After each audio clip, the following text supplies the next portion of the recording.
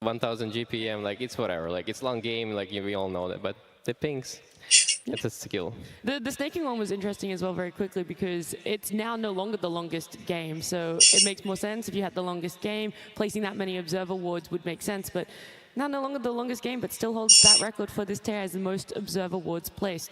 Look, I don't really have a segue for this one. All I'm going to say is I'm excited to hear a little bit more about some meta changes, some big heroes that showed up yesterday, and to give us that information, it's Purge.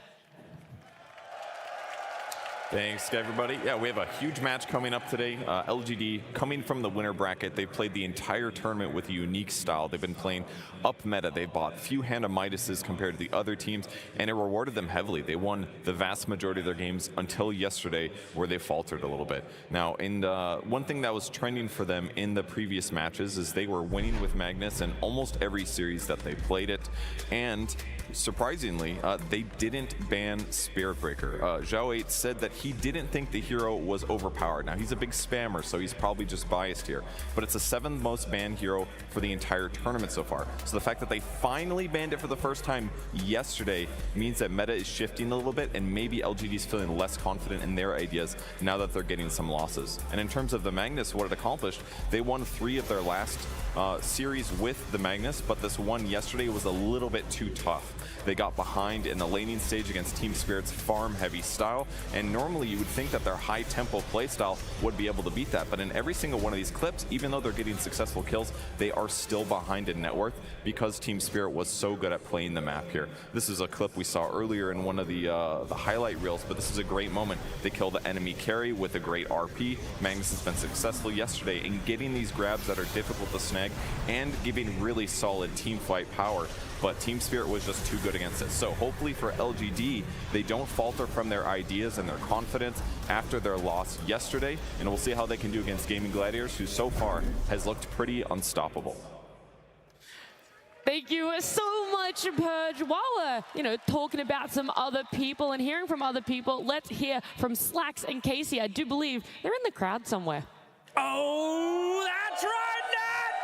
We are here for another classic crowd vibe check in the morning. Casey's volume is up all the way, so I thought it'd really get us some energy. Crowd, good morning! How you doing, gamers? All right, you ready to go talk to some psychos? I'm not going to call them psychos. Hi, friends. Hi, non-psycho friends. First thing I did was I said, who is here with a big group of friends? And what did you guys say?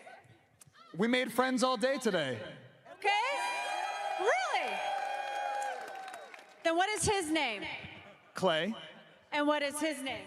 Ryan. Are those your actual names? Yes. All right, yeah, this is so wholesome. Hello! Who wants to be on camera? Stuck out of my way. Excuse me. Hello, you seem excited. GG fans over here. How you feeling? Good, really good. Who's gonna win? GG. Oh, wow, how surprising. Say something I wouldn't expect. North America for the win. Wow, that wasn't very unexpected. Not a lot of people would expect that. How you doing? Hello, good to see you. Look at all these signatures. He's got Arteezy, he got Abed. How you feeling? Great. How you doing? I'm good, okay. Don't Any got ask this him. one? What? Any got this one? Oh, yeah. Let's go, buddy. We're coming back. Shopify's going to take it. Very depressing stuff. Casey, what's going on down there? What do you got? All right, Slacks. It's time for us to do something we've done every year since TI4. I don't know if you're ready for this. Myron, give me your camera. Oh, yes! Here, I'm giving you my Myron microphone. lore, my I'm friend. sorry, but it's time for you to experience my pain. Yes. And be interviewed by Slacks. I'm so sorry. Come, Myron, once more. Every year we have shown our wonderful camera crew, and this year, Myron is back on the camera. The Myron lore continues. Myron, so good to have you. The crowd love you. They love you again, Myron. Oh, my goodness. They love you. Sir, we need to expand our Myron lore. What is your middle name? Reggie. Reggie! His middle name is Reggie! It's Reggie! Thank you so much, Myron! It's Reggie because my mom named me that because it has what letters? 2 GGs in the middle! Oh, baby!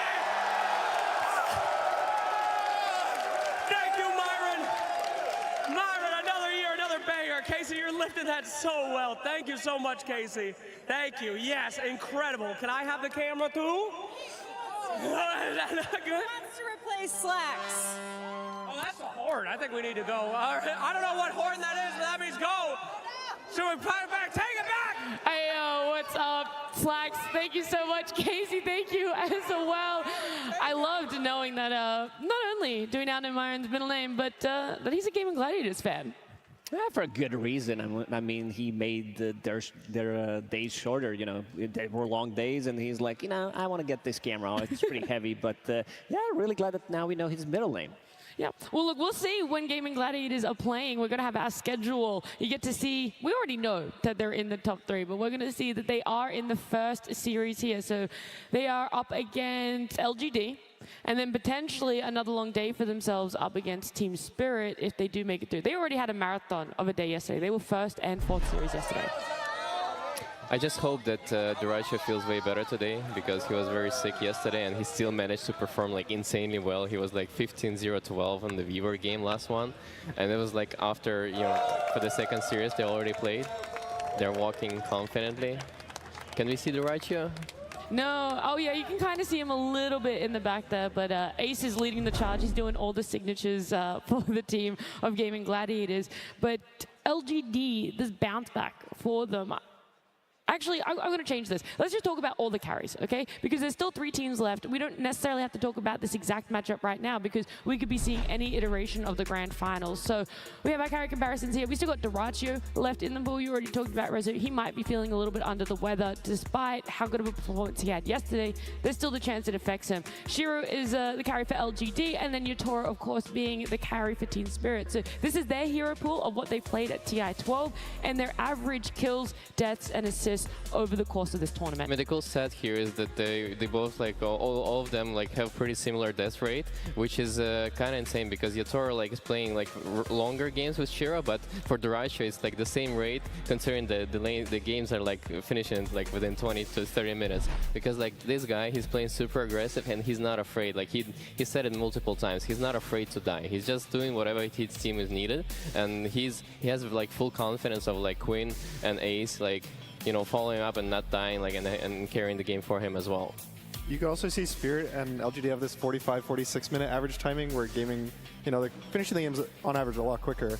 And so that's kind of where you see Yotoro get a lot more kills on average, but I also think it's impressive that he's managing to die pretty much the same amount of times with more games, but more time being played in the game. Yeah. We also had their shortest games, 19, 29, and 30 minutes respectively, so that's massive. Gaming Gladiators getting a 19-minute win for themselves. Yeah, it's pretty insane what they can do when they get the hands on the heroes that they like to play, and it feels like they got the heroes that they wanted in the last 8 games they played, because they wanted to speed things up. They're bringing out these Enchantresses, this Chen, and we've seen Duracio, you know, having slightly more deaths because this guy is nuts. Like, I really love to watch this guy play Dota because you mentioned the Weaver game yesterday where he was diving tower 4 minutes in. He's on tier 2 tower. He's building Urn of Shadows on a carry, something that we've seen only on Spectre pretty much. He wants to keep this aggression. This is the team that once they realize that you're bleeding, your lanes are bleeding, they're not going to let you go. I also like the way he's walking on the stage, like Duracio. He always feels that, you know, that love from the crowd, and he's like putting his hands up, like, you know, give me that love, and he wants to have that attention, right? Mm-hmm. And then I think for the LGD, the biggest challenge right now for this series is gonna be like how strong of the lanes they can get, because this is the team that they're focusing like on this mid-game strategies and like how their heroes synergize well between each other. But to me, the most important thing is like how they're gonna get out from the lanes today. I think with their drafts from yesterday, I'm hoping that LGD kind of changes things up. They picked slow heroes, I think, for Spirit, which was fine. The games went really long. They had a Tinker yesterday, a Spectre, and I'm hoping for them to pick faster-paced heroes, kind of adapt. Maybe they take the Tides, the Chens, the Enches, or Kunkas, something that allows them to fight Gaming Gladiators really early on, because I think if you're able to contest them and you drag the game out longer, that's how you have the ability to actually beat this team. How quick is it to make that adjustment, though? I think for a caliber team like LGD, they can probably do it at night, like an afternoon. Oh, really? That quick? Okay.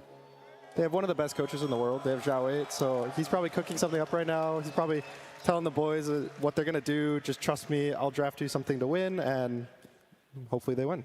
Yeah, look, they've had a couple days to see that tempo of gaming gladiators. We'll see how they do fare up. But before we do anything else, we have to get our day started. So let's do it. Let's make some noise, everyone. It's the final day of TI12, starting now.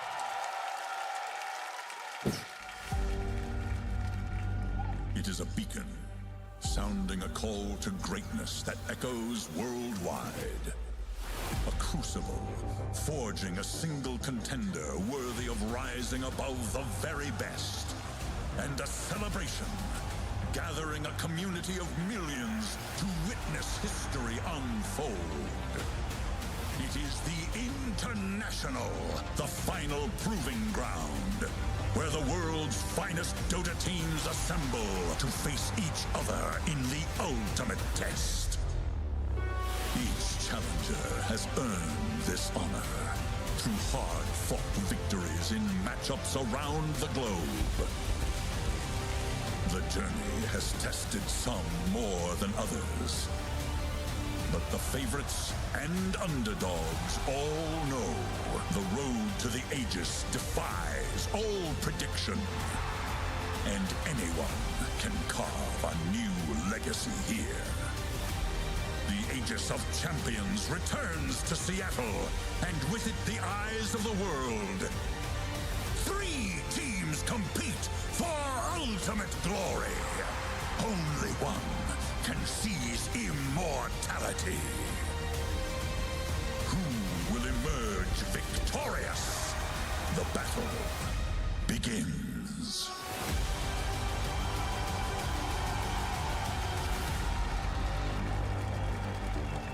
It's our final day, TI12. At the end of today, at the end of 2 series, we will be seeing a team lift the Aegis.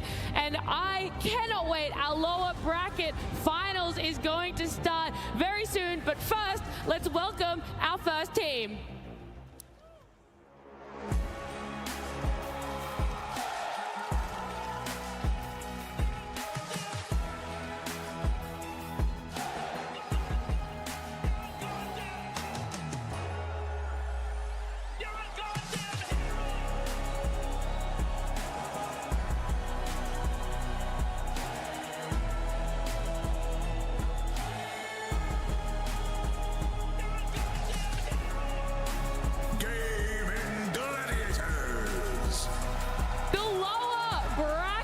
Dominators, they have knocked out 5 teams already. They've been here since the first round, and here they are on the final day, walking to their booths. They're going to have to win, and they're going to have to face LGD if they want to continue.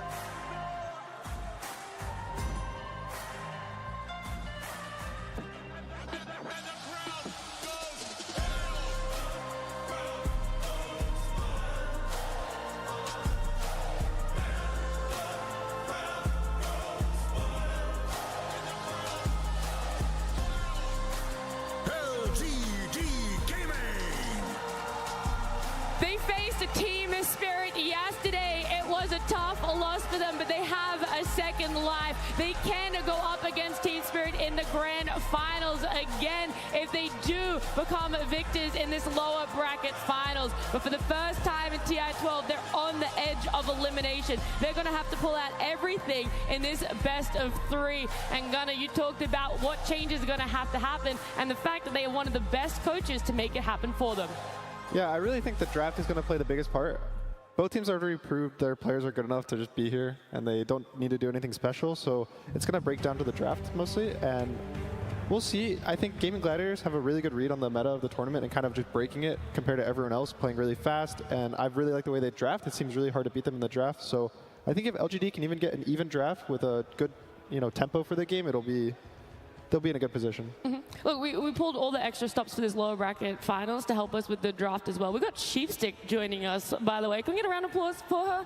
crowd? Yeah, that's what I thought. Yeah, thanks, Nat. Hi, yeah, I just appeared out of nowhere. You really did. Yeah, Lacosta's gone now. Sorry. You just ate him. You consumed him, and you're like, I'm taking his spot here. And you're going to help us talk about Gaming Gladiators LGD for the lower bracket grand finals. Do you agree with Gunnar that they're able to make this change in tempo for themselves despite the really rough loss, especially that 76-minute game yesterday? Oh my god, watching that was heartbreaking for LGD. I believe that they are a super top team, obviously coming this far. I think when we saw them play against Azure Ray, it was kind of like there that they exampled how they lost the early game, but they really understood their timings. They really understood where they wanted to go with their team, and the moves that they pulled off to kind of bring back and equalize the game and then take the advantage and win and just close it out very cleanly without throws. Like, that's the LGD I want to see coming here, smart, disciplined, and ready to own.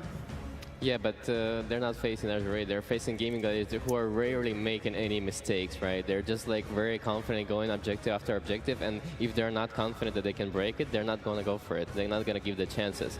So it's a very different game we're going to witness here. It's tough to know what is going to be their win conditions before we see their drops, but I want to talk about stable players for them, who has been the most consistent in showing up. And I feel for both these teams, it's the off-laners. It's Ace, it's New for both teams. New is also really new to this team.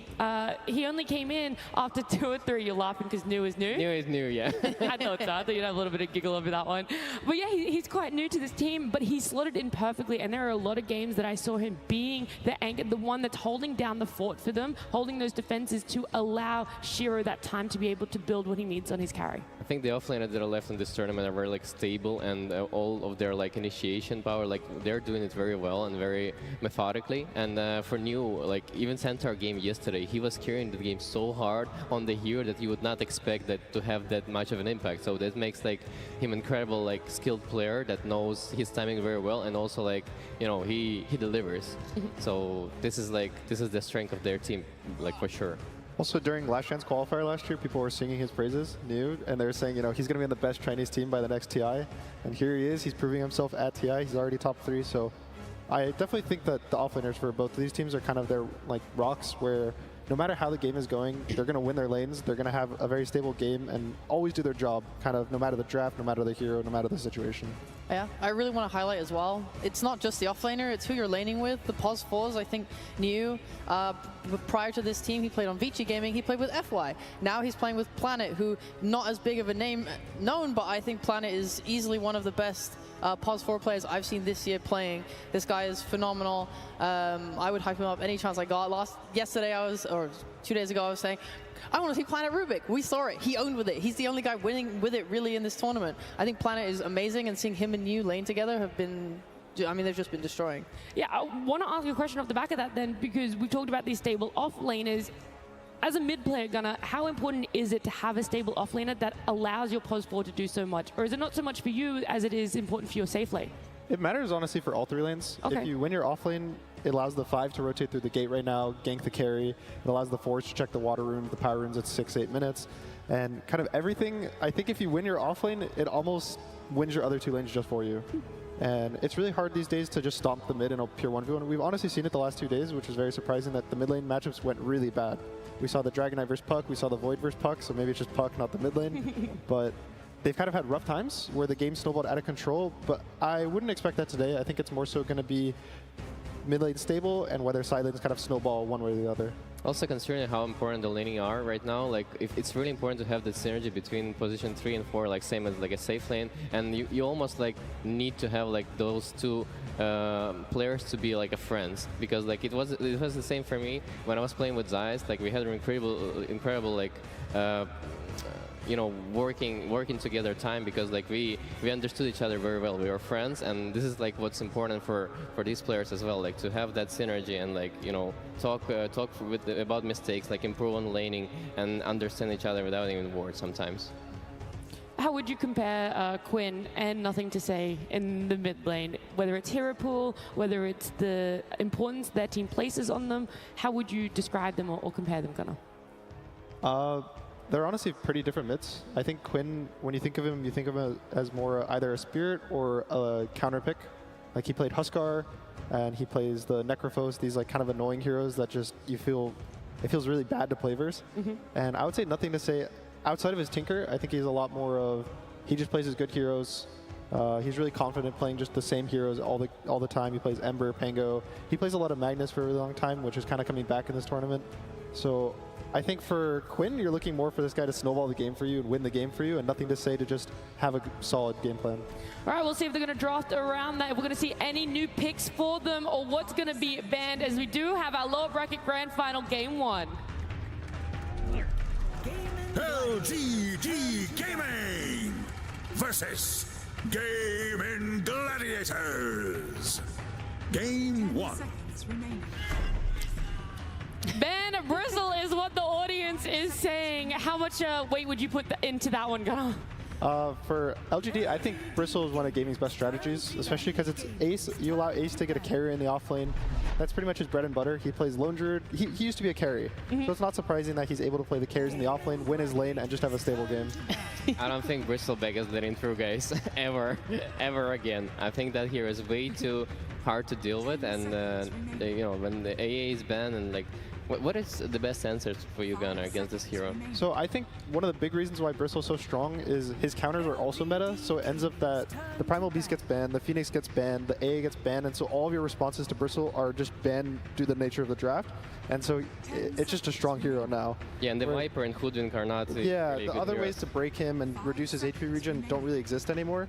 So I love what LGD did against Bristleback when they were playing. They had this Magnus, and they always like break his positioning because he's always in the front. And they managed to take him with his cure like way back into his own team. And then Muerta, like with the extra damage to stop that hero, it actually works. But and also you don't get damage from when you're in ulti, you don't get damage from spells. But yeah, it's not gonna be seen anytime soon. I see the and the Chen ban here, so a lot of importance placed on taking out what they deem as Celery's most confident and broken heroes. But now I see Chaos Knight left in the pool as well, which is another one that has seen ban after ban after ban. And Primal Beast is letting through too. True, I didn't even notice that one. I want to see Primal Beast so bad. Yeah? Yeah, I'm begging them to ban CK. I mean, they'll probably just take it. They have first pick.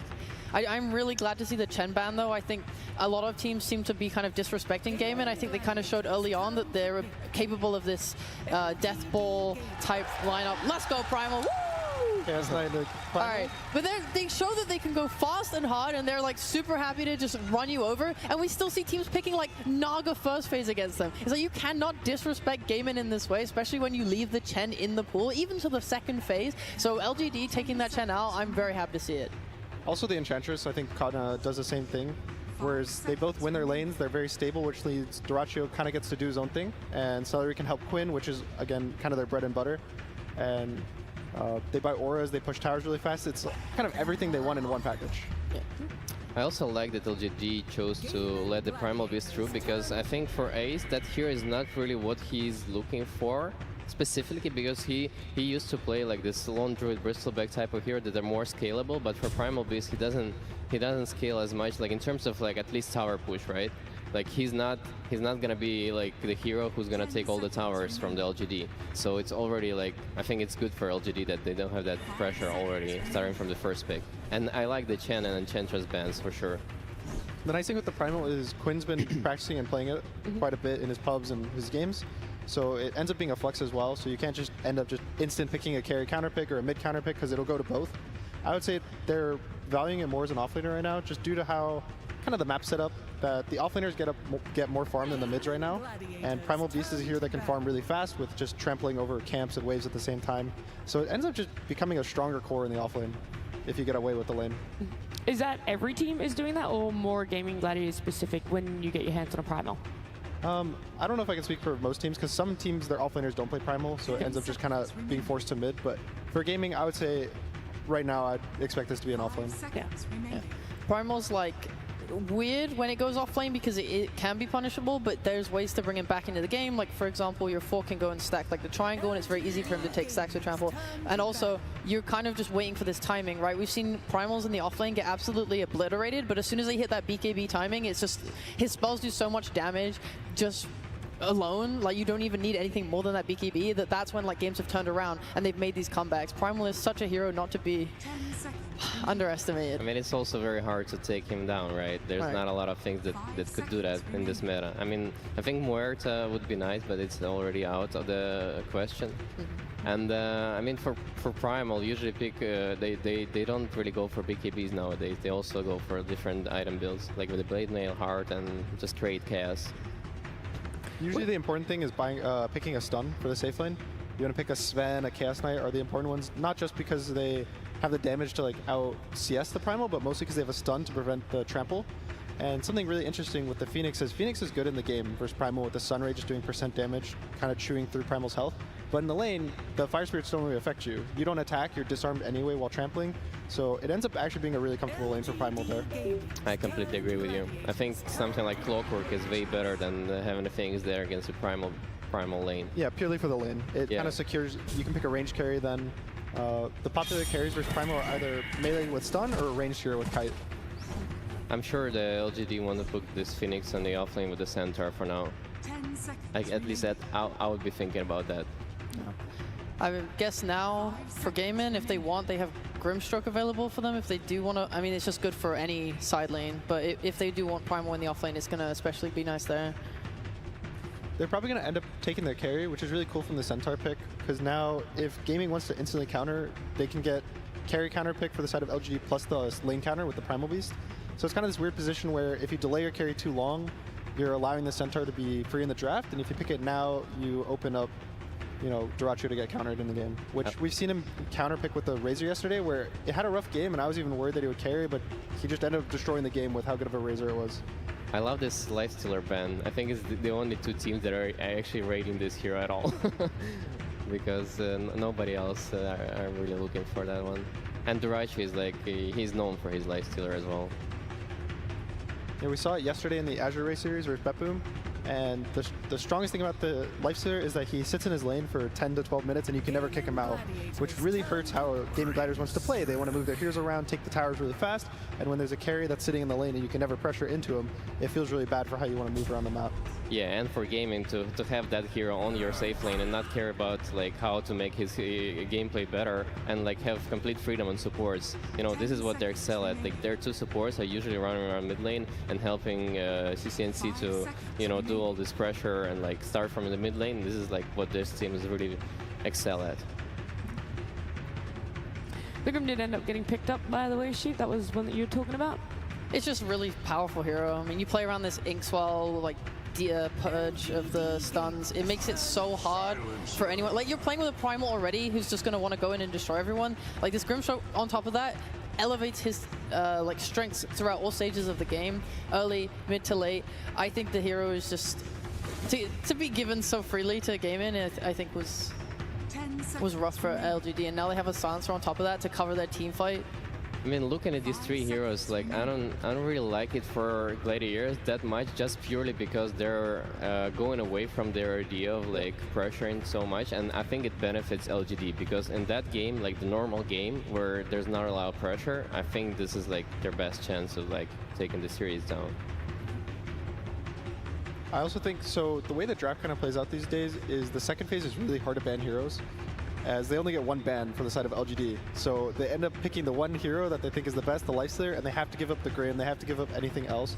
So pretty much the only bans you really get and feel confident about are the first phase, and they chose to take out pretty much Celery's heroes. They take out the Chen Ench, which I think are his top 2 right now in this tournament, and so now you see him force the Silencer. Yeah, as you said, I don't really feel too confident with this, just because it's moving into, they're playing into LGD's book, I would say, and that is something that has not really gotten them to where they are right now in the tournament. And the Shadow Demon is such a great pickup to stopping this Primal Beast from doing anything in the mid game.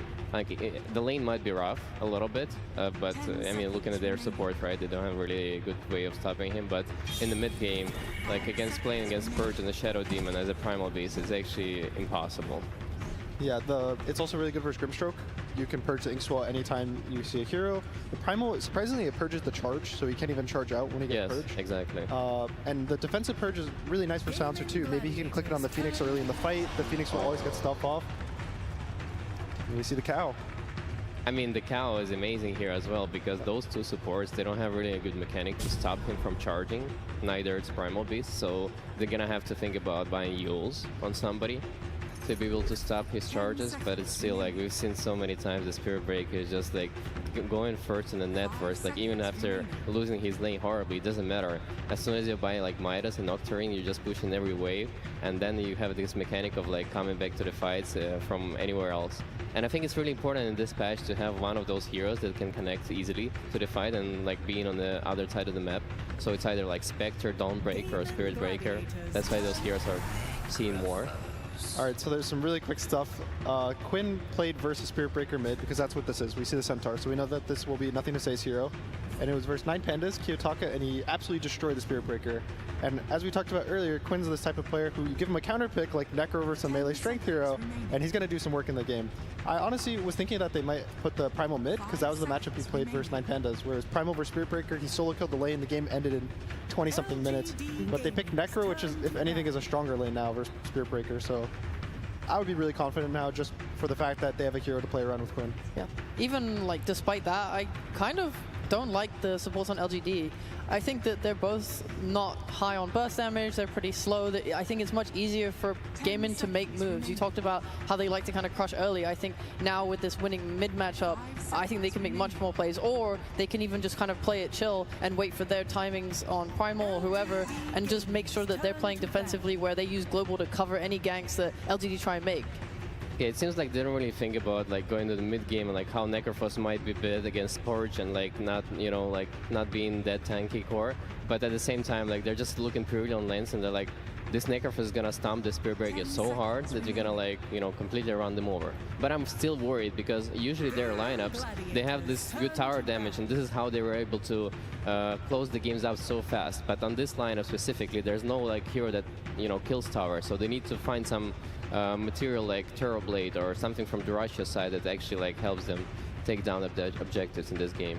A lot of their success with the Necrophos ends up pairing it with other push or other healing. They picked it with Dazzle offlane in the past, where they both just ball up and they go just end the game. And they probably picked it with Tides and Chen, so they don't really have the draft that you win 20 minutes and you walk down a lane yet. We'll see what Duracho ends up picking, but I would say it's outside of Terrorblade, that's not really his hero pool. He doesn't really pick the early game. Alchemist. That's one way to up the tempo. To me, this game looks like the game won against Liquid, where they chose to go for you know, regular lineup, and it didn't really work for them, and they lost that game to Liquid. So I think that, like, to me, it looks at least that this is the game for LGD. If they manage to like get out from the lanes evenly or like not super stomped, and you know, going to the mid game, I think they have way better chances. I want to trust this Spirit Breaker. I think Spirit Breaker is a crazy hero, but I'm too worried about the mid matchup going away for Gaming Gladiator, so I think that Quinn will just stomp the mid lane and just carry the momentum throughout the whole game. Do you think even if the Spirit Breaker does get shut down in lane, he's still going to have that disruption in team fights and will still have an impact that could carry a later game for LGD? There's one hero I would want to get crushed on mid, it'd be Spirit Breaker. Okay. So he has that going for him. that one small glimmer of hope. Yeah, I agree with you guys. Although, that being said, I really like Gaimin's speed that they can pull up here. I think like when Alchemist gets his Blink Dagger and they're able to kind of move around the map and be really fast about it, I think LGD are going to struggle playing into this global. Anything else you guys want to talk about very quickly, especially this arc? We've seen it a couple times for Duracho. Is it going to be that thing that ties it all together, the make or break for Gaming Gladiators? Quickly, Gunnar?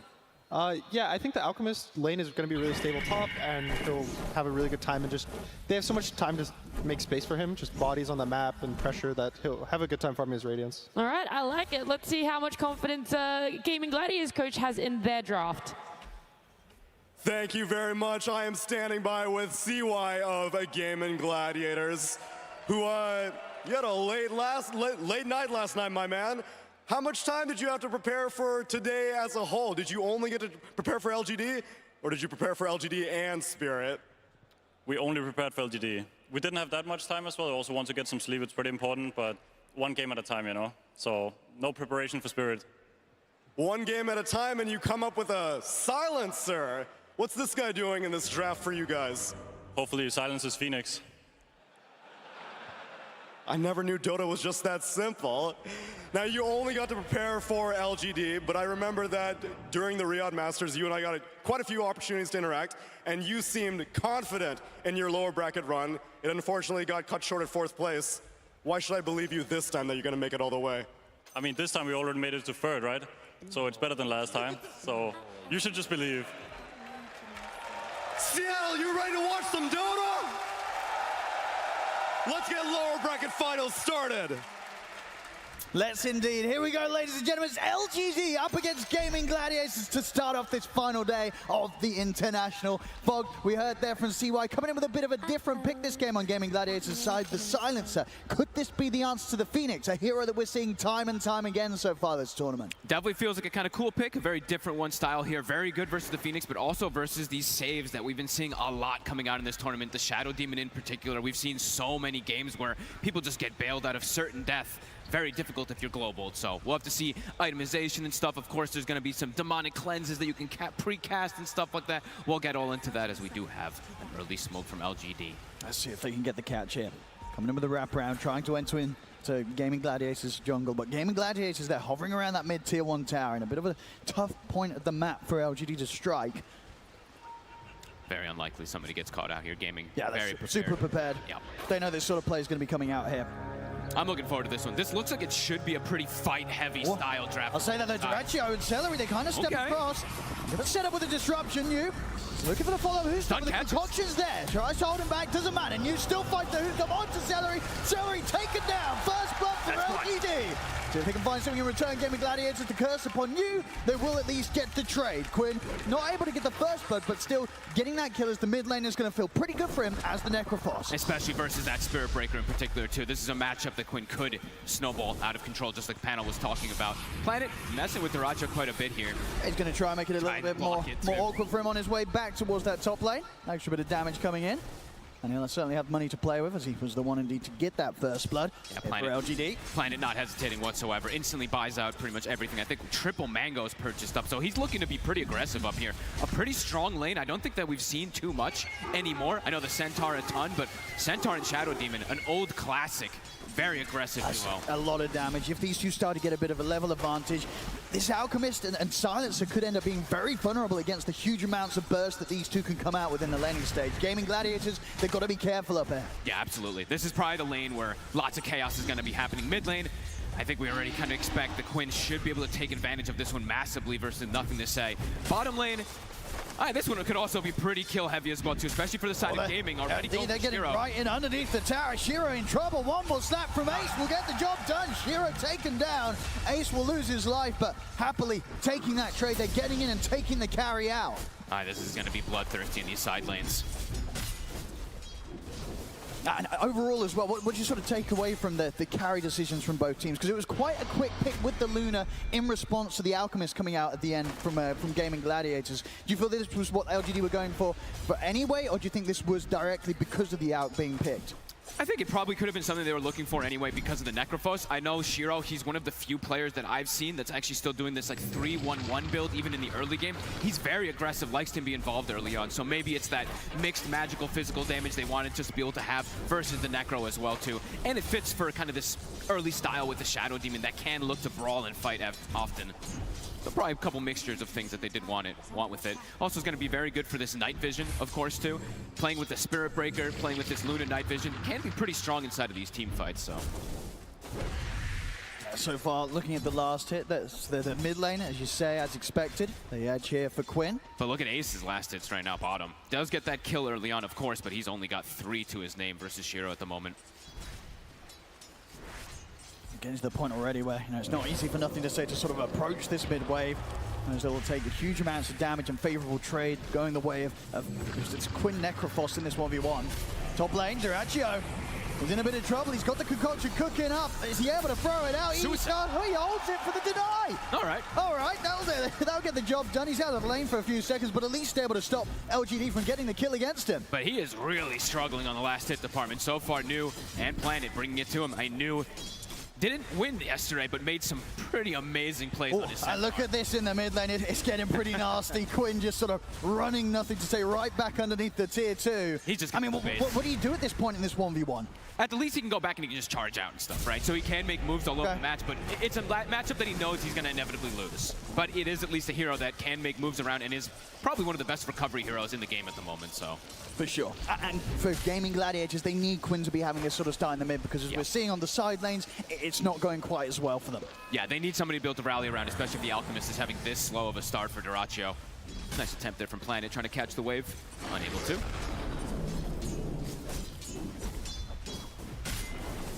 Level 3, another big kill threat that they're going to be able to have up here on the side of LGD. Bottom though, Ace continuing to get aggressive. And they've got the Inks well stunned. It'll allow them to set up to take down YU Smile. Gladiators, whilst they might not be getting the easiest of farm here for Ace down bottom, they're finding action. Top lane, Dyrachyo. It's going to fall pretty low here to the poisons, won't quite die. And both New and Planet also getting beaten down pretty low here by Celery. If he gets another one, could be a kill. So he's cooking up a concoction. One more. If anything, he's just going to allow Planet to try and find further connections, but the fourth's not there. Nope. I'll turn towards Celery instead. New, he's stepping up. He's got a hoof stomp and a double edge. Celery, he could be in a lot of trouble here. New will go with the right clicks alone and take Celery down. Backs away. Makes sure not to use the double edge to bring himself too low. Back up, charge comes through. Nothing to say with the rotation. Charges forward on towards Dyrachyo. Dyrachyo, this time will not be able to deny himself. Planet gets the kill. I mean, these two, honestly, Planet and New yesterday were making magic happen again, putting a ton of pressure up here. The Silencer's trying to dissuade the pressure, of course, with those arcane curses, but they're just waiting, patient. And as you said there, they understand. Don't use the double edge. Exactly. Just go for the right clicks. Very, very calculated. New in particular really knowing his limits on this hero, playing aggressively despite his HP being incredibly low in these situations. And there you see right away, it's like, yeah, he's losing the mid lane on this Spirit Breaker, but I think Spirit Breaker, Primal Beast, probably two of the best heroes that can just easily make those rotations, gets a good connection. But yeah, Quinn, he definitely will be an issue that they're going to have to find some answers. And they do have answers. I was going to say, as game progresses, they've got the Demonic Purge. It's always going to be able to remove the Ghost Shard. They've got this massive amount of magic damage that comes from Phoenix and potentially from the Luna. As he's not going for the beam build just yet, but of course he'll have those points in later. So overall for LGD, the fact that they know that Quinn's getting this completely uninterrupted free farm in the mid lane, you don't think they're too concerned about that? No, I don't think so. I mean, there's going to be, of course, a lot of plays that happen with these, global silences that can just potentially save Quinn versus a lot of the burst and whatnot, but they probably feel like they do have some answers since they have that mixed magic. Nothing to say, shows in the mid. That's deep, they glyph the wave. Tofu not quite able to connect with the initial slow. See Quinn should be able to close in with the Inkswell buff upon him. He's got the sights ready to drop down. If he feels that the kill's going to be there, he'll drop it, and he's got it. Quinn able to take down, nothing to say. Same time on top, though. Dyrachyo and a spotted bother being chased out by LGD, completely surrounded by the three of them. Disruption's there to try and mess up the ability for him to fry his concoction. It will sell stun and cause the stun to hit onto New, but it won't save Dyrachyo as he goes down once again. Planet actually even holding the poisons. I think maybe just saving that kill there for New. Some calculation coming in 5-4, action-packed early game.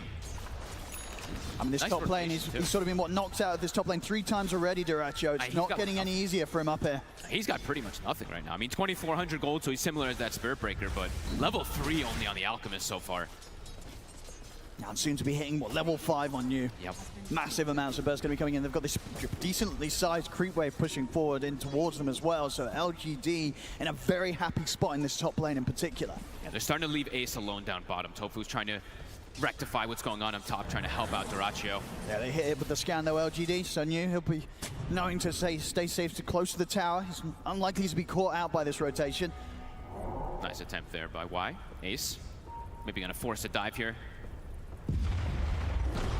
Ooh. He actually stops it as well, too. Very well played, but at the same time, YU Smile, he's down to the low ground with the Sunray. That was so quick, the Sunray, but can he get away? I don't know if he can. He's going to have a few spirits to throw down onto Ace. Lucent Beam as well, trying to hold Ace back. He's going to continue to run this down. Another spirit out, slowing down the attack speed. It's enough to actually allow YU Smile to get away. Meanwhile, back on the top side of the map, Dyrachyo got taken down once again. This time, Quinn turns up, wants to try and make LGD pay for it. They will get near in return, but they won't get nothing to say. Just another instance now where Dyrachyo, he is not having fun up here. He certainly isn't, but New does have to be a little cautious. The one thing about Centaur playing versus Silencer, don't want to die too much. Giving up that int can be a problem for the hero. Another connection. Quinn's in with the burst. It's another side kill here for Quinn. And this Necro, I think that's what Boots Travel finished up, so his movement around the map is going to get faster and faster. Now looking to pressure. I mean, he's going to get good damage onto this tower here. Good thing that Y's there to at least drag a little bit, but Quinn just starts chasing. He's in under the tower. Celery, he's getting dove in by the two of them. I don't think there'll be any TP backup for this poor old Silencer, though. He's coming in now, but Celery will still fall. Planet finishes off the kill.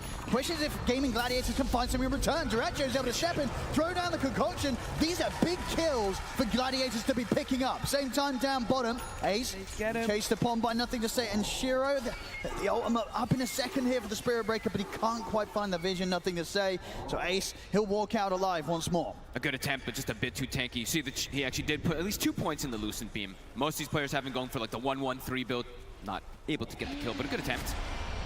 Top 3 cores on the side of Gaming Gladiators. Even though Duracho is dying a lot up top, he's still doing pretty decent, all things considered. Especially with the fact that those kind of last 2 deaths on New on that top lane, definitely swinging things back in favor of Gaming Gladiators. And now can they hold on to this mid tower is the question. Planet surrounded. Another easy kill here for Quinn to get involved in, now dominating on the Necrophos. And he knows immediately the Shadow Demon was getting those stacks up. We'll be able to take him away instantly. Aggressive posturing by Gaming Gladiators again. Playing around Quinn with this strong start. Yeah, they can play aggressively around him on this mid area of the map, and at the same time, if LGD look for any moves now in the side lanes with the boots of travel, Quinn, he's likely to be there every single time. So whilst LGD got away with those early kills, the difficulty, it stepped up massively. Making the moves for LGD, it's no longer easy. No, and nobody wants to go mid, right? They have Why You Smile here just trying to slow down the push, just throwing Fire Spirits on the wave, but the tower inevitably dropping very soon. Quinn, very active as smoke, moving toward top New. He shows himself. Yeah, Scythe's back up. He's ready to look for another stack. See if New's able to play as well. The looks of it, sort of avoided one another. New will be able to get around from this one. They'll hit him with the scam, but he's already back to the safety of his side of the map. So New nicely avoiding that move there. It's actually both scans. They used immediately both of them trying to find him, so he was able to sneak himself away from that at the least. Ace will be able to clean up some jungle. Is going down the Blade Mail route. Pretty good Blade Mail game versus this Luna versus the Phoenix, I think, across the board. And very early aggressive wards that we're seeing Gaming already placing down. So they're going to have good information. When you're playing versus something like Spirit Breaker, if he has such a hard lane, you know he doesn't want to return back mid. When they get these deep wards down, you're going to see these charges coming through. So they're going to have a lot of information to play off in these next few moments. I mean, what do LGD do for the next move? They're going to try and go on bottom, but the Global Silence comes out for Celery. Ace. He's ready to turn. Goes back in with the ultimate straight on towards Shiro. The sight's there. They've got the burst. Quinn turns up, takes him down. As at this point in the game, it feels just it's so incredibly difficult for LGD to make any sort of moves, but at the same time, they don't want to sit back and farm because on the other side of the map, there's an Alchemist picking things up. It's still a bold attempt to go for this Primal. He is very tanky, 1400 HP already. They are quite lacking in the damage early game. Quick rotation. This tower gonna get pressured massively here. They will be able to hold on to their mid tower at the least and get some levels on the Phoenix, but damage being done here from Gaming Gladiators early on. They're opening it up for Duracho to get good timing. So even though he's got 4 deaths, he's about to have his Sacred Relic already done. It really seems like it didn't matter. Catching up massively. LGD, where do they go next? Difficult for a Luna as well too. If you do start struggling in this game, the heroes that you have to run you down. There's a Primal Beast, there's this Necro who's going to be immensely tanky, and a Radiance that's going to come out soon. LGD need to start getting something going in their favor. They'll get the top tier 1, but TPs are coming in from Gaming Gladiators. So if they're able to catch anything, Quinn not quite able to get in reach of New with the Inkswell. As LGD, they'll get the objective and they won't lose anything for it. Look where Nothing to Say is being forced to try to find farm. He's just on the outskirts trying to get anything. It looks like it was scouted out though. I mean, they were pinging it. Yeah, Celery, he seems to know something's up. And that's sort of one way to get back in the game as a mid Spirit Breaker. It's just not easy. Looking for kills, looking for action. It's not LGD's strong point right now against the tools that Gaming Gladiators have managed to amass. No, and overall too, he's playing into the Primal Beast, which is a hero that just doesn't even care about status or just if he gets the grab onto them. Shiro again, in trouble. He's got the Lucer Beam just in time to hold Ace back, and he's able to get out of the range of the Inkswell. So by now, onto the 2 supports. Gaming Gladiators, they continue to move forward. They've dropped the burst, they've dropped the side, not quite enough damage to burst them. The egg is down. Good spot. Baseball pops the egg. They can't quite take it out. Quinn and Celery, they're trying to hit it, but they can't stop the Supernova. It's a turnaround from LGD. They've taken out Tofu. They've taken out Celery. They'll bring Quinn low. Duracho. Can LGD get more out of this? Both Ace and Quinn incredibly low at the side of the fight. Duracho on the retreat. Nothing to say. Charging it over towards Quinn. Who's stopped from you? Double edge as well. They've got the burst. They take down a 4th. LGD strike back hard. Beautiful connection. What an egg right in the middle of everybody. Gaming try to go for a very early aggressive play here. The Reaper doesn't do much damage at all. Oh, they needed that. They needed that big time. An amazing fight there for LGD. Big wombo combo team fight abilities connecting perfectly there. We'll see the move again. You know, Gaming Gladiators, they walk right into this. I mean, it looked like a solid start going for Shiro, but between the Stampede, the holdback of the Lucent Beam, avoiding that initial attempt from Ace, they feel good at it. They get the Soul Bind. It's an early sight, but it's one that you feel tempted to go for because they link together, but it's just a bit too soon. The burst isn't there, and at this point, I think you got the Fire Spirits out as well. The Hoostomps are new. They just didn't allow Gaming Gladiators any chance to take down this egg. I honestly look pretty beautiful spell casting coming out across the board. Planet even with that little disruption, buying time so that they both don't get grabbed from the Primal Beast. They're going to try and go again at Gaming Gladiators. This time, they might find Shiro. They're in on top of him. Soulbind's back up. The grab's there. Shiro won't survive this time round. Gaming Gladiators, not to be deterred after that, the way that last fight went. They went straight back here. This time, they get the job done. No hesitation. They know that they are pretty cooldown reliant to be able to turn those fights early game since they do have that little bit of a lead. They do have Global as well, too. That last fight, Celery didn't have it, so hanging on to it for the next upcoming fights. So to clean up these Ancients, Radiance, it is finished. Seeing if Y is going to commit for this here. He has the Shard queued up very early on this Phoenix. I was expecting to maybe see that Midas queued up, but we'll have to see which route he wants to be able to go on this Phoenix.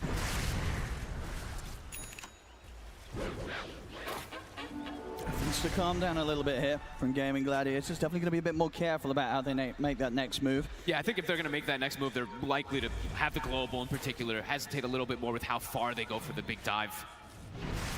But LGD, feeling more confident here. Looking for Quinn as well, too. Global comes out.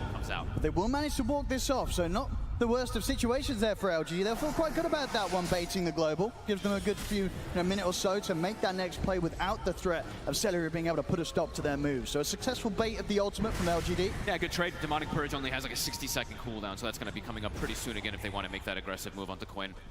It's always going to be a pretty good kill threat, just being able to make sure he can't ever get Ghost Shroud off, get the focus fire so he can't move. But here's the smoke. Every minute that anything slows down, the gold lead just massively goes for Gaming Gladiators in seconds. LGD, they've got to try and abuse this window, the global silence being unavailable for Gaming Gladiators. Can they find Quinn? Can they pop him? Ult's at the ready. It's underneath this ward setup from Gaming Gladiators, so not an easy part for LGD to strike into whilst they lack the vision on the high ground. Ace. Giving a lot of information as well for Gladiators. Their front line is just so tanky here. They can't all three get past cores it. effectively are pretty tanky on the side of Gaming. Quinn almost has his heart finished up. I was waiting to see if Tofu was actually queuing up his. Bit of a different route of items. He's actually going for the Yules. I mean, playing versus the Spirit Breaker, it's pretty common to see it. But, I mean, I think we've pretty much always seen those Grims go for those Shard right away. Just how effective it can be. But I guess maybe because of the Shadow Demon, he is hesitating for it a little bit just because that Demonic Purge, but we'll have to see. Gladiators, you're going to have Quinn on the front lines. He's going to get caught in the opening combat for nothing to say, but he's still got plenty of space to play with. They jump forward, but the Soul Bind there in response. Quinn, he's perfect. Turns with a side down over the two of them, takes nothing to say out. Useful for the curse damage of Celery. The Egg successful, but there's no chance for LGD to fight aggressively off the back of it, while Ismail has to TP out of the fight. I mean, your two tanky frontliners just get detonated right at the start of the fight. Egg connects, but doesn't really do much of anything. Tower now. Looks like Gaming still want to go for even more kills as well, too. Duracho, full BKB. He feels pretty unkillable with this BKB on the Alchemist now. I mean, mostly magic damage on their draft early game here for LGD. This is just going to make Duracho pretty invincible.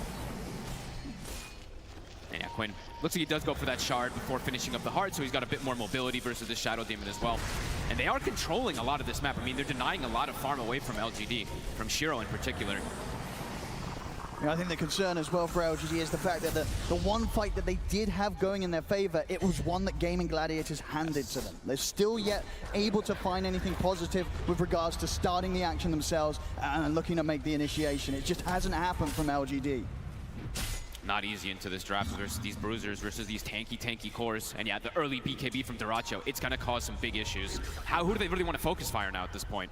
Do you focus fire the BKB Alchemist? You probably have to go for these supports because these frontliners are just going to pretty much absorb everything that you throw at them. So at the moment, no egg for 30 seconds. Gaming Ace and up, Quinn. keeping that farm going. Quinn.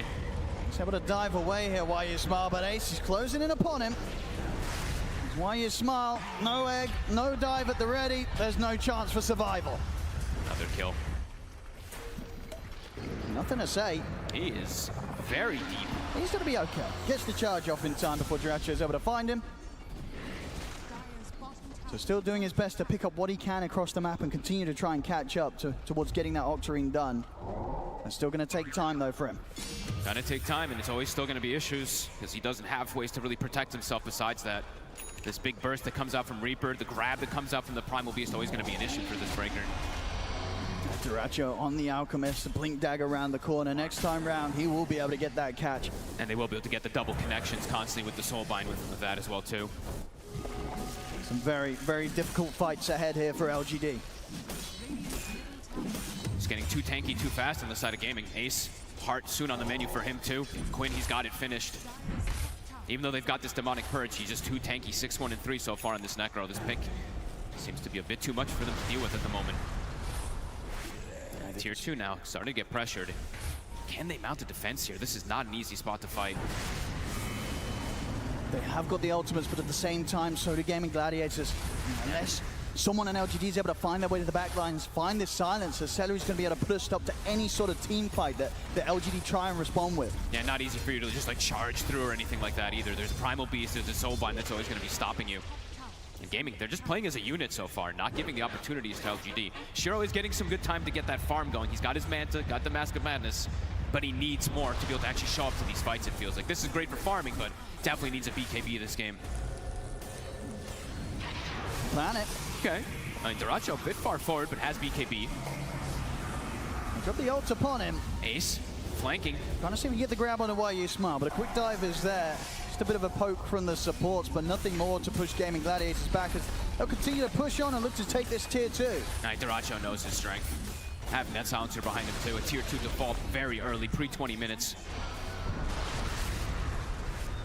Also able to hold on to the tier 2 top. They did have quite a few heroes up on this top lane, LGD, but unable to push the tier 2 themselves. Duracho, okay. He always wants to play super aggressive. He wants to go for the SD. They might be able to sandwich Planet here. I think they will. Ace coming in from the side. Planet, he can't run from this one. Jump forward to the low ground from Duracho. Another kill and more gold here for the Alchemist. Just getting way too much on the map. Quinn shows himself top. They have a ward on top of him, but there's just no way for them to punish it. They do have... Okay, the center's kind of in the area, but yeah, they can't go for it. Getting very close to this sort of timing, 21 minutes or so in, where they're going to have to deal with these two cores that have hearts upon them. You know, Ace has pretty much got his done, Quinn's already got his. And a BKB Alchemist.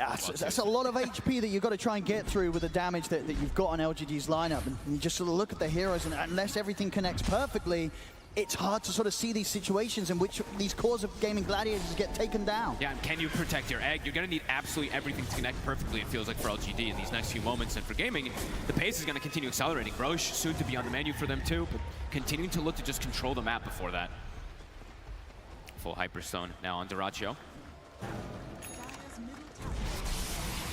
Octarine done now at least, for nothing to say, so at that higher frequency of weaving in and out of the fights with these charges.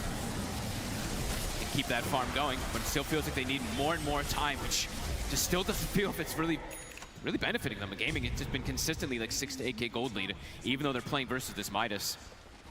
I just sweeping the map, taking these towers down, and LGD, they will not be showing up to defend them. Oh, they have this deep ward already placed down too. Y has to be careful. If he gets any closer to this high ground, I mean, even as he is, he can't still even gonna get caught. close. Duracho just jumps in under the tier 2. Now they know that ward is there, but they get a free kill out of it, and potentially even going to get to pressure 2 lanes off of this here with Duracho on one and Quinn on the other. How does LGD slow this down? I mean, they're going to continue to try to get this charge, of course, to clear these waves, but they need more time for Shiro to feel ready to fight.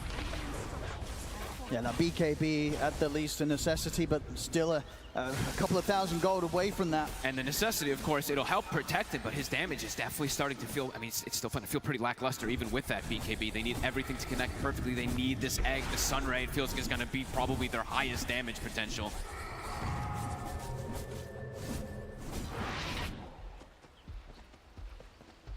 For Gladiators, Roshan is at the ready if they want to look for that one first. They almost have Aghanims also now finished up on Quinn. And with those early boots of travel that he was able to get to, it's always this way to answer something like the Spirit Breaker, right? He goes to one lane, clears it out, and then he can go join his team constantly while they're on the hunt for this SB. But nothing to say. He's doing a good job, at least, of keeping these waves quite cleared out. And he's only died the 3 times, so he's getting some pretty decent recovery.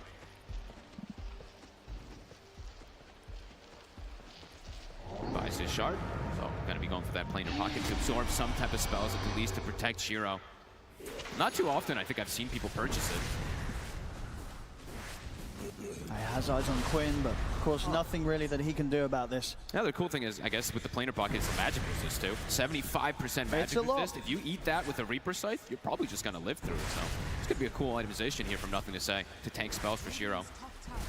Potentially trying to cut some of the creep waves coming in on this top lane, but Gaming Gladiators, they've already got one right up to the tier 2. And Durachi, I mean, he has AC done. He's just brute forcing these towers. The map shrinking more and more. Shiro with the illusions, trying to at least hold back the waves in the mid lane. BKB is finished. Definitely feels like moments away from Gaming Gladiators, maybe trying their luck at a high ground push. As I say though, Roshan is there, so probably going to wait for likely that they'll go for the pickup on that one. Yeah, it's going to shift up top in about 40 seconds, so imagine they're going to set up around there. That very much feels like that they're in a position where they don't really need to take too many risks right now. Gaming Gladiators, a pretty comfortable hold on the game. Ooh. He gets the catch, Tofu! In with the Inks, well, they don't even have to use the Reaper Scythe early. They'll drop it now, still won't get the kill with it, but they get the kill after. Oh, that was sick by Tofu. What a quick blink into insta-popping that Inkswell. 20 seconds till that Roche starts shifting. They're already positioned around the top lane. Gaming's just kind of cruising. Playing the map, it feels like wherever they want. Even though LGD is getting the farm, they are completely avoiding anywhere that Gaming Gladiators does go. Now, LGD, I mean, in terms of items, we'll see sort of what pickups they are able to get in place before this kind of Roshan pickup into high ground push that's very likely to be coming in from Gaming Gladiators does occur. Whether the BKB, it's there. He's got the money for the shard if he wants to pick that up. Anything to sort of provide him some defensive capabilities. Trying to get that small crit online as well, Shiro, just to have some sort of damage against this inevitable push that Gaming Gladiators is going to come charging at them with. And that feels like it's going to be the big issue is will they have enough damage to go through Ace, the Heart, Primal Beast, the Alchemist who's incredibly tanky, and this Necrophos. And now an Aegis as well too, which they cannot contest up here. The levels as well too on the supports, I mean that's something I'm always going to be looking at for the Phoenix. It does feel like he's going to be one of the most important ones for the side of LGD. Still not level 12. So with this pace of this game, he's not able to find the connection or get those extra levels in fights. As yeah, this Roche, it's gone. Should be able to finish the tier 1 mid. Get an extra bit of a cash bonus here for the team. Any little bit they can get, they need. LGD have to be very careful with their position. Outside of the base right now. They are in a spot that Gaming Gladiators are starting to close in upon. The high ground surely going to be the best place for LGD to try and make their stand here against Gaming Gladiators. Gaimin even wants to go for that high ground too. We'll have to wait how long they want to push the issue forward here. Shiro does find an illusion rune, probably one of the better ones that he can get in this type of style game where things have slowed down massively. Cutting some waves, does get that top wave cut out there. So this is the final wave that Gaming has if they do want to go threaten that high ground. Level 18 has been hit on Duraccio. See if he does threaten a little bit here. He wants to. He knows it's so hard for LGD to punish any sort of jump that he wants to go for on this push. Yeah, he can just start getting the poke. Quinn gonna start throwing those heals out as well too. This tower's dropping, there's no glyph. 13 seconds. They've got to do something there, LGD, otherwise they're going to be losing a rack. That was perfect timing, really, for Gaming to take advantage of that glyph still being down. So clear out the illusions. And the rack's gone. They kept the range, they're onto the melee. LGD, what's the plan? Fire Spirits for now seem to be enough to stop the push here from Gaming Gladiators. They've got the lanes cut, so Luna does get both of those, so no more creep wave up in the top lane, so we'll buy them some time. A nice move from Shiro. Nothing to say, considering a charge, but doesn't want to start a fight just yet into this Aegis. Nice play from Shiro. Yeah, little illusion micro, definitely making a big deal there. Level 18 now, and he does have that small crit finish. So now maybe this is that indicator for LGD. This could be the call where they feel like they're going to start having some damage to look for the fight. BKB also finished on new, so he can actually get into those fights and not have to worry about just getting instantly globaled and get nothing off. That's a double damage as well on the top side of the river. Would be quite the pickup if LGD are able to catch wind of that one. Gaming, they're going to continue the siege. BKB on Quinn. He's also ready to go fully in on the push. Duracho onto the barracks. LGD, they may just have to let this set go by the looks of this.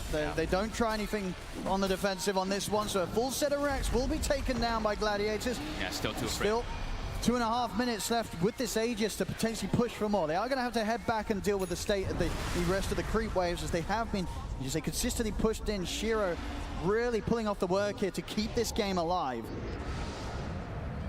Charge through. Oh my goodness. Very deep positioning here.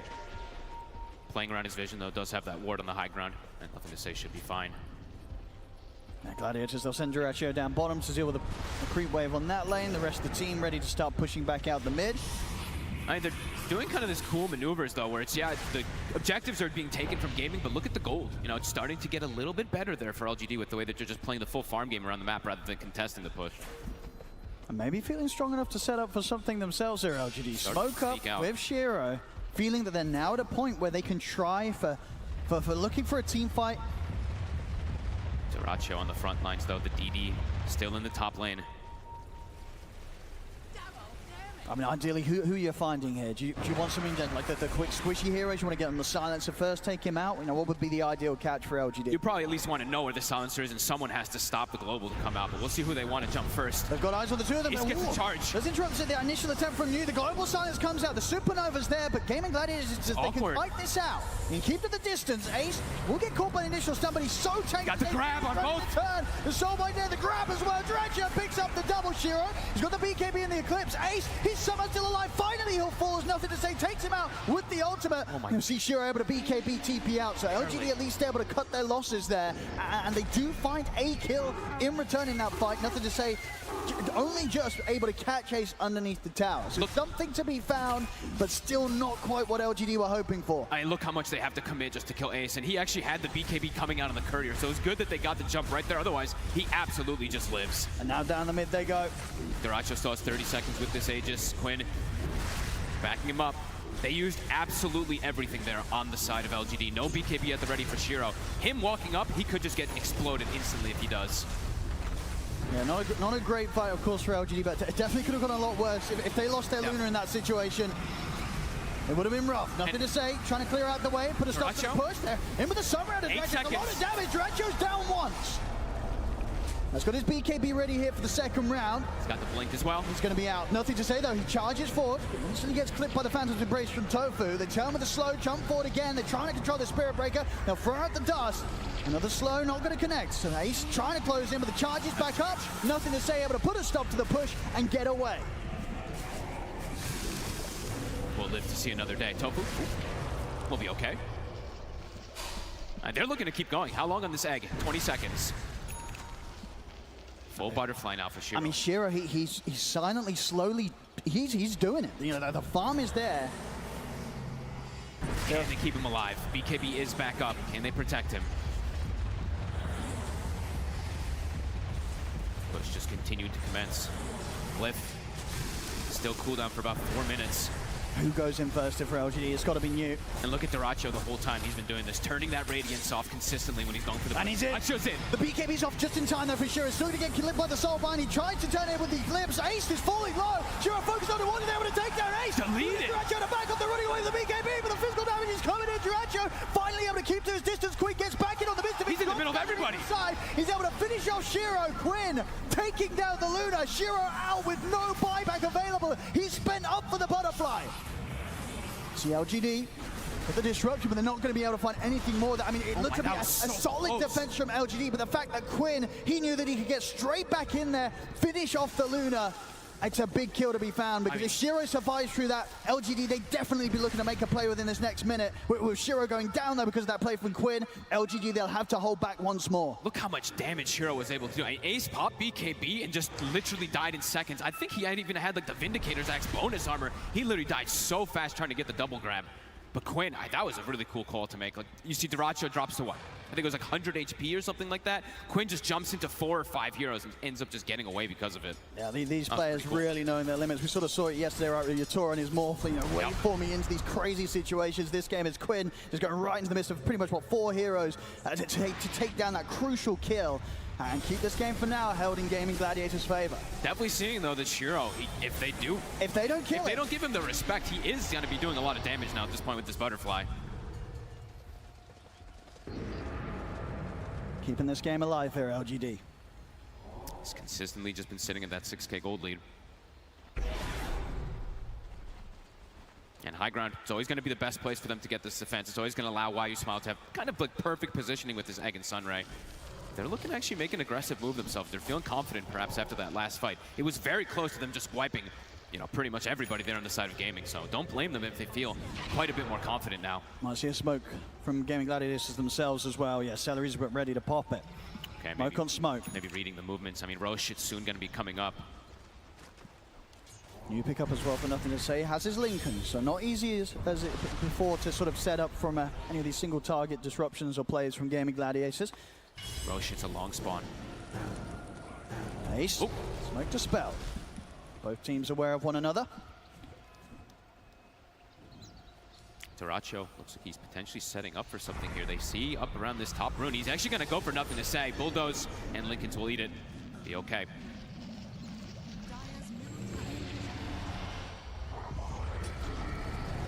LGD. Time being bought. Shiro getting bigger and bigger.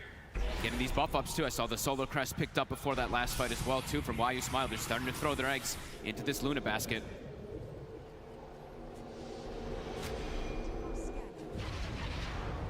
And Roche 1.5.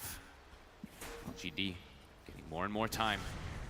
I think they'll want to try and contest this Roshan though. Yes, they certainly feel a whole lot stronger right now, LGD.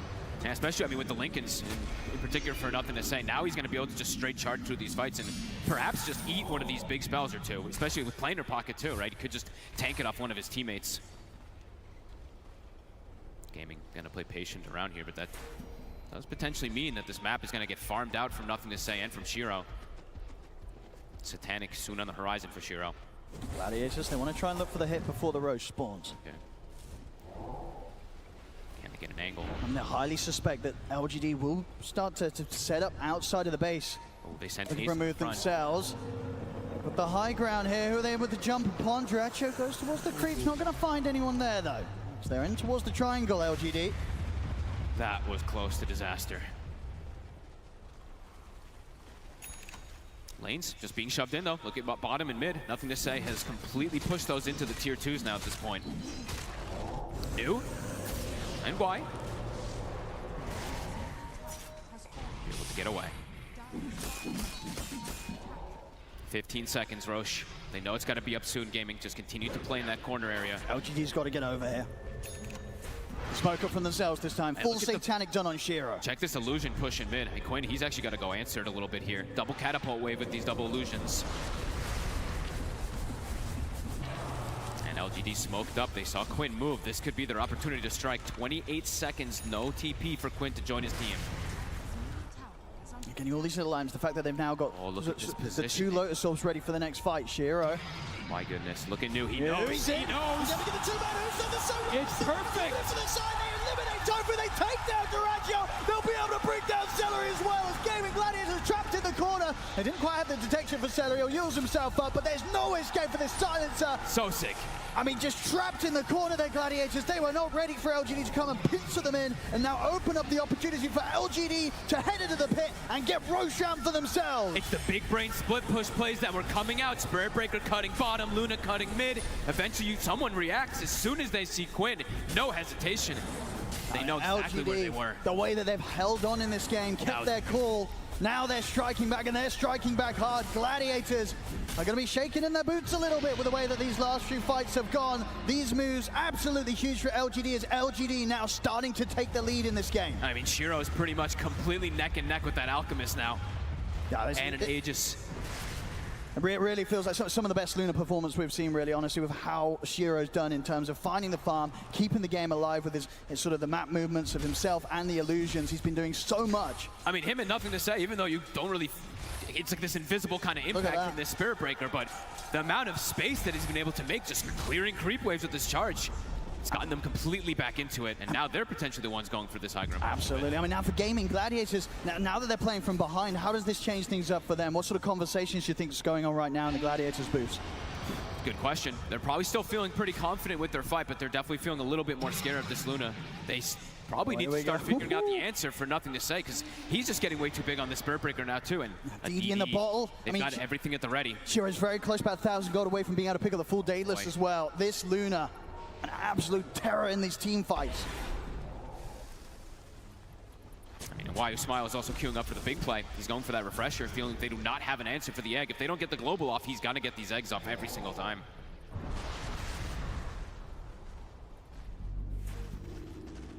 Ooh.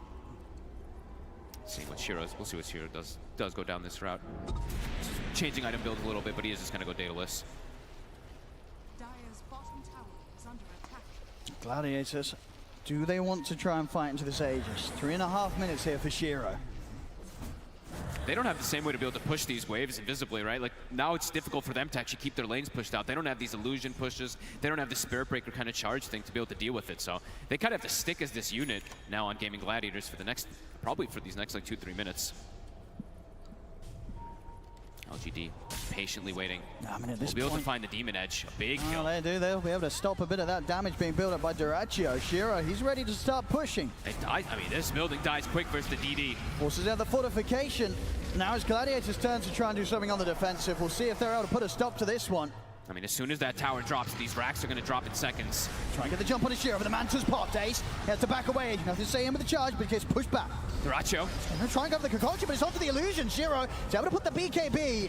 Starting to get a bit low himself, so doesn't feel confident, even though he had the Aegis to finish off the racks. He'll back off for now. Daedalus now picked up. That was pretty cool from Duraccio, actually. Doesn't have to use his BKB. He's scared of like the reflection of the concoction. Actually forces Shiro to use his. They'll back away. I mean, they've got so many ways as well to sort of buff up and protect Shiro on the pushes. Right, with the Lotus picked up by New, the Lotus picked up by Planet. So many things to just throw upon this Luna and just allow Shiro to get in and do the damage. LGD, they may have been pushed back, but I'm pretty sure they'll be looking to go again. Still 2 minutes to play aggressive with the Aegis. Yeah, some nice itemization. I mean, playing into the Silencer, playing into Necro even with Grimstruck. I mean, this Lotus could be incredibly effective. And Gaming now a bit trapped inside their own base. There's Duraccio. They're going to get the jump on him. And they get jumped. Still open things up. They'll drop the global, but the Supernova moves outside with the Sunray. It bursts through Duraccio. He's out for 75. New Ogre Seal toteming forward. They're pushing in on the mid lane. They'll be ready to approach the high ground again and maybe even force out this buyback from Duraccio. He's out for 70. Quinn. Now Quinn also. Thanks to Lucent Beam. Charging for Nothing to Say. Knocks it back as well. The Ultimate Shift for the Eclipse, but the BKB's out. Quinn backs away. The turn of the Soulbind. Jump forward. Duraccio tries to go for the Abyssal Blade stun, but it's onto the Lotus Soul. Stuns himself. Ace in the midst of the middle of the sides coming. They get the Reaper. It takes Nothing to Say down. There's a Shiro's in trouble. He's getting completely trampled upon by Ace. That's Shiro down once. Can they do it a second time round? BKB is still on cooldown for 2 seconds. He's going to have it up now. He's ready to press it, ready to turn. Looks towards Dredger with a Lucent Beam, but Ace crashing across the two of them. Shiro he's got to run. He's driving the TP out, but the BKB's come to it. Can he get away? He can. Shiro able to TP out. As he'll escape, you will not. As Gladiators, they'll find you, but they won't get anything else. No, I don't know how, but how did Shiro live? Able to live there. Despite his BKB coming to an end, I mean, both sort of things around there. The fact that his BKB came back up just in time from being able to survive that initial burst from Gladiators.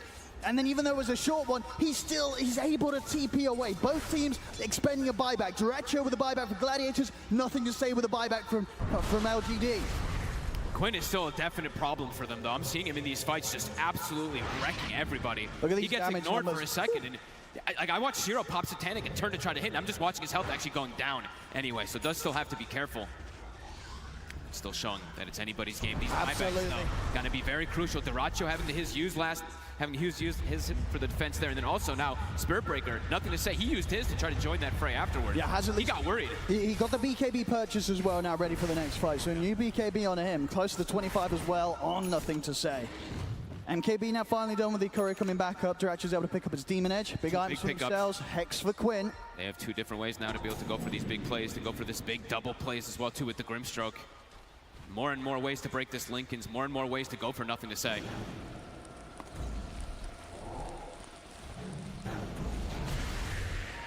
Tofa with his Aghanims, of course, finished up. Well, now another element that LGD does have to answer. This Luna illusion is going to be terrifying. Oh, it is. We've seen many times how much this Dark Portrait can do against the right carry, and against this Shiro Luna, it's certainly the one to get a Dark Portrait upon. If they have these butterfly, talking about Shiro. Item to have on these Dark Portraits. Shiro. Quinn trying to close in. Tofa's able to get the Silence, to get the Hex as well, but it was Lotus back over towards Quinn. He with the stun. He's a 3-man who stop into the charge. A beautiful jump from you. Gaming Gladiators, they have to run. BKB for Duracho is on the retreat. Another charge for nothing. Say over towards Ace. Quinn getting completely kited as LGD back off away from him during his BKB. Can they re-go? Again. Catches there. Who's up into the charge? Do they have the damage to threaten Quinn? The buyback's going to be coming out from Tofa. Shiro. Turn back over. They've got the Hex in on the Shiro. Shiro needs help. He's gone. Oh, disruption. Pushes up to the side, but it's still going to be kept. The Greater One, they're finishing him off. Shiro out of the game. They turn on nothing to say. Nothing to say. He has no buyback. He cannot afford to get caught, and he won't. Charges over towards the mid lane. This is back up. Can he get away? It's TPing over. It looks like they have the detection here on the front line, so nothing to say. He'll live. A big escape from him. If he goes down, he's down for 2 minutes. I mean, massive stun from New, but still the issue is Quinn. He's zoning 4 heroes away while protecting his allies. And they find the big one. They take Shiro out. Buyback is available for him. We'll see how much they're able to take here, Gaming Gladiators, before the buybacks come out from LGD. As Duracho in on the mid lane. Tier 3s are gone. Onto the backs. There's the buyback from Shiro. Gaming Gladiators, they respect it immediately. They got out big there on the side of Gaming, forcing these buybacks. Roche, 50 seconds till coming back up. How do they kill Quinn? Actually, like, he's really just zoning 4 or 5 heroes away constantly. Even though his Alchemist is getting burst in a lot of these situations, Quinn, he is just standing. He's around 9-1-6 so far in this Necro. Sort of offensive-wise in terms of the items, we're seeing LGD just feeling that they have to lean towards the defensive. You know, Shiro is queuing up himself a Lincoln Sphere for the next item. Just really doesn't want to get caught or suffer the threat of being just jumped upon by this instant Hex catch from Quinn. Hey, Lotuses and Lincolns definitely are the dream versus these single target abilities, but I don't know. I'm seeing him switching a lot. Okay, now he's got the Rapier up. I saw him do this before. That's how we get that one. Maybe he feels like he does need it, just be able to bring down this Necro. Because he might. Their overall damage, it's not fast enough to kill him, it seems like. He's getting this regen just to build up constantly. And yeah, just the overall damage he does in these team fights. Neck and neck still, 6K lead back up for Gaming. A lot of buybacks, of course, to use. The most important thing here, LGD used quite a bit there. They did, the big one. Shiro and nothing to say. But it's time for theirs. Of course, over on the side of Game Gladiators, Duracho is still on the 3-minute cooldown himself. Absolutely. 2 minutes or so until we see Roshan back in the game. Ninja Gear picked up for Duracho. Level 25 also has been attained. Could make the difference as well. Those last few jumps of Duracho, they have been kind of caught out by the Lotus Swords. They're able to get out. This time, maybe making the jump from the Ninja Gear smoke up could allow him to get in with that opening Abyssal Blade before LGD can react. This could also be a big difference maker in the fights. Why now has the refresher. I mean, we're seeing some fantastic eggs and sunrays come out from him. He can now have that double, of course, and he's level 18. Yep. So it is that big one. His mana pool is quite lackluster, though. I think he's lost a bit of it. He's at 699 mana, so pretty much has to just refresh an egg. Has to be a little bit careful about that secondary. This could be, I mean, Gaming Gladiators is ready for this one. That's smart. LGD, they smoked up New. Charge coming in. Trying to get some information, nothing to say, get some vision here for maybe New to follow up with a potential boost on the illusions. They're pressuring in on the mid lane as well. Gaming Gladiators, they might have to do something about this. It's going to be a fair bit of damage done potentially with these creep waves pushing in. I don't think they want to go back, though. Last time the Quinn went back, I mean, these illusions, his barracks are taking quite the hit in the mid lane. Likely to fall. I mean, these illusions. Yeah, they have to put the fortification at least there. I mean, Quinn is walking back. Okay, so he's trying to save his TP to be able to join his team, but the racks, at least the range racks, might just fall down. They'll finish it off. Roche, 30 seconds. Yeah, it's sort of the slightly longer respawn, so definitely working in favor of Gaming Gladiators, allowing them time to get back and hold the base and maybe get back over towards the pit if they do want to try and contest LGD in this position. Do they have I don't think they have a smoke left on the side of Gaming, though. They have a couple Ninja Gears, but I don't see a smoke on them to make it their way back up there. They're going to go as a unit.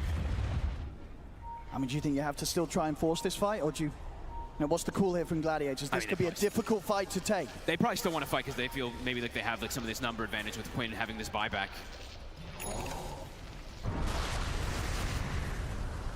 Got to make the call quick, though, because this Rosha dies in Oh, it's going to be going down quickly. There's the smoke delivered out. Gaming Gladiators, they'll start to head towards the pit, but they've got to do it fast. Look at the positioning from Nothing to Say. He'll be able to break the smoke. He's in on the high ground. It's going to be hard for Gladiators to get past him. Shiro and you getting the space to finish off. Ace. Nothing to Say. Able to get the grab. They turn straight away. The side comes down and Nothing to Say. He's able to put the BKB. Jump forward from Ace. Nothing to Say. He's able to live for now. He kicks out. He's onto the egg with the chemical range. He's able to take solo kills it. Takes the supernova out. Turns over to one dude. Put the BKB. Big stun. Zero in with the tag. Gets the Aegis on the Luna. Duracho tries to stand his ground against him, but he's caught by the disruption. They're on to the Luna. The Luna's out the once, and he's still got a lot of buyback. This second life hit for Shiro could be a rough one. See if he's able to get out of this one. Gaming He's alone. He's picked up the rapier. He's not able to get it out. He tries to put the refresher, but he's gone. He's out, and he just sped up. His buyback, of course, still on cooldown. He's out of the game for 2 minutes. A huge window now for Gaming Gladiators to try and end this one. They had the bodies. Duracho solo killed the egg. He just full commits onto it. No Shiro here. That's got to be it. I mean, they can just push the two most important heroes are gone. Nothing to Say will be back in 20 seconds. 20 seconds and buyback will be there for the Spirit Breaker, but no Luna for the defense. They at least have one of the extra eggs still up with that buyback from the Phoenix, since he did just die on the first go. I mean, Gaming just throw bodies in at Quinn. I mean, can they hold? It's not easy without Shiro. He's all the damage. They're going for the Megas. They're playing it safe here, just in case. Nothing to Say. The buyback available. There will be a 4v5 at the least here for the defense. The rack's gone. Buildings dropping. Spirit Breaker buyback, but still 60 seconds. No Shiro. LGD. Nothing to Say. Trying to start off the defense. Jump forward from you. In with the Whosto straight away on towards Duracho. Duracho stepping away. He's able to put the BKB. Oh, for Nothing to Say. Bashing it on towards Ace. They're bringing Ace down low. The Supernova pops successfully. The building, the objectives, they're being taken. The base exposed. They've got to do something crazy here, LGD, if they want to hold. Duracho being careful. 10 seconds for Chemical Rage. He's letting Quinn just hit the throne. They're doing it safely. They're doing it carefully here, Gaming Gladiators. Another charge forward for Nothing to Say. Trying his best to tank the spells. Loads are thrown out upon him. Reflexively, Abyssal Blade from Duracho. Celery trying to hit onto the Ancient himself. 20 seconds. They've got the fortification. LGD doing their best, holding out for a Shiro here, but he may not respawn tonight as he's dead for 15 more seconds. Duracho's They're looking to focusing it. close it onto the Ancient. 10 seconds until the Luna's up. Nothing to Say, trying to put a stop to it all. New, he's in with the Whosto. He's got the two of them. He gets the jump. The burst is over, but Duracho, he's dead. They killed him. It doesn't matter. But they got it.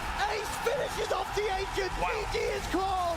Gaming Gladiators will take this game one. What a team fight up top. I mean, beautiful stuff from Gaming Gladiators, just having the confidence to just walk in there and take out Nothing to Say. I mean, throwing everything onto him. He feels so tanky. He's got bulldoze. He's got all this capabilities to try to protect himself, but they still burst him through it, and somehow Duracho solo kills the egg when it means everything.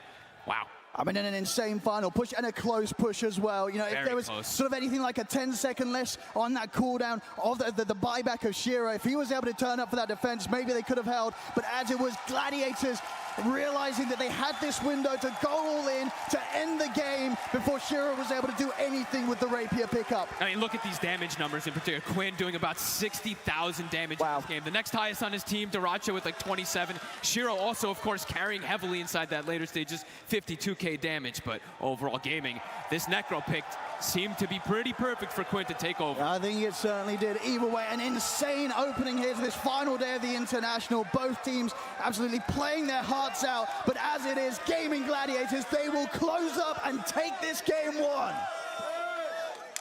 A phenomenal showing for this first game. I really thought LGD had that middle part of the game that they were going to be able to close it down. That Lunar Illusion doing a lot of damage to the racks, but ultimately that third Roche fight was the game changer, Gunnar. Yeah, and it looked like they had it for a second. The Luna's Shard just was doing so much damage, but I think Nothing to Say dying at the start of the fight really hurt them. He wasn't able to protect the egg, which was really important for kind of their success. Also, there was an uncharacteristic mistake, I think, from Gaming with the high ground push. I was really surprised because they're probably the best team at this early game high ground siege. They know when to do it, they know how to do it without dying, but in this game, after they had this really nice early game lead, they kind of threw it away a little. Yeah, they didn't have the best lanes this game, but they managed to come strong. But like I want to talk about like how they managed to take that mid-game lead with the rotations of the support, because they play so well with the CCNC that they managed to like make an even game to look like insanely one-sided, right? And they were pushing for a long time. They were pressuring them. Of course, there's few sleep-ups on the high grounds, but I mean the fights around this rush pits. Like they were deciding, and I think on the last fight, LGD had an opportunity to jump them first when they saw them on the board, but they decided to go for the rush pit instead, and like it was like very the last position there, in my opinion. Having a look at some of the reactions there from not only the players but also their supporting members too. This game wasn't clean at all by any means for Gaming Gladiators. We've already pointed out the high ground issues that they had, but what exactly were LGD able to do, Sheep, to be able to capitalize on those poor high ground pushes and make it so difficult for Gaming? I think it was more than just the high ground pushes, but just like a little bit of sloppiness and lack of discipline from Gaming in general. Like for example, when they smoked into the triangle to try and disrupt Luna, get a kill there, the fact that they overcommitted and dived and threw away the lives of 4 heroes when they had like, it was close to like 5 or 6k leads so early on, like that was kind of where they could stomp and end the game. And instead they kind of threw it away, and I think that was like a massive moment for them. Otherwise, like I think they did a really good job getting to that place in the first place. The fact that this fast boost of travel on Necro allow them to be everywhere on the map. I think Ace, usually he plays incredibly greedy, but this game, he was way more sacrificial. He was way lower on the net worth. He was super hyperactive with his supports, playing around, making moves. I also want to talk about the item builds, because when you're playing against lineup like this on the gamings, like they have 3 heroes that build like, you know, 2 heroes have hearts, Alchemist is insane in the HP region, and on the side of LGD they didn't have Shivas. Poor Celery, did you guys see that? He went to go for the fist pump on Quinn, and Quinn just stood up and walked away. Oh, that happened to me many times. Yeah, it's alright, Celery. He's still a winner in the game. On the win. He's too focused. There's a game 2. He's got to get back in the zone. But yeah, the item builds, like you need to have Shivas, you need to have Vessel against a lineup like this, and if you don't have, then we've seen so many fights when they start and like the fight look good in the beginning, but then they go out, they regen, and then they go back, and this is like how they lost many fights. I was a little bit worried about the Alk. We've just seen him be quite tumultuous throughout this event. He's had some really good showings, some really rough ones, and that mid game was where I worried about if the Duracho Alk was going to be able to carry it. Obviously, we see it was able to in this way, but what else about the Alk meant that that late game was kind of difficult, that he wasn't really hitting the timings or couldn't be together as much with Gaming Gladiators? The biggest thing with Alk is you generally want this really fast early game timing, which is always what gaming goes for. So I think the Alk looked really good up until the high ground push, and then after that it kind of just ended up being a little scary because he'll get outscaled by the Luna really quickly, and I think they threw their gold lead up to around only 4 or 5k gold, and when you have an Alk it's always just fake. So it started to look a little scary, but I think just the power of Necrophos in this draft it kind of showed. Also Primal Beast, where like they have double hearts. I think there was none on LGD if I'm not mistaken. Maybe the Centaur had one. But I just think that having more health than the other guys just matters so much right now. It's all about being tanky. We're going to see some more breakdowns of this game at number 1. Purge has all the information. Thank you, Nat. Yeah, being tanky is very important, but how you get there is by collecting gold and experience. And the way that Gaming Gladiators do it is so fast compared to other teams. And a lot of this comes with pressure on the map. Quinn here, 8 minutes into the game, they just got a kill on the Spirit Breaker. He's constantly crossing into the enemy part of the map, and they already have an Observer Ward in this part of the jungle. So what he does is puts himself in an offensive position, but also is stealing stacks that enemies made. That means he's basically getting himself more gold while wasting their time with this move. And this continuously happened the first 15 minutes of the game. Here's the obvious Shadow Demon stacking 2 camps in this area. He kills the Watch Rune, which gives them vision, and they come over and kill him. They were just ignoring the tier 1 tower the vast majority of this game, which is not normal. Instead saying we're ganking and clearing stacks easily using Necrophos, who's tanky and has tons of AoE damage. Very able to do this at this stage of the game. Now the invade fail that happened at the 12-minute mark was a little bad for them. This AoE here, this ink swell around the Primal Beast, if Luna gets within this range, she gets stunned and probably comboed. She interrupts the first stun. Stampede keeps her slightly outside of that range, and that's why they were able to disengage and win that huge fight against Gladiators. But what did they do immediately after they respawned? They went back to the same spot. They do not want to let them clear these stacks easily. They want to get kills, they want to accelerate the gold advantage, and this all helps them accelerate accelerate their timing. So they win this fight, and Dyrachyo rotates over with his Radiance to clear this Ancient stack, taking it away from Luna. And all of this acceleration that they worked for hits them with this crazy timing of 16 minutes. BKB finished on Alchemist. The whole team is already set up to prep this fight, and it ends up going well for Gaming Gladiators. This is why they're able to rack so early. It's because they're invading constantly in slightly abnormal ways and winning great fights. It was a very, very close game, though.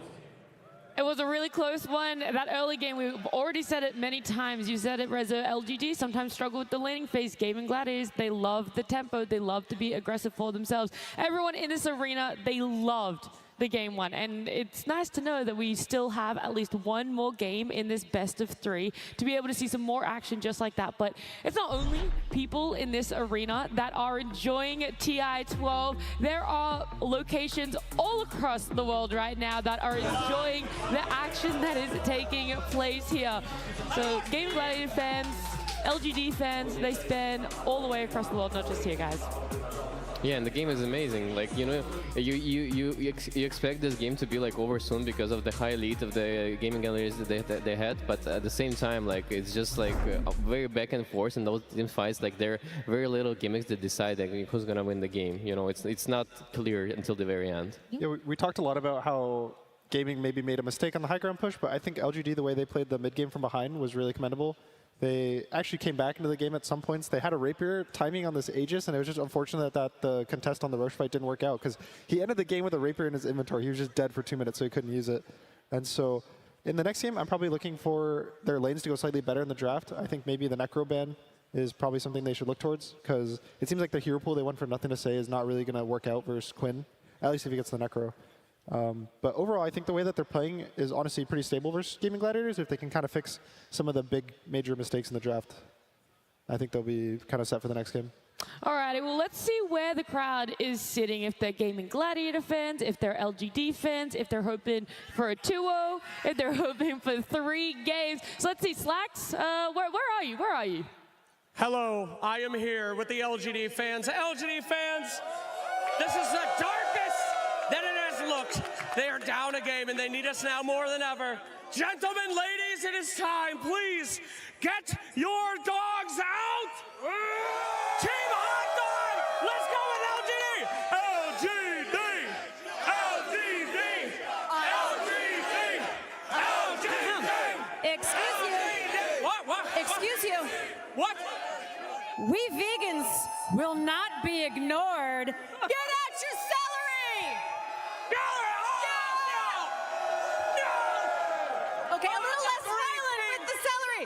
We've also been talking in honor of our vegetarian Gaming Gladiators, the celery dance. Are you ready? Celery dance! Celery dance! What the hell is that? No! We will not let these calorie-deficient vegetarians beat us! We are preserved! We are the hot dogs! LGD hot dog one more time! LGD! LGD!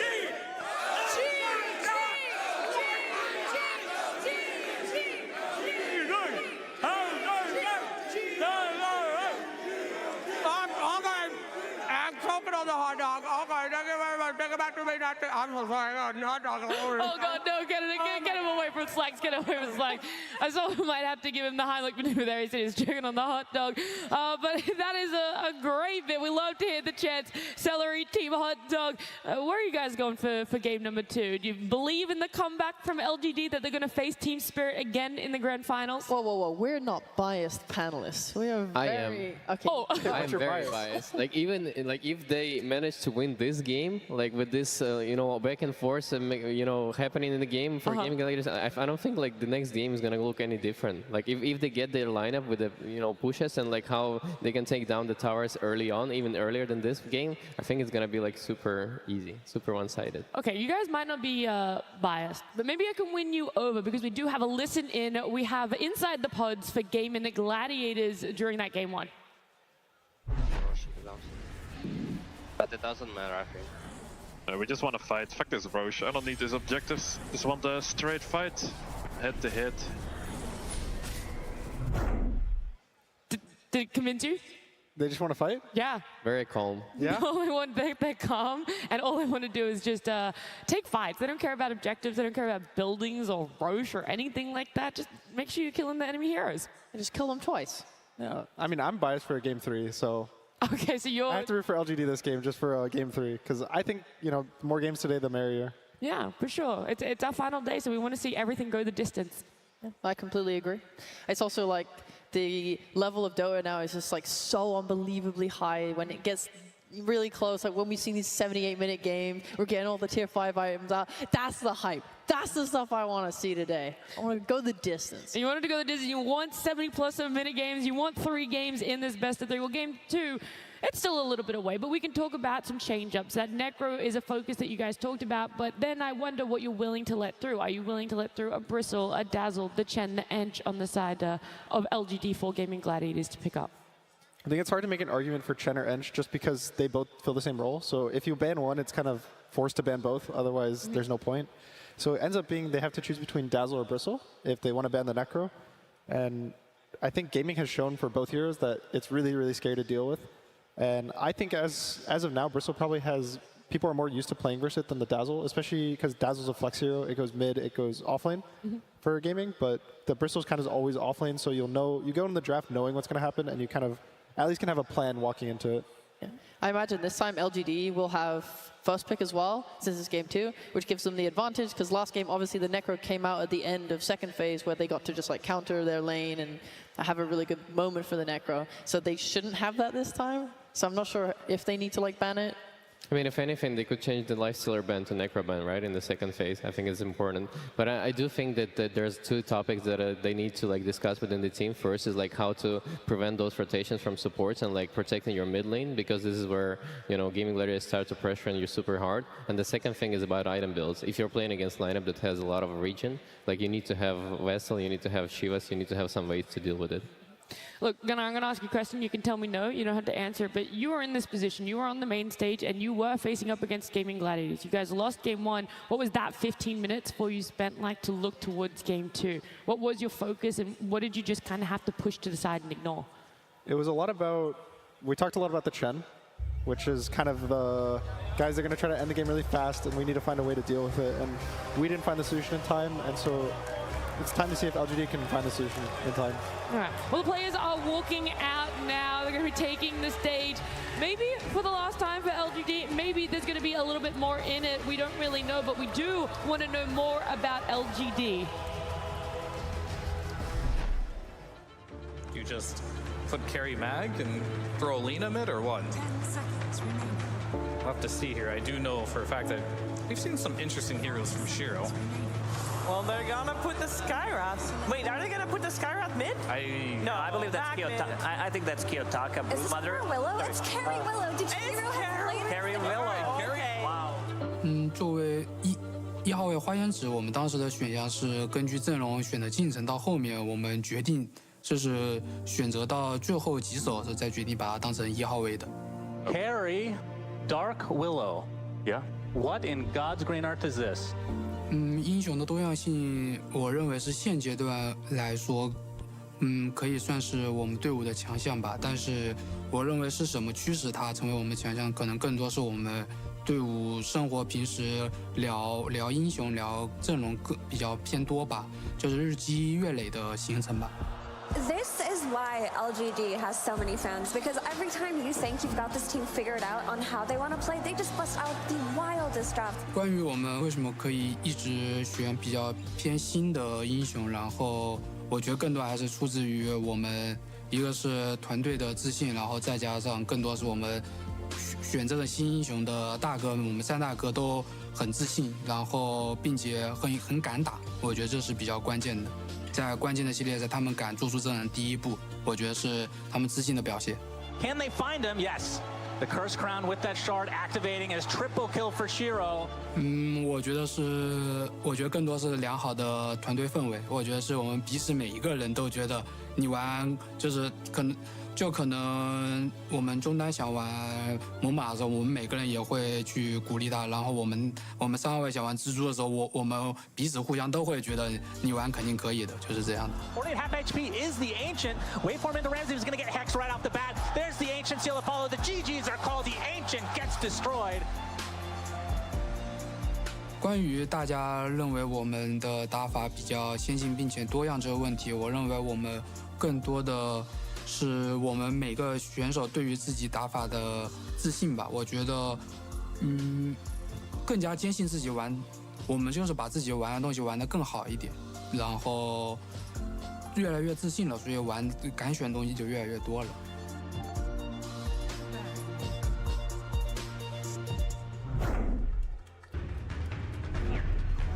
LGD Gaming versus Gaming Gladiators. Game 2. Game 2 of our lower bracket finals. We just heard it there from Y. Innovation is confidence. This team, they've been known for those wild drafts. They were the first ones to do Dark Willow on the main stage. We saw it last weekend. This could be the do or die. This is where the innovation is really going to come in clutch for them. How far do you push the envelope to make it to the grand finals, to make a comeback in this lower bracket? To me, it's definitely it was their best draft with Dark Willow and Broodmother and Magnus, and I would love to see them going for this again, because I think this is like the way to break the game against Gaming Gladiators, and to pull something that they don't expect, and it will break their plan of, like, you know, having this stable mid game. I definitely hope they don't take the carry Dark Willow. I think the rest is good, but if you remember that game, I think the Willow took a really long time to come online. If you're playing against Gaimin who want to press you so early, I don't think you can be one hero down in the way they were for so long. Like, she just needs so many items to come online, and it really was a case of like the rest of the LGD team really like carrying the game to the point where Shiro could take part. Yeah, because the big timing on level 20 for Dark Willow carry. It's when you get the more duration on the W, so a lot of the time when you talk about the hero, like, we're playing for the level 20 team, guys, and if you're playing for level 20 for Gaming Gladiators, you might be in for a struggle. So good news is, it looks like LGD is first pick, so that means that they have the opportunity to ban the Chen and the Ench, and then they can take whatever they want in the draft. So I'll be interested to see how the draft changes up this time. I'm mostly talking about like how they can take a lead and like pressure GG themselves, because this Broodmother had an opportunity, you know, to pressure their towers and to create a lot of chaos, and I think this is what they should be aiming for. Not Dark Willow specifically, but something unique. LGD had first pick. They're still focusing on that Dazzle, that Chen Enchantress. Like you said, Gunnar, if you're going to take one out, take both of them out. So that's their 3 bans, and it opens up the Muerta for them to be able to get their hands on. The cool thing about the Muerta is we were talking about the Necrophos, and so thankfully if Muerta ends up being a carry, she's really good because she can shoot him no matter what if he's Ghost Shrouded. So it's kind of already like a soft counter to the Necro later in the draft. And it's also, I think it's one of the better carries versus Chaos Knight. He can't burst you during your ult, so you have kind of a way to fight around him. Yeah, I've seen this matchup go both ways.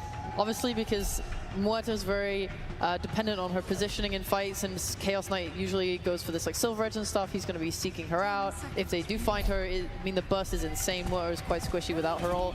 And Chaos Knight, in general, just this patch is so strong. His laning is terrifying. Like, I wonder if we'll see Grimstroke contested again going into the second phase. BetBoom had the flex with Chaos Knight yesterday. We saw it was able to go into carry, off lane for themselves. Is that the same for Gaming Gladiators, or this is very much a Dyrachyo? They're okay with if this hero is attempted to be countered, that Dyrachyo can still have a really good game for himself, and he'll be able to come back and do it. I think it's mostly heroes for Dyrachyo because it's already a very strong lane, and it's the hero he excels in. It's very aggressive as well, and it allows Celery to pick heroes that are not really needed for the lane, because it's already like very self-sustainable, so he can do his things with it often, like run around mid lane, help Queen. So something I'm interested in is Naga Siren. I think this hero is pretty strong, and she's really good versus Chaos Knight, either in a lane matchup or just in the game as a carry to carry. Her illusions pretty much do the same thing as Chaos Knight's, where Chaos Knight will just use his ult to push out all the lanes the whole game, and Naga does that for free with a much lower cooldown. So she's always ready to fight. She can use Song to disengage from the Chaos Knight ult, and they also banned the Brew for the side of gaming. So if I was LGD, I'd probably be looking at a Naga at some point in this draft. And I'm sure GG is looking for another Lone Druid game. I think it will fit their lineup very well. they want to keep picking their comfort. It's gotten them this far. It'll keep, keep them going. So I don't think gaming really feels like they have the need to change anything. If they get, 1 to 2 of their just stable heroes every game and they just change the rest around to just fit it, I think it's kind of their formula. I was very shocked that, maybe not very shocked is the right word here, but I was surprised LGD, they went hardcore still on the supports. The Phoenix and the Grim being their ban does still leave that Dark Willow open for Gaming Gladiators to pick up, but their response is Magnus ET. Yeah, I think teams consider ET like one of the counter picks to the CK nowadays because it stops the illusions, and along with the Magnus as well, you have their AoE RP, and there's also like one of the best nothing to say heroes, so they're looking pretty good already. New was also one of the first people to actually start spamming it in pubs a few weeks ago. He honestly, not to hype him up too much, but I would say he probably started the meta in pubs a few weeks ago, just like spamming it offlane every game. And around that same time was when, you saw everyone just starting to even play it mid. But he's also really good on it in the offlane, so I wouldn't be surprised that they just have this as a flex pick. And if Quinn tries to counter it right now, that it can just go to the offlane and be comfortable versus a Chaos Knight. Oh, there's another ace hero that he excels at. I thought they would go for the Lone Druid, but Wraith King is also quite nice. It's very stable, very solid. They like to play with the 2 cores in the side lanes, so... I mean, they had it earlier in this weekend as well, and it was a part of that push strat that they had. Those skeletons can be very annoying and obnoxious. I think everything right now, though, is leading for Naga Siren for LGD. This is looking really scary unless this next pick kind of counters it, which I don't really know what they can pick outside of a Pugna to prep for it. And if LGD get a Naga, I think the draft looks pretty good for them. They'll have a way to constantly get vision for the Magnus. ET also gives vision. They have sleep into, net and sleep plays, so they just have a lot of kind of utility with the Nagas on across the map. I like the Naga suggestion for sure because it can delay the game for them. And I was suggesting this Prophet. Yeah, I was seeing coming, and the Naga as well. Yeah, that Prophet pick was like that just made Naga even better. Yeah. So they take the Furion. I really like this versus the strong laning 5s like Elder Titan, because what happens is the Furion goes to your safe lane and kind of exists there, and he's always a 3v2 in the top lane. So anytime ET wants to go aggressive onto this, the safe lane, the Furion will TP in. Now it's a 3v2, and the ET's not as strong of a hero. Well, last time I saw this Prophet, I wasn't really big a fan of because it looked like very squishy during the mid game. But the way the GG are playing, this is such a huge tempo, and this Naga, like we've seen many times already, like this Naga is not gonna be able to come online even after they're pushing your high ground at 20 minutes. 10 seconds remaining. Yeah, thankfully for Naga, one of the cool things is the games are really boring to play when you're the other team because she just delays it. So if there's one way to stop gaming from pushing your base, it's to cut all 3 waves at the same time simultaneously and be completely safe because you have Song. So Naga is one of the ways that you can pretty much delay a game. It's kind of like probably a more consistent version of Keeper of the Light, just from the carry role. So already right now, I feel way more confident for LGD to take this game into the mid game to the late game to where they're more comfortable taking the win. Dude, I'm terrified for gaming. Like, how do you ever take high ground when you're playing into ET, Stomp, you're playing into this skewer back, you have a Naga that's going to cut your waves while they're holding you off like that. It seems so difficult to ever breach high ground without just killing the entirety of LGD. It's so easy when you're doing it this early. Yeah, I thought that too for their previous draft, but they seem to make it work, somehow. Just purely from winning lanes and making this aggressive moves in the mid game and taking complete lead because of how stable their mid game is.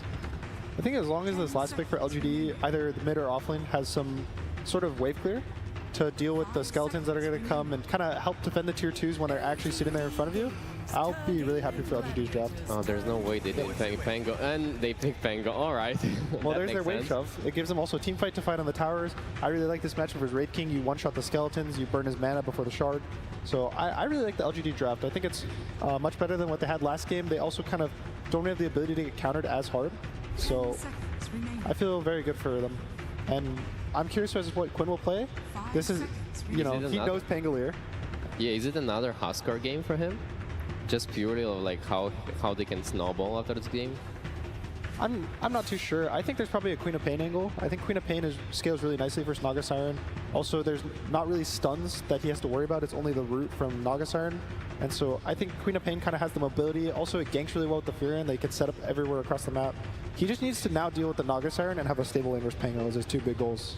I just really believe in the Huskar. I think you can allow to have 2 melee heroes against Queen and not ban the Huskar in the last pick. I think he's he's juicing about it right now. He's thinking about it. He's worried. He's telling him, like, don't worry, man. He won't Huskar. It's all good. Trying to ease those nerves. Don't think about it. Don't think about it.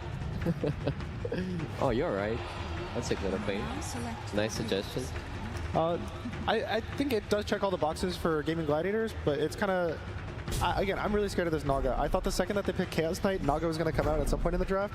And so, if anything, I would give LGD an edge right now. Yeah. All right. And what about yourself, Sheep? I think Gunner's popped off. That's true. You kind of predicted everything. Yeah, he really did. Sorry. No, it was great. Never apologize. I agree with that. I think LGD have the stronger draft. I think this Pango brought everything together. That was a hero I was thinking of for Gaming to help deal with the Naga, but them just sweeping it, I think it just solidifies their draft. I think their high ground is way too scary to go into as well. So even if we focus Naga's lane time and time again, Gunnar, you think that shutting down isn't enough to build into Gaming Gladiators, that everyone else on the side of LGD will be able to make space?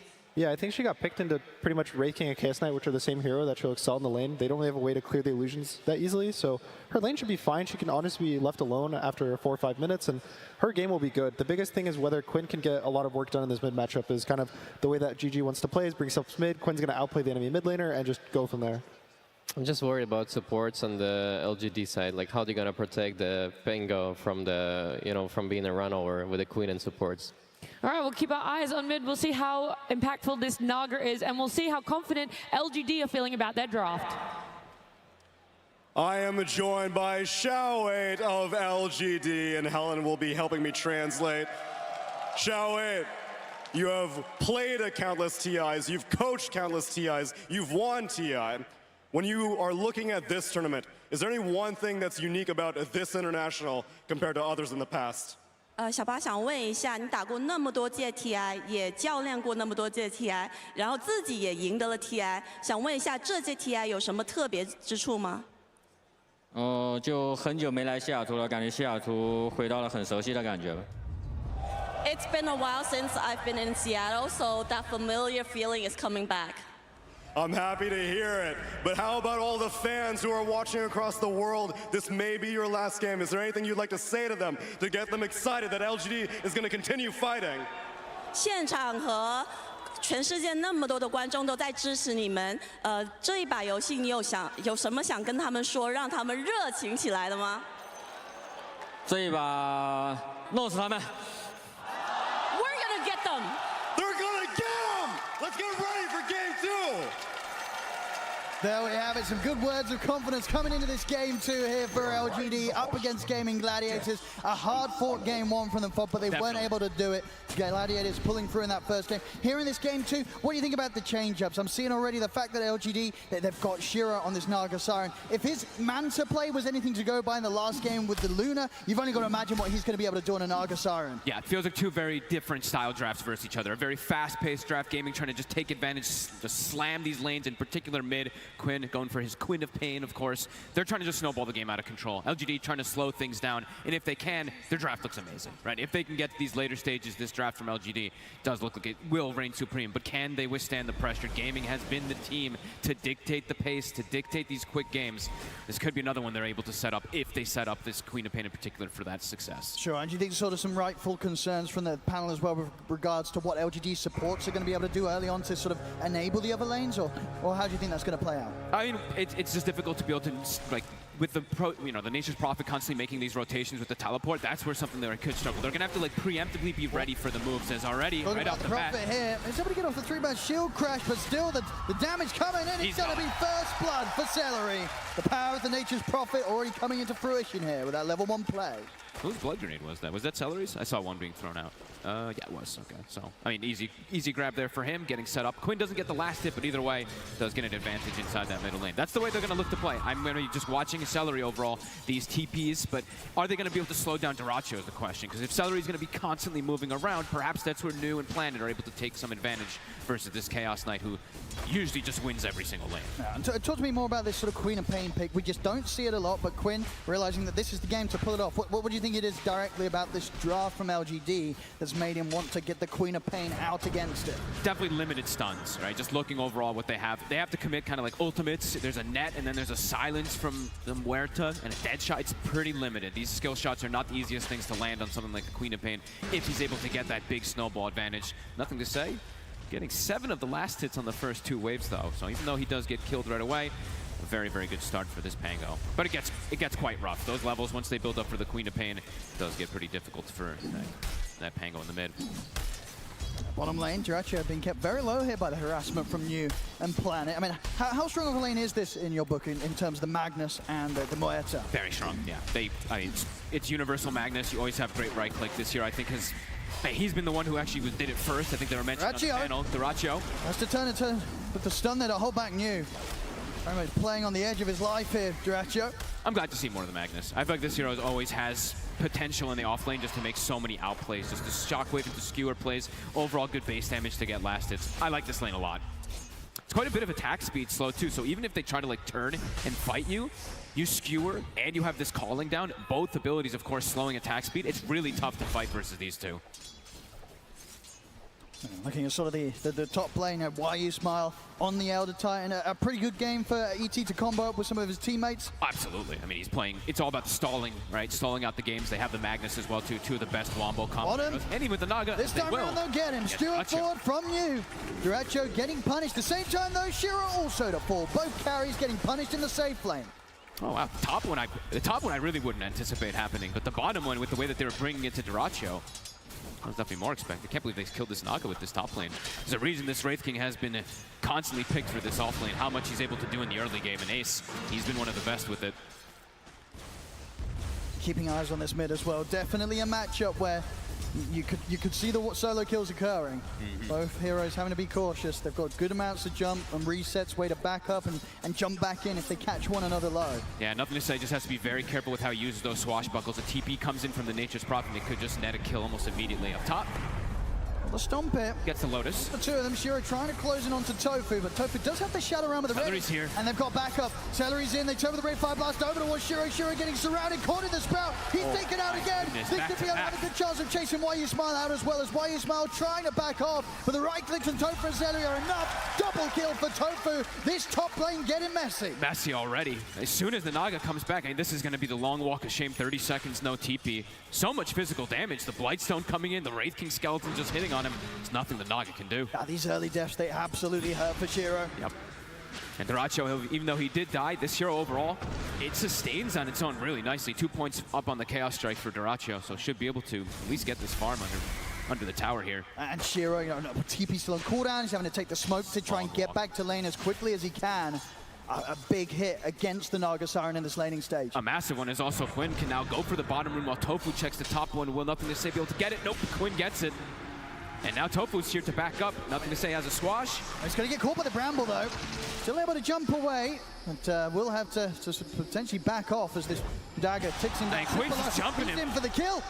Another dagger, Quinn. He's going to get it. The kill's there. Gladiators finding a lot of early action down bottom planet and knew they tried for Celery, but Celery, he's able to just walk away from them. The Stomp does clip him. Can they finish? Shockwave will drag it back. New really wants to kill. He'll get him. But now New's under tower. Down. The stun's there. dota2 trying to step up, see if he can finish on New in return. Doesn't look like he'll have any further grab. 6 seconds until the stun's back up. In fact, he might be in trouble himself. Another dead shot connection from Planet into the Shockwave. Got a Lotus. May be able to turn aboard Planet because the stun, it's back up. The crits are coming in. The stop, it's there though just in time before dota2's able to pull in Planet with a reality rift. Doesn't matter though. Celery TP's in, grabs him the vision and still grab him back. I mean, now YU Smile's got to be cautious. dota2's been handed over a Tango. He can start healing up. I look at New, even has to be careful with his positioning. dota2 just standing toe-to-toe versus 3 heroes. I mean, again in the mid lane, nothing to say, getting bullied by Quinn and Tofu. As soon as he's back to the mid lane, he's back out again, dead without TP available. And Ace is now in a 1v1 versus the Naga Siren. He's more than happy with this type of setup. They have to just keep trying to move these lanes around on side of LGD. They need to do something. And they will. Planet turns up, make sure that this time round, Shiro is able to get the kill against Ace. I mean, look at the aggressions, 10 kills, 5 minutes. Gaming Gladiators, their draft definitely thrives off of this. They want to be the ones just dictating pace, getting these early kills, getting that lane advantage, and so far looking pretty damn good. long walk back to the mid lane. It's going to mean that there's going to be quite the XP difference here between the mids. Quinn already halfway through the 6, and of course nothing to say yet to hit his. And it's right around the power rune too. Quinn very likely to be able to set this one up. Planet has to play around mid to try to stop this Queen of Pain from snowballing so hard. Will he get lucky? Planet will get it. Quick pause. Okay. Oh. Get a crash. Okay. So a quick reset here from Duracho, but yeah, as things have gone in this first 6 minutes, Gladiators exactly the way they want an it. Explosive opening really with these moves that they've made, and as was expected with the power of Selu's Nature's Prophet, he's always been there as a +1. I mean, even Tofu too, 4-0-2 so far, right? He is actually ahead of Duracho on net worth. He's tied with almost all the cores at this point as is Willow. Beautiful stuff. I mean, getting those early kills up top, making the rotations onto mid. So far, I mean, it's exactly what gaming wants to do with their draft. Get early kills, snowball, keep putting that aggressive posture on the map. I mean, they've kind of pushed Shiro a little bit to the jungle already. He has to move away as this Naga Siren so early in the game. He's got Midas queued up. It's going to be one of those recovery games for him after a lane like this. Those early deaths slowing down sort of the potential, but as we saw last game, LGD, they are very good at stalling the games now, even if the beginning goes rough. Yeah, they don't have a Shadow Demon though to create those illusions. Yes, they have the natural Naga Siren, but they don't have a Spirit Breaker who just literally clears every single wave. A lot more difficult for Nothing to Say, it would seem, this game, being slowed down this much. And losing the lanes like this also, when you're playing versus something like this Wraith King and this Nature's Prophet, there's a reason that gaming likes to play this so much, right? You pick up the tempo so fast. So if you start having to get pushed to jungle this early on the side of LGD, these towers are gonna start dropping very, very early on with the way that they want to make moves. And with the sort of the start that the supports of Gaming Gladiators have got, and the fact that Quinn is in the lead right now, it's not going to be too difficult for Gladiators to go for these deep movements and try and catch Shiro in his jungle. Absolutely. They just have to watch out how far they overextend, because the way the counter initiation and everything from LGD, that's kind of their biggest thrive, is if gaming pushes the limit too far, they have wombo combo team fight. They have massive ways of repositioning and taking them under these tier 2s potentially. So far early game, exactly what Gaming Gladiators wants, maybe even more than they could have hoped for with Ace having such a damn good start in top. Just not easy for Nothing to Say to hop around this mid. He's just trying to at least find the XP for his level 6. And Ace definitely having a very nice understanding with this Wraith King, playing versus the Naga Siren versus the ET. He's all about that plus armor. He's got the Ring of Protection, I believe he started with, Wraith Band right afterwards, and Phase Boot. So hard for them to really bring him out of this lane with this Naga or this ET.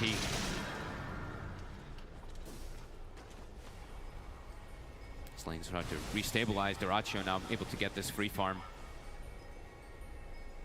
And why are you smart? Maybe see if we can go for some sort of stomp play to grab the wisdom, but it's a risky play versus Nature's Prophet. He's not going to be able to stop them from securing it themselves, the Gladiators. In fact, and he actually gets caught. Ace is here. Indeed is ready with the stun, puts a stop to the TP, so not only not getting the chance to grab the Wisdom Rune, he ends up losing his life to Ace. He's such a quick movement there from Ace. Don't think that the ET expected him to move that quick. He's queued up the Radiance now already, so gonna have that itemization even versus the Naga Siren as game does potentially progress. He is incredibly farmed so far on this Wraith King.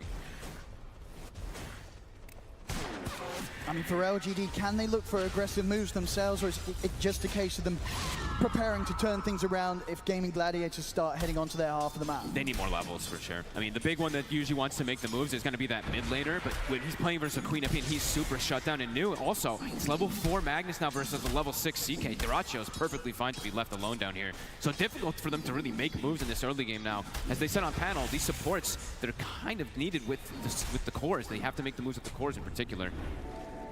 Nothing to Say we'll get another power rune, Quinn. And they're trying to set up, but it's so hard.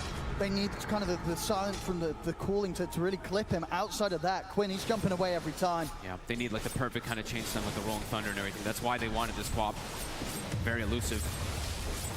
Still looking to play around mid too. They've got 3 heroes poised on the side of Gaming Gladiators, looking to still go for Nothing to Say. Almost 8 on Quinn.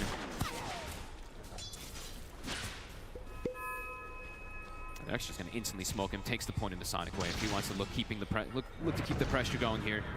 I mean, it wouldn't be a bad catch finding you. He's already had a bit of a tough time in the lane. If they can take him down, we'll be able to break that smoke at the least. They'll see what's coming.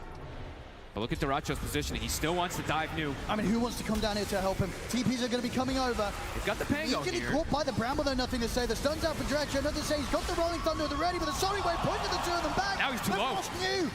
There's now nothing to say. He's got to run. Perfect angle from Quinn to get that pushback. Stops him in his tracks. Gaming just continue to keep the advantage going, and Planet, be careful. He's going to miss the dead shot.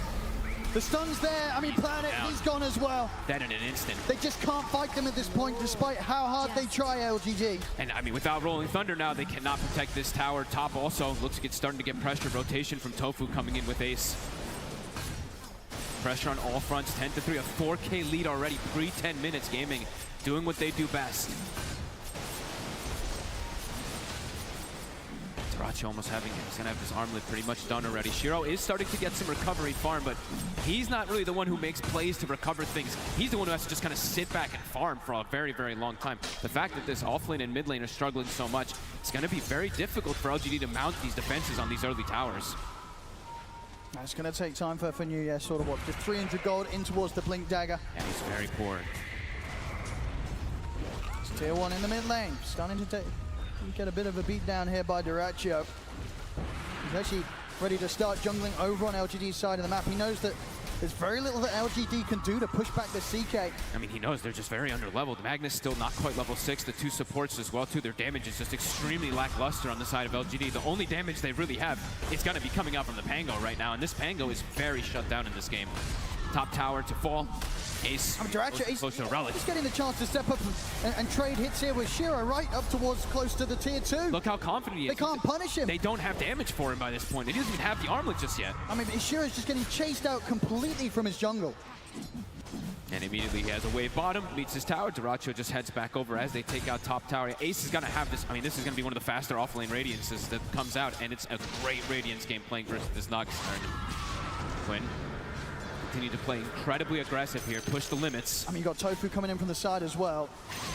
And look at Dyrachyo. I mean, he just pops a Phantasm and sends the illusion on New and just zones him out of the lane. New actually can't walk up and contest an illusion. And could just die if he steps up a little bit too far. Has to be pretty careful. Same to be said for nothing to say. He's having to go right back under the tier 2. Cannot show his face anywhere close to tier 1. Gonna try and tip it down bottom. Skew's only gonna be on towards the Phantasm. Maybe they can find Celery. They'll get the stomp set up. Dyrachyo's considering maybe helping out on this fight, but with the wrong here. They're in with the stun. Sonic Wave pushing back the 3 of them. It's actually giving the space for Celery to walk away. I mean, the Celery, punk out. he's perfectly fine. Dyrachyo's considering diving towards New. Nothing saying he tripped up by the spells of Tofu as the jump forwards there from Quinn. Nothing to say taken down. They just can't kill any of them. I mean, this is not even Celery. Again and again. I mean, Quinn, this time a Sonic Wave just to knock back the Pango. Works out perfectly, completely messes with nothing to say. This Pango's having no effectiveness right now. Can't even touch a Celery. A 6K lead already for Gaming Gladiators. This is as hot as a start as you can get, really. I mean, the Relic is done. The Radiance is going to be coming up with 13, 14 minutes for Ace. Oh, it's a Dyrachyo. I was gonna say it's bound to happen. It hasn't happened much at TI. I feel like when he dies like this, the win is pretty much guaranteed. You know, I can't believe it always happens. We should have had a camera on him. That was unexpected. We'll get a replay of that one. Okay. Well, as I say, when that's happened before, he pretty much always wins the game. Yep. So you know, all part of the course here for Dyrachyo. I can't believe it always happens. Oh my goodness. Things calming down for a few moments here, but Gaming have. I mean, they've hit so hard in these first 12 minutes. What more could you ask for? All 3 tier 1s taken out. You've completely shut down the Pango. The Magnus, his timings are all shot as well, too. You're having 3 cores farming perfectly, and the 2 supports as well, too. Look at how farmed the 2 of them are. Neck and neck, 3,600 gold on the 2 of them. And yeah, Radiance, it's going to be done already.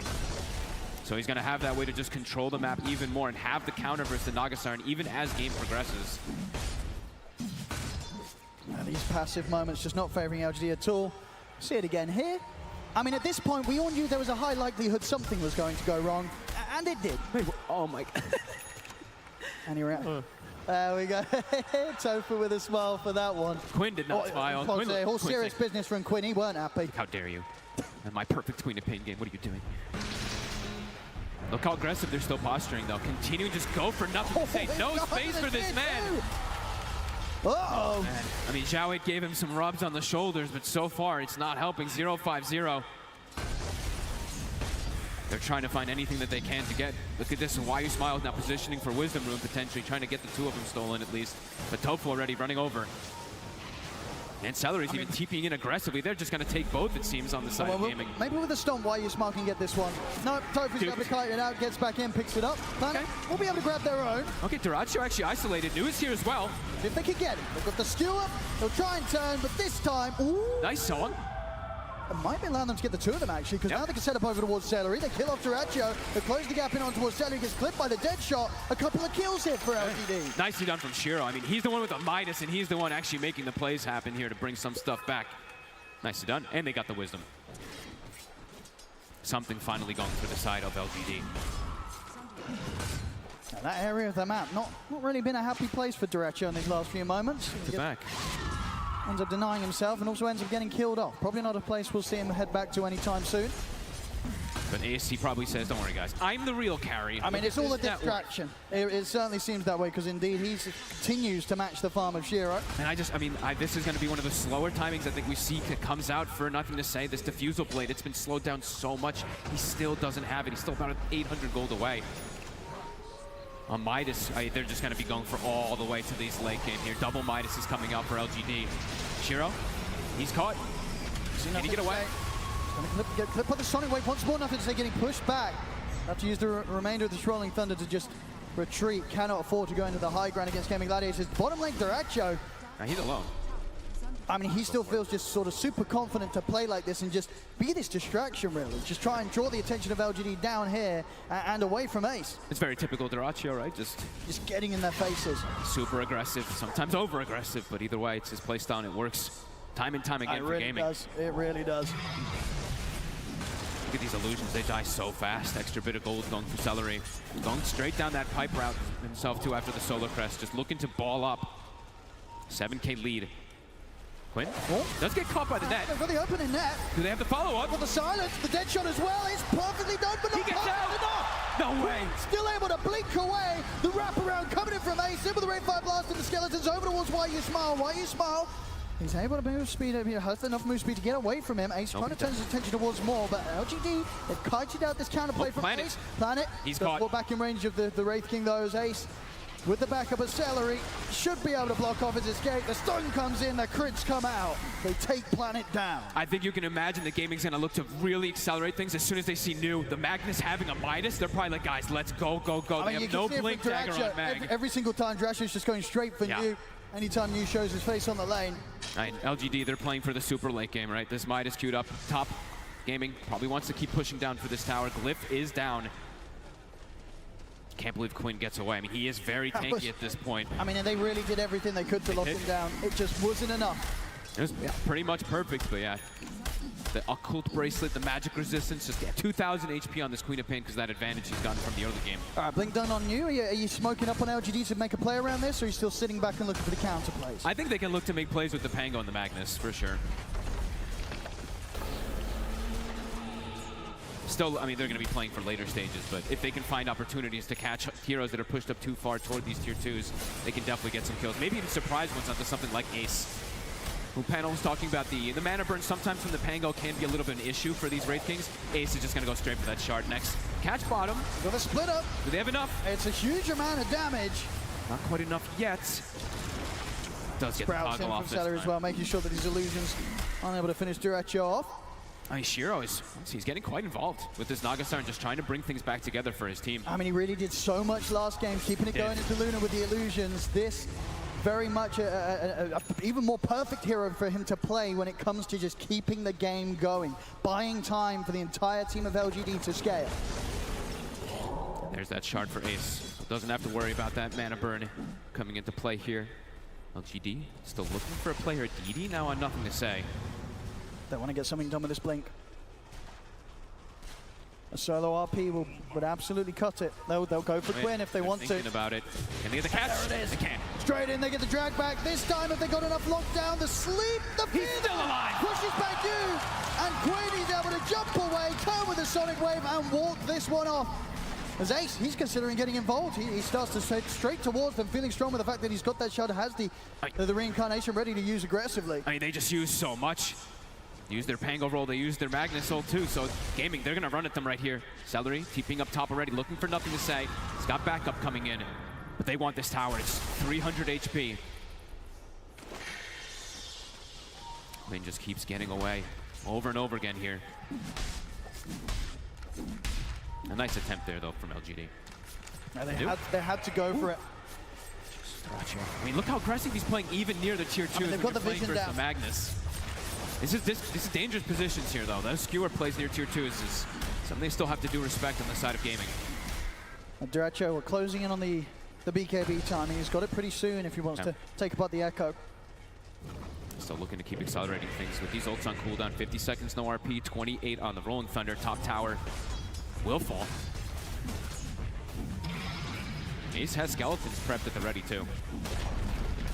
So you want to keep threatening it all here. Maybe swing toward the mid lane. They've actually dragged the wave from mid, Duracho, to look to keep this pressure going. Quinn pinging out Shiro bottom. Smoke time from Gaming Gladiators this time round. They know the heroes are positioned on the bottom, in particular that Nagasarn. They know that Shiro was down here, making the long wraparound. You see nothing to say for a second here. Ace on through the jump, straight away with the stun. It's far too much damage for nothing to say to survive through. Alright, Tofu and Ace menaces this game. Tofu 5-0-5, the instant bedlam, trusting his buddy. Might be able to run into more too, Shiro. He's been spotted, Ace.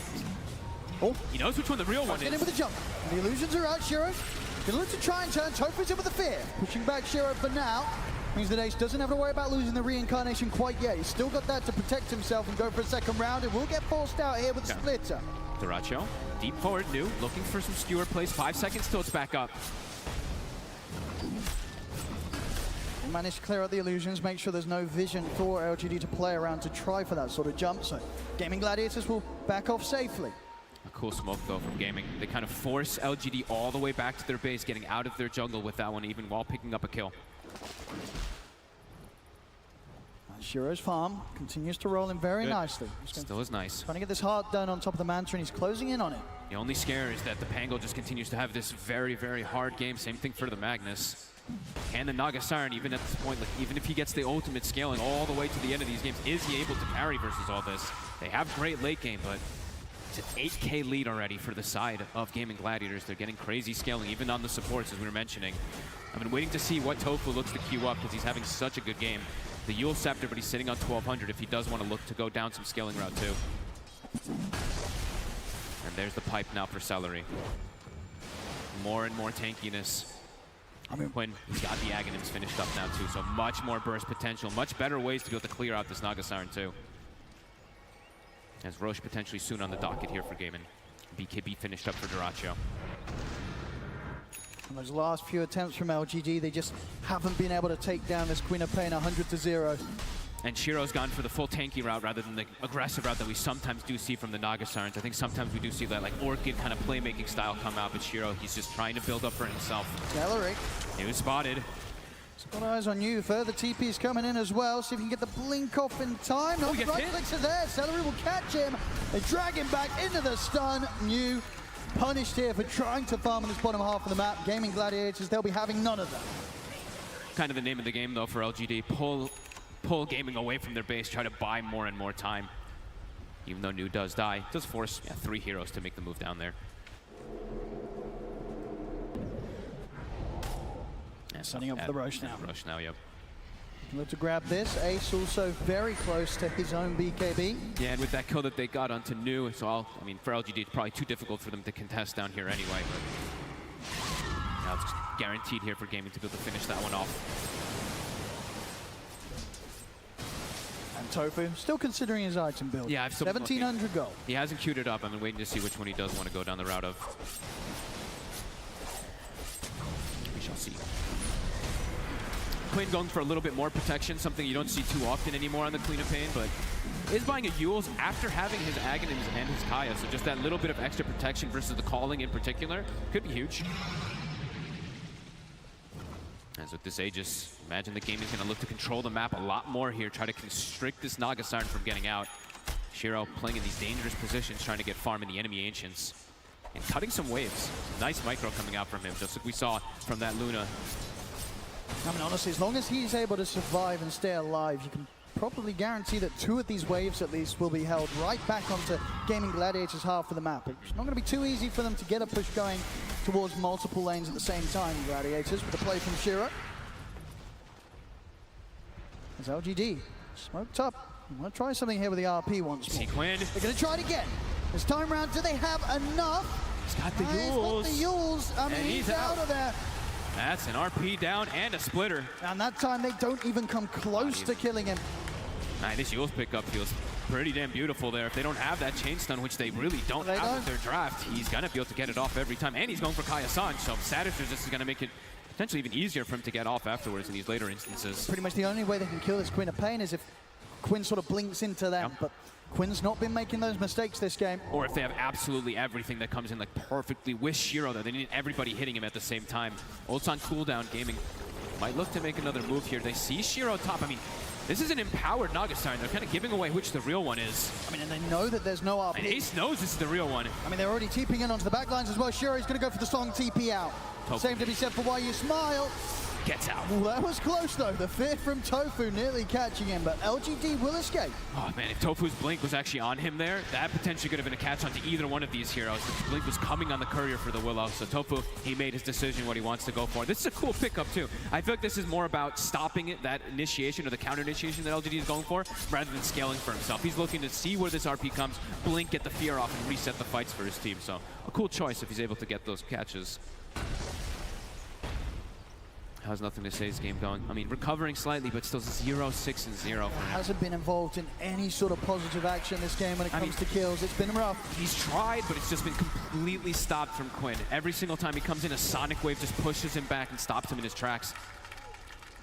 81% as we see there right now for Gaming. Dota Plus is liking their chances. So much weight right now on Shiro's shoulders. It really feels like all of it's going to be these big plays that he's able to make with these illusions. Soon having a butterfly, so he is getting quite tanky. But the rest of his allies continue to be pretty poor. Gaming, they're scaling on all 3 cores. Oh, they really are. They really are. Ace still holding the top spot out of the team. Incredible farm on this offlane Wraith King. Just the blink, the BKB going down the aura round afterwards just to enable his teammates even more so.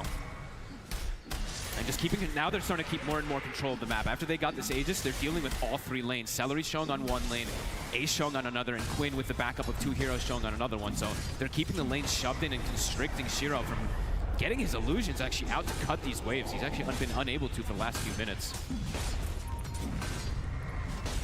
And the fact that they are indeed getting the chance to hit these 2 tier 2s at the same time, definitely a concern for how LGD would want to be keeping this game going. And they can potentially even set up for Tormentor if they'd like to. Maybe a little bit of a risk playing versus the Magnus and everything, but Ace may be thinking about it.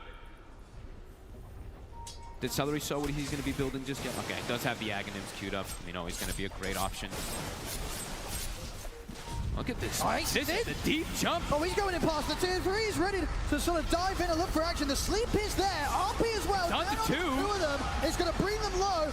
Yule's up for Quinn. Quinn will be able to jump out of this one. Gets to the side. Actually hits pretty much a 5. Gets a ball. Wave there. Ace here on the second life. Goes towards the ET. Takes down Why You Smile. Shiro has to use the song to back up. I mean, what a jump there. I mean, Celery TPing it aggressively and then Ace jumping forward. Just goes straight for it. Yeah, and Quinn gets a connection on almost everybody with Shadow Strike and all. Pretty much a 5 map. Just trying to use this Aegis as much as possible. Duracho, 40 seconds left on it. He should be able to pop it once. Maybe not. He's actually able to get out of this Duracho. He's not even going to lose the Aegis quite yet. Little toggle, gets himself out. They force the glyph. They force quite a bit there. I mean, pretty much every single ulti being used from the side of LGD just to sustain and withstand themselves. Celery does buy back at the least there. One silver lining for LGD, but Gaming, I mean, at any moment you can see they're very confident just jumping in. Duracho. The skewer back on him. 10 seconds to late. They will just look to take him down the first time whilst the Aegis is still there. And okay, and they get the Tormentor too. They go for round 2. Quinn is in with the jump. Duracho plus the BKB turns over towards Shiro. Shiro's in trouble. They surrounded him in the corner. They came blocked off by Duracho. Sonic Wave as well. He's pushed off to the side of the map. Quinn jumps in. He's killing off the back lines. He's taken out Planet Beautiful as well. Shiro. Surrounded the Nagastar and Shiro. He's out. 50 seconds. None of them with buyback gold available. As GG will be able to push down this bottom lane, maybe even get the tier 3 in the barracks with this one. They're starting to fall a bit low on Quinn, but Duracho's, he's full HP. He's back to full. Quinn, look I mean, what can they do to push this one back? At the least, there's still a tier 2 in the mid lane. They don't have their Magnus. They have no way to skewer, no way to hold this off. This Rax is looking pretty dead. Can they stop this? And Quinn, this arcane rune right there coming into play, and now Ace. Nothing to say. Gonna try and put a bit of a slowdown to this push, but at the same time, he's gonna make sure that he keeps a fair bit of a distance when the Rolling Thunder does come to an end. I mean, they're still going, even for the melee racks here. Gaming Gladiators pushing the limits. We'll be backing up. Magnus is respawning. RP's back up. They'll give respect. But another massive hit, 13K lead. They bring down Shiro, and Quinn with the back of that arcane rune kind of making the magic happen. The confident blink forward into everybody. I mean, he knows they can't kill him. Yep. Now, his itemization feels absolutely perfect this game, and he knows it. He's playing so confident. Full heart now on the CK as well, too. A massive hit from Gaimin. And everything coming back up for them pretty soon. Sonic Wave, 15 seconds. It's just been so hard for LGD to really find a kill at all. Yep. I mean, as soon as the song gets used, they kind of just have to like reset and run, and then once Shiro gets isolated without song, he's just dead. They have no way to follow up to protect him.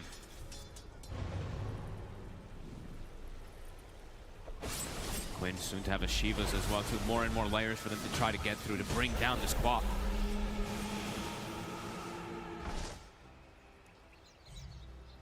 Trying to step out of their base a little bit, LGD, but scary to come out. They keep having to just follow each other together. They have to play as a unit here versus the side of Gaming. They could just get picked off in an instant, as we see there. Gaming, no hesitation to jump if a hero's isolated. LGD. Can they find something with this smoke? Quinn. He's got a shield rune. They try for the skewer back. Hesitations, of course, they don't want to drop the RP because the last few times it's just not worked out. I mean, even if they get him there, honestly, he just probably pops shield rune and we'll probably see the same thing that happened time and time before. 3 lanes being shoved in. You see the lines being drawn from LGD. They're like, we need to get these lanes out.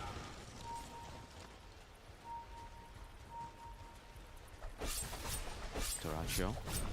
Looking for the very aggressive play here. They're looking for the jump. Jump, Shiro. He's got backup. He get glimmered. Instant play. I mean, why you smile in the perfect position there to protect him. More and more items to deal with that Naga. We said, you know, the Radiance is out, the AC's out for Ace. Great items versus Naga. Now it's Shivas, of course, coming out for Quinn. Harder and harder for Shiro to solo carry this. All 3 lanes shoved in. No space for Shiro to get out on the map. Should be able to take out this final tier 2 tower now, Gaming Gladiators. And Roche, it's gonna be a long spawn. Ace just jumps in. He goes straight forward, straight over towards Planet. There will be the Glimmer again to try and get him out of there, but Celery's in with the TP, falls up to the high ground. Planet, he's been caught by the Sprout. They get the skewer back onto Celery. Celery caught by the silence. They take the Nature's Prophet down, but the Sonic Wave from Quinn clips Planet. Look how confident he is with the shield rune. Knows they have no way to get him. Celery does die, and that was the dieback, so 60 seconds without him. Gaming looks like they will be happy with that tier 2 and that kill. He'll back up and get that farm going here. DD spawns up top. And Quinn gets one of those big talents with the Aghanims build. He's got the 20 talent. A long spawn on that Roche. Maybe a fortunate one for LGD, it feels like a little bit, but either way, they have more than enough time on the side of Gaming to just keep these lanes shoved in to constrict Shiro. And scaling continues. We're going to be able to listen in on, I believe, Gaming Gladiator to see what they had to say about those previous moments. If we play in formation, they have no chance of fighting. We just do not overreach. The only way they can kill us is if we get like ultra skewered into some turbo combo. Yep. I mean, he's absolutely right on that one. We're seeing it the way that the Gaming Gladiators are moving as a unit. It's just not allowing LGD any opportunity to get the jump on them. Not to get the jump on multi-heroes too, right? We've seen one-man RPs, one-man skewers, one-man splitters. Just, yeah, Gaming, they really have not been giving the opportunities to them to get that big wombo combo onto multiple heroes. Full Hex now onto Shiro. A little bit more catch to potentially trip up Quinn. He's really got his work cut out, Shiro. He really does. He's had the chance to get the farm, but can he do what's necessary to keep LGD's hopes alive here in this game too? It really is all up to him. Roche, 30 seconds. Gaming positioning themselves for it. All 4 or 5 heroes actually set up down bottom. Dota2 getting closer and closer to his MKB to be able to focus down this Naga Siren as well. Ace almost has an Aghanim, so even if they do get caught in some type of wombo combo and stuff like that, there's the plays around it. More and more scaling continues. Roche, LGD This is a tough call to make, but maybe they might feel like they have to potentially try to contest this Roshan. But yeah, this is a very, very hard call to make. I mean, and Gaming Gladiators, they're going to be coming straight for them first. Smoke up with Gladiators. Guard. This could be totally unexpected here. They're going to be ready to head into the triangle. Duracho leading the charge. Scouted by a tree. Wait, Blink. Blink is there in time. Nicely done.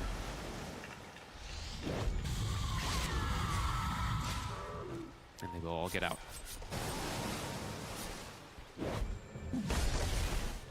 So they will back up, deal with the lanes as his team goes for the Roche. Super close to his own Aghanims.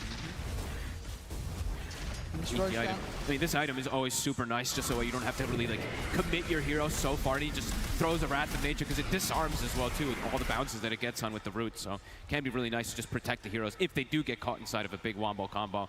As Roche will fall.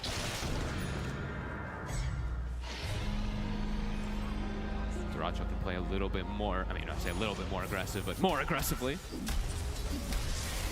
Quinn, a secondary life, has yet to die this game. I mean, they're heading towards him top. There's still a tier 1 available here for backup to come in if they do want to dive this, but it's a CK with an Aegis. Instant try and tease something out. They'll get the BKB response, but nothing more. Duracho seems like he knew that was coming from a mile away. Celery. Wisdom runes, double grabbed again for Gaiman. LGD looking to try to keep getting something up out of top here, but the lanes are starting to get pushed in. It is a lot of them out here, pretty deep on the map, but can they really start a fight? Planet, Hunter Division. He's able to get the Pierce the Veil off. A little bit of protection, but still the damage really coming in from the Magical, bringing him down low. He's caught in the trees. Quinn finishes him off. LGD, they've got to get out of here. Nice ward from Tofu. Quickly places that one down on the side. And Tofu also still just having this flawless game, 5-0 and 8. It's enabled Quinn to be able to snowball. I mean, sort of 80 spawns bottom. Ace able to grab this one now too. And that Aghanims is done. And they can play like this, just sort of split across the map, knowing that LGD just can't really jump any of them. Nope. And if they do, there's going to be more than enough time for them to survive long enough for backup to arrive. Yeah, and they've got all these itemization to be able to deal with this Nagastar. And Ace also, of course, didn't point it out, but he did get blessed with the Cloak of Flames on top of everything too. So Cloak of Flames Radiant, so he's going to be amazing versus these Illusion heroes on top of Quinn, having the Shivas and everything too, and having Cloak of Flames. Look how many of them they have. And yeah, these lanes, they're just constantly being dealt with. On top of the Wrath of Nature, of course, rooting. Once you get that Aghanims, the cooldown also dropping down to that 60 seconds. He can just throw it off cooldown, keep these lanes constantly shoved in, keep LGD inside of their base. Quinn now with the Lincolns as well to another layer to try to go through. They're just never going to catch him. Nope, it doesn't feel like it. Not with the way that he's played. I mean, honestly, it's been pretty much 0 mistakes from him so far, Quinn. A flawless game, a flawless 2 games, to be honest with you. LGD. They're going to try it for it again. Smoke up. They've got to take some sort of high-risk plays here to try and pull this game back in their favor. Who do you want to go for, though? There's an Aghanims Wraith King as well, too. These tanky frontliners with Aegis Cheese, too. And Ace is just walking. He might just even blink in. He's taunting them. He wants him to go for him. He's going to jump the stun off, and you see the turn with the Hex. If they can bring him down the once, they can drag back up towards the tier 3. To the base. Take him down once. If they can do it a second time, Quinn starts to jump forward, gets the Shadow Strike out onto New. It's enough to hold them back, and indeed there's not any sort of attempt from LGD to try and go on Ace a second time. 60 seconds, we'll be back up. Pretty much all waves starting to push in against LGD.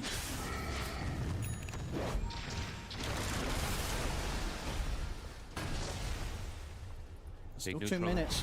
Yeah, They just under Accio. Big neutrals found. Penta Edge now for him as well. After this MKB, he is hitting incredibly hard. Quinn also finds himself a Stormcrafter and Ace, a Havoc Hammer. More really good items versus pretty much all these illusions.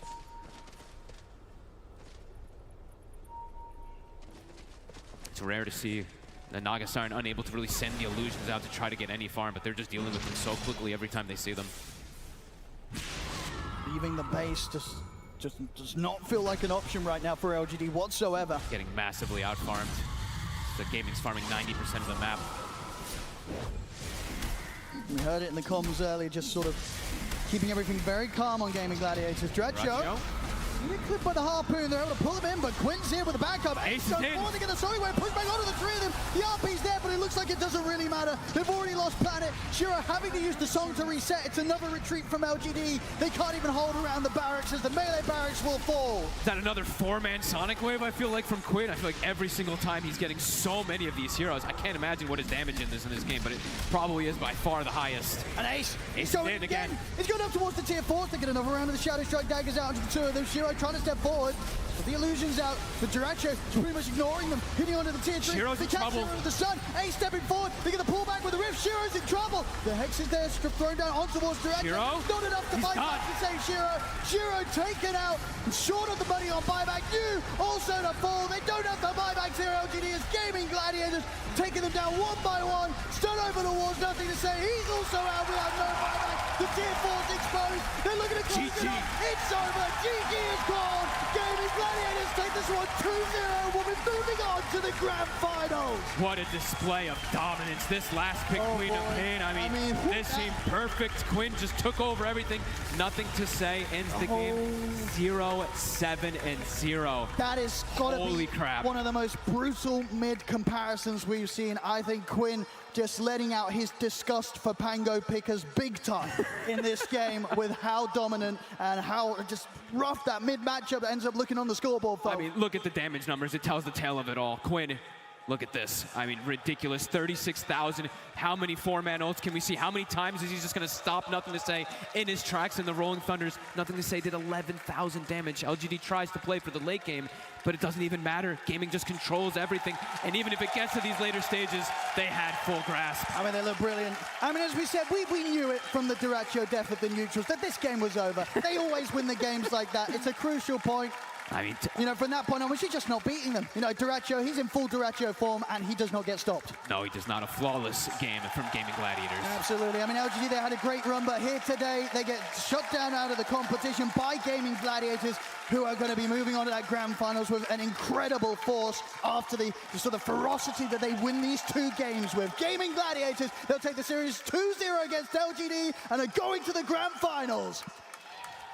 A dominant showing from this team. They have made it all the way from the first lower bracket round, and now they're going to be playing in the grand finals in a short time. They have a little bit of time to reset, and we have some time to break down this series to talk about game number 2, because Naga could have done work, Gunnar. We saw the pick coming. We thought it was a great counter pick, but the game never progressed to a point where she had map to farm, where she could do anything. Yeah, I think the Queen of Pain kind of popped off. Yeah, massively. Nothing to say, had a really rough time in the mid lane, and Quinn just showing the mid diff. He's kind of shown that the entire lower bracket run. I think every game they play, it pretty much ends up being Quinn just destroys the lane, and they just snowball it throughout the whole game. He took that Pango pick personally, for sure. He did. I mean, to me, it's also the Tofu rotations, right? Because Tofu came in coming here to the mid lane twice, and I mean, this from the right show is just hilarious. But anyways, like coming mid twice and like making that insane advantage from the mid lane starting, and like Quinn, he never died. Like this game, he played perfectly, and he was doing so much work in these fights. Like we thought Naga would be a problem, but with the way he played and how much he was like scaling and like how many items did he get, like this Naga was not even being able to do anything in this game. And all their heroes allow them to keep pushing their advantage so hard. Like you have a Wraith King, like you want to... Wraith King can be quite squishy when he's on the back foot, right? But when you're ahead, you're able to use those 2 lives to front for your team. You're using Nature's Prophetry as the scout everywhere. You're checking back in your own jungle to make sure LGD aren't trying to farm there. You're scouting into the enemy jungle to find people to gank and kill. You're able to just keep going and going and going. And in the moments where they thought they might have had something, suddenly Gaming are up an item. They have a BKB. Queen of Pain's able to use her ult to maybe rebuff the Pango, ultimate. Like they have so many tools from this lead early to just allow them to stomp the game. I mean, there's also these little things that Celery does, right? You don't notice it in game, but he's like blocking the spawns with the trees, like during the neutral games, and like denying all the farm from LGD side too. Like those little things that he's been doing on the summon heroes, they're like very flawless as well. We heard a little bit of comments as well throughout this game. Quinn was making the call. He said, let's play in formation, let's not play scared. But how do you ensure that not playing scared doesn't result in a bad initiation, Gunnar? How do you make sure, or what was their formation to make sure every team fight was going to go in their way, that they could have the advantage? Pretty much what he means is don't make the same mistake of the diving too far on the high ground or diving too far on that tri-camp in the first game. Right. Where they just stay in a ball and they just move up slowly. They take the objective that's in front of them. They don't go for more, and every fight seemed like Quinn would just delay the fight with his ult. He would just push back the Pango roll or whatever initiation there was from Magnus. And once the fight kind of starts and they get to survive that initial time and Queen of Pain gets 2 Qs off, 3 Qs off, the fight just kind of was over. Gaming Gladiators now a top 2 team. They're going to be the grand finals. I'm sure they're elated. So let's hear from them in a little bit. Well, he's actually not ready yet. They want to take some time. They want to compose themselves so we can hear maybe a little bit more from you, Sheep, about the game. I don't know. I just thought it was like so clean and nice. They never really got to their timings, and then when they were able to like skewer back, it's like you're too tanky, you're too hard to kill, you have an Aegis. Like they're playing this so carefully and disciplined. Like the fact that they stomped early, but the game still kind of, you know, dragged a little bit. It's just because Gaming are not giving them any opportunity to throw. It was a hidden counter pick to the Pango as well. I didn't know that this Queen of Pain is such a big problem to the Pango during the fights, because he couldn't really roll into the fight and create this chaos because he was constantly pushing back. And they did a really good job of like stopping Magnus from initiation, because like it was their only chance of like getting these 2 or 3 man RPs to turn the game around, but they never had a chance to do that. All right, well, now I know for sure that they are ready. We're going to have a winners interview. We're going to see how Ace feels about playing in the grand finals, being a top 2 team. Absolutely, ladies and gentlemen, it's Ace from Gaming Gladiators! Ace, you are the rock of this team. You are hardly ever moved by anything, but now you are going to the grand finals of the International, a completely dominant year with only the smallest amount of stumbles, and now you are back. And I'd like to see, crowd, if we can finally crack this egg. Can you guys give it up for Ace and get this guy to get a little excited? There it is. How does it feel to be going to the grand finals, baby? Yeah, it feels pretty good, but we didn't win yet, so I'm not all in the skies yet. You know, I'm still down on the ground. Still need to be focused. Oh, that's what your team needs. Fantastic. Any words out there for your competitors, you know, that have come and gone? You guys have crushed everybody, breaking records, potentially 1 in a million in history, going from lowers to going to the grand finals and winning it. Any words for the teams that you have brutally eliminated along the way? Sorry, boys. Maybe next time. And of course, thank you. Coming up to the grand finals, this is a match that you guys have done many times before. How are you going to beat Team Spirit? They are hard to crack, but we're just gonna play our game, do what we've been doing so far, and then adapt along the way, and we'll see. We will see. We will see. A calm man. But I'm not going to let you get away with that. Are you going to win the grand finals? Coming up, my friend, I want to get you hyping up this crowd just once in your entire career with me interviewing. Hype these people up. Are you going to win? Let's fucking go! Let's fucking go! Go get some rest, baby! Get in there and get right. Thank you so much. We'll see them soon. Back to you guys. Thank you so much, Slags. What a fantastic interview. We finally cracked him. We were able to do it. Ace gave us all his emotion in one go that rile up the crowd to get them hyped for the fact they are going to be going to the grand final. It does mean, though, LGD, their run has fallen a little bit short. They're still 3rd place, a top 3 team. It's an amazing performance considering this org had a pretty big roster reshuffle for themselves. 3 brand new players. This was their first TI. And they went the distance, Rezo. Not the whole way, but they went a long way. I think they did amazingly. But the only thing I would like suggest them for the future, like just like, you know, think about their own play style, and like, you know, find their strategies and like not respond too much to the enemies. Yeah, because it always seemed like this entire series and kind of the entire lower bracket is Gaming forces everyone to play their game. And LGD, it seemed like they fell to it. And looking forward, there's Spirit, which I think are one of the teams that are really good at doing their own thing. Whether they're winning early game, losing early game, they're going to play their game and they're going to win. So if there's one team that hopefully won't conform to how Gaming plays, it'll be Spirit in the finals. How do you feel about LGD Sheep? What's one of your highlights that you had over the last 3 weeks with them? I just think, I mean, I'm just really happy that they managed to take it this far. I think like them and Azure Ray really showing up for China. You know, there was this massive gap at the beginning of the year where so many old players did retire, and we had this new players filling in, like we have now on LGD, and then, you know, some players came back. But they filled that gap really well, and they got the experience they needed to bring themselves to this TI and to perform, and so many of these players had their first lands this year. And like, to get 3rd place now at TI, like that is phenomenal. Like they should be so proud of themselves, and I really hope they take that to next year and go even further. Do you feel like this is the revitalization of the China region, Rezo? I think for sure they have like a lot of motivation right now since 2 of their top teams like in the top 3 and 4. So it's a really big boost for the region. I mean, of course, it would have helped if they won the whole thing, right? But it's still a very good result, and I'm sure like a lot of people get inspired by that, and you're gonna see a lot of more like Chinese competition coming to next year and next season. Yeah, because they struggled, I think, the full season, but now it kind of goes to TI, and this is what matters, right? So them doing good at TI is definitely really good for the region. Yeah, they were within the region really dominant, and then there was like that 9th, 12th a lot throughout. So I think it's a massive feat for themselves, a massive accomplishment, so they should be very happy. But LGD falling short here, but Gaming Gladiators moving on. Do you want to talk about the Gaming Gladiators Team Spirit matchup before we get our exit interview? Yeah, sure. All right, we're listening to you, so you're the pro. Again, I think it's kind of the same story, right? It's hopefully the drafting. You have to solve this early game issues where Gaming Gladiators wins their lanes. Quinn has won his lane, I would say like probably 80% of the games at this TI, maybe 90%, to be nice to him. And they kind of just snowball off that every time. And it's also the supports rotating. I think the supports are probably the best support duo at controlling the early game, moving around, controlling runes, ganking mid, and just the way that they always set up their silence as well. It's everything you just have to counter. And so to some extent, what Rezo was saying was you don't want to purely counter the enemy draft, but I think there's some limit to kind of finding a balance where you're doing your own thing that doesn't get countered by what gaming's doing. Yeah, I'm definitely a bit worried about Laurel because Quinn is like showing like every time, like every matchup, like it doesn't matter who's he's playing against, like he's stomping the guy, and like also with the support rotations, like it's a really big problem. So Spirit needs to be ready for that and accounting for that. You don't have faith in the growth that Lal has had over this year? He's been showing up more and more every event that we see him.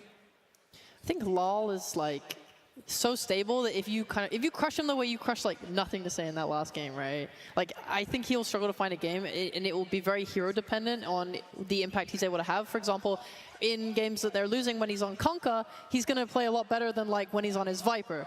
You know, just by way of the heroes, by way of his playstyle. So I think it's going to come down a lot to the draft. I really hope he doesn't get his Conquer if Gaming want to win. I hope he does get it if you want them to win. But I do think he's good enough to like play this match easily. You know, they're in the grand finals for a reason, waiting. Yeah, I mean they did go through upper bracket. Exactly, I was about to say they're coming in the upper bracket. Like they were able to stay up there. They knocked LGD down here to be then eventually knocked out by Gaming Gladiators. What's a big takeaway from the LGD Team Spirit matchup that we had in the upper bracket yesterday that you're like, oh, maybe this is something that is a weakness we haven't seen in Team Spirit before? Well, the biggest thing that excites and worries me is that there was a 70-minute game, which we really haven't seen Gaming play. So either Spirit will be able to force Gaming to play this really long game, which I would say favors them, or will Gaming just destroy the average game time for Spirit, make it really low, and just kind of crush 3 games in a row. Hey, we kind of heard when Ace had his winners interview that they're going to keep playing at their game. Maybe it's going to be that tempo. But right now, we do have to close out this series. We want to hear from one of the LGD players. We have our exit interview. It's Tsunami and Why You Smile. Thank you very much. Yes, I am standing by with Why You Smile, and Jin will be helping me translate. Smile, it's kind of strange to think that you're now very much a veteran, and for a squad like this with so many players that are kind of new to an experience like this, what was it like guiding them through such a high-intensity tournament here at the International? 就是歪队，你现在在这个战队里面是其中一个老将了嘛？然后这次就想问你，带了这么多新人吧，新血液来到这一届比赛，然后整个过程是对你来说是什么样的一种感受呢？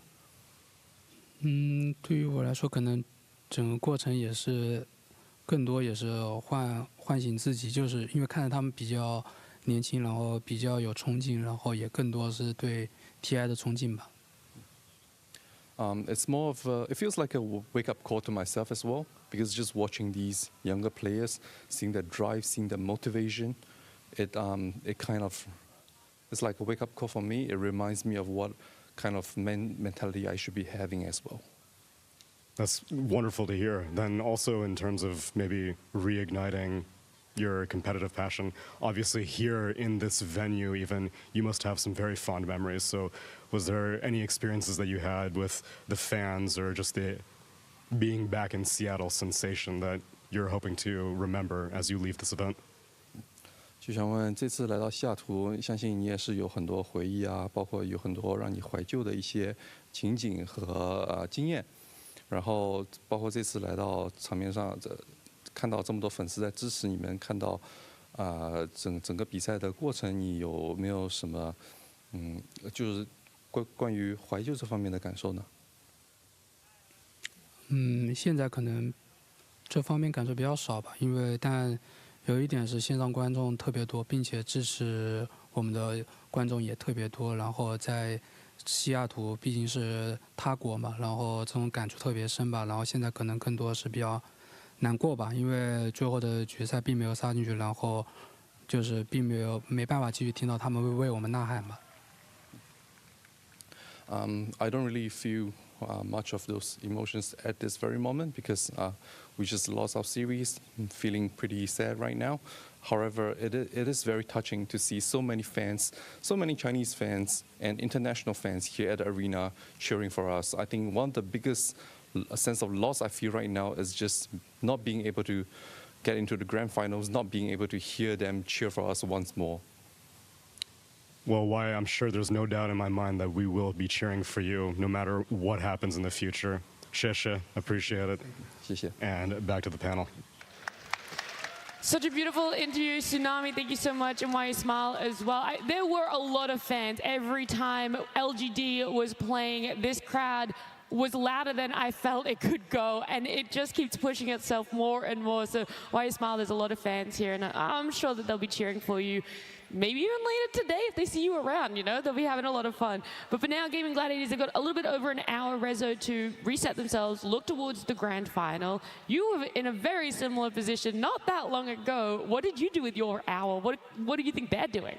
I mean, to me, it has been really tough because the series that we played before was like three games, and it was like really like up and go. Like, you don't really know if you're gonna win or not. But for gaming this time around, like they're very confidently taking those 2 games, so they don't really. I think they don't really waste it on all their energy, so they don't really need to do anything other than just like prepare themselves for taking the spirit and like think about what kind of heroes they want to draft for the next series. Yeah, you don't want to like phase yourself too much. You still have another game. You can feel good, but at some point you have to just reset. All right, start of the new game, so let's play the new game. Well, look, they're going to have their time. We're going to have some time as well. And to help us fill in the time, there's going to be some more content. We have a very exciting video that we're going to get to watch right now.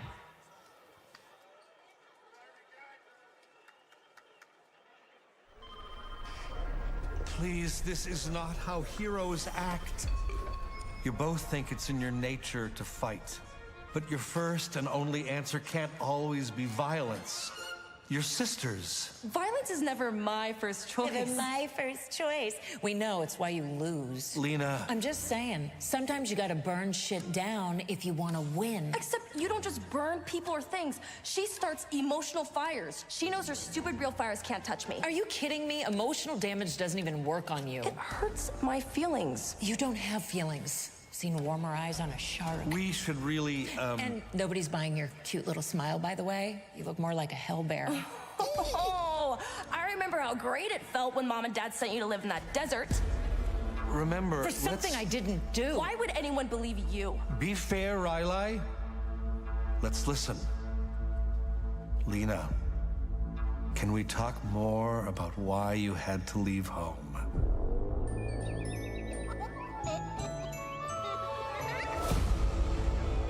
She had to leave home because she burned home down 9 times. That's a lie. Everything you say is a lie. The 9th one wasn't me. Mom and Dad said it was my last chance and I wasn't gonna blow it. You're right. I was innocent and no one believed me. It's funny. I was scared at first, but now it's my happiest memory. Watching you cry. You cold-hearted bitch! I am so sorry about her.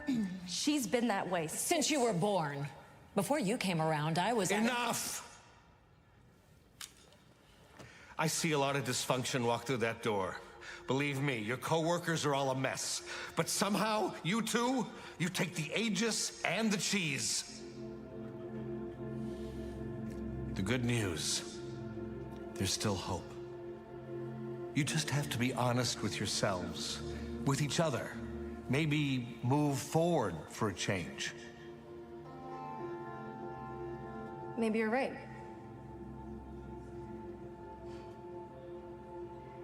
Lena, there is something I have never told you about house number 9. It was me.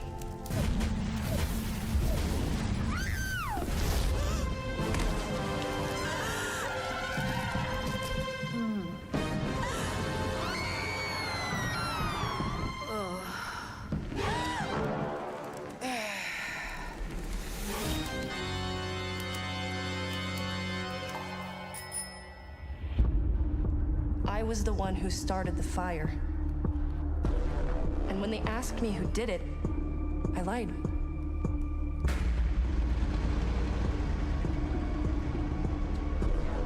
You got sent away because of me. And I would do it again in a heartbeat.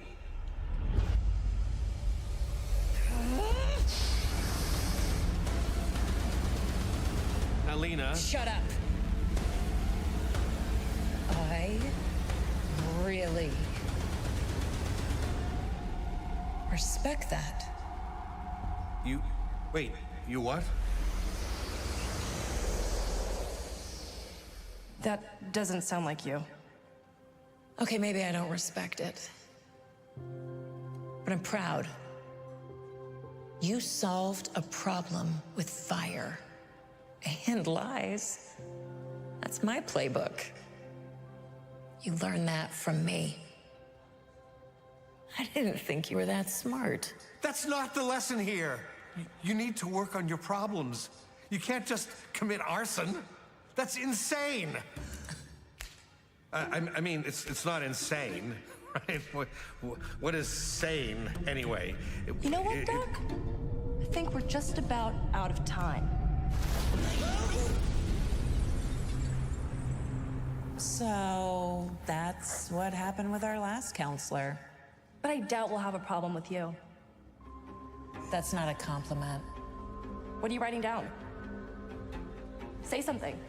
Yeah. You don't want to make my sister mad.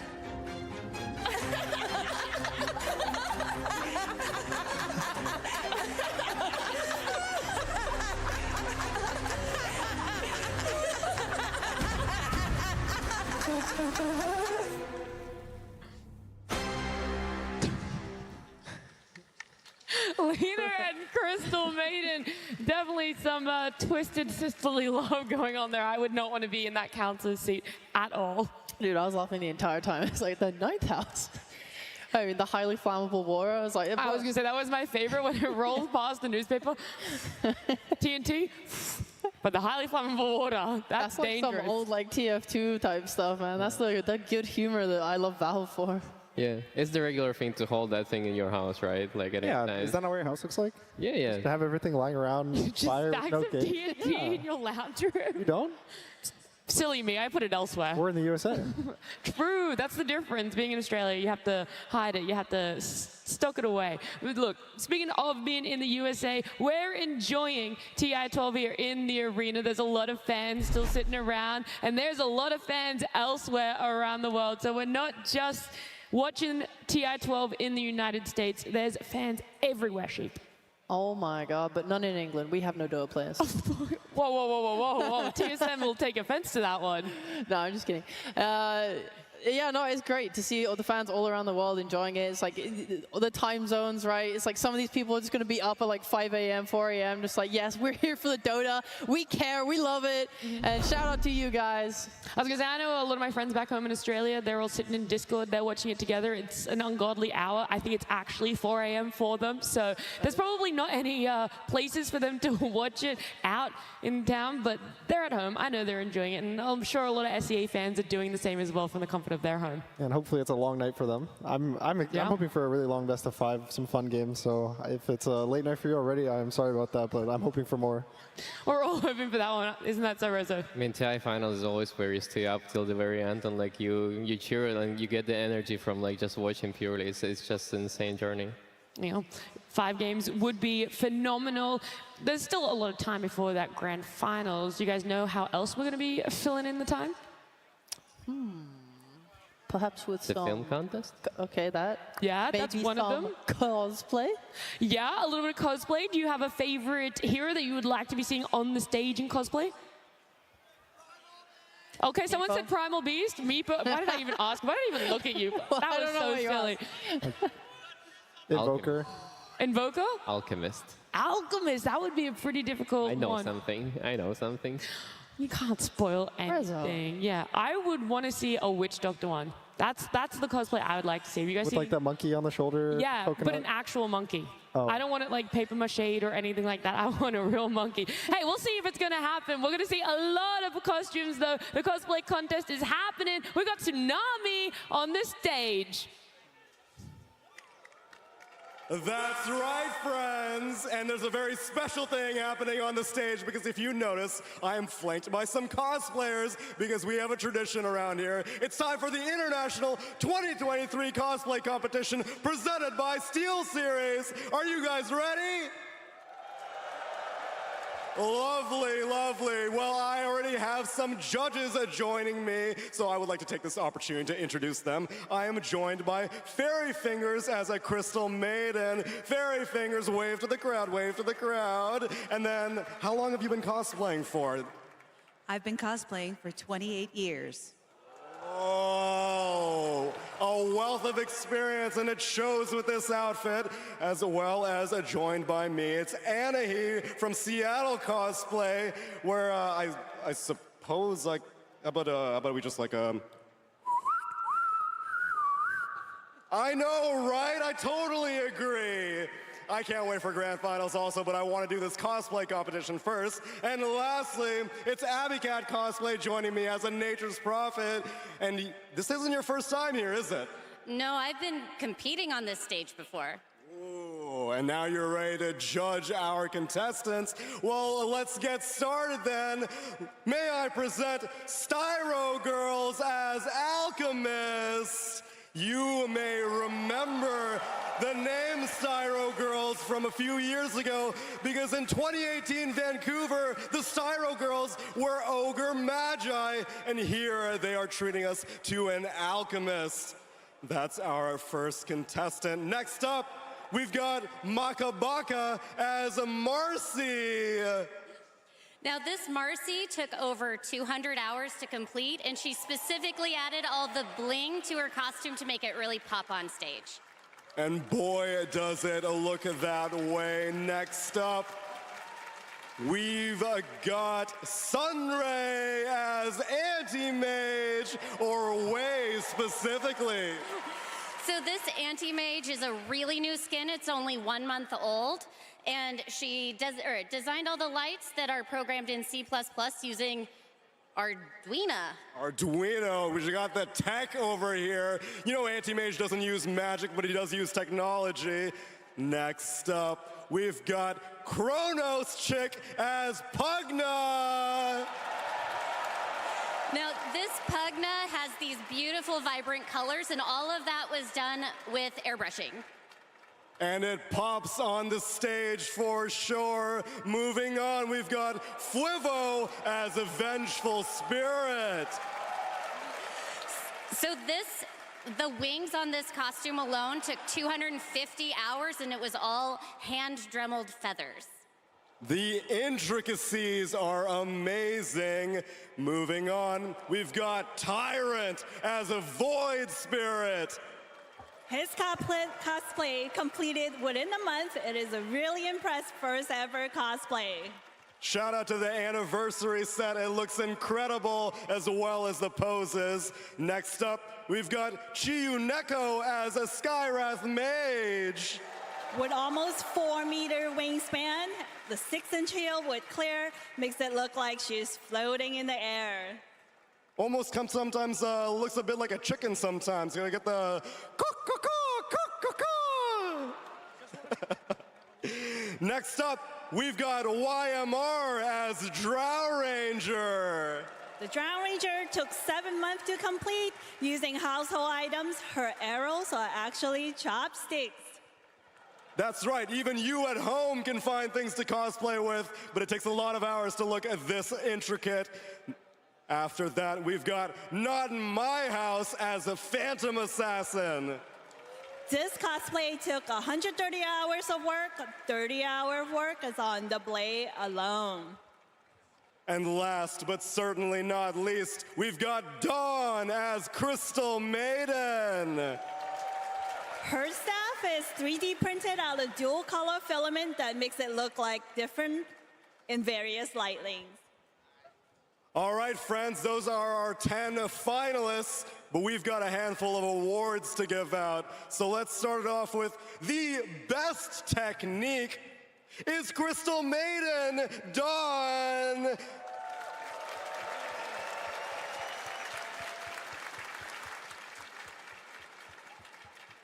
Next up, best transformation. Could we get some eyes on the Skywrath Mage, Chiyuneko?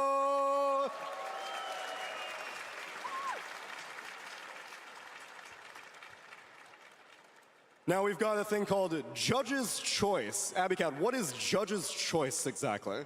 Judge's Choice was the cosplay that we were very impressed with, that we really liked the finishing on, and that just had great stage presence.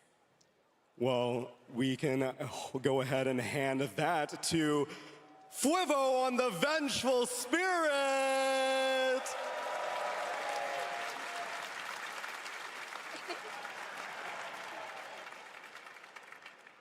Seattle, could I get a little drum roll going as we get ready for Best in Show? The anticipation's killing me. It's almost like a unstable concoction because it's Alchemist, the Styro Girls!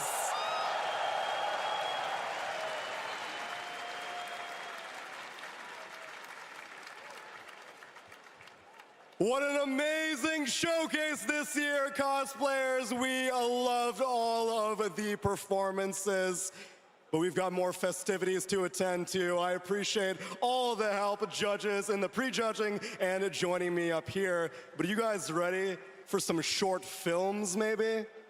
Absolutely. Thank you so much, Tsunami. Incredible cosplays that we got to see here today. The community is so creative, and that's why we love being Dota players. But as impressive as the cosplays are, one of the most creative moments that our community has are our short film contest every single year. And today, our top 3 are some of the best that we've ever seen. So, to start things off, may I please present to you the 3rd place, who was a 2nd place winner at TI-10. Let's go on a journey and see our 3rd place contestant finally get their prize as they travel across all the Valve universes in Game Breakers.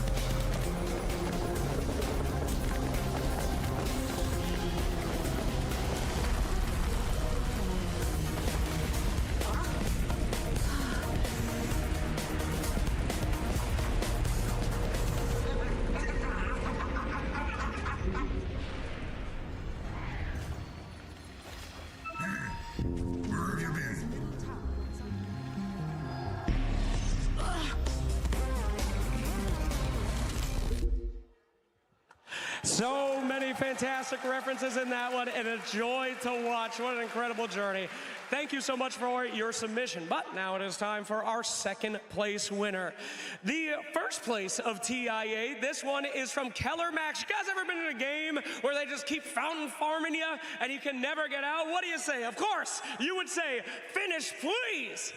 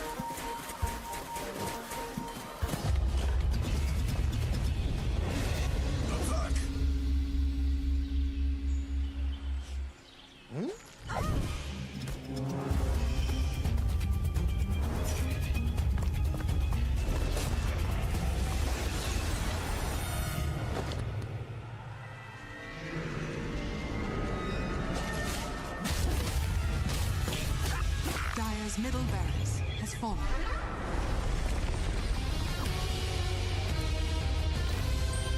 The Radiant now have mega creeps.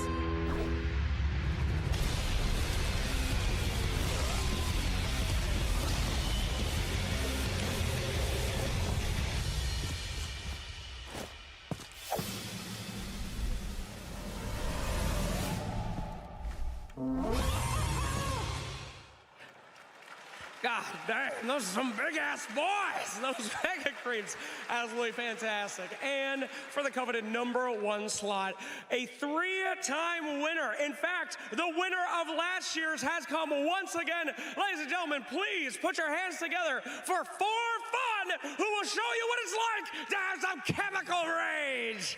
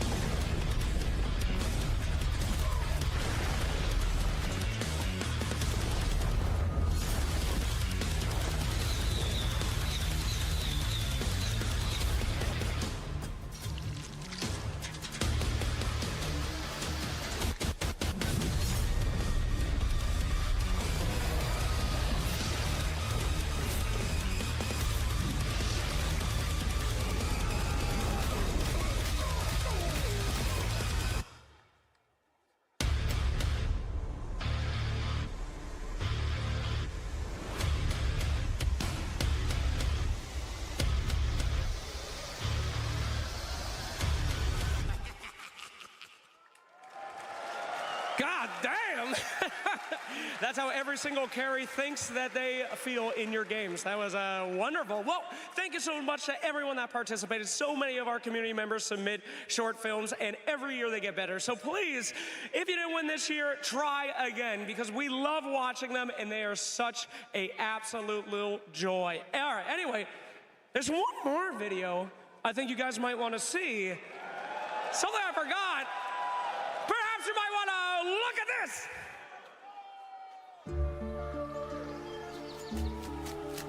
We've all heard stories of children running away to join the circus. Not in my experience. You can't drag them away. Besides, you'd be astonished the lengths people go to get a child back. People miss children.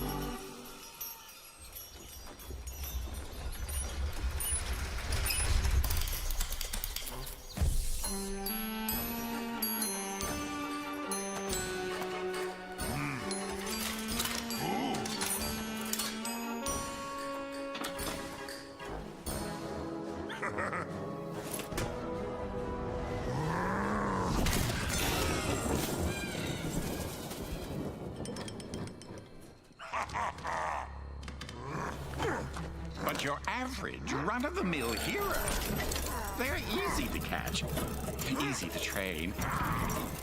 Plus, they're all egomaniacs, so they're natural performers.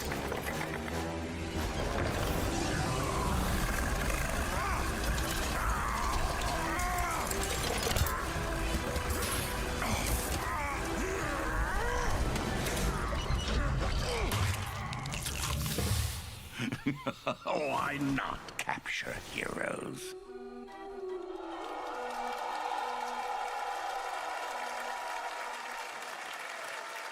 The Ringmaster coming to you soon! You guys ready for a new hero? I'm left here thinking, in honor of North America, of course they would add a hero for a circus. It has to be representative of our entire region. My friend, you know the question that's in everyone's mind. What kind of hero is it? We got a support, we got an offlane, we got a mid, we got a carry. What's happening? It looked like it has some kind of catch, so I would say like support, like a position 4. Okay, traps. The Dota community kind of has a troubled history with heroes that make traps. You miss old techies at all? Not at all. I hate old tendencies. Yeah, I really hate old tendencies. How about? Is it Puppet Master? What was that? Did I take over heroes? That was sick as hell. What do you feel? You're playing a literal game right now. This guy's playing Dota Underlords. What the hell? What do you think about that hero reveal? What? The hero! You were playing Underlords. Did you even see it? Yeah, they Dota Underlords. Okay, great. Thank you. What do you guys think about the new hero? Look, yeah. Thank you. That looks hype as hell. Good lord, baby. The circus is canon. It's canon. Thank you, Tsunami. What is with you and the lore, Slacks? What, are you going to do another loregasm for this hero? Ringmaster loregasm? No self-advertisement on the stream. Thank you very much for watching. Very generous of you. All right. We can revel in that, but we got a grand finals to get to. We've got a little bit of time for it. What do you think of that lower bracket final, my friend? It's gonna be amazing, but I hope Quinn doesn't win.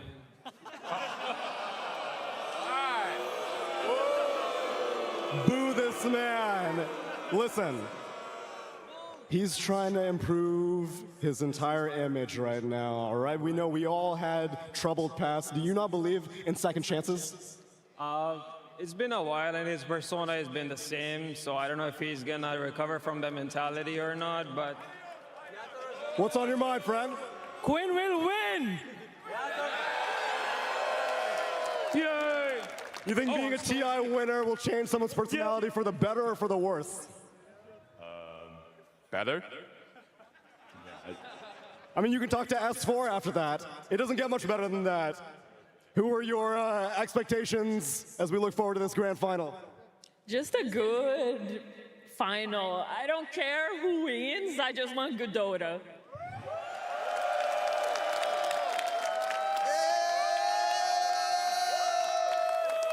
Who doesn't want some good Dota? But before we get to the grand finals, we have a little bit of another treat for you guys. Obviously, in the grand finals, you got some champions. Let me show you some champions on the floor. Thank you so much, Tsunami. The enjoyment, the content never stops. And I have one of the most decorated panels I think I've ever seen in my eyes.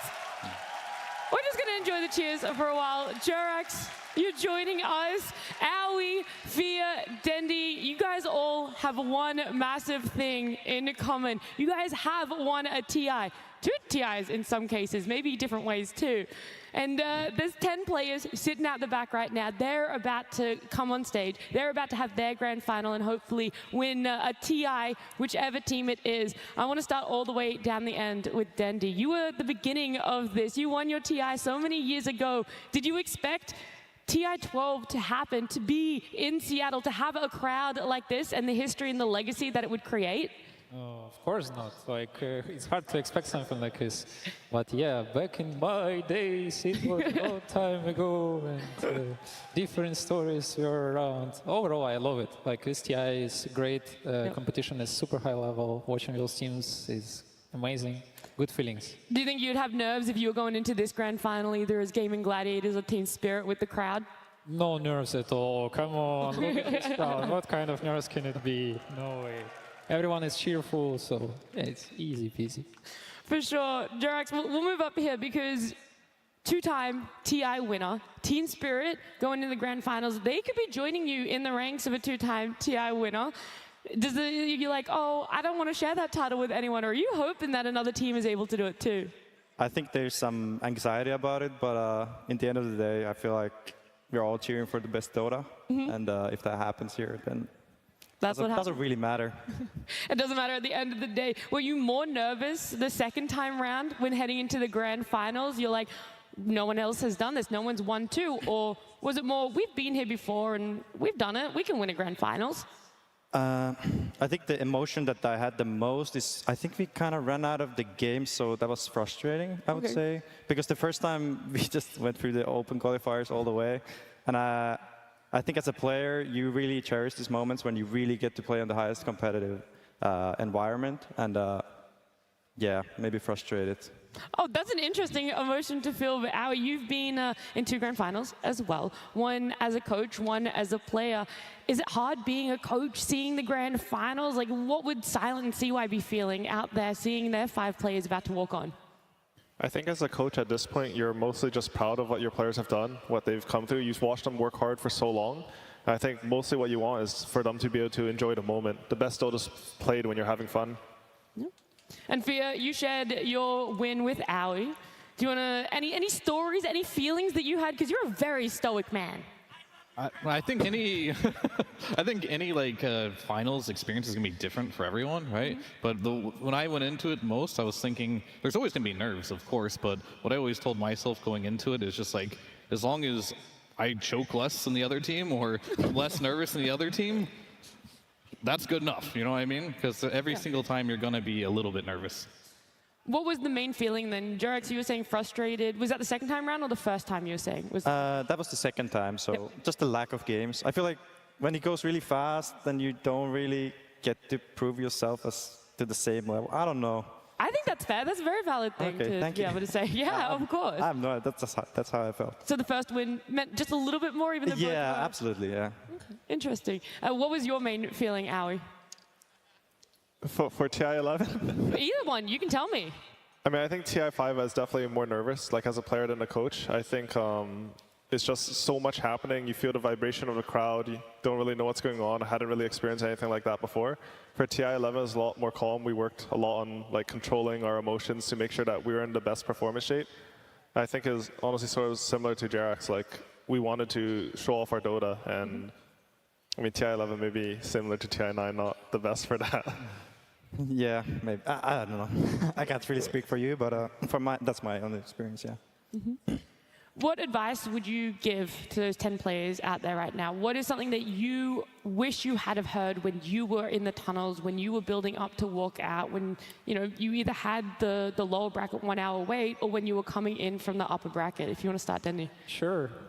Simple advice. Play the best Dota of your life. I think that's the sort of advice the crowd would give as well. I mean, it's going to be similar for me. Like, you just don't get this opportunity very often. Who knows the next time you'll be in this position? This is like going to be your opportunity to potentially win a TI, in Spirit's case, win another TI against Laurel's first. Cherish it and take advantage of this moment and do the best you possibly can. Mm-hmm.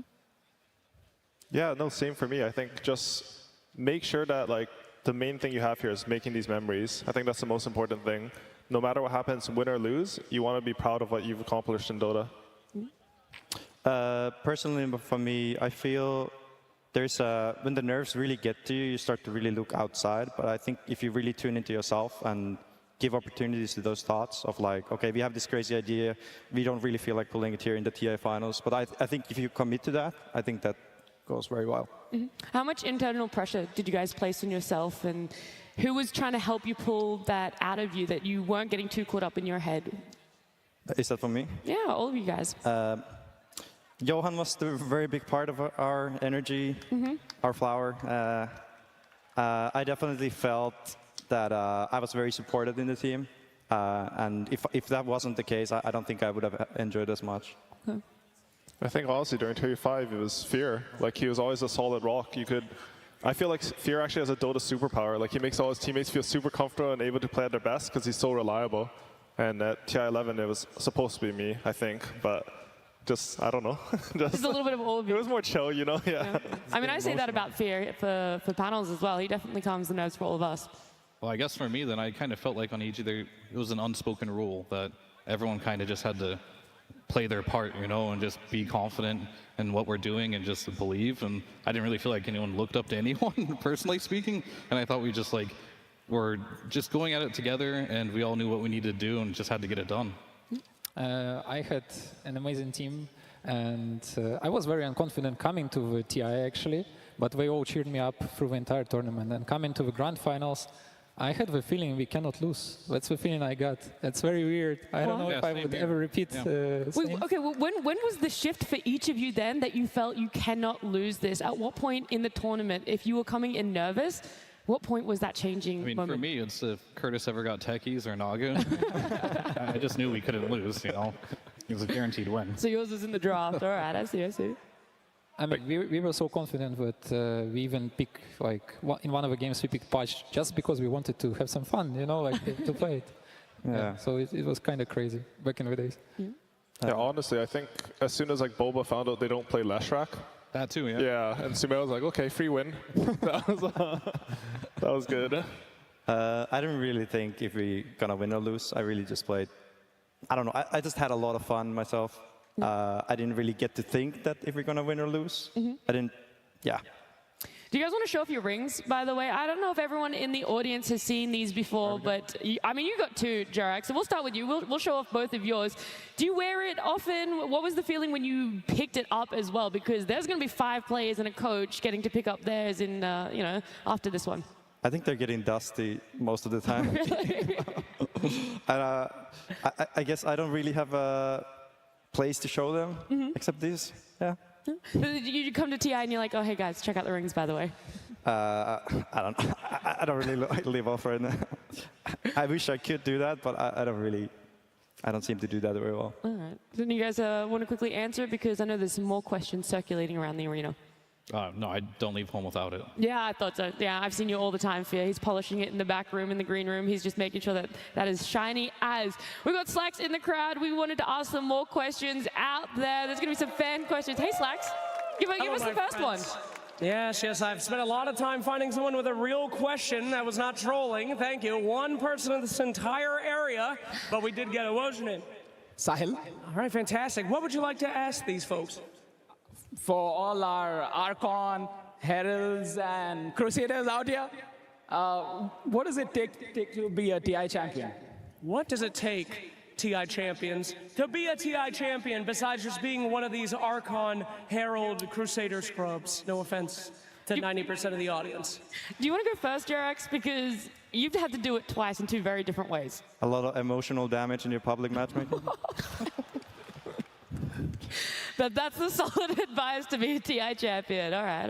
I don't think you can make the step from being Archon Herald to TI champion. That can be your dream, your aspirations, but I think the only advice I can give is just play a lot of Dota. Just keep playing, and eventually you'll play with better players, and then you'll play with pros, and then from there you'll get on teams, and then it's a slow process, but it will happen. Yeah. How you were saying the other day that it's a lot of luck, a lot of things kind of falling into place for you.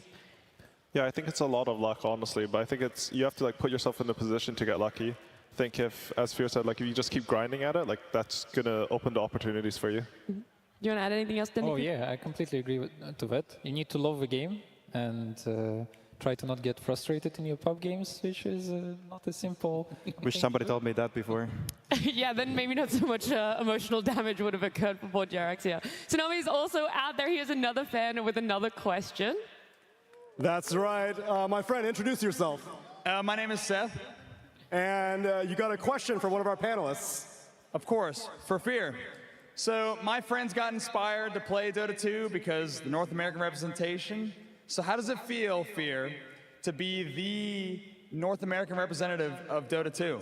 Free to play, I mean, you were the main guy for us. How does that feel?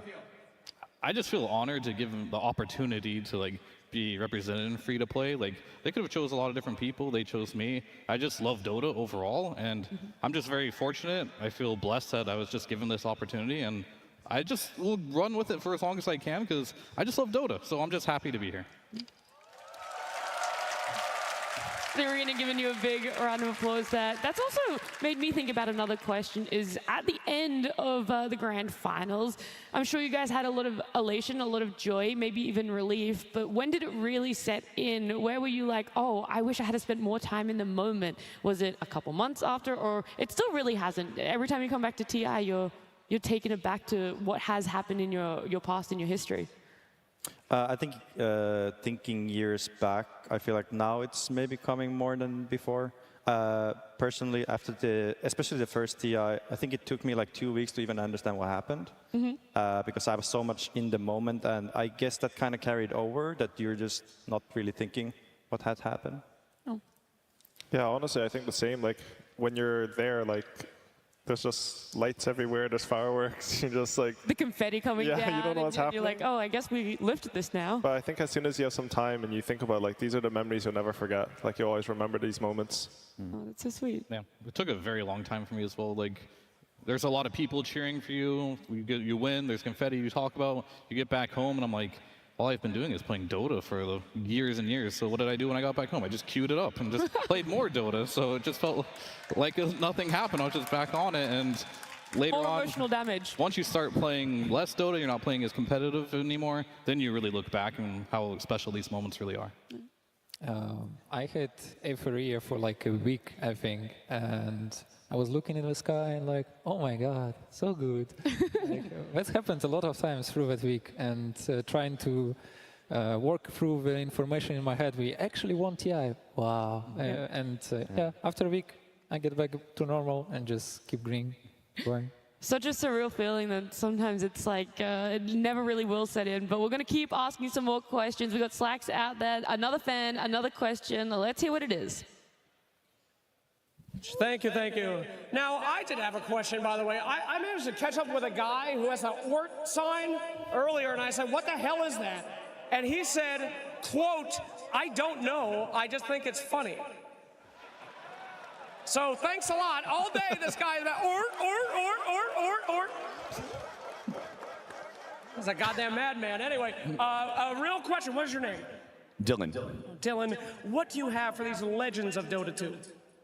Legends of Dota 2, what advice would you give to the teams that have been vanquished from TI? Do you disband? Do you reform? How do you move forward as an org?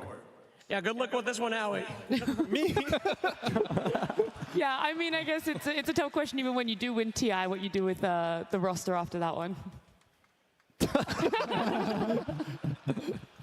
I don't know. I think, honestly, if you attended TI, you watch the finals, you watch them win, and it doesn't motivate you, then maybe you take a break. But I think for like 99% of Dota players, they watch that, like, this is the fire that burns. This is what keeps you going through the emotional damage and trauma. So, yeah, just keep going. It's tough being a spectator at an event that you were a part of. You wanted to win. You had that drive, motivation, and passion, but you just couldn't get there in the end. Then you're not in your head. Yeah, it's very tough sometimes, but it's good to live in the moment and enjoy, because this is also a great experience to watch it from crowd and have a lot of fun, for sure. Do you want to add Fia, Jerax? Advice for teams that have gotten knocked out? Yeah, you're pretty normally brutally honest. Sure, I mean, for a lot of the teams that have got knocked out, they're still young. Like, I didn't even win until I was 27, so just keep at it, keep grinding. Like, it's good to feel sad, in my opinion. It's good to feel, that's motivation, right? So as long as you don't give up and you still have the passion, as long as you think you can still win and just don't give up entirely, that's good enough. Did you know you're not the oldest TI winner anymore? I know Snaking is by a few months. By a few months. Were you devastated when you heard the news? I mean, he's taken everything from me. That's all I had left. That was it. That's the only thing that was keeping you going, was being the oldest TI winner. Look, I'm going to move on to another question. I do know Tsunami has one out there, so let's quickly hear what it is.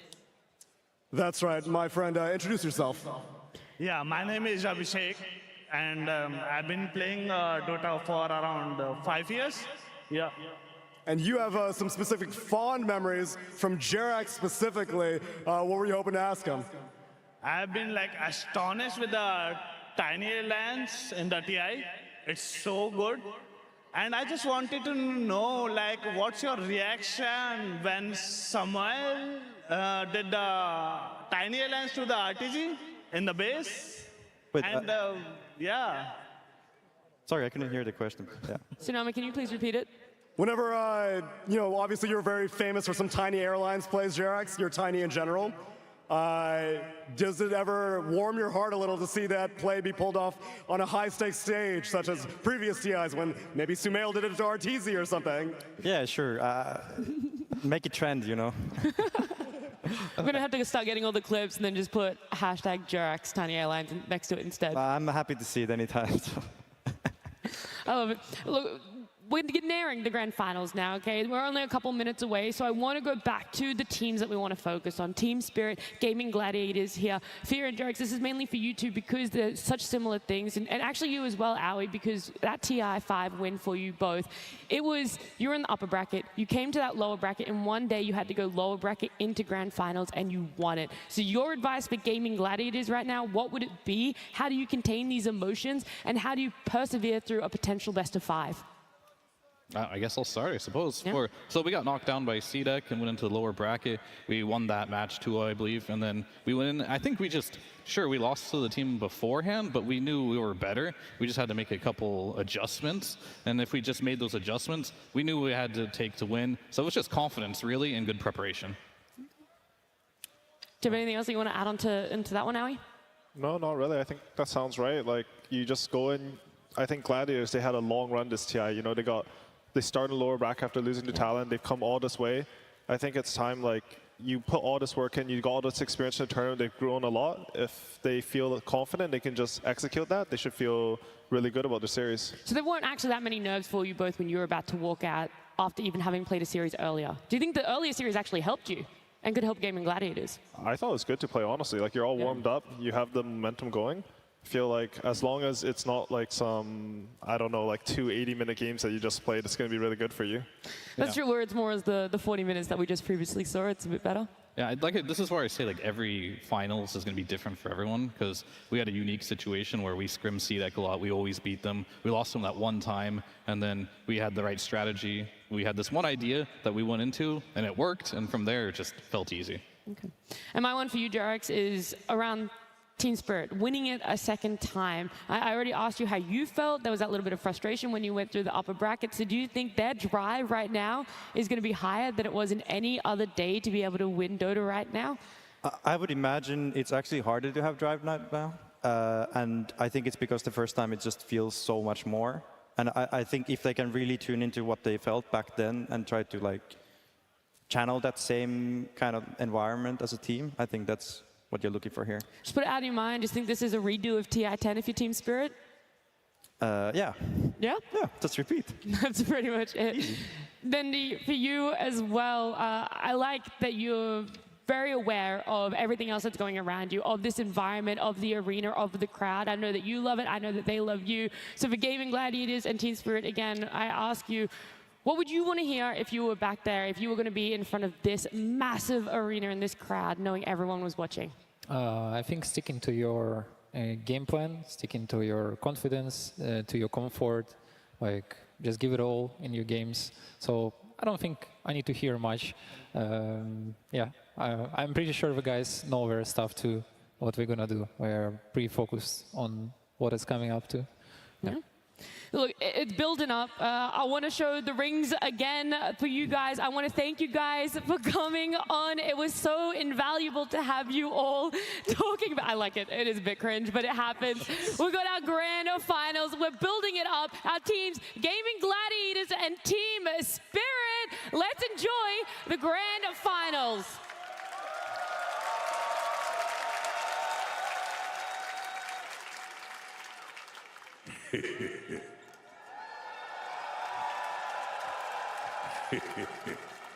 Look at all that fresh meat. Sorry, I got carried away. Okay. Who's that handsome devil? Trick question. It's me. I'm that handsome devil. But I want to remind you of one thing. There are many Earths, but only one Earth Shaker.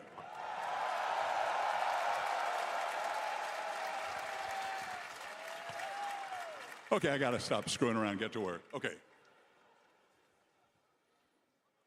Welcome, Dota fans, from around the house, around the town, around the block, and around the world, to the International Grand Finals!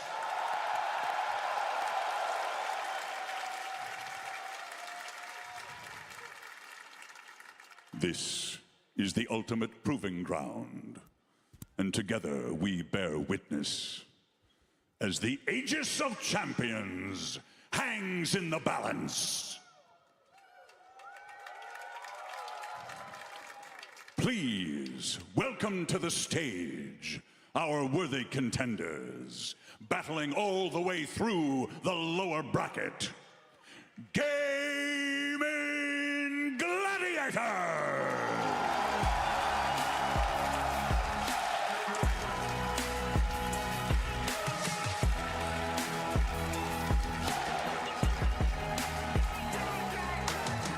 Please welcome dota2!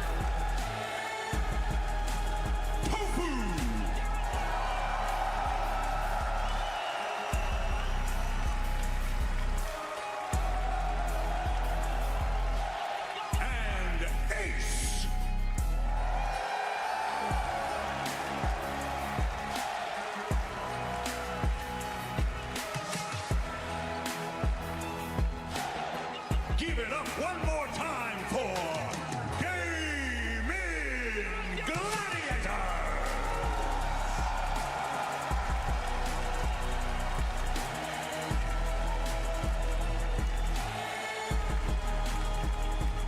And continuing their march through the upper bracket, Team Spirit!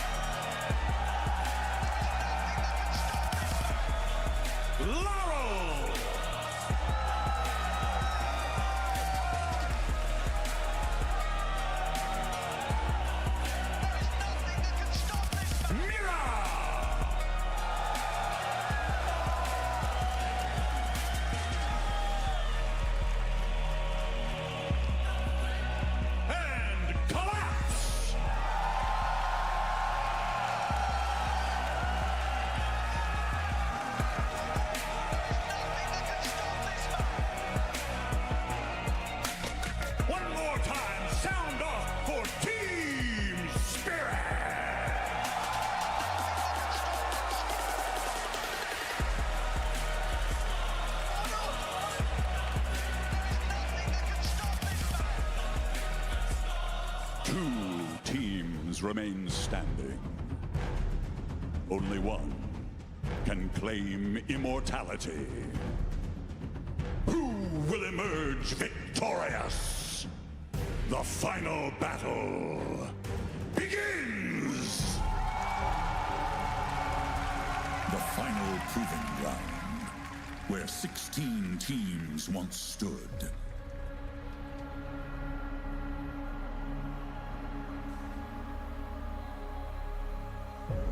but two have fallen.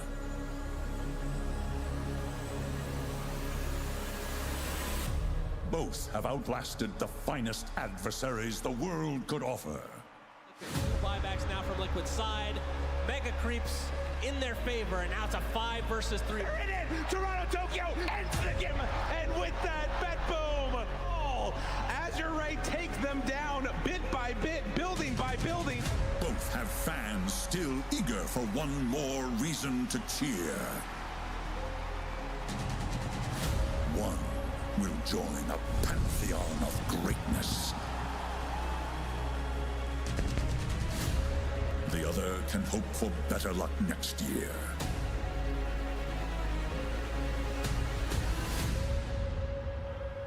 The final showdown for the Aegis is upon us. Two teams remain standing. Only one can seize immortality. Who will emerge victorious?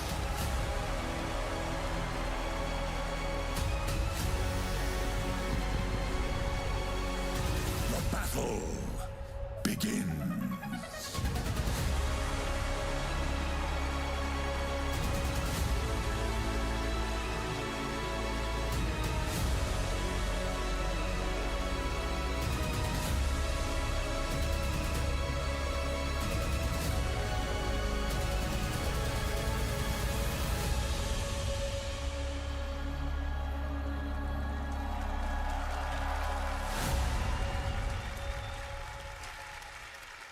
The grand finals of the International 2023 just moments away from happening here in the Climate Pledge Arena, and I am so ready for this best of 5 together with my panel. I'm joined by Lacoste, by T-Golf, by Effie, and I gotta say it, Effie, he did it again. TI-10, he did it. We see it right now as well. Yatoro has sacrificed his hair for the Dota gods. Dude, the second I saw him walk out, I got chills.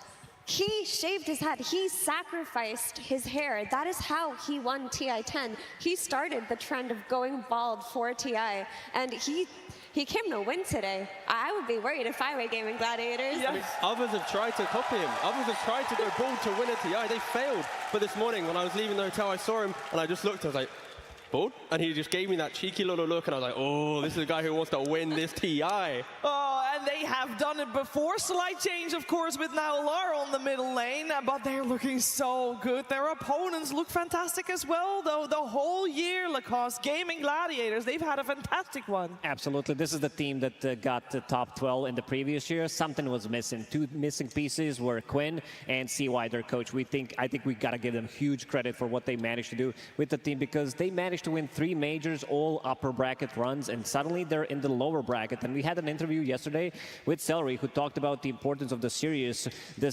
seeding match against Talon, how much they learned from it. And ever since that, they're just speeding things up. This is the team that can beat you in 19 minutes. We saw a flawless performance yesterday against Azure Ray. They were playing turbo mode pretty much. Yeah, they really, really were. And we must not forget, a grand finals like these is not a crowning of a tournament, not even of the year. It is a crown of a career, and we have seen most of these faces lift the Aegis already. T, for Lara will be the first time, but they have tried so many times. They have, and for Lara at least, last year he played on BetBoom, he came last place, and now this time around he's in the grand finals, of course surrounded by 4 TI winners as well. If they are to lift this Aegis, first time for Lara, second attempt, 2-time winners potentially for the other 4 players. It is an incredibly storyline, and of course for Poshko, he's attempted this 8 times already. Sure, he's lifted the Aegis once, but Ace as well, he's attempted 8 times, but yet to lift the Aegis. Can he do it himself this time?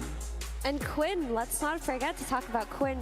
7 attempts, 5 TI attempts. Everyone thought that Quinn, was just hanging around the NA Dota scene, wasn't going to make it very far, but he joined Gaming Gladiators. Something clicked, and he proved to the world the kind of caliber of player he is. He is world class. He has been destroying everyone in his way, and he's here for the Aegis lift. He is here for it. We'll see which team will come out victorious. Of course, on one side, we have a chance of 4 fresh two-time champions on the side of Team Spirit. But Gaming Gladiators, they could be having 2 crowning achievements in their finals if they were to lift the Aegis. First one coming all the way, starting off in the lower bracket T.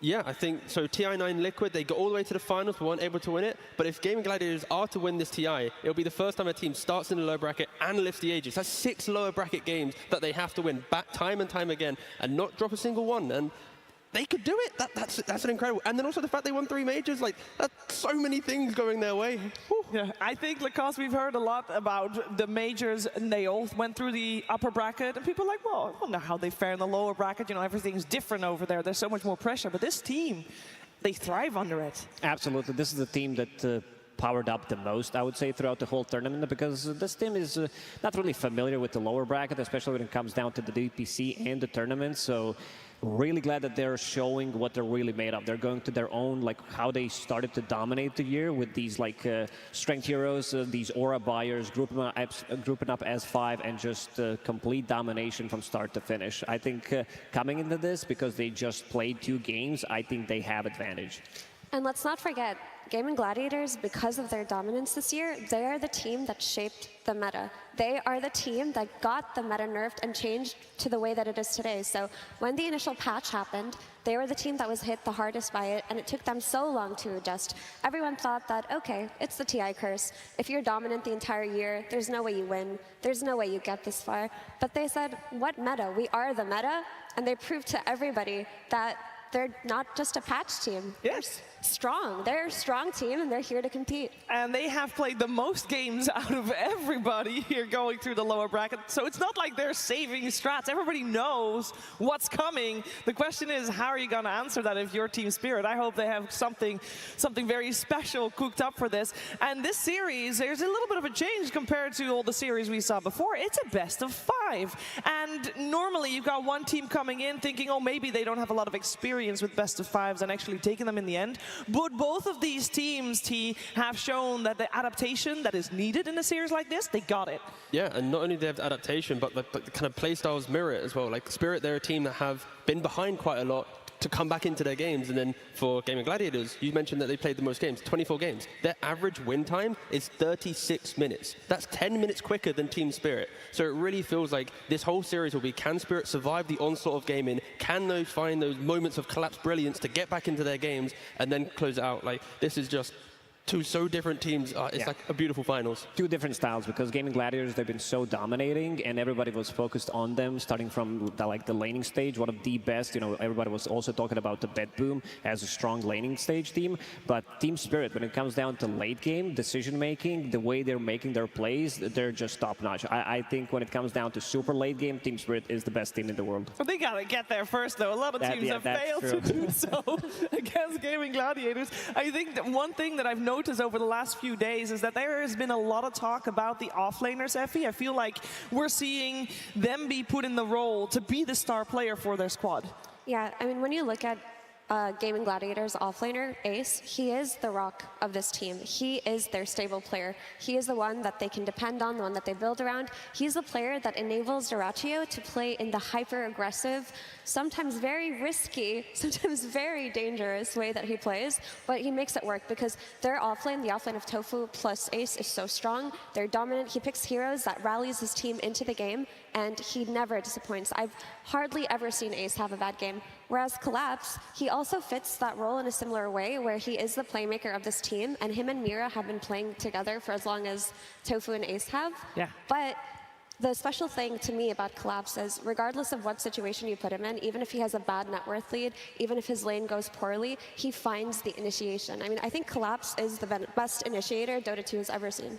Yeah, Collapse has been showing fantastic work. He brought the Magnus out again. I think it must be, it's at this point, T, it's a mental story for the Magnus to be played by Collapse. Yeah, I mean, we're probably going to see Collapse at least once in this finals. I want to see at least one Axe in this finals. On Mars? The unpicked still? Yeah, it's pretty It's unpicked, but it has been banned a couple times. If we get to see that as well, but like, there's so many specialties, and I think that Effie mentioned is beautiful. It's like Collapse is the initiator. He's the one that always needs to start the fight. But Ace, he plays quite different in his offlane style, where he wants people to group around him. So he's not starting the fight through literally initiating. It's just more like, I'm going to be in the position where I'll force the fight, and that kind of differences could be something that they try to exploit between the two offlaners in this series. Yeah, and in this series, we're going to see Gaming Gladiators go up against Team Spirit, and that means that throughout this entire series, we wanna learn more and more about all 10 players and their coaches on stage, and we're going to start right now by learning a little bit more about Team Spirit.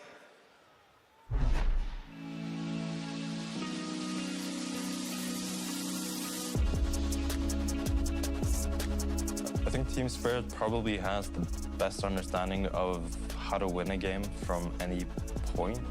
They prove again and again that they can be behind for 20 minutes, 30 minutes, and then they can just like really sit and wait and be patient, and all of a sudden they hit their timing or they see an angle to kind of turn the game around, and they do it. What I admire the most about Team Spirit is their team fight execution. Like when it comes to little skirmishes, late game fights, playing around ops and vision, they really excel at that, and for some reason when there are high stakes, they really know how to perform.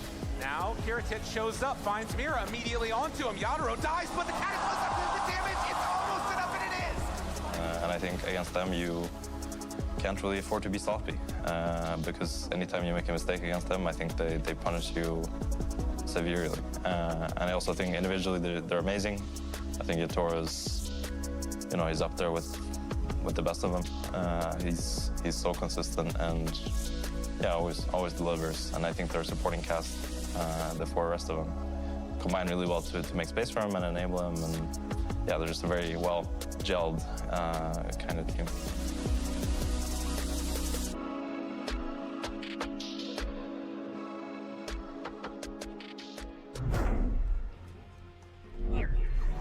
Team Spirit versus Gaming Gladiators. Grand Finals, Game 1.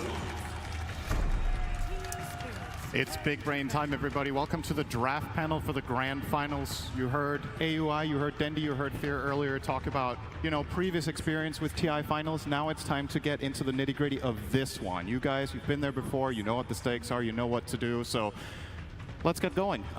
These two teams have had very different styles, as was pointed out by the panel going into this, this Grand Finals. What are you guys looking for?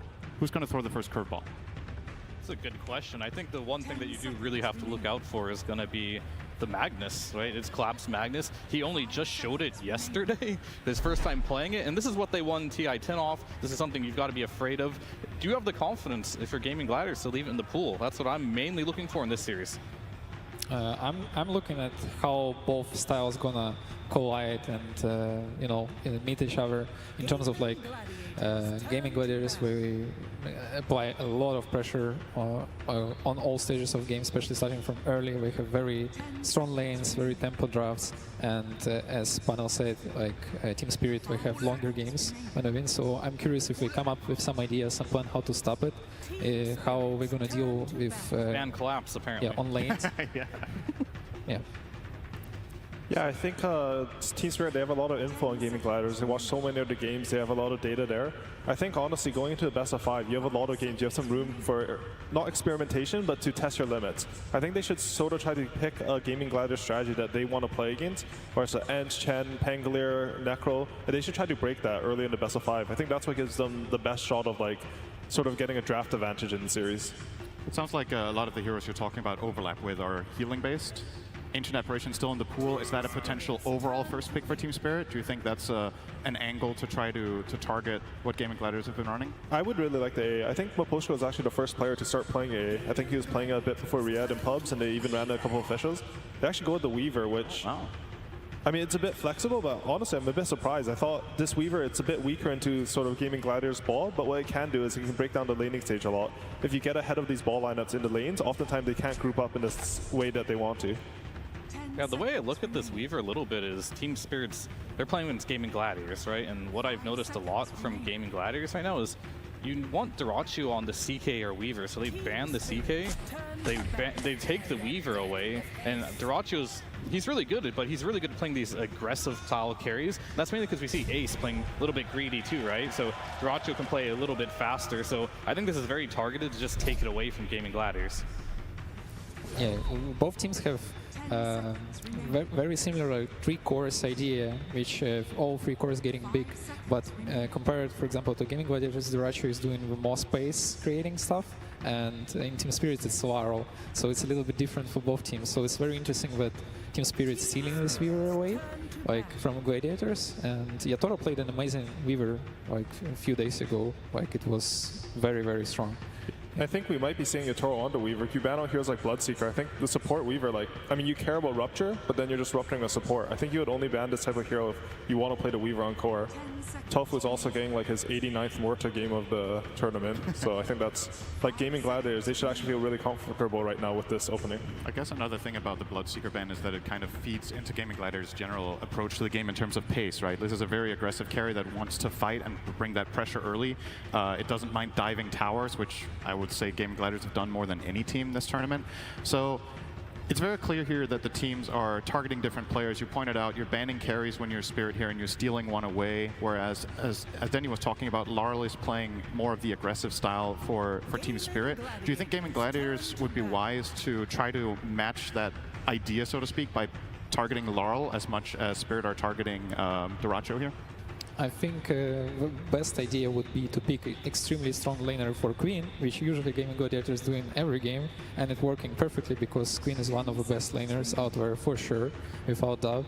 So I think this is a part of the plan that should be to lock down a little bit on Laurel so he doesn't have a good game. Yeah. I think if they go with that plan, they can probably look for the Enchantress here. I'm honestly surprised that they're giving it to Gladiators on the second phase. I think both Ench and Chen are two heroes that, if you have the winning mid, you can snowball the matchup really hard.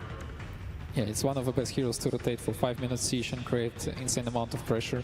And we saw how Gaming Gladiators taking towers from their enemies. Like if you look almost every game, like minute 10, 12, there is no tier 1 towers on all 3 lanes. So it's crazy. Yeah, I think just going to the series in general, Gaming Gladiators, they like Tofu playing this Morta because it gives Ace a good game. They can get the Enchantress, as you mentioned, that way they can snowball the game. And it's very clear how Gaming wants to play. They're going to want to play fast. If you be greedy, they want to punish it right away. And Team Spirit, they seem a bit more flexible in what they want to do in their draft, and they kind of want to just take strategies away, and they're versatile enough to do it. This is quite the curveball, right? Picking Pango in this slot is very early on in the draft. As much as I'm sure all the meme enjoyers out there are happy to see Quinn play the Pango for the nth time this tournament, you're effectively offering Team Spirit the possibility of truly counterpicking mid here. We've seen Laurel and a hero such as Dazzle destroy mid melee heroes. Is that a good matchup against Pango, or is he one of the heroes that can kind of float that lane? It's pretty good. Dazzle is destroying almost every melee hero on lane, but I don't think that Team Spirit want to go for that path because that will switch them from the more of a comfort strategy, even though I'm pretty sure they can make it. But yeah, like we're putting Laurel in a situation where I think we will need to decide with more limited like hero pool against this Pango, because you want to punish this hero, but at the same time, what kind of heroes left here to punish it from the Laurel comfort zone? Yeah, it's definitely a little bit different because, like, if I'm Weaver in this situation, I don't find Pango to be an issue for me, right? Like, you can get away Weaver should be good versus Pango for sure. Yeah, and then now you get the tree to lock down the Pango in these earlier fights, and also you get a counterpick in the laning stage, so it's already not a good Pango game by any means, but they're just showing that Quinn is just super confident on this hero, and that's about it for me on this pick. Okay, here I can talk a lot, or I can just be quiet. I played around 80 games last month of PAC, and I enjoy this hero a lot, and I really like how Laurel played, even though he have a bit different interesting ideas on it. Like it's he's switching to physical carry later, and it's actually a pretty good answer to Pango, because for PAC you cannot win your lane, but if you do 50-50 you're very happy, and Pango one of those heroes that you can do actually 50-50 nowadays.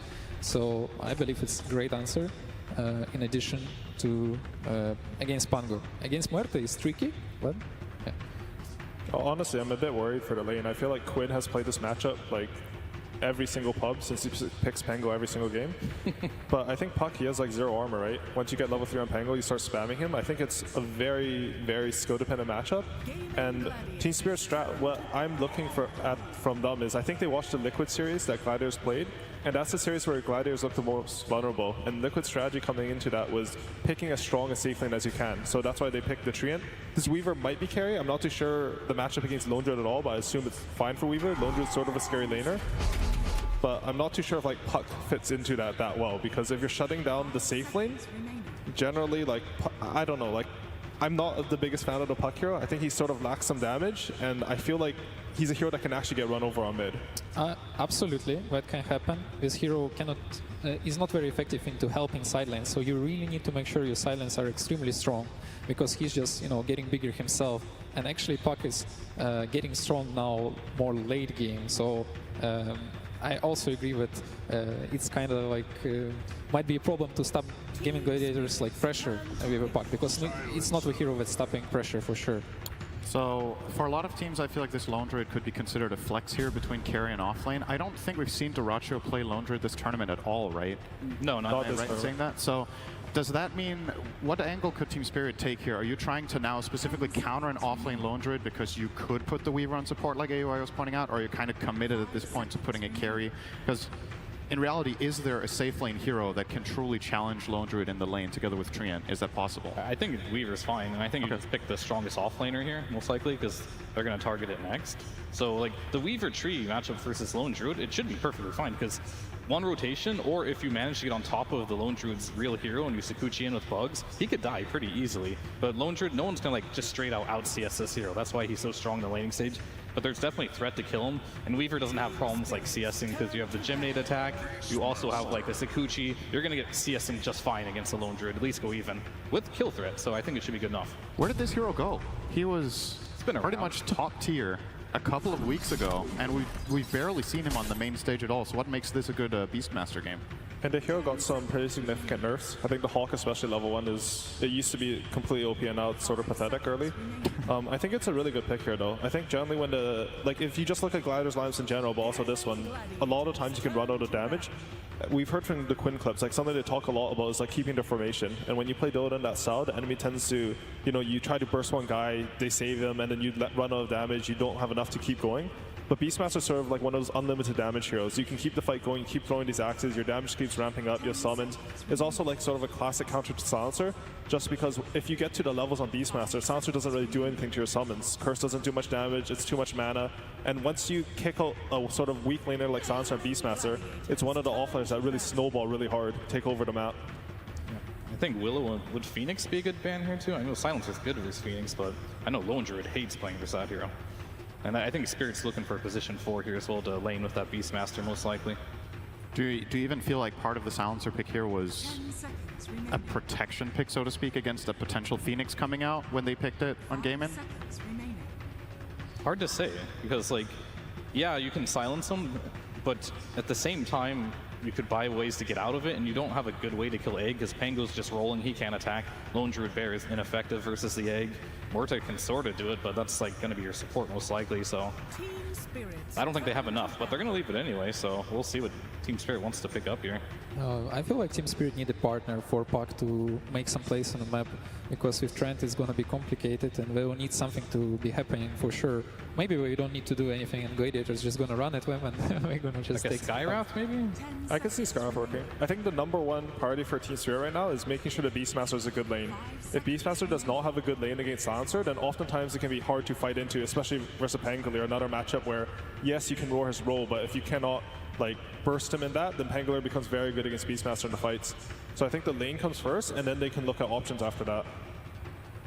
Yeah, for sure. We're aiming some good carries against Beastmaster right now too, like with 1 terabyte. And this looks interesting.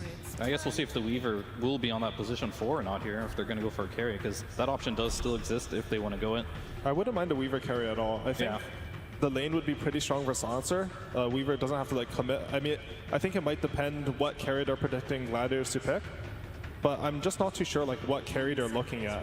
Honestly, in my head, I'm like some Drow Ranger, but that hero's not very strong right now. I just see Yatoro, and I'm like, oh, TI, Yatoro, Drow Ranger, it might come back. Nobody's been picking that hero though, right? But it is a really good game for it. Really unpicked. It's super good versus Pango. It's so annoying for Lone Druid. I feel like it's probably not good enough of a hero, but if they were to pick a new carry, like I want something like that with really high damage. Oh, it's awesome. Oh. Okay. Is this I think they're just punishing the silencer, right? In the laning stage? On Team Spirit, I think they've been playing Nebushka on the Tusk more so than Mira, if I'm not mistaken. Is there a world that this is a 4 Treant, or do you think you just have to put the Tusk 4 here with Beastmaster? And how good is that lane against what you're supposedly facing here, especially considering it's a blind carry so far? I mean, I wouldn't mind a Treant on 4. I think, like, honestly, committing really hard into the Beastmaster's lane, making sure he secures it and he can take over the game is a good idea. But I think this, like, ooh, Gyrocopter. That's an old Weaver. Really good versus Beastmaster, too. Yeah. His summons just died, the Hawk is free, golden EXP. Double melee versus double range. That's scary. Don't you guys just love when you go into the finals and there's like multiple heroes that you haven't seen for a week that come out in the very first game? Amazing stuff. So yeah, Beast and Gyro.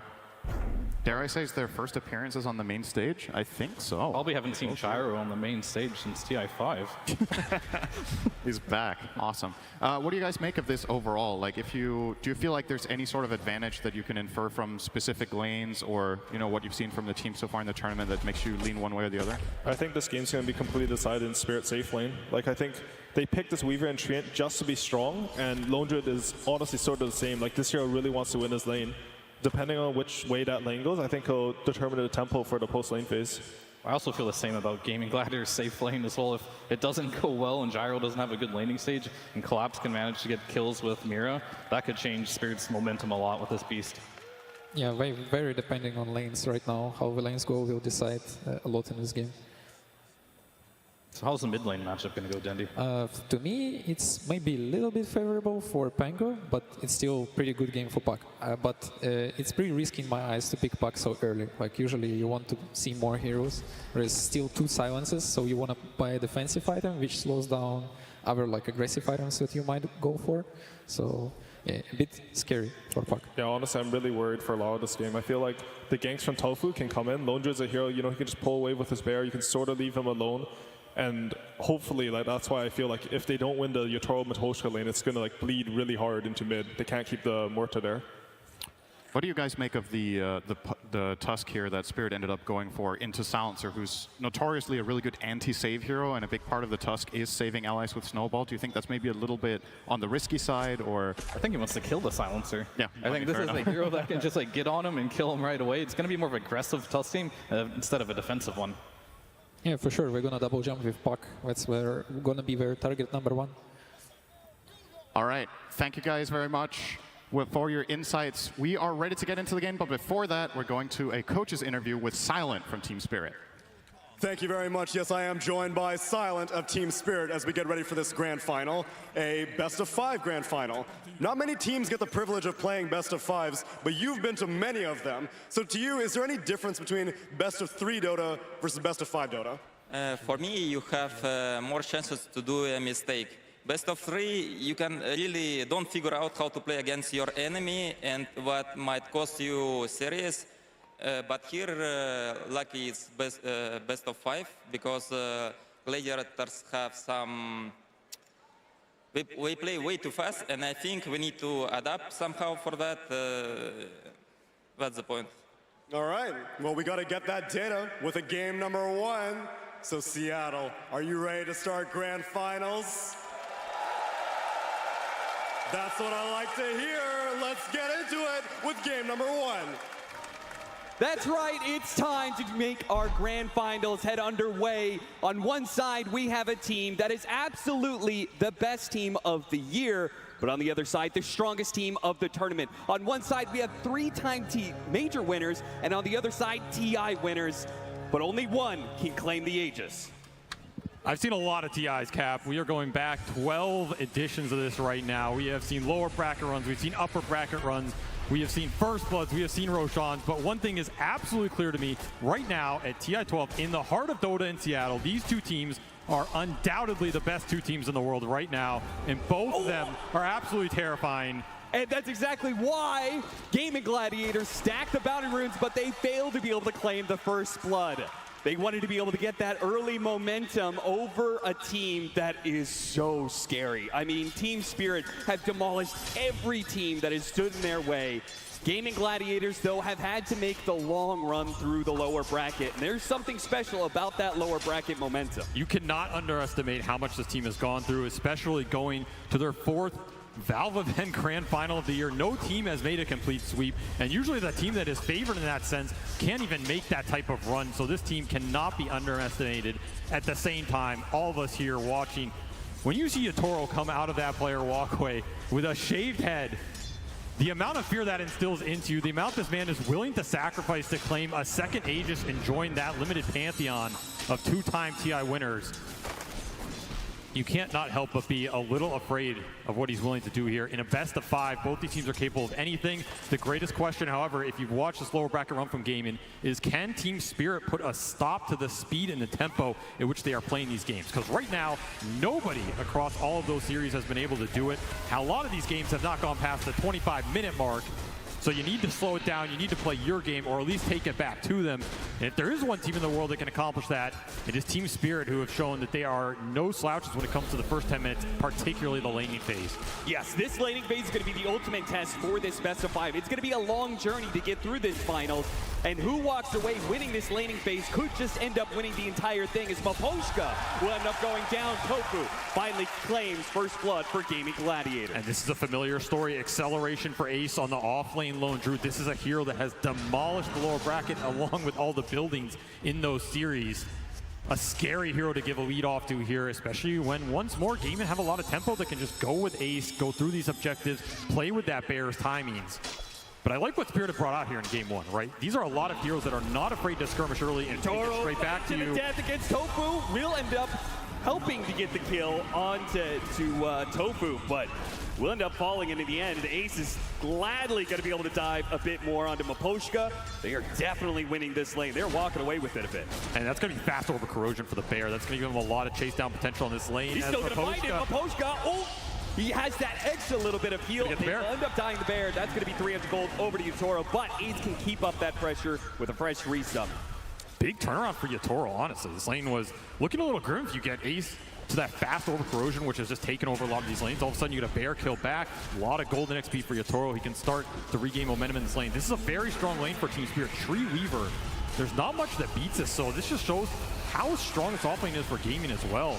They're it would be such a massive win if they could actually bring down Ace, but Yatoro's going to have to try and go for Tofu instead, who gave up his own life to be able to kill the bug on Ace to protect his core. He does die, but if Yatoro gets caught by an entangle here, it's going to be a heavy punish, but not afraid, turns around, battles back against that Bear, knowing Ace still has some time before he has another resummon available. Still a lot of gold going to Yatoro here as he takes a net worth lead. Good sign for Team Spirit is, I mean, Weaver has to be one of the fastest carries in this meta. I think CK is the other one that I had point to. Of course, Bristleback, he's a pseudo carry getting banned out. This is a hero that Team Spirit first picked for a reason. If they get him to a good position, he can go and defend all these towers. You can take every single fight with this carry hero, try and match Duracio's pace, where I almost feel like it doesn't matter what hero Duracio's playing. This guy is gonna run at you. He's gonna join all the skirmishes with Quinn. You have to be ready for the 5-man collapse at a certain point. Either get some trades, be ready to defend them at the towers. This Beastmaster can trade on the map. That's another objective that Team Spirit can look for as this game progresses. I feel like out of all the players on Gaming Gladiators, it's definitely Duraccio. That's a resummon. Yeah, it is. Ace, he'll lose yet another Bear. Yatoro's just climbing up the network chart now. A laning phase that started off a bit bad for them, but now they've got a full 20-second window with no Bear, so they should easily be able to get most of the CS. And also, the bounty. Man, he is sitting at 3K net worth already, way ahead of anybody else in this game. It adds up real fast. These Bears are worth a lot. It's also extra damage going into Ace. You're not healing while the Bear's on cooldown. There's a lot going wrong in this offlane for Gaming right now for the hero that's supposed to give them that lead, at least comparatively to those other games, right? This is still a very even game, but if you watched any of these series yesterday, particularly the Azure one, I guess if you're not down 5K at the 5-minute mark, you're doing pretty well. Yeah, seriously, you cannot let Gaming Gladiators run away with the laning phase. And that, when we were talking about it backstage, and so many other people that we talked to backstage, everybody was saying, Team Spirit is not going to get run over the laning phase. They won't let that happen. You can make these kind of rotations, pick up on the snowball. They have 3 heroes to all bang onto the Sharkcopter, but it's not quite good enough. Tofu protecting them nicely. They'll get some damage in return, but Team Spirit are going to remain relatively healthy. Nice missile dodge on the snowball. Mira, he's going to be able to make some really nice plays this game. This Tusk is a hero that can not only give him the physical burst to go through the bear at the later stages, but the snowball dodge on heroes like Gyro and Pango that have to throw out their spells at the start of the fight. It can get you your core BKBs off. It can stall out the fight, get you a roar off of, Collapse coming back out of it. Something that could be really instrumental as this game progresses here. And once more, Spirit making the first moves here. Pochka has been really active in this laning phase, trying to skew it as much as possible to Team Spirit's advantage. Give them that breathing room. And of course, this is a Tree and Protector lineup. We're talking about these objectives, something gaming's focused on. If you can keep your towers up, living armor. If double slows are going to help here, and Quinn's going to come back into this play, sees an opportunity, but so is Laurel. The two supports are already dead, though, and there's no way for this puck to change the matchup now. +2 int on the board for Celery. Glaive's already getting some extra work done. We'll leave solo lanes on these sides, so Yatoro going to try and make the most of it. He gets rooted. Oof. Oh, he wanted another bear kill on this lane, man. He has been taking it to ace. Level advantage already going Yatoro's way. And it'll look like it'll just be the Dragon Lance. So defensive-oriented build here from Yatoro. Get the high HP up. Don't get bursted in this game. Man, he is just chunking ace down. This is a roam opportunity up here, right? Like, this is a great hero for Team Spirit to roam on if you can keep chipping Ace's HP pool, because every time you kill this bear, he has to resummon. He's susceptible again, and you don't really take the ult too early.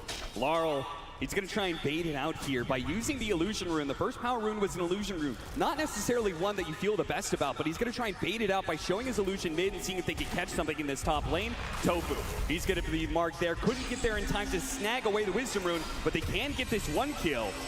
Ace is around. Laurel, he'll back away. So will Ace. He's ready for the push that's coming in. In fact, he knows he's kind of surrounded by heroes, so he wants to play defensively. But Laurel already back to the mid lane, doesn't want to miss out on too much of his CS. Nice heads up smoke by Spirit. They are a team that will happily smoke to any of these Wisdom Runes. And if you study them, you know it's coming. The 7, the 14, the 21 especially is one of their big power moves.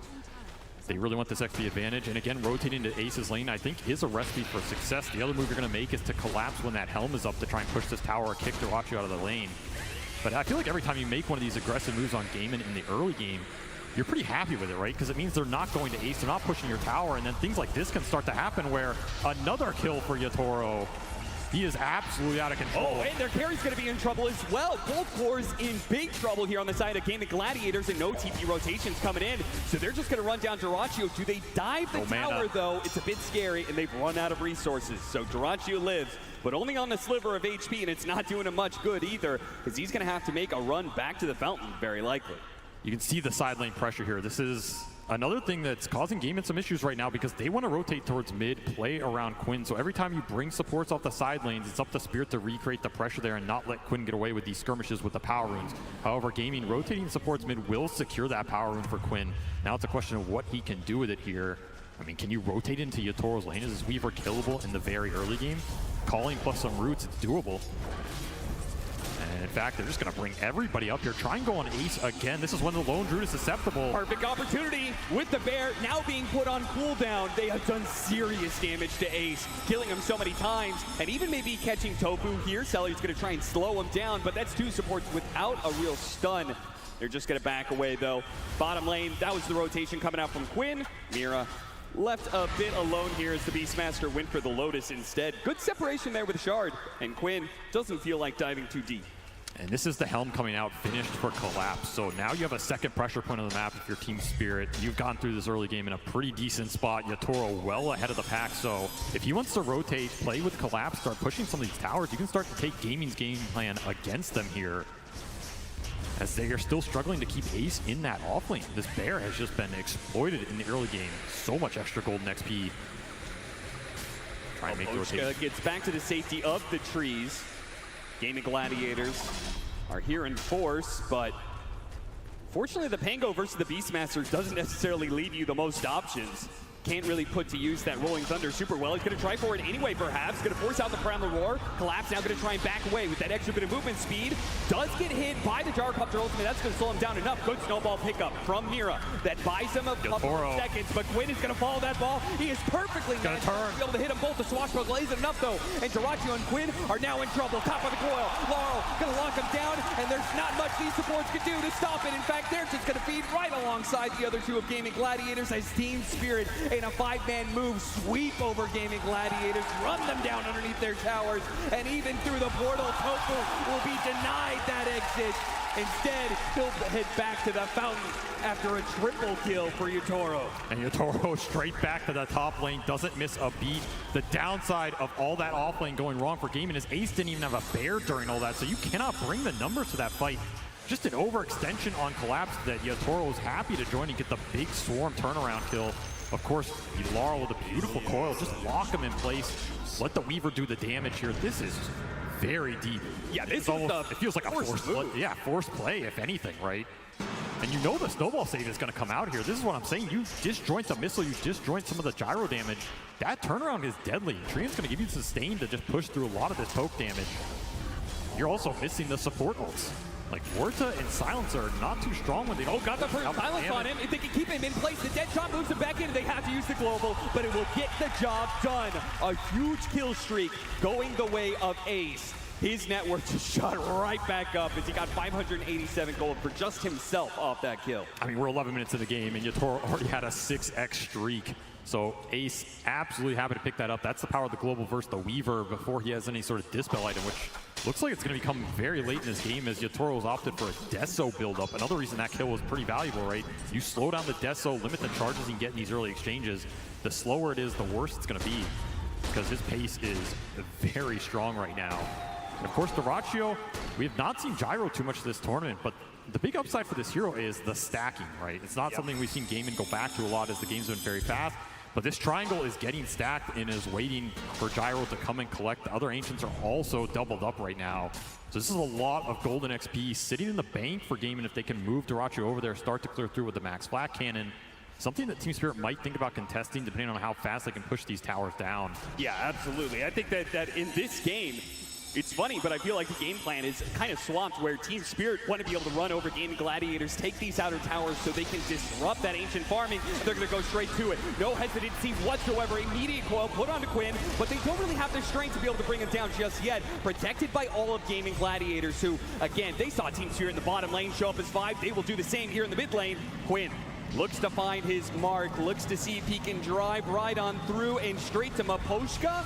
He'll find him here in the corner, clear out most of the trees, but Laurel is actually going to bounce back in here. They're going to retake the fight.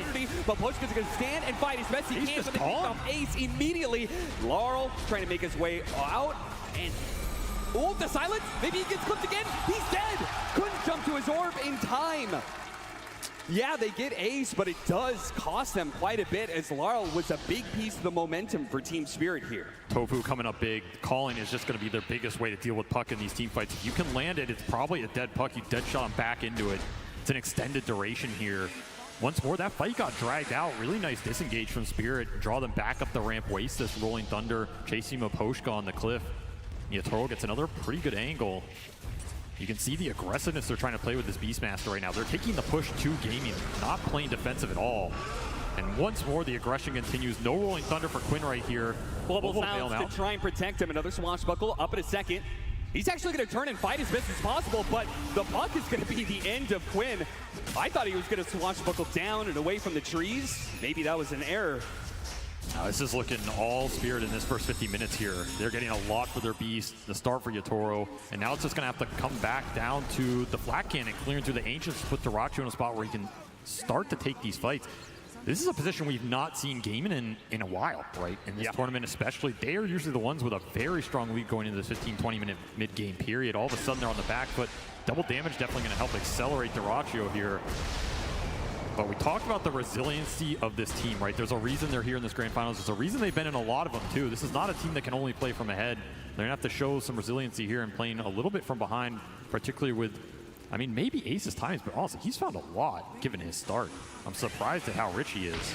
Yeah, he's got 3 deaths. I think his bear has died like 5 different times in this game, but still second in the network chart. Still though, Spirit clearly holding the tempo control of this game. They're up by 3K. They've got to be feeling pretty good about it. Even if they couldn't stop the gyrocopter from clearing out stacks, they don't have to do it the first time around. Just taking these outer towers and trying to scrunch in the map a little bit.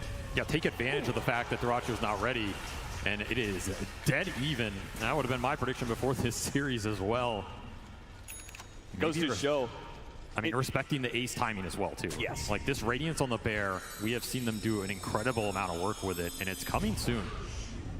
I think Team Spirit really want to finish off this mid tower before those timings reach the Aghanim Scepter on Dyrachyo, the Radiance on Ace here.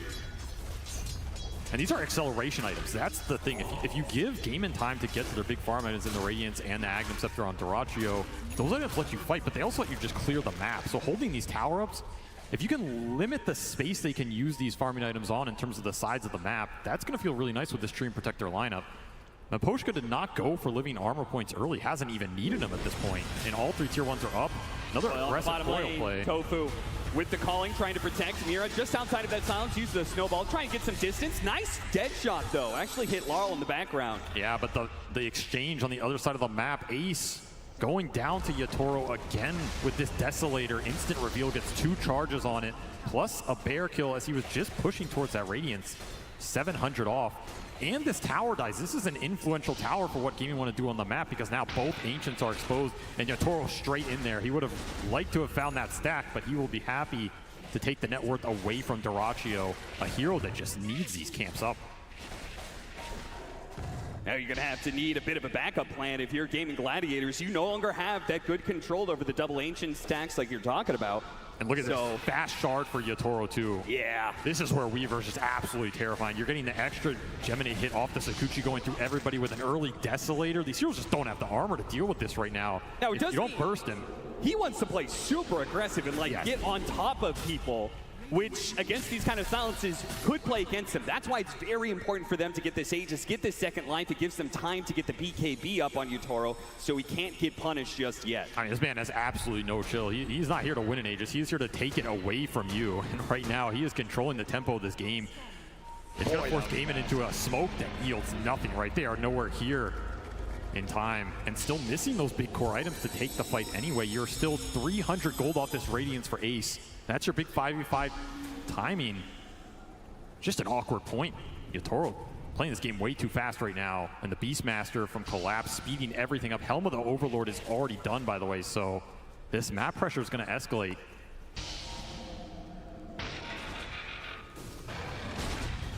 Gaming Gladiators really not able to do much besides just kind of make sure Dyrachyo doesn't get smoke ganked. Playing around him heavily. Here comes the pressure from Team Spirit, though. Radiant's done. This is a good point to get it done if you want to defend this tier 1 mid. A really fast time lapse there. You could really, Yatoro, I think, felt like he was overextended there. If he gets caught once by the silences, there are chances he just dies behind the tower, and then that Aegis may be useless. He may just die twice in a row. And that's why this build is starting to come together for the Aegis, right? Because Yatoro still doesn't have a defensive item. The Global's still very effective here against Spirit. Laurel also considering a BKB this game on Puck early just to deal with the calling and the global silence that's coming out. Gaming have a lot of tools to lock down these mobility heroes if they can find them. Right now, Maposhka just doing some scouting. 2 minutes to spot Maposhka, but there's nowhere for him to really run. He knows it too. He's definitely been caught, but he got some good information that'll lead to the pickoff on Ace. He saw all those heroes and he said, guys, this lone druid is alone in the top lane. Again, kill him. The single target physical burst is way too fast for this true form to even be considered in terms of casting it. They just had Ace's number. Radiance reveal down the drain as his timings are going to get prolonged yet again. And I mean, Collapse, he's just farming it up. He's not too worried about playing on game inside of the map right now. Just wants to hit his own BKB. It looks like Team Spirit, they're just going to work towards a triple BKB timing eventually. Look towards that second Roshan with it, get the spell and debuff immunity up for the silences that are causing them problems in the fight. Then you're not too worried about anything as Quinn is getting shredded by the death Yeah, throw. even if you get out the Rolling Thunder, the physical damage from Yatoro is too much for him to handle. Tofu was kind of desperate, wanted to be able to get that kill on Mira, maybe trying to take away the Aegis, but frankly, he doesn't do nearly enough damage right now to deal with this carry, even on low HP like this. Missed the dead shot on Mira. Managed to sidestep that one, and they'll dive Tofu pretty easily. Yatoro does manage to get off the timeline server so barely. Meanwhile, Celery's picked off in mid. Team Spirit, they are absolutely outplaying Gaming Gladiators right now on the map. They just know all of these heroes are getting picked apart. There just seems to be no response whatsoever from these Gladiators. I mean, there's nowhere to run, right? You need to combine the damage here on Gaimin to get anything done right now, and instead it's just Team Spirit going on you on multiple lanes so you can't group up. Aegis still up for 2 minutes here. 8 Deso charges already done for Yatoro. as he is just slowly claiming your soul. This is going to escalate fast. This is a scaling lineup too with all the auras they can bring to the table. The Swarm's going to go through. You have Tusk physical damage to pour in on top of it all, and a Chrysalis for Yatoro. I mean, how many aggressive items does he need in this game? I love the fact he's like, yeah, I don't need that BKB yet. Still have the Aegis for another minute and a half.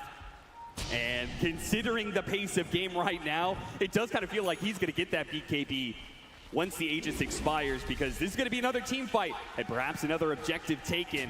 21-minute Wisdom Rune coming up. Tormentor, an object as well. Silence already going out. They're trying to lock down this Weaver, trying to stop him from killing anybody. It gets off the time lapse though. Forces a little bit of a resources out of Gaming Gladiators. They're just throwing some damage around. Laurel looking at that back line. You got to be careful of giving Duracho these good flag targets up front, as they're going to trade a bunch of the Bears HP. They're still looking for Poshko over here. They don't have the detection to catch him out. Something is going wrong with the detection on this Treant for sure. He's just getting way too much information, way too deep right now. Team Spirit will play it safe, play it slow. Aegis out in 50 seconds, so you have to think about the timer here. Look at that burst damage. Quinn caught by the coil and instantly killed by Yatoro. And you can feel it. Yatoro is seeing an opportunity. They're going to be able to cut down Celery, and now he goes in for the kill. The Aegis does expire, but the rest of his team provides the disable. So as the second life comes back up, he's going to shred through Ace. Looks over to Tofu next. Now, last left, perhaps Duracho trying to run him down. Duracho doing his best he can, but up against 3 different cores, he can't actually fight back. He has to run away. Oh, missing out on the dead shot. Yatoro is unstoppable. He's just diving to the base like it's nothing. You just think about it again. 30 HP is the only thing that'll save you from this man right now. He's just running rampages through the fight. 12-2 at 22 minutes. He is just taking everything and more. He has the auras to back him up. His aggressive item build has paid off in spades. The aggressiveness of Yatoro I've seen in very few players at TI before. I mean, that play when he was morphling, he gets skewered into the base, and then he waveforms deeper into the base. That's the kind of aggression this guy's playing with right now. You gotta play to win. You play not to lose, it eventually will happen. Right now, Team Spirit just taking over the map. Really good deep wards on those fights. Will get dewarded from gaming, but that's the power of what Maposhka is providing them with this tree. All of these fights and pickoffs, they've been scouted. He's been on gaming side of the map for a lot of it. It's paid off to a large degree, this early tree and shard. Doing some work. And of course, the vision's really nice versus these silencer lineups, because if you're the one initiating on gaming, forcing out awkward globals, taking some damage on your backline, the fight gets very weird very fast, and suddenly Yatoro goes in, he kills somebody, time lapses out, there's a black dragon, pours some fire on somebody else. Too many fires to put out quite literally here. And once more, Maposhka just scouting out the moves from Gaiman, gives them all the setup in the world.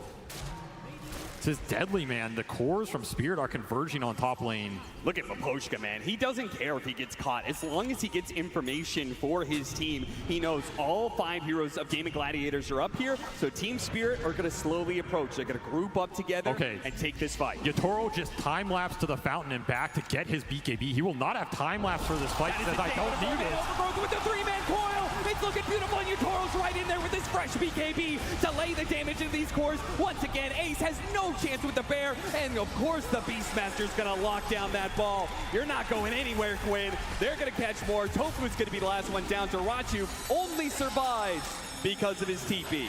Everything coming together. Triple BKB instantly revealed all together on the exact fight Maposhka sets up. It's just beautiful gameplay here from Team Spirit, and Gaming still searching for answers, because the second these fights start, they're already over. They don't even know they're coming. Yep. Yatoro, he does not need an ultimate at all to take these engagements when they are completely one-sided. It'll be more objective pushing. This is just a beautiful 4-man overgrowth setup. You could not ask for anything more. Swarm hits everybody, and then you get to save Roar for the Rolling Thunder after Ace goes down to just right-clicks. I mean, making it look easy out here. The item timings, the positioning, all of it is just so perfect for Team Spirit. That's the power of Vision. This is a team that won a TI previously off of Vision advantage, and they're showing why. The Beastmaster might have got nerfed in this regard, but Maposhka doing his best Hawk impersonation. If you want to be worried about the Chen of Gaming Gladiators, I think it's the Treant Protector of Team Spirit that may become a problem in this series. Maybe there's just not enough sentries in the world for you to buy to catch this guy. I mean, he's dewarding them too. That's the problem. They are lacking sentries. They are lacking the detection. No one wants to buy a gem right now. I mean, you don't want to have to buy a gem for a Treant Protector, but we're getting to that point. And every time one of these fights goes wrong, you fall a little bit more behind with the... I mean, core heroes that don't want to function in these team fights from behind, right? Particularly the gyrocopter. This is a hero you want to accelerate with the triangle, accelerate with the ancient camps, put him in a prime position like a Luna or something where he goes in that fight, he's the absolute raid boss. Dyrachyo has escaped these fights, but across his teammates' tombstones as he cannot output the firepower to match what Team Spirit are bringing with the ball right now, and everything is looking towards this next Roshan, which Team Spirit would be very, very happy to collect and put an Aegis on Yatoro with his aggressive DPS build. Not to mention, I mean, Laurel is picking up the speed, right? He's just going for the Maelstrom right-click puck. It's also a fearsome late-game beast, especially when you have that Beastmaster aura pumping in attack speed to everybody on this lineup. You have tag teams to buff the physical. You're gonna have multiple scaling right-click cores here for Team Spirit. You're gonna need armor on gaming at some point. You're gonna need survivability. Satanics, AC, anything that buys you time in this fight. Gaming Gladiators only getting caught there, the overgrowth.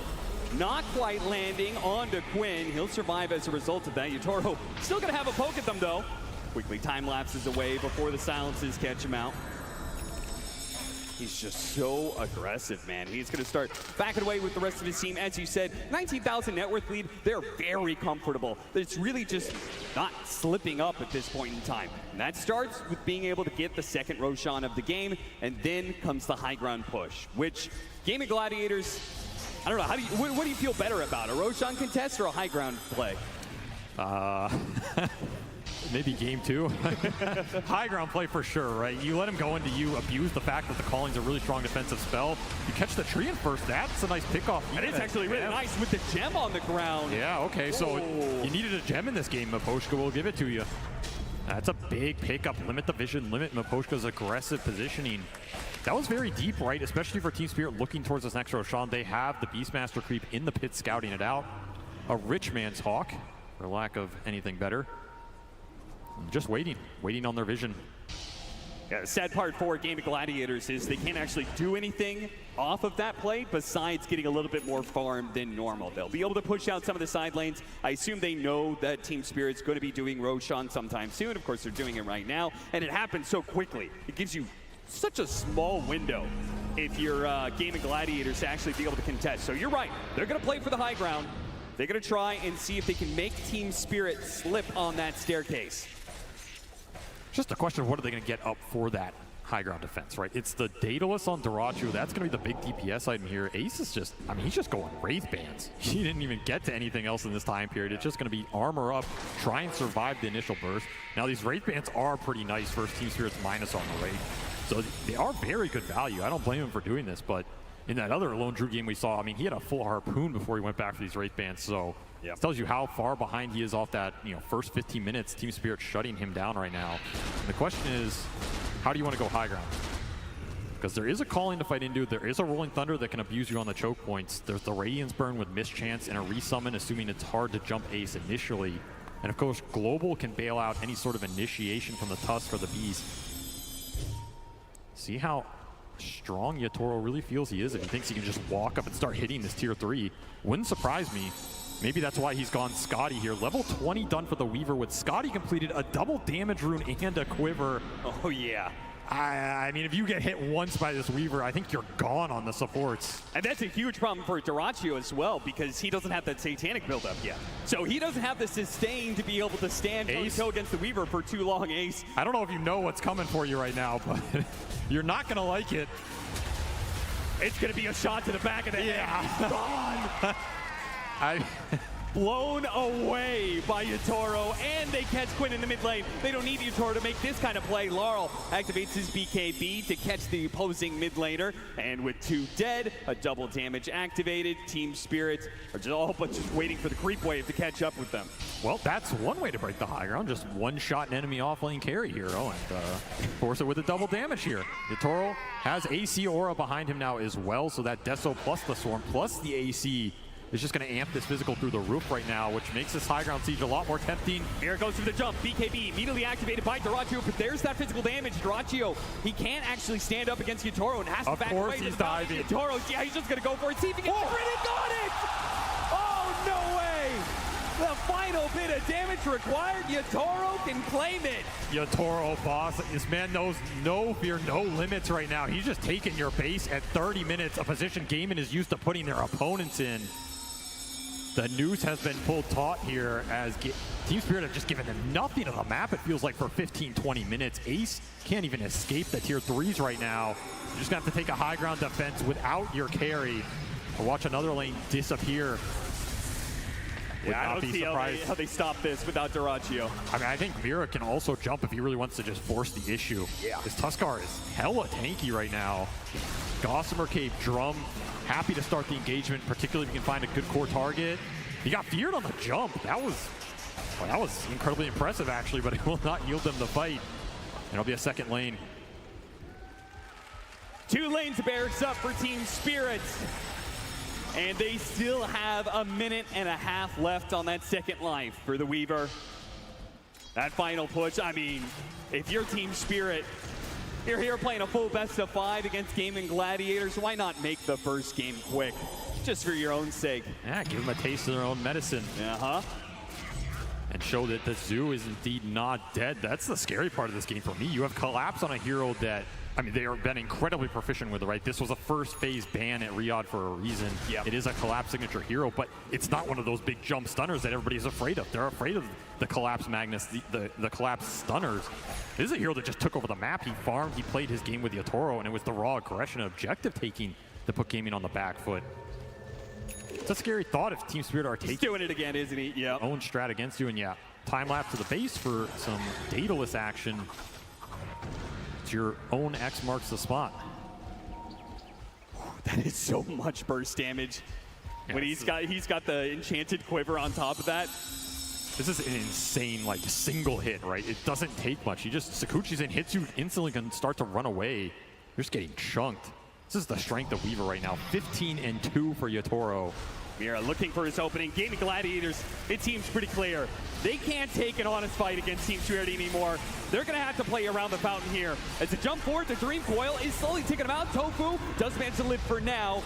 Gets back to the fountain. But Team Spirit, they still have more opportunities to come. The Aegis is going to expire, so Gaming Gladiators managed to weather that storm. And it's possible that Team Spirit may decide that it's best just to wait for a third Roshan before they end it. I think Yatoro's happy to give the Aegis up. It'll free up another slot for him at the rate he's going. Yeah, seriously. He just wants more damage, more survivability. Everything is great for him right now. The scary part is you can still work towards a Tuskags in this game. I mean, Mira's quite farmed. Oh, yeah. You're talking about a high ground break mechanism. They really get in a stalemate and need it. He's going to kick someone out, and Yatoro just runs straight into them. Pops BKB, turns around. Oh, man, that damage is just building up so quickly. Quinn's got it in an instant. So is the Bear. Dyrachyo battling up against Laurel, but the big bad boss of the fight is definitely Yatoro. And once he turns his eye on a hero, Absolutely over. Game over for this one. The Team Spirit making absolutely no qualms about shutting Gaming Gladiators out in their own style. 33 minutes and it's done. Such a one-sided game one. I mean, nice lower bracket run, right? Welcome to the grand finals here. Welcome to the ultimate boss of Dota right now. As you might have won 3 majors, you might have made it all the way here, but if you can't find a way to break this team, which nobody else has been able to do, you're going to go home empty-handed. And Gaming Gladiators, like, they had such a good run leading up to this, right? They lost 1 game in this playoff run of theirs, and that was against Team Liquid. The only team who managed to take it until they run into Team Spirit. And they kind of look shook, right? Oh, yeah. That's what they want their opponents to feel. A 30-minute high ground GG, make it look easy, just run away with the lanes. You had a couple power runes go Quinn's way, but he couldn't find anything on these side lanes. The mid clash didn't work. The side lane pressure mounted way too quickly. You had Ancients to fall back on for Collapse. Yatoro is just slaying people. Ends this game 18-2. This man's just padding his legacy stats at this point. I mean, seriously. He's trying to make a name for himself here, as he already did once before at TI-10, but if he could become a 2-time alongside his team, it would be something magical. But that game 1, that might have been convincing. We've seen plenty of convincing games in TI. It's a best of 5 for a reason, right, Avery? Absolutely. And there's some changes we can make strategy-wise in particular. What was one thing you would point for Gaming Gladiators that you would like to see heading forward in the series? I mean, you have to think about the lanes going a bit better for you and who you're going to play around right now, because it felt like they left Ace on an island for a lot of that off-lane early game, and Team Spirit just abused it, especially with this Weaver pick. It's basically the most aggressive carry. You give Yatoro a start like that, he's just going to pop off on it and never look back. He's the best carry of the tournament so far, showing why. Absolutely, showing why, and the panel will sure to be able to talk more about that as we head into Game 2. Thank you very much, Cap and SPG. Team Spirit take game number 1 here in the grand finals of the International 2023, and it was almost as if Team Spirit just taken a page out of Gaming Gladiators book and basically was the oppressor in this game. I'm joined by Effie, by Tiga, but we also had a change on the panel as we now have Insania weighing in for the insight. And you said this is oppressive gameplay coming out from Team Spirit here. Yeah, I feel like normally when you play against Gladiators, they tend to corner you into taking a lot of bad fights. I'm sure anyone that's watched this play are like, why are you guys fighting them? Like, it's so obvious you're going to lose this fight. But I feel like what Spirit did this game was they brought the numbers really early on and made sure that wasn't going to happen. Yeah, it happened at the 9-minute 50 mark for me when they take this fight bottom. Mira, he holds the snowball, he kind of baits Gaming to take this fight. Meanwhile, Ace is in the mid lane playing Lone Druid. Like, how does he rotate to his bot fight and contribute to these quick early engagements? And that was the story of the game for Spirit, just constantly dodge, take away the fights away from LD, but also when he's by himself trying to recover, you kill him as well. He had 8 deaths by the 30-minute mark. It was the most times Ace has died on Lone Druid so far at the International. He was just completely shut down. Yeah, and on the topic of that Lone Druid, that game felt impossible for Lone Druid to ever recover, because I think that Spirit had a genius lane versus Lone Druid, and that came after it. That's the interesting thing. They picked Lone Druid after they saw Weaver and Trian. I mean, conceptually, when you have these very high damage active heroes like Weaver and Trian on the lane, you should be able to kill the bear over and over again. And that's what happened. They killed the bear a couple of times on lane. They were able to constantly pressure and dive the Lone Druid, and it made it so that because that lane went so poorly, there was no way for Quinn on the Pango to rotate top and correct it in any way. Yeah, it was a strong performance, and it definitely looked like Team Spirit was very well prepared for what Gaming Gladiators was gonna bring to the table in the first game of the best of 5. Insania, you've been against these two teams in the grand finals several times this year. Yeah, unsuccessfully so. What makes these two teams be the grand finals raid boss, if you will? I think they're both teams that have pretty strong identities, and usually by the time that they get to grand finals, they've really figured out what makes their identity work. So they're not really, I would say, like the most adaptive teams, but they're really good at figuring out how can we enable ourselves to play our own game. So it wouldn't surprise me if Gladiators, you know, they swap up some heroes and then they go look to do the same thing again. It's probably going to be a battle of like 2 very specific styles, and if Gladiators can take control of the map and really like force you into a corner, then they'll probably be victorious. And if Spirit's able to like hold that away, hold the aggression off, then I think they'll have the edge. Yeah, I feel like as well for Team Spirit, they come into this series, they pick Beastmaster. They hear that we haven't seen them play at the International so far. Of course, they do play it multiple times before, but it's the fact that Spirit, they look at Gaming, they read them and go, you know what, rather than trying to be defensive, let's just overwhelm you as well with our own level of pressure. A lot of teams have tried to delay, prolong, and survive that onslaught, but it was refreshing to see Spirit just change up the style and go, no, this is how you beat Gaming. Yeah, and they closed out their second phase with that Beastmaster, right? And back when Beastmaster was very broken, that was the most difficult part of drafting, is you're very concerned for those gacha 18 pick on the Beastmasters or the Strong Spirits. And they picked that Beastmaster when they saw the Silencer and the Muerta, 2 supports that can't do anything versus the Zoo. So not only was that pick genius, but I really feel that having this Weaver in the first phase for Yatoro is going to be something to look out for in the series, because if they can bring the aggression to Gaming Gladiators from their safe lane early on, Gaming might not be able to ever play for the tempo that they're looking for. Yeah, we mentioned that the offlaners were going to play a big role here today. Insania, I don't know if you've noticed that as well. I mean, for us on the panel, we talk about the best looking stats, if that makes sense. And it's been very often this international, the offlaner. Why is that? Yeah, I mean, I think, so I feel like there's been like multiple metas. Yeah. Like the group stage, it was one meta, now it's another. But the offlane seemed to be like the general place where you get a lot of pressure. And with how the portals now work on the map, where you can like kind of portal around and you kind of want one lane to go to, the offlane seems to be like the easier place to connect to and then like get that thing going. So having strong offlanes sets up for like your position 5 to rotate and like everybody to come in and create a lot of pressure. And both these teams are very like offlane heavy teams, you know, like Collapse and Ace. Yeah, 2-star players for these teams. Very much so, and we heard our draft panel at the end there as well. At the end of the draft, they mentioned how important that top lane was going to be, and Effie, that's where we saw the Weaver just pop off. Yatoro had a fantastic game. Yeah, there was nothing really to stop that Weaver, like I mentioned before, and pairing it up with the Treant made it so that not only was it a strong kill threat lane, but it worked perfectly in playing against the Lone Druid that they didn't even have to prepare for or think about. Or maybe they did it in the preparation, knowing that Lone Druid might be run by Gaiman because of their series yesterday. But if Lone Druid can't have a good start in the lane, and his mid laner cannot enable him by maybe getting some cleanup kills after he's fed a couple of bears, then where do you go from there? Because T was mentioning there's no way for Lone Druid to rotate bottom when there's a team fight going on. He's too busy recovering in the mid lane. Yeah, and Recover Gaming Gladiators never really did do that, so they're now 1 game down in a best-of-5 grand finals. They have some time to reset, and while they do that, we are going to check in with Keisu, somewhere in the crowd. Yeah, oh yeah, what up?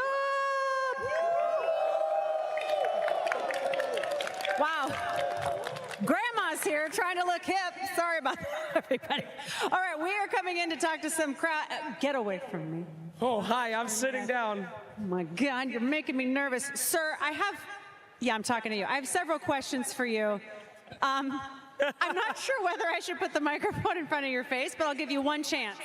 Hey, I'm sorry. I lost my voice from screaming at the game so loud. Team Spirit LGD. Well, luckily, you're drinking tea and getting better. All right. What was the... Hello? Do you really think I can't see you? Why do you always pick the drunkest people? Why do you do that? What was the best part of that first game? Yatoro just deleting everybody. You know, Yatoro, it's funny you say that. That is what we call a sexy transition to what Slacks was going to talk about. Absolutely. I asked these peeps up here, who was the biggest Yatoro fan? You guys said you were Yatoro fans, right? Oh, yeah. He's getting me all my fantasy points right now. Oh, the fantasy points. Thank you, thank you. And you especially, when I said, is anyone a Yatoro fan? This guy ran up on 3 levels up, and he just started sprinting. Why do you like Yatoro? Yatoro is the best carry ever. GOAT! Let's go, Yatoro! Ame is watching it! Let's go, Ame is watching it! Yes, that's right. Poor Ame. We're so sorry, Yatoro, about Ame. Keep trying, my friend.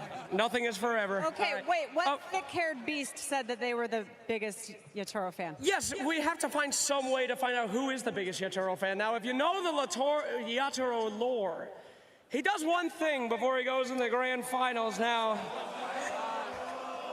You guys said you were the biggest fans.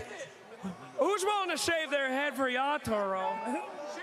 I'll do it. Fuck. What? No.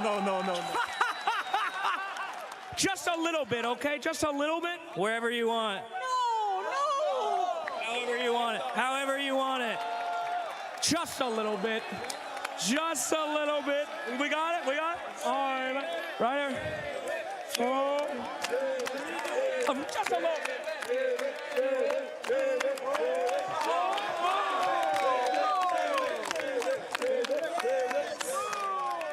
Love you, Yatoro! Back to you. Thank you very much, Casey and Slacks. Zany, have you ever tried that? You know, maybe something's lacking with the squad. We had this last year.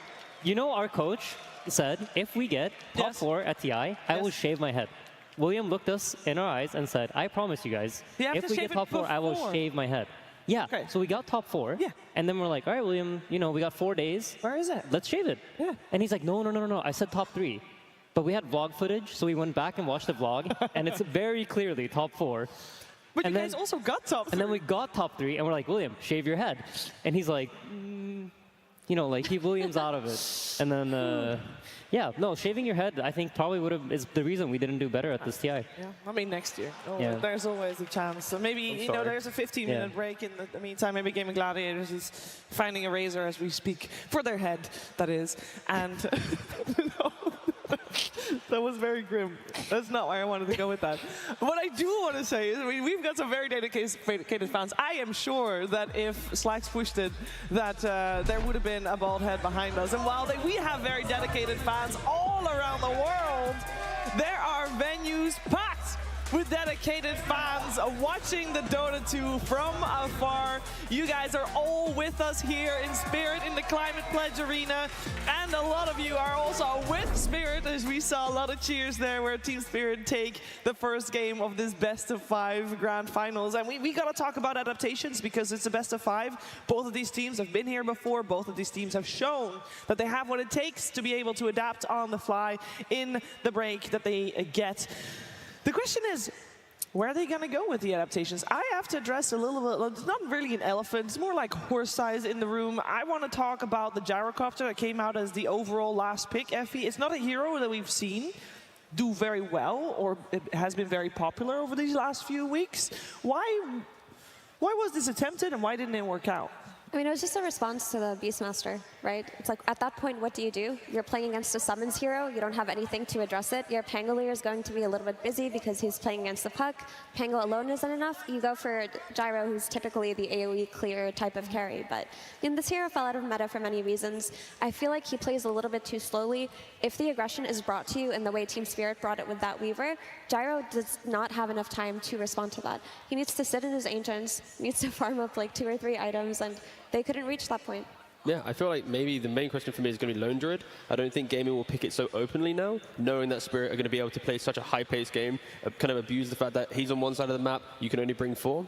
And then on top of that, like Effie was mentioning, if you have a Gyrocopter as well, who also wants to hit Ancients, like Lone Druid wants a lane, Gyro wants Ancients, what, 3 heroes going to do everything else for you? So I think for gaming, LD, that's going to be the big question mark for me. Maybe they pick it on like 18 or kind of like a closing part of the phase rather than so openly. Yeah, with LD and Lone Druid there, indeed, the offlaner for Ace. Didn't have a great game, and overall, it felt like then the plan, Insania, that Gaming Gladiators had, it was very different from the style that we've seen them play, because if they are playing for the later stages of the game, they're not going to be able to do their aggression ball that we've seen them be very dominant with. I think the idea was to try to set up like the same thing, where they have this Lone Druid and Almerta do very well in the offlane, and then you have Tofu running mid.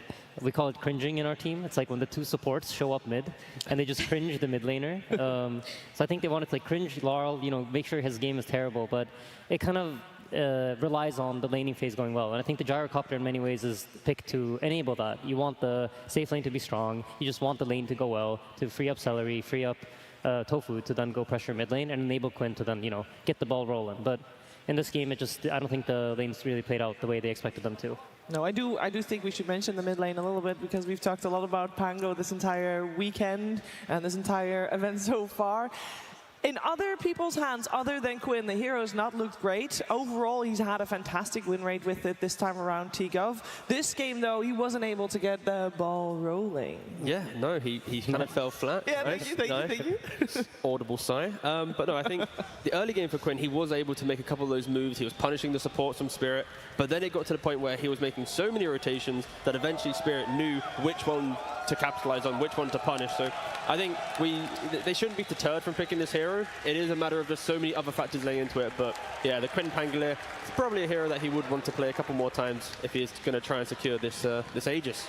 I mean, the issue was he couldn't rotate on the lane that he needed to rotate to, which was the Weaver lane, right? If he's consistently putting all of his efforts in playing on the Beastmaster lane, you're not really solving the crux of the problem, because even if you can get a couple of kills on that lane, Beastmaster's just going to sit in the jungle and farm for a little bit, while the Weaver is playing a supremely aggressive game versus your Lone Druid and not allowing him to come back.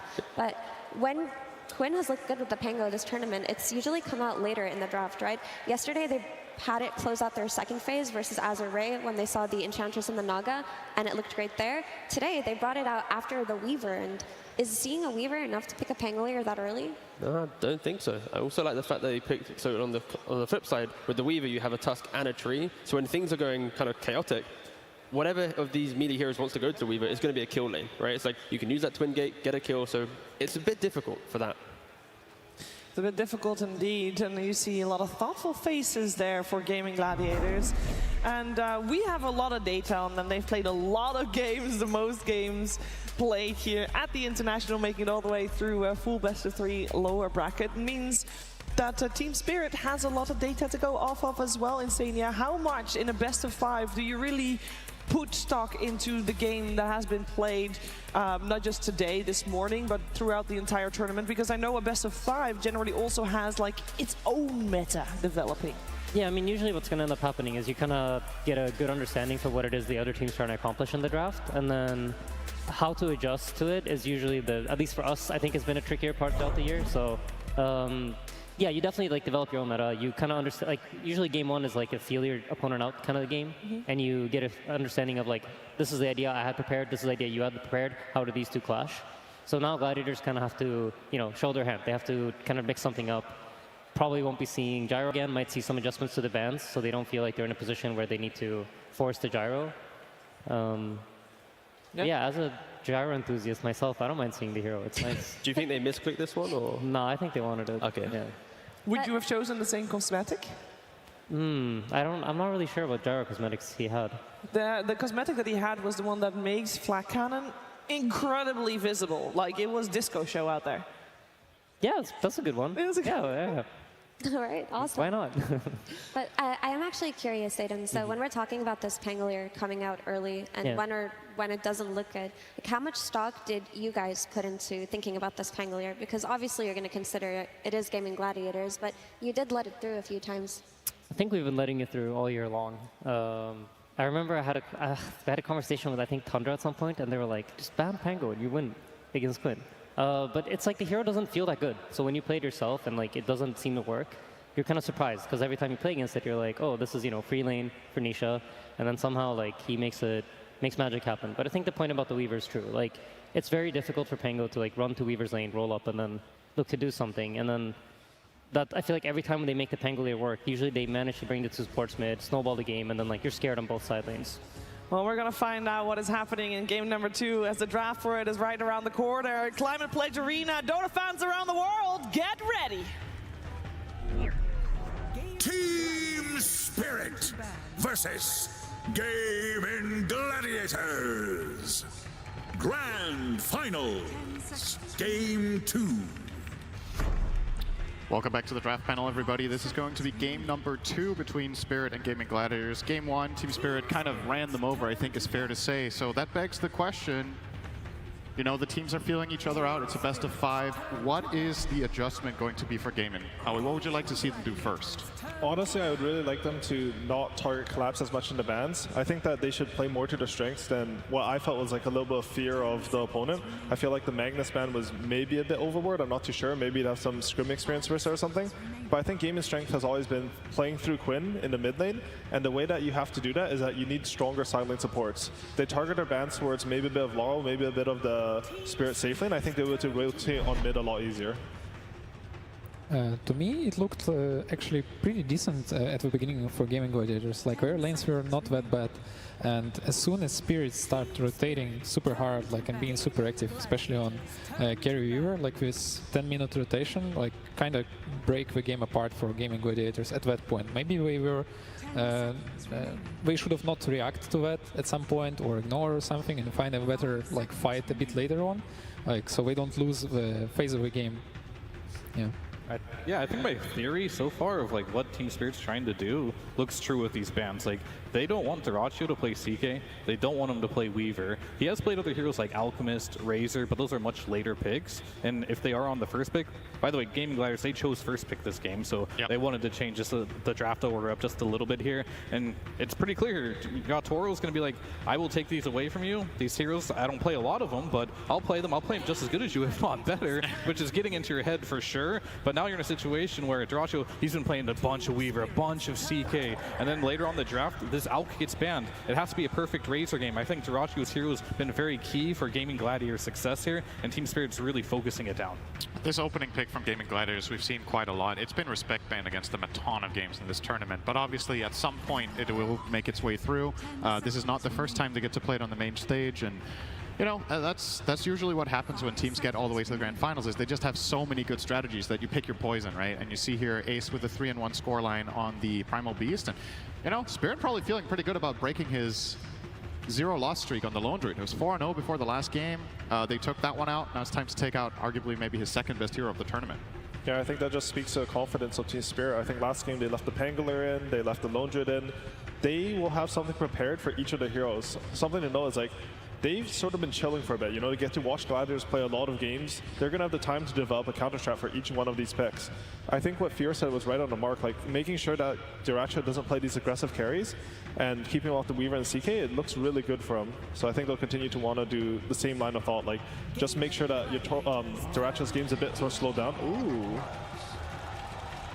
And this was definitely a change that they made in the draft. They decided to collapse Magnus. We'll let it through. They played it only one single time at this TI, and that was in their last series. And Collapse was an absolute madman in that series, doing what he was doing at TI-10, just getting all the skewers in the world here. He didn't have the strongest early game, but I think if you do put this in the off lane, correct me if I'm wrong, probably not the strongest offlaner right now with the way he builds, but they played with a Shadow Demon last time. They just got a lot of stacks up, so maybe we can look for them to ban out the Shadow Demon so Mag doesn't have that recovery option. Yeah, Shadow Demon is one of the best heroes to counter Primal builds. Primal Beast also, it's like it's countering him on all stages of the game.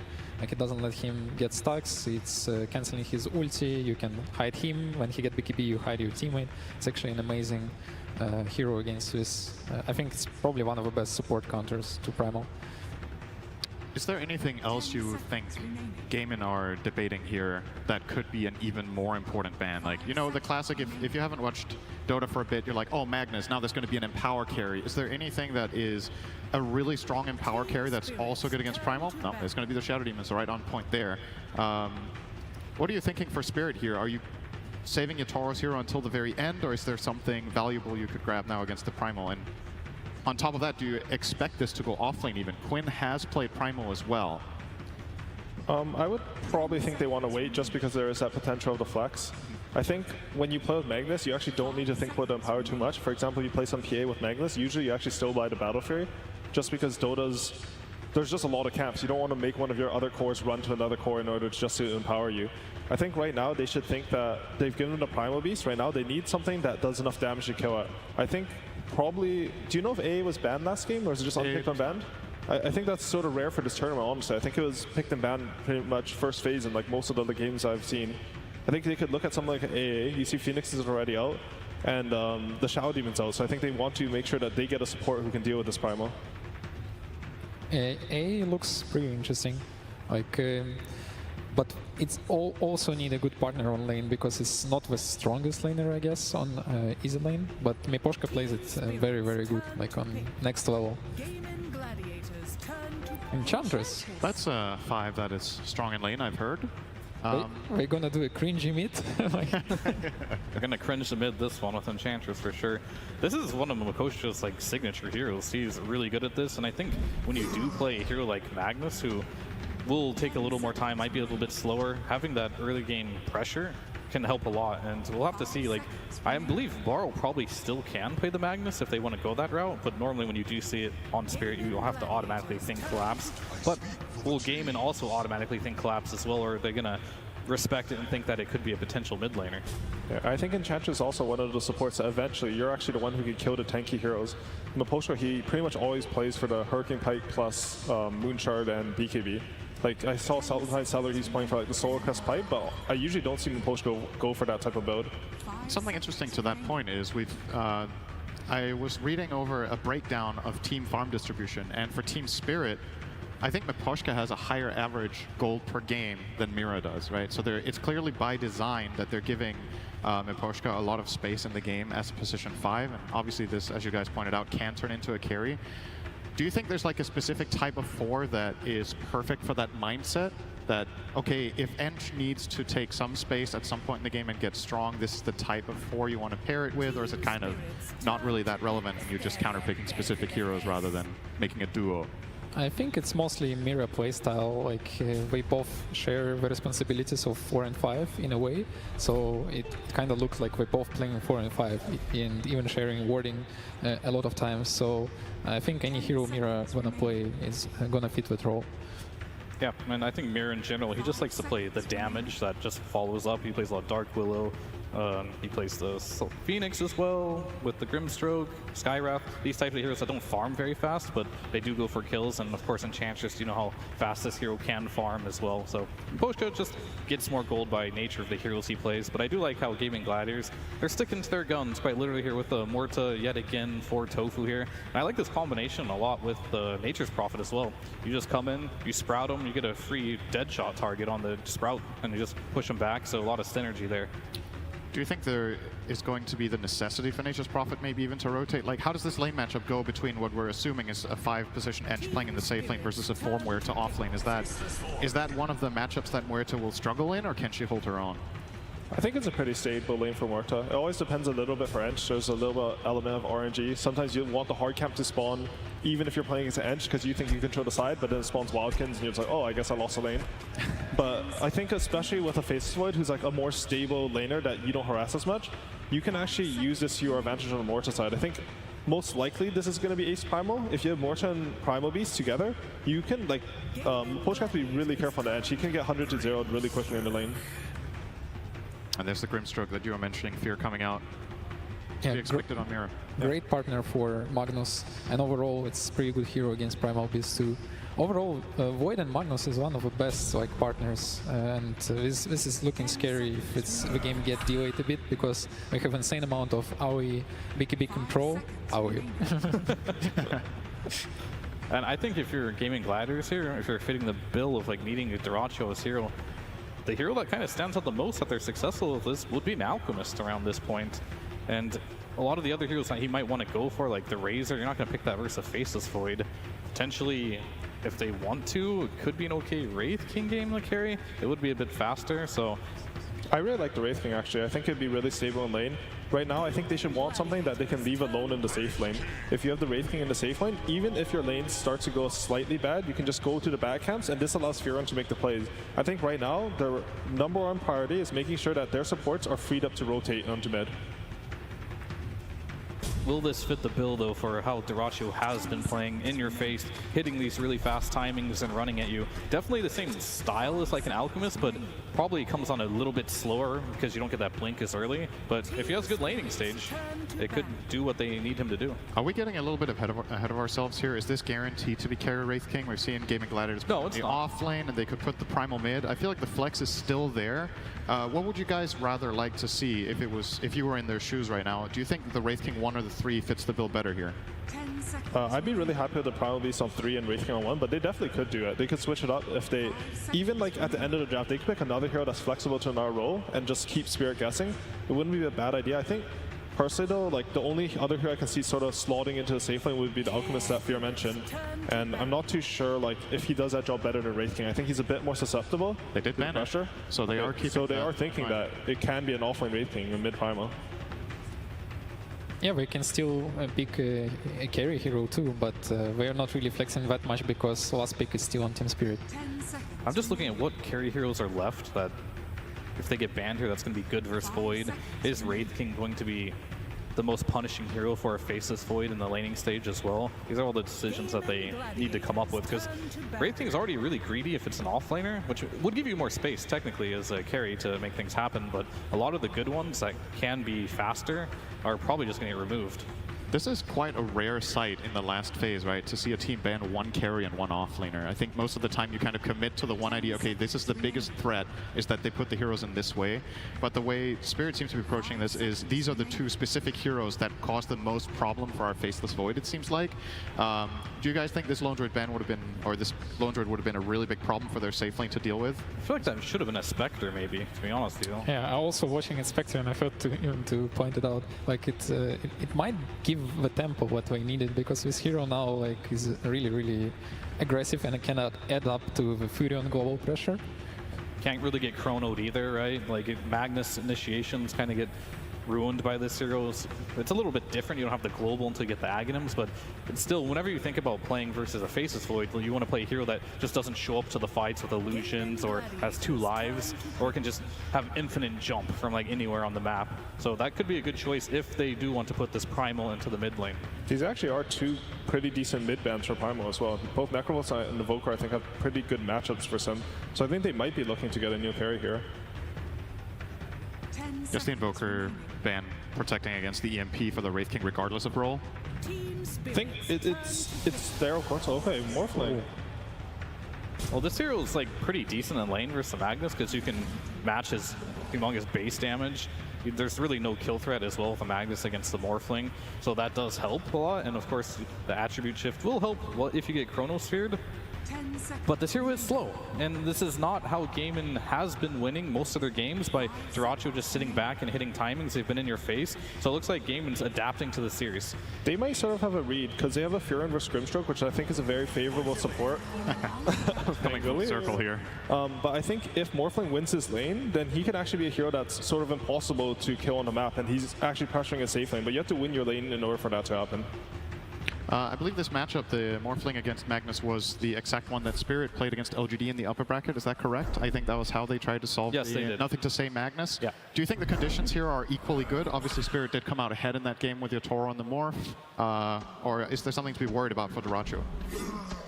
It's a different type of game, I would say, because in the last game, like, Collapse was playing CK, just crushing the lanes, which allowed Yotoro to get the farm, and Spirit has proven that in late game, they're that type of team to take it. All right, that's going to conclude the draft for us here. We are going to go over to a coach interview with CY from Gaimin Gladiators. Thank you very much. Yes, I am joined by CY of Gaimin Gladiators. A tough game 1, but whenever these post-game discussions happen, you're obviously being able to say everything that we see, the entire game. Your players only have half the information. So whenever you're debriefing, do you spend much time telling them this is why things went wrong based off of all the information I have? Or do you mainly focus on, forget about it, here's what we're going to do for game 2?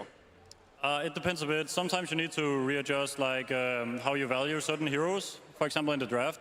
But it also depends a bit on lanes. Let's say the lanes go bad. Okay, it's reset, go next game, right? You don't want to be too affected by it. It also depends, like this tournament I can hear the communication. So I can hear it's like chill still, like we're like not stressed or anything like that. So I don't really need to do any work in that regard. So I kind of consider what I have to say and what I don't have to say, and then take it from there. How about the lanes for this game? We got good expectations on how the first 7 minutes are going to go for you? I have good expectations, so I hope my boys can live up to it. I hope you guys are up for it also, because we're getting ready for game number 2. This game needs to start off very well for Gaimin Gladiators, because while this may be a best of 5, this game 2 feels particularly important, Avery. I mean, last game, Spirit, they took your best trait, your speed, took it away from you and turned it right back around. They ended that game so fast. And this time, they're going to take the late game and the scale, right? Void Magnus. This is a lineup that is very happy to go into that late game. And particularly when you have Yotoro in the reins of the Faceless Void, it is a fearsome beast. This is a strat that goes all the way back to, I remember, TI6, TI5 era, where people were developing the Magnus. Wings Gaming were a team that took this strat all the way to the grand finals. We're happy to play this Magnus with the Void, particularly on Shadow. So this is a throwback for me, being back in Seattle, seeing this once more on the main stage here. We're going to see what Team Spirit can do to get to that late game once again against Gaming, who have continually punished teams for the greed, for the slowness, for the willingness to go to 60 to 70 minutes. They just don't want to let you get there. But here they've gone for kind of a hybrid draft, right? Going for Morphling in their own hands on Dyrachyo, a hero he is perhaps more infamous than famous for. Yeah, in some sense. Well, I mean, the right kind of performance on a TI final, that could change the entire narrative about his Morphling. He's going to try and do just that by taking away and taking down Yotoro's Faceless Void. But there's also some other notable heroes. I feel like we focused a lot on Yotoro in that last game for a good reason. He had a monster performance, but there's also some other big ones here for Team Spirit. I'm looking at that Maposhka Enchantress, man. I feel like this is Enchantress and Chens, they are really scary in this current meta, even if we don't see them all the time. We saw the way that Chen worked for Gaming Gladiators, and Maposhka is going to try and make that Enchantress work for the laning phase. Enchantress is a hero both these teams really highly value and contest. It's a hero that's been banned against Gaming a lot, so they opted to take it away here. It's also a hero that can deal pretty well with Primal Beast in those mid games with the Enchant ruining his charge in. I don't know, when I saw that Ench come out, it gave them the tempo they needed with a Magnus opener to feel really good about it, so they just don't fall behind too much on the lanes. And a quick little body block to push it under the tower here to try and secure the equilibrium. Very heads-up play. Dyrachyo read it, got a block of his own, and it will end up outside the tower. So nice heads-up play by Dyrachyo to counteract that, as they're going to start 3 top. Maybe looking for a cheeky kill on the Furion, who's TP'd up here. Yeah, that would actually be an interesting idea, but they quickly abandoned that as Celery waves goodbye to the Enchantress as Maposhka heads back down to that bottom lane, which is going to be Ace and Tofu in the Muerta plus Wraith King, the double undead hero against the Faceless Void of Yatoro.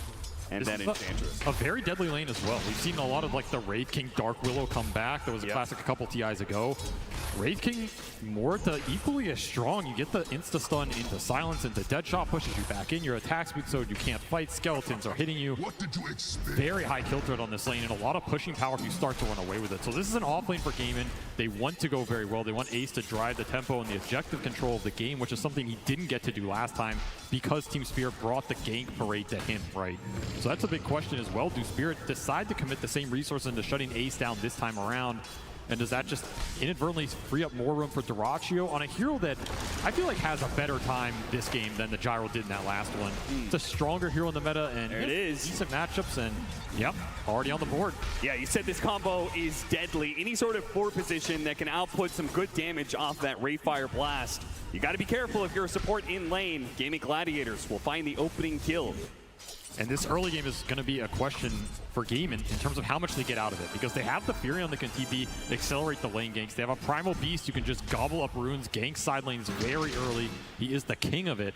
Maybe not a hero we've seen Quinn play a lot, but one he has practiced very well in pubs recently and is very comfortable on.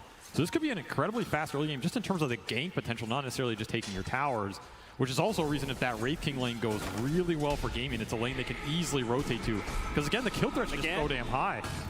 The heal, too much, and now they're going to turn back around with the Nature's Attendants leveled up. And Ace will take a bit of damage as he heads back in, but Yatoro doesn't want to miss his CS. Right now, lanes are going pretty well for, despite that early first blood. We got the Pango taking the top spot on the CS chart. Nice dead shot. See how much Laurel can do with this. It was kind of a quiet Pango game last time around, right? I think Quinn was struggling to find his openings, and if this is a hero you can get to play your tempo game to control the runes combat where Quinn wants to go with the Primal Beast, you can definitely turn some of those ganks around. I think that's what Laurel's looking for, more than being the aggressor, right? I think him just going in these lanes is going to be difficult because you don't have a lot of damage fall, but if Gaimin overextend, dive you under one of these side lane tier 1s, then suddenly the Penguin can come in with a counter gank and the Rolling Thunder and turn things around. You're really happy with that type of gameplay here because, again, you're farming it up. You got Magnus, Faceless Void. You know Gaimin are going to go into you. This is a hard duo to match up against. You throw that Inkswell on the Magnus. He pulls you closer with the Shockwave. You get hit by the stun, and then that stun leads into a free skewer back. So even underneath your tower, you are not safe. And the Grimshard could be really nice this game as well. Just throwing it on these cores that want to jump in and get the extra, debuff them out, reset the fight or the primal. These types of interactions could help them take the team fights in the mid game when they're likely going to be behind a little bit in terms of the speed, right? Because Gaimin are pulling a decent position out in terms of the laning phase here. Doing pretty well on their cores in terms of CS. They gave him the Harpy. That's going to make a big difference in this bottom lane. He's going to die now, but does some decent economic damage. And he's got a small little Hellbear to work with, too. I mean, it's also just time. Yatoro gets to sit down here versus a lane that eventually will kick him out. Quinn amping up the pressure here. Has a little bit of an XP advantage, pushing this triple ranged wave in. I mean, this is pretty rare. You get 3 range creeps being pushed into the tower. Laurel will clean it all up. No roam coming in early here. Just way too high on the HP to make it look enticing. And of course, these side lanes, vital to your game plan. Still, he's just going to go for it. Here comes the rotation, though. Miro gives him the Inkswell underneath the tower, but he stops him midway through the charge, and Quinn, caught underneath the tower, will die. sometimes greed is good and sometimes you get punished for it. Mira happy to counter that. Push Laurel ahead in the XP. And now you're going to have a Rolling Thunder. Oh, what a sprout. Collapse, cut down a tree, but he was still stuck on the corner there. Did have some stick charges to work with, though, and so he will survive for now. They wanted to be able to punish the fact that Mira had to TP into that mid lane, but couldn't quite finish the job. This is a game about pressure. Every time one of these supports makes a move, you need to create the pressure somewhere else. So the enemy just can't clump on you, get the numbers. Yatoro gets pushed back into the silence. Oh, he time walks up now. He's still kind of in a sticky spot here. Gaming Gladiators are going to try and run him down. Look at him throw the blood grenade, but oh, he'll make the difference. He's going to show up with that Rolling Thunder. Do manage to finish him up with the 2 supports, but Laurel, he'll be collecting some heads here. Even the Wolf gets a couple hits in. Stuck there on the corner, but that's okay. The Swashbuckle will finish the job. A lot of XP going into the Pango and the Ench down here. Yatoro, little sad he died there and doesn't get it for himself, but I mean, that's sometimes the life of a Faceless Void versus a lineup that is going to pressure you, is going to go for that kill. And if it was a lot cleaner, maybe Gaming can just walk that off, but Team Spirit, they get the rotation in. Suddenly this Pango's having a terrific game off of that in the turnaround mid.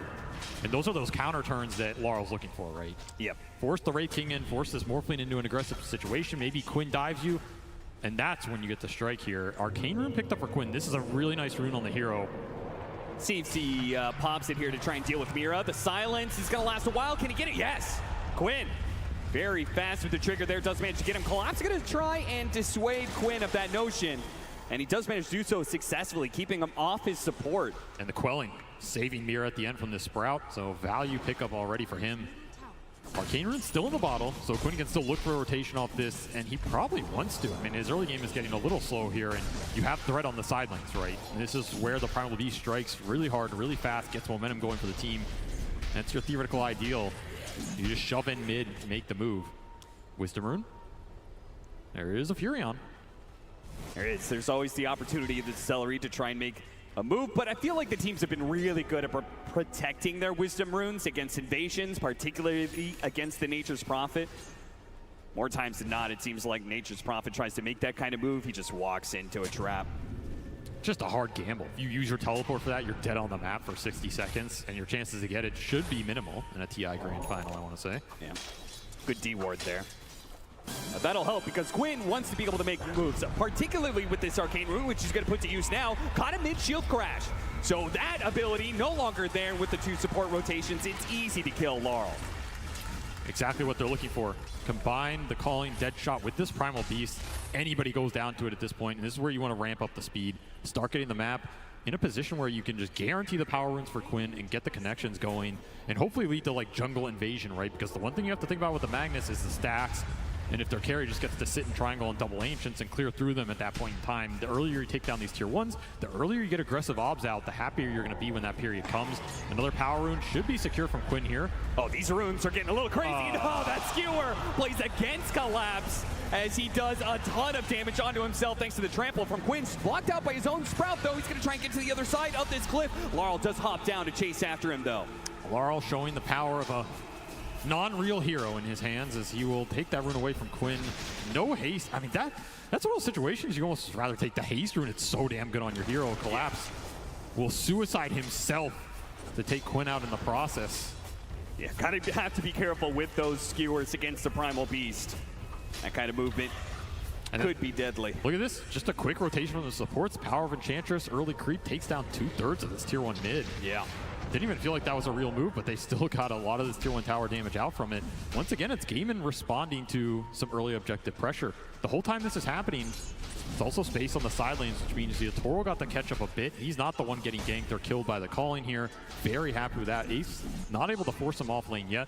However, Gaiman doing a bit of stacking of their own, and maybe that's something they took out of that game 1, right? Like, you go in game 1, you try and run Spirit over. Instead, they run you over. Okay, this is not a team we're going to beat in 20 minutes. Not a team we're going to beat in 25. Maybe we go back to some of our other tricks, other things up our sleeve, like the efficiency on the map. Yeah. This is a team that has stacked their whole way through the season.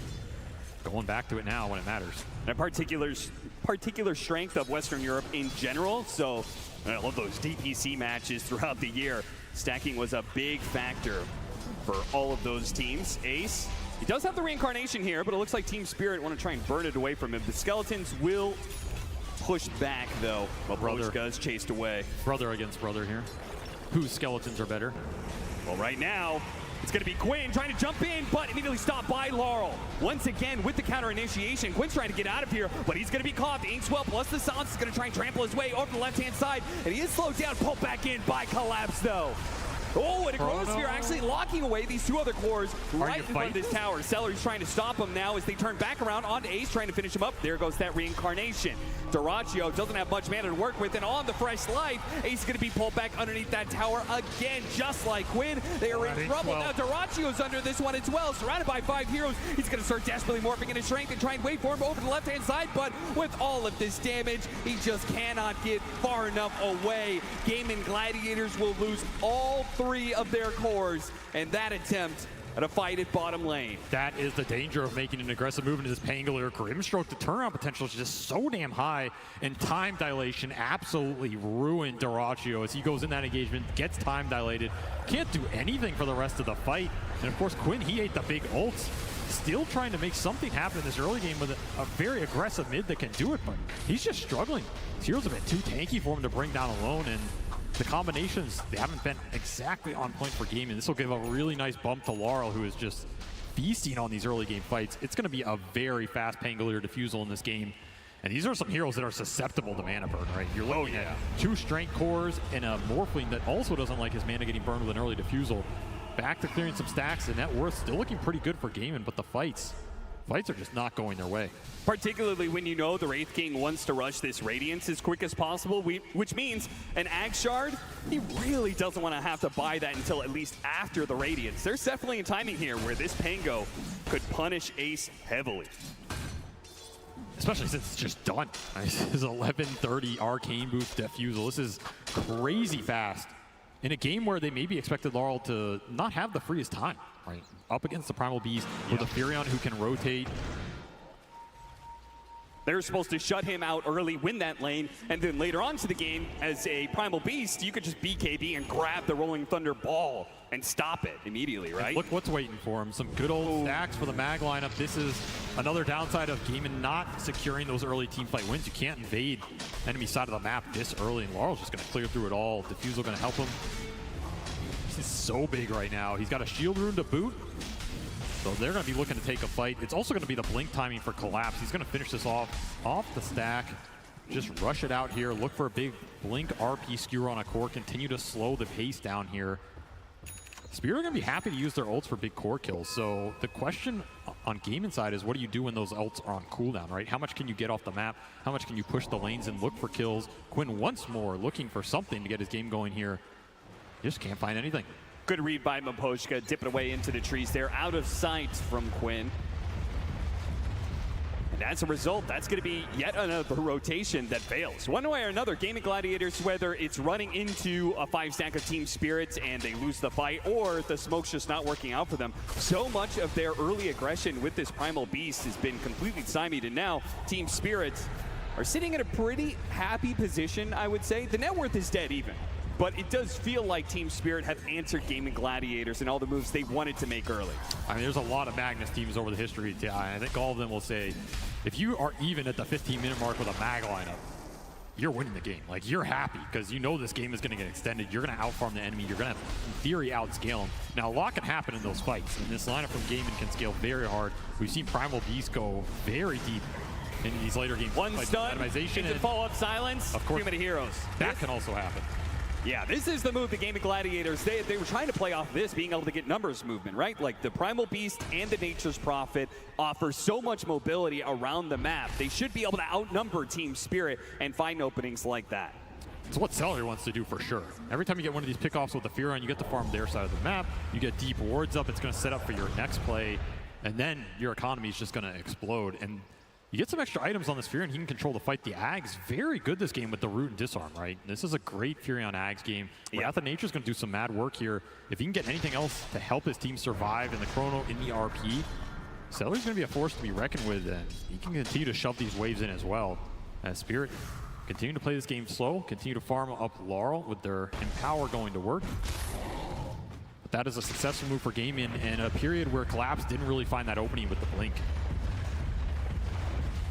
We'll have to settle for some farm. Find an interesting note, there's just no hand to Midases. in this game. Wraith King, Faceless Void, both heroes that have bought it throughout this tournament sometimes, but feels like as the tournament's gone on, particularly probably because the way the Gaming Gladiators has stomped through some games, there are teams who've been a bit wary about picking up that greedy item.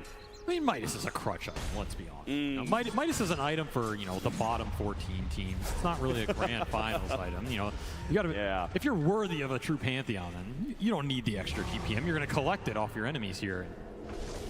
See, that is Collapse what can do that. He's still trying to find something with this blink, or maybe he's just happy empowering his other cores and letting them take the bulk of the net worth. Yatoro still pretty much untouched during this period. He's just going Mask of Madness into the Maelstrom, Empower on top of it. I mean, this Void is going to keep up and farm, even with a Radiant Skeleton King. Am I allowed to say that? Farming up the entire map. He will match him. Oh, Laurel? It's essentially there to grab him.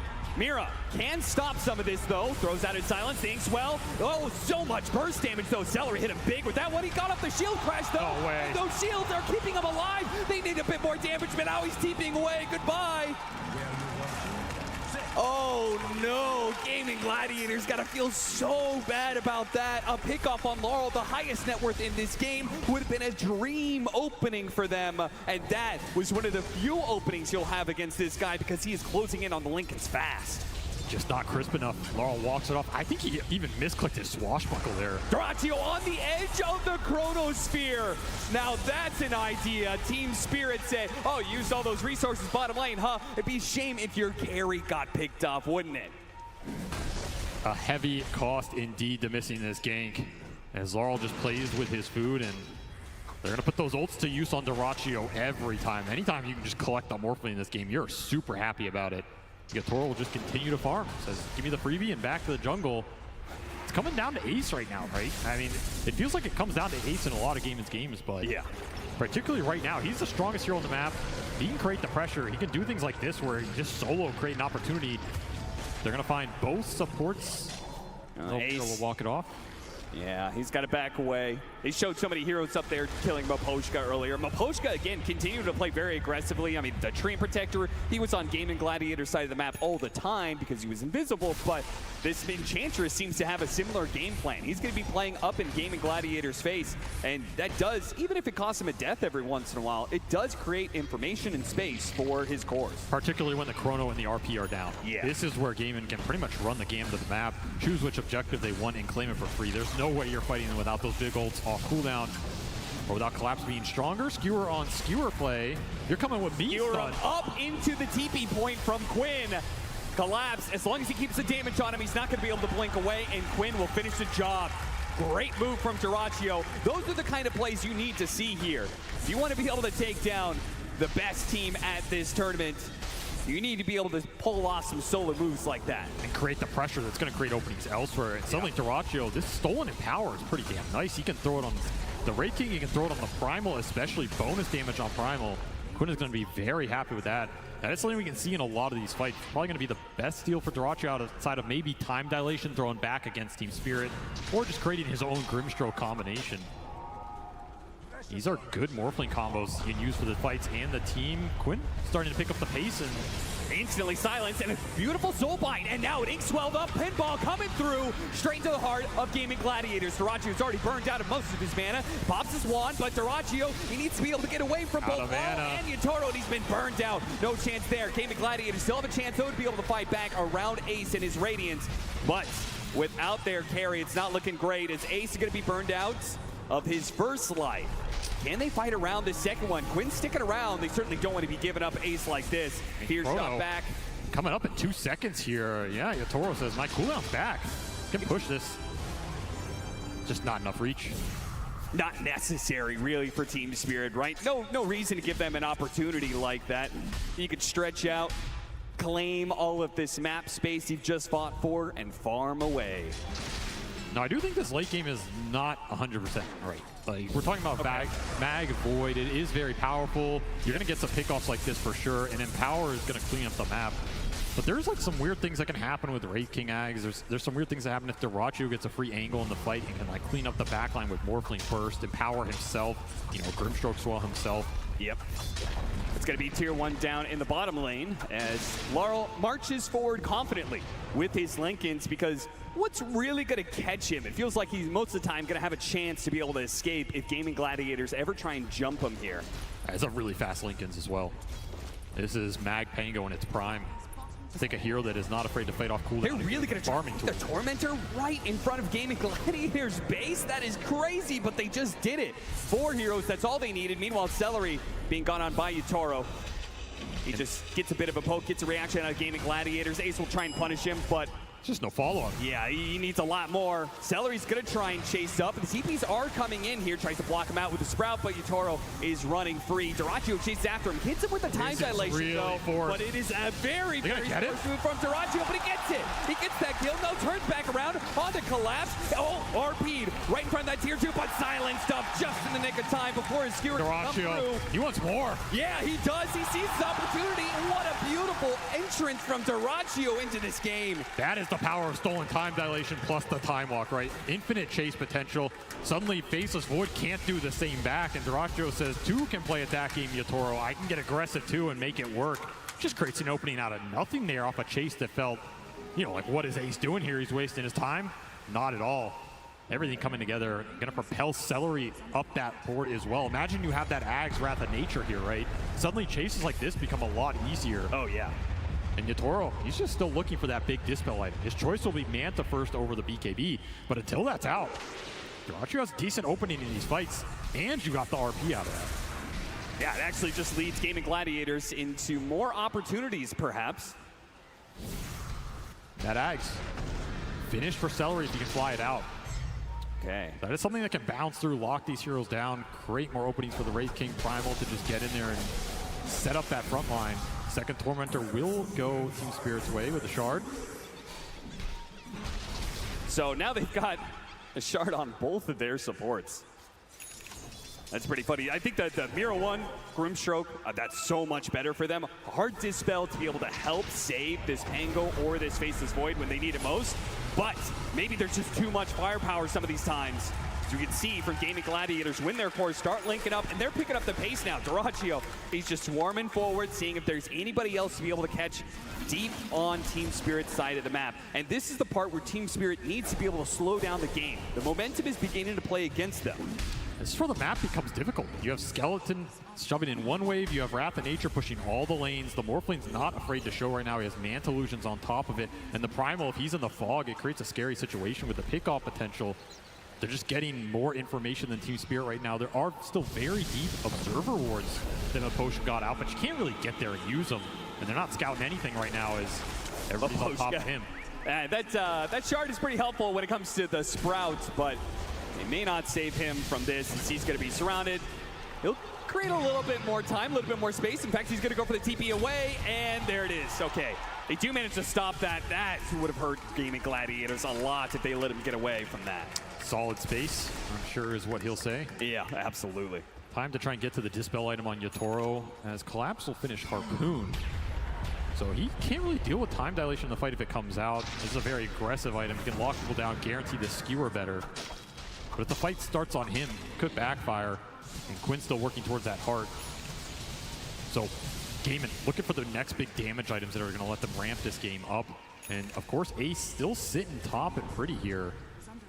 He's the big objective driver, so if he decides that they need to force tier 2 or go for Roshan, where they want to fight and how, it's up to Ace right now as he is the front line.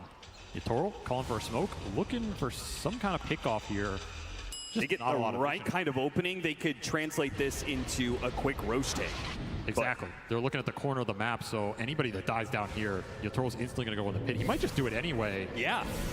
Gaming Gladiators, they look inside, see if it's actually Gaiman who's taking that Roshan. That's going to be pretty tough to deal with Yutaro with that shard jumping around with Inkswell on top of him. So even if you catch him midway through his time walk and stop him from leaping back into play, there is that Dispel that can come out. That's why you want to create a situation where he has to choose between chronoing the front line in the Heart Primal or, you know, the Wraith King with 2 lives. If they make this move fast enough, it could be massive for Gaming Gladiators. They have a double damage in Morphling's bottle, and if they can get to this fight in time, Team Spirit may get wiped and lose the Roshan fight, and they are not doing this fast enough. Gaming Gladiators are going to get here, and it looks like Team Spirit have made the right read. They're going to smoke, backing themselves away, see if they can find the opening on Gaming Gladiators. Quinn has position, but there's a ward. Position on the high ground. BKB immediately goes out. Now he has to turn and chase, but he's not going to be close enough. Team Spirit got something big out of him, but they do hit them all. That's going to be able to hit all those heroes. The RP does manage to lock down the 2 heroes. They jumped into the RP. Dota2 dies immediately. He's going to have to do all the damage from here on out, but the Rolling Thunder is dangerous. It slows him down with the bashes, and the Rolling Thunder hits, and there's no chance. And now they leave Quinn. Yeah, trap him inside that Chronosphere. His BKB is gone. Get the rest. Oh, it's Gaming Gladiators who had an opportunity there to be able to upset, but now just what they feared the most, which was losing a fight and giving the Roshan to Team Spirit. That may have just occurred. It's going to switch the side, so they're going to have to run up top. They might not have enough time before Gaming respawn. I mean, you got to remember, they can TP to this dire outpost up here as well if they still have them off cooldown. But damn, what a heads-up RP from Collapse. That is a team fight salvaging RP as the Wrath of Nature just got them all on the backside, and Dilation was thrown out early here. So right there, it goes on Quinn, but that opens the fight for Dyrachyo by a decent margin. Just didn't, I don't know, I mean, he just RP'd him. There's no way around it. Yeah, they only had one stun to work with. Dyrachyo just makes a complete misread of the situation there. Maybe thought the stun was going to latch and be longer, but there's a lot of bailout here, and the second that goes wrong on the Morphling, this fight's just completely over. Yatoro's going to clean house. You cannot give too many of these openings. The upside, though, like we said, is this Roshan switch sides, and the respawn timers were not too long here, so Dire side going to work for Gaming. As they come back into this map and stall out the Roche a second time. I think you just man up for it here because you know RP and Chrono are on cooldown. Yeah, 100%. And Team Spirit, I mean, it would be a pretty bold move to try and take this fight without their ultimates. No, they're just looking for the pickoff.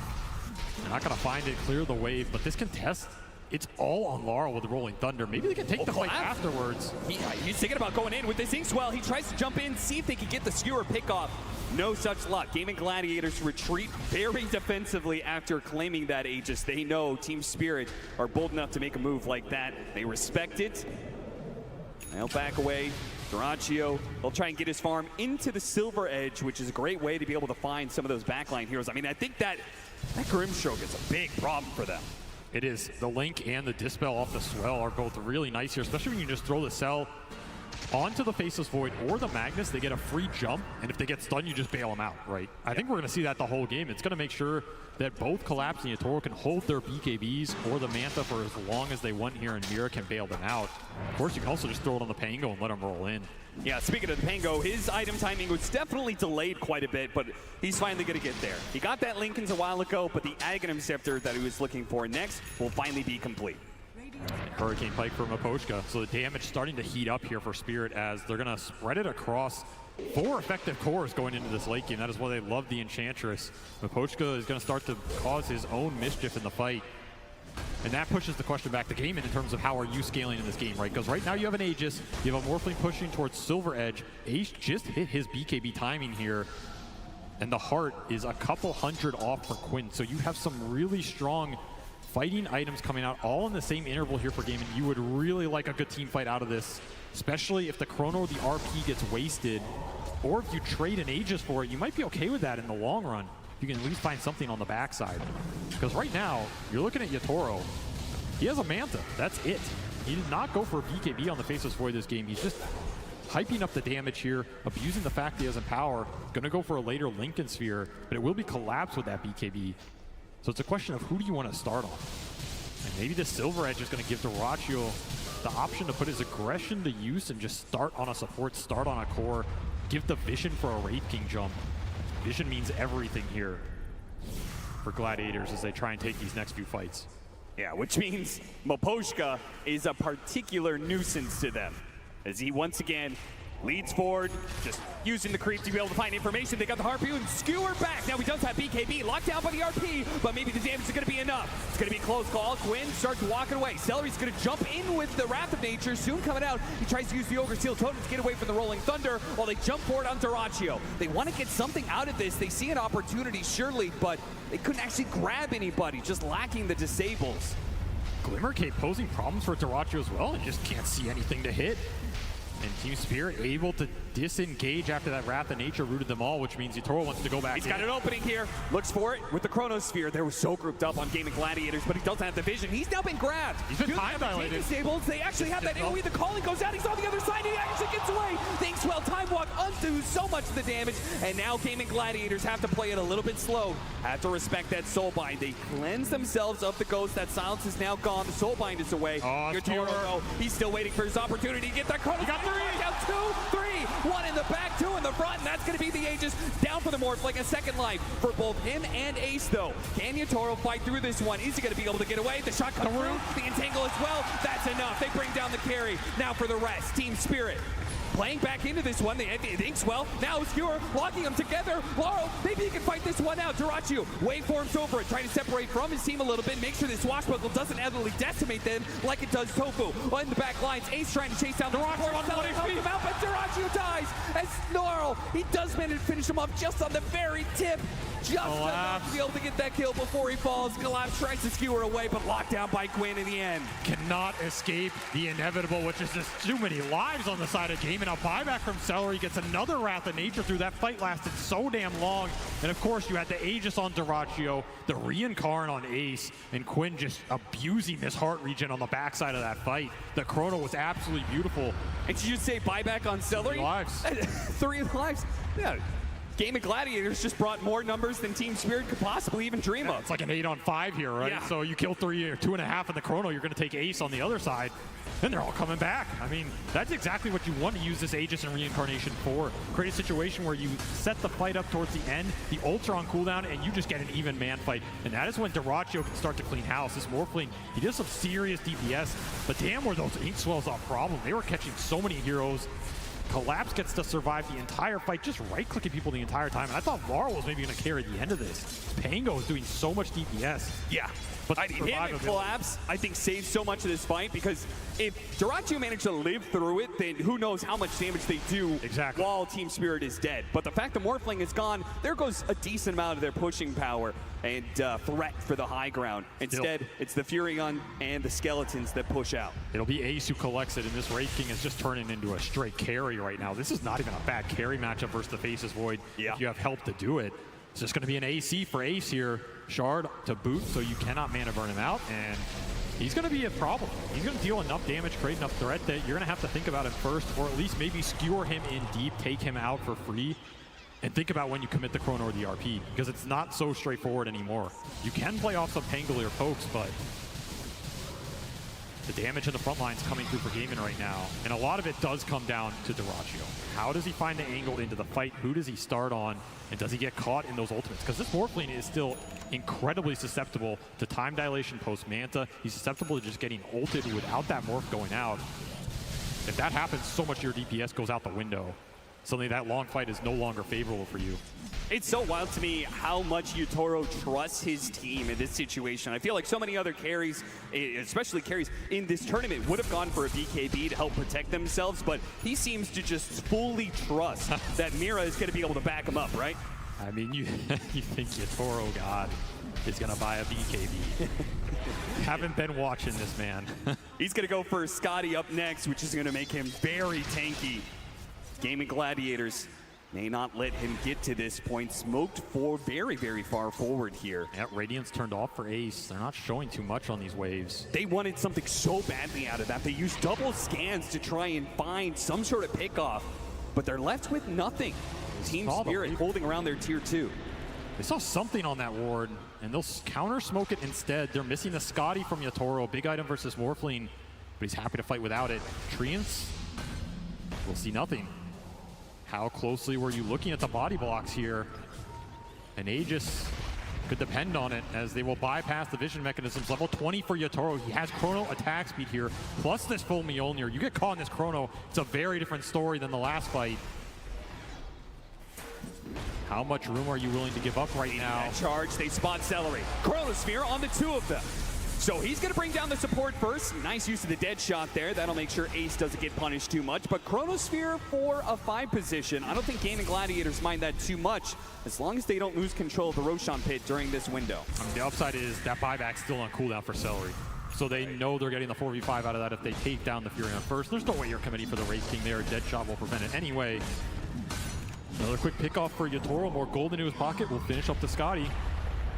Now, what about this next part of this matchup? The Wraith King versus the Faceless Void, especially this Wraith King off lane, always going to be going the Aghanim Scepter at some point in time. That Aghanim Scepter is pretty interesting against the burst that Yatoro wants to be able to employ, right? He wants to Chronosphere, make sure that there's one hero or maybe two that gets no impact in the fight, just like it looks like Quinn. Ooh, he barely gets off that, but he is going to be slowed down as soon as the BKB is worn away. The time dilation kicks into play, and yeah, Team Spirit have caught him. Just good vision on the map. Lets them set up for this kill. And just as he was pushing towards that Aghanim Scepter, you're talking about the Wraith King, as the Primal Axe will also play a big part in these fights, just breaking these heroes down, removing some of the passives, letting them get easy kills on things like the Enchantress, removing some of the time lock on the Faceless Void.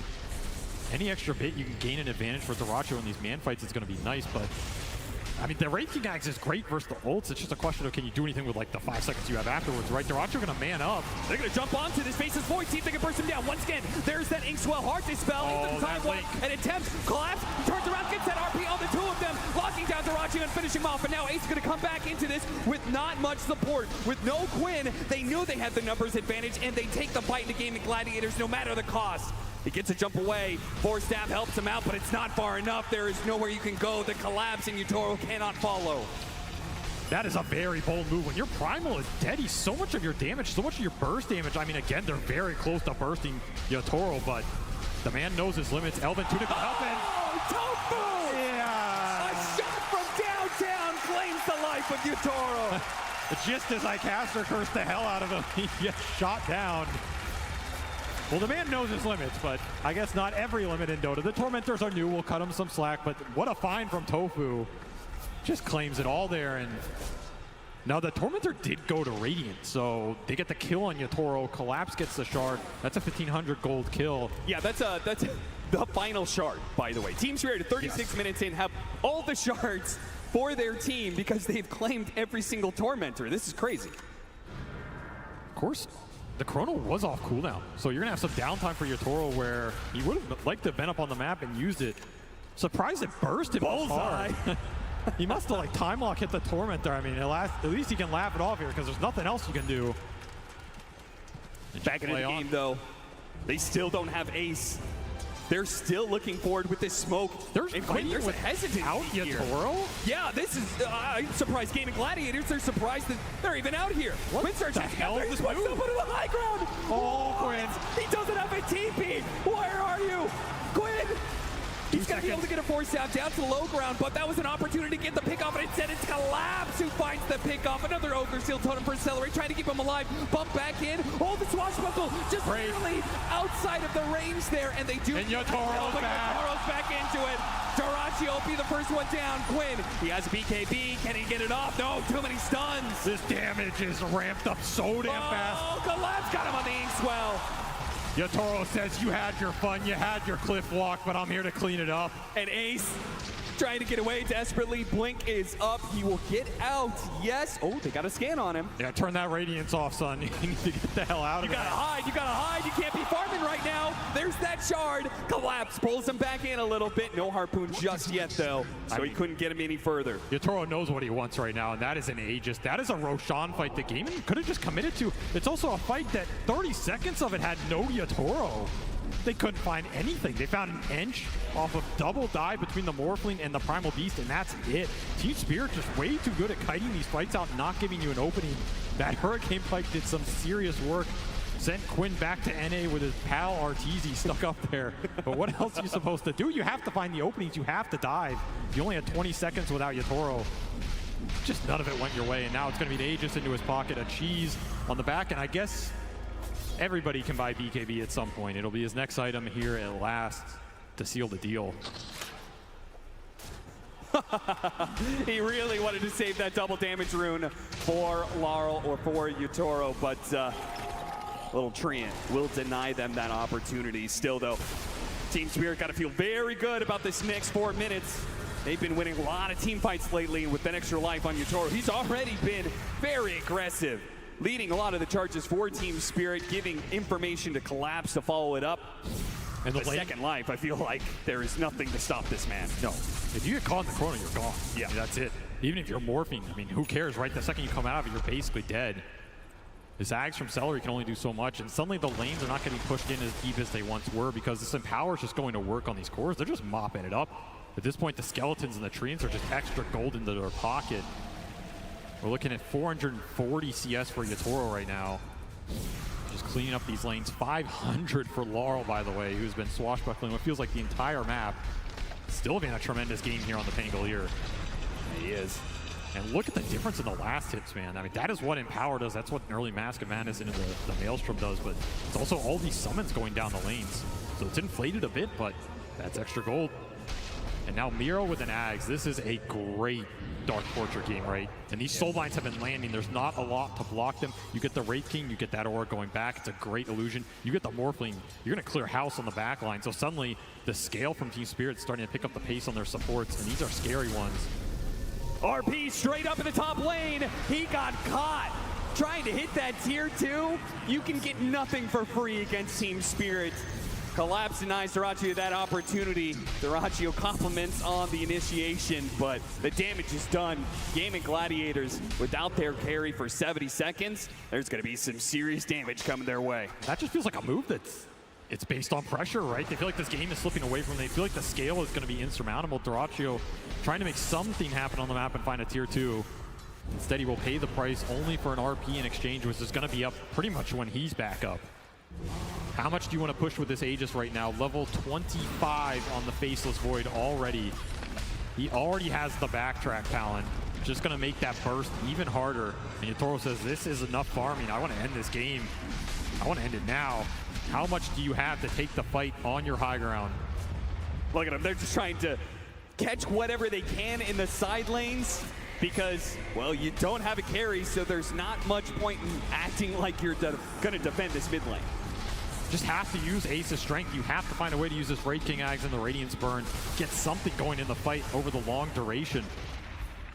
That's where the Pangolier shines. And I mean, Laurel hasn't even had to jump in aggressively yet. He's just playing behind his other cores. Yeah. Be a free lane of racks here. They're gonna go for number 2. Dyrachyo, 3 seconds on the spawn. Butterfly completed for Yatoro now. No MKB in sight. You're gonna have to do this the hard way. Just charge in and hope it goes your direction. Checking it out, seeing who's TPing in. Toro with the Lincolns. He's got an extra life. He's got a BKB in his backpack for that second life. Oh, and they got an opportunity from Collapse. Both Celery out of position. All right. Dyrachyo going to try and use that Faceless Void form to be able to help out, but the Chronosphere goes into work. The Gold Scepter not actually grabbing the real one. He's still up, and he finishes off the Morphling so easily. Now the RP gets the other 2 cores. Team Spirit so clean. The extra ghosts come out from the Wraith King, but doesn't really do anything. Ace just pops his BKB on the second life. They do manage to get another pick here on his Celeries. He tries to jump forward. They've got nothing left in the tank on Gaming Gladiators. They are all going to fall. They're going to throw their damage around. The Chief's actually getting popped as Collapse got a little bit low, but into the fountain Laurel goes. He's going to Toro a rampage, maybe a double. No, Tofu's going to deny him that. They're going to call the GG unless pulled back in. No, this one is a second rampage to finally close it off. I mean, why not add to his total, right? This is the player with the most rampages in a single TI run in history, and he will add some more to the stat page here as Yatoro just mops him up at the end with way too much damage. And once more, Gaming are sitting here thinking, what the hell are we supposed to do against this team? We can't outpace them. We can't push them. We can't outscale them. We're having troubles in the team fights. We're losing the towers first. This man's playing Faceless Void in a meta where no one else was really willing. He got you on the Weaver, he got you on the Faceless Void. Team Spirit got you on the Pango on both sides. They defeated the Pango, and Laurel took it into his own hands. I mean, there was so much in that early game where Laurel, he was controlling so much of the tempo, and he knows it too. And the crowd knows it too. They're going to thank Team Spirit for an excellent performance in this game too, but it might be a fast closeout to the night the way Team Spirit looks utterly unstoppable. They are speed running this grand final right now, and the scary part is at 30 minutes, Gaming had a lead in that game. That game was not some super one-sided network stomp, even with a Magnus Void farming it up. It's just, it felt inevitable, right? Like, how are you taking these late game fights, even with a Wraith King Ags, you're respawning just to watch the corpses of your teammates fall right where you were. there's no real burst. There's no real push tempo here. Yeah. Nothing going their way in that game, too. Well, I mean, they at least were able to even out the net worth a little bit. There have to be small things that went the way of Gaming Gladiators. Are there any highlights you can point to? I mean, I think the laning phase was a bit better for them, but the point in their laning phase that they wanted to work the most, that I feel has worked for them all year, has been Quinn on mid. And that lane was the one that felt a little lackluster to me, right? The Primal Beast had a very slow start. He didn't get to use the power runes. It all has to come together. If you're going to beat this Team Spirit team in a grand final at TI, you need to pull out all of your tricks, get all the cylinders firing, and make it synergize at its peak. They have played so many games, having to go through the lower bracket the entire time. Does Gaming Gladiators have anything left in the tank? Back to the panel. Thank you very much, Cap and SVG. We'll find that answer in game number 3, because right now, Team Spirit is on match point, one more game away from being crowned second time TI champion. And what a game they did it on here. It was a very back and forth, a lot of fights in this one. We have a little bit of a change on the panel. Stormer, welcome, joining us as well. I want to dive right into it. What did you make of this game? Thank you, Shearer. Yeah, I mean, this game was actually quite a treat to watch for a long time. I think there was some really, really cool plays coming up from both sides. I think Law played exceptionally well on his Pangolier. Like, there was like some situation where they went on with 3 heroes and he just barely got out. I think he carried the game on his, the team on his back for quite some time until Yatoro and Kodas caught up. But yeah, well, definitely a treat to watch. Yeah, I mean, for Lau at least, in regards to net worth, I think I saw a tweet from Noxel where it's like it's the 5th highest net worth of any Pangolier on LAN, and it's like he had Diffusal, he had links like pre-20 minutes, and it was just an incredible start. He was so farmed. Yeah, so farmed. And it is really hard to top the net worth leaderboards as a Pangolier, right? You usually never see that happen, but it's also due to the Magnus that they were able to play around. They had 3 melee cores with a Magnus, and when the game stagnated, they were just collecting that net worth lead. Every time that Gaimin weren't making any moves or any plays, that benefited Team Spirit entirely. So if you're playing this game to scale, all of a sudden, Team Spirit, they've got the superior team fight, right? They've got the Chronosphere, they've got the Rolling Thunder, they've got the RP, so it made it so that Gaming Gladiators couldn't ever really look for those fights later on as the net worth lead was built up. Yeah, it felt like at some point both teams wanted to look for the fights. Both teams were ready to fight, but you only want to really fight when you know you have the advantage. And I think, T, that led to some pretty quite cool. But that's some pretty surprising locations where fights were actually happening, because we had both teams trying to surprise the enemy team in final locations. Yeah, it happened a lot. You had in the bot side of the map, you had like this awkward Roshan where Spirit started it, but they weren't strong enough, and then they baited out with the fight. And then we had a pick off onto Primal, and then it's near a Tormentor where the Poshka's just free farming top lane, hitting a tower, and then the rest of Spirit's just slaughtering the entirety of Gaming Gladiators. So I feel like this entire game was Gaming trying to construct a fight where they could survive the big spells, while Spirit was always chasing, oh look, we have our spells available, let's just win every single fight, because we know if we have the Chrono, if we have the RP, we're going to hit these big spells and just crush every single engagement. Yeah, and it's hard because they didn't really have that overwhelming teamfight ability on Gaimin, because even when they did have that Aegis on Morphling, they couldn't really ever make anything happen. The fight that they did finally manage to force versus Spirit when Morphling had the Aegis, and they tried to burst the Faceless Void, they couldn't, he time walks away, he chronos. They end up killing the Void in the end, but they didn't really get much in return. I mean, they traded off one of their heroes, everyone else disengaged, and they couldn't turn that winning fight when they got the Void down into anything, because they committed too much and they didn't get enough back, and that really was the story of the game. Yeah, it really, really was, and I feel like we saw Team Spirit. You know, okay, so for people that have been following their vlogs, they have a lot of them. They show a lot of their in-game communication of their vlogs, and those fights that we see them take here on the TI stage, they seem very calm and collected. Stormer, there's like, oh, guys, I killed that dude. Yeah, oh, I got stunned, used my ultimate. Oh, he used his ult. It's like they're, you know, like you're walking in a park, it's like, oh, bird. You know, nice tree. It's literally very cool. Yeah, I mean, it's definitely what you want to stray for as well. I think it's also something that Team Tundra was exceptionally good at when they won TI last year. It just shows that you're confident in what you're saying. You're not over emotional about things. And also, what I love about this team is that even if they die, you can see smiles in their face. Yeah. You know, like this Yatoro, he's dying at the torment. commenter, you might think like, oh, I just fed 2k gold to Tofu, but then he's just smiling, you know. And all the team, like I think they're having such a great time right now, which makes it look even scarier to beat this team. And I think it's worth so much that like no matter what is happening, they're keeping a calm head. And this calm communication that you said, like I think is really, really good to point out, because it just shows that they're really focused, really in zone about the most important things. You don't over communicate, you don't talk louder to make sure your voice is being heard. Everybody's on the same level. Yeah, and combine that with the fun they are happening at the same time, and that is a skill. I think they have like the perfect balance, honestly. And together that with how good they play Dota right now, this team is just really scary. It is really scary. I bet the whole team was having a lot of fun actually in one particular moment, and we talked about it a couple times already. You've seen it in the highlights as well. The great escape from Laurel. Purge is going to talk about it now too. Thank you, Shiver. Yeah, the Pango survive was very, very important for Gaming Gladiator, or for Team Spirit, because he had the most net worth on his team. If he gets killed, it's a big comeback momentum potential for Gaming Gladiators. They spotted him farming up above. They saw his Invis rune, so they placed the sentry now, and they are looking to chain disable him here. Now, the AoE, the remnant here for Tofu, it does a little circular thing, and every ghost that passes through him is going to silence him. And if they can chain disable him, it's a really, really crucial kill here. But unfortunately, the Primal Beast charge is going to push him back outside of the radius of this next coming ghost. That means the second silence doesn't hit. The pushback does, but he's disabled still in this very moment, and he gets pushed slightly to the left here by the Fear. Now, before Pango's ability here, this one, the roll thing, whatever it's called, it used to give damage reduction. Now it gives you a barrier. So because there's 3 heroes, he gets 600 HP from this, which buys him time to survive. And one other moment that was really, really cool here, because he was in trouble and Mir was on the right, he puts Inkswell on him. It's this little animation. I know there's a lot of stuff going on in this clip.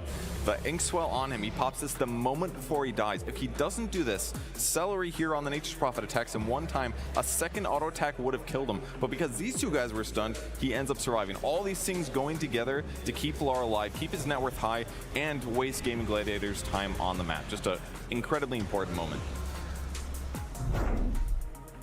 An incredibly important moment for sure, and I bet there were a lot of people in the crowd cheering. I know in the green room people are like, oh my god, he got away from that one. And I think a lot of people around the world and all the different versions that people are watching Dota, we have had people cheering them on. This is from Chicago, where the vibes and the atmosphere is definitely very high. We'll see if we can get a punch on stage. I don't know, maybe not today here, but we can only hope. It was very dominant towards the end, of course, from Team Spirit, but it was at the start of the game incredibly back and forth. We heard our drafting panel say the first 7 minutes are going to be really important. That's what the coach said as well, and Gaming Gladiator survived that, and it looked okay. They couldn't get that final push to get the advantage, and that is something that they're surely going to work on for the next game, which is coming your way very soon. This particular point, though, T, it's all or nothing right now. They're 2 games down. Gaming Gladiators has been in this situation before, but that was an online tournament. This is very different. It is, and I'm going to just say that I don't want to see Morphling. You know, this hero is Arteezy, got eliminated with it. Nightfall, got eliminated with it. Now Doratio wants to play it, and he lost game 2. Like, this hero, it's the bane of these lower bracket teams' life, and unfortunately, I don't think it's the one that you want to bring out when your life's on the line. Well, you know, I can only imagine they're going to have something different planned that they have to have. And while they're planning that, we are going to see where Casey is hiding. I think she's in the crowd somewhere. Where are you, Casey? I'm way up here. I'm sorry, I'm turning away from the camera. I'm way up here. How's everybody doing? Okay, so usually, as I move my cord out, I'm such a professional. Usually when we ask people, is this your first TI? We get a lot of, yeah, it's my first TI. I got a very different answer when I came up here. How many have you been to? You know, I'm not sure. 14, 15, 16. Went to Canada was the last one, and now I'm back, so I'm super excited. And the 3 of you have been to most of those together? A couple? I would say like half of them, all the Seattle ones. I soloed in Canada. I've been to 2. This one, and I think 2017. And then we were talking just a few minutes ago about the way that this grand final is going, and you heard Shiver say, like, this is do or die, game 3. How is everybody feeling? You, sir, are feeling very well. Want to tell everybody why? I bet on Team Spirit on the compendium. So.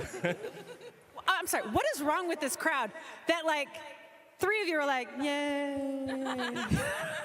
Okay, I want to hear from the Gaming Gladiators. Wow. I think this section can do better. All right? I want to hear you as loud. Do you see? Now, this is what Slack should do when he starts talking louder. You hold the microphone further away, like this. All right, come on, upper rafters. Let's hear it. I'm going to have my amazing photographer, Phil, spin around and show you how great this view is from up here. You were saying this is like the best seats in the house, right? Been here for 3 days. Best seats in the house. Nice. Oh, I hear a cheer starting. 3 people. All right. Thank you very much, Casey. I mean, that does look magical. I will say that is definitely one of the better seats in the house, although I must say, there's a lot of good seats. The screens are fantastic. The Dota has been fantastic, but I'm going to show a little bias here. I would really like this series to not be a 3-0, so I'm rooting for Gaming Gladiators in the next one. And I know all of you want more Dota 2 coming into the Climate Pledge Arena here tonight. And I want to know from my panel, Stormstormer, what does Gaming Gladiators need to do?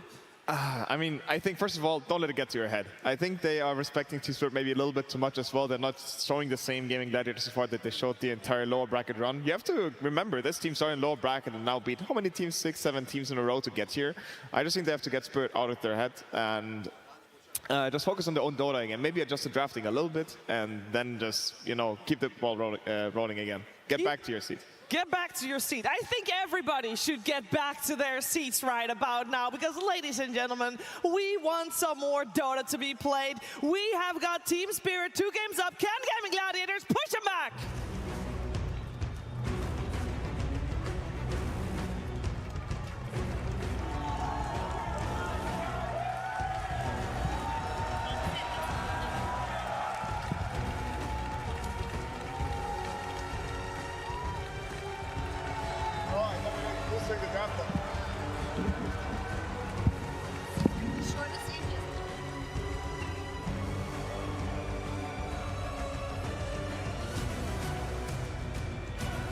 Ladies and gentlemen, Team Spirit, Gaming Gladiators, game number 3 of this best of 5 grand finals here. But Team Spirit, 2 games up. Gaming Gladiators need all the help they can get right now. And that means every single person in this Climate Pledge Arena, we need you to be extra loud. I know you've been saving your voice for game number 5, but come on. You need to get there first, so I want to have no voices left by the end of this one. I know a lot of people have already spent everything they had, but I know we got to lead a little bit more coming out for game number 3. We know they can do it. They've been in grand finals so many times. Every single LAN event this year in the DPC, Gaming Gladiators has come out on top.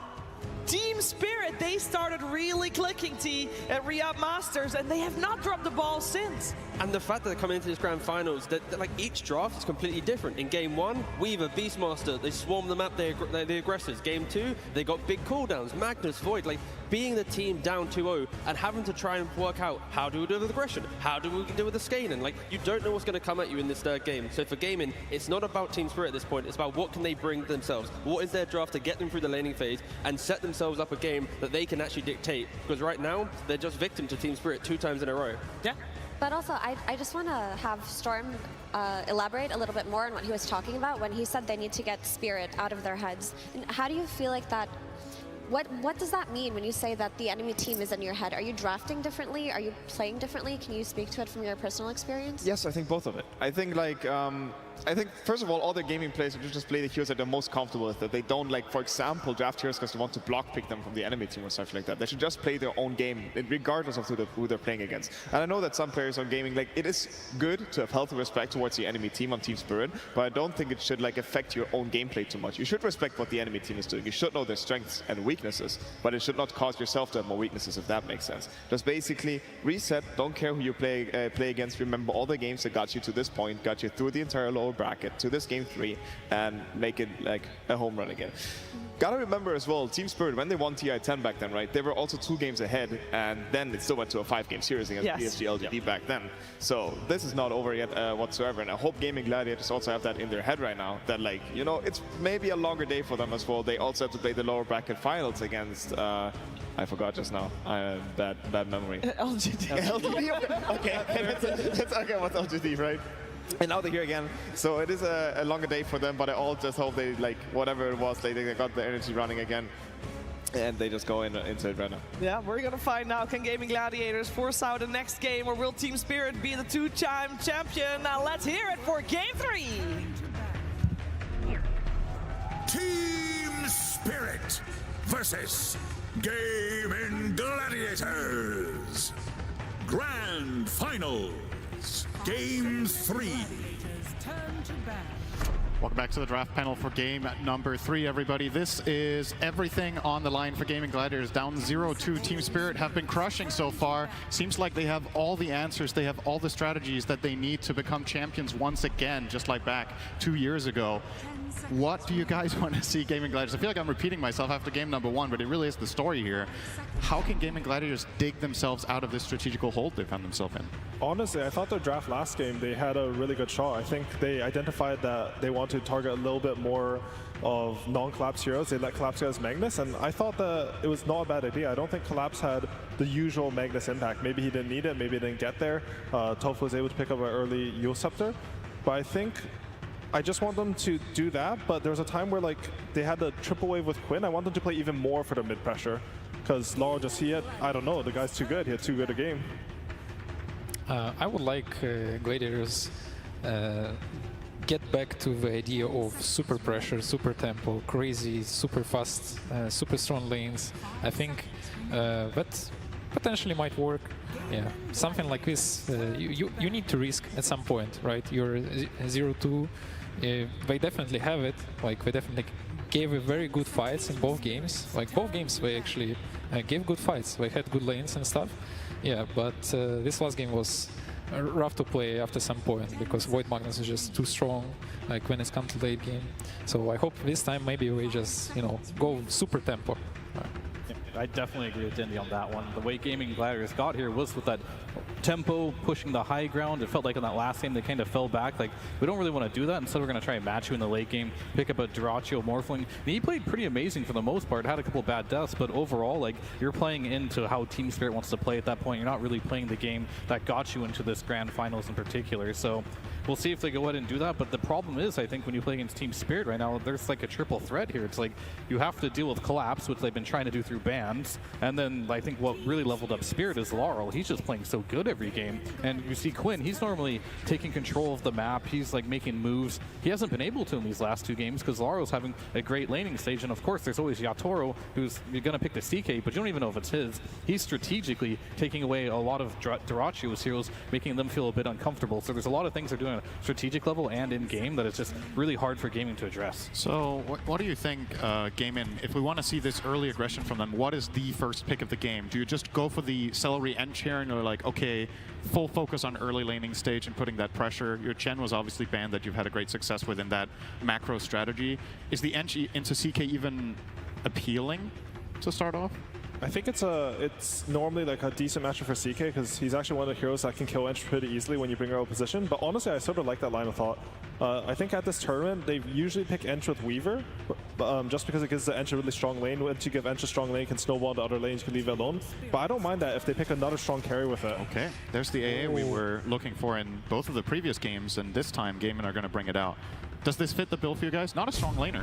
Not a strong laner, not a fast tempo hero, but it can buff really well like other heroes that you can have in a draft.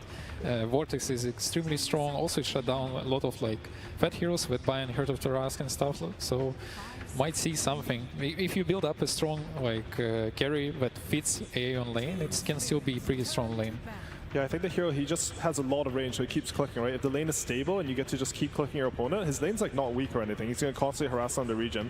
I think generally what AA picks mean is that they want to play with their mid. generally when you pick A, you pick some high damage mid, and they just sort of run around together. You get stacks, and then they play together. You get stacks, you get played together. And I think that's also something that we saw a lot from Gladiators in this tournament, is they would play a lot off these stacks. I think the A could be a good start for that. Look at that stat. This is their first time playing the hero this tournament. They haven't brought out the AA a single time, so really digging deep here in the final game, or I say the final game, what could be the final game for them. To look at it from the other perspective, Team Spirit, this is probably a surprise for them, given the circumstances that there hasn't been a single AA from Gladiators. Do you change any sort of approach on the Spirit side? I guess, like you guys said, maybe you want to keep the CK a flex. What are your next two go-to picks to make this AA feel bad? Laning stage, I think the last time they ran this, they're probably looking at a Dark Willow for Spirit to lane it. That lane seemed incredibly strong. I'm not sure who's going to play the CK. They might keep it open for a while. It is a little annoying to play CK versus AA in some ways because the armlet issue, you can't really toggle that. So that could be annoying. But then again, the Phantasm does delete AA pretty quickly, so I could see this being an offlane CK if Yatoro finds a better pick for himself. But I think the Dark Willow is definitely something they're looking at. I would really like it if they pick Dark Willow. I think what you said about the 3 CK sounds good as well, because AA can keep clicking the CK, but as soon as it's level 3 or 4, these clicks aren't going to do anything to him at all. Yeah, AA afraid of mobile heroes and heroes who are very fast and can jump backlines and stuff like this. So we can see already Primal and Bug Bans, and CK is one of those heroes actually. It's pretty fast hero, it gets into backlines pretty fast. So heroes who doesn't afraid in some sense, maybe TB can work again for Team Spirit, because you always can swap HP, like even if you're under A ulti. Yeah. I think they're going to pick 18 Spectre. Like, they should start to look at it. I don't know if they will for sure, but I liked what you said about getting these backline jumpers. I think Yatoro, he played a lot of Spectre. I mean, he played some at this tournament, but he was playing a lot of Spectre in pubs. He always goes for some really high damage builds. He'll go like Bloodthorn, Manta. Like, he never goes for some tanky build at all. He just looks to kill the backline. I guess Grimstroke does something similar that you were saying as well, right? Just giving you a really high kill threat lane. You want to make sure that the CK is at least open as a flex or the 18 pick. Yeah, I think they go for that because it's a lot better versus the Pango than the Willow would be, right? You can get the leash on him and then he can get stuck. So same thing in the laning stage though. It's really strong, get on top of him, lots of damage. Just Grim is better for this particular game. Treant is in again. This was a hero Spirit ran against Pango last time, but they are going to go for the Tusk. Are we committed here to a 5 Tusk for this reason? Has Mira been playing Grim? He has, right? They've both played both of these heroes. So this for Team Spirit, I believe, is a complete flex among their support players. Mira has not played Tusk yet, so it's most likely 100% Poshka so far. Did he not play Tusk in game 1? Am I...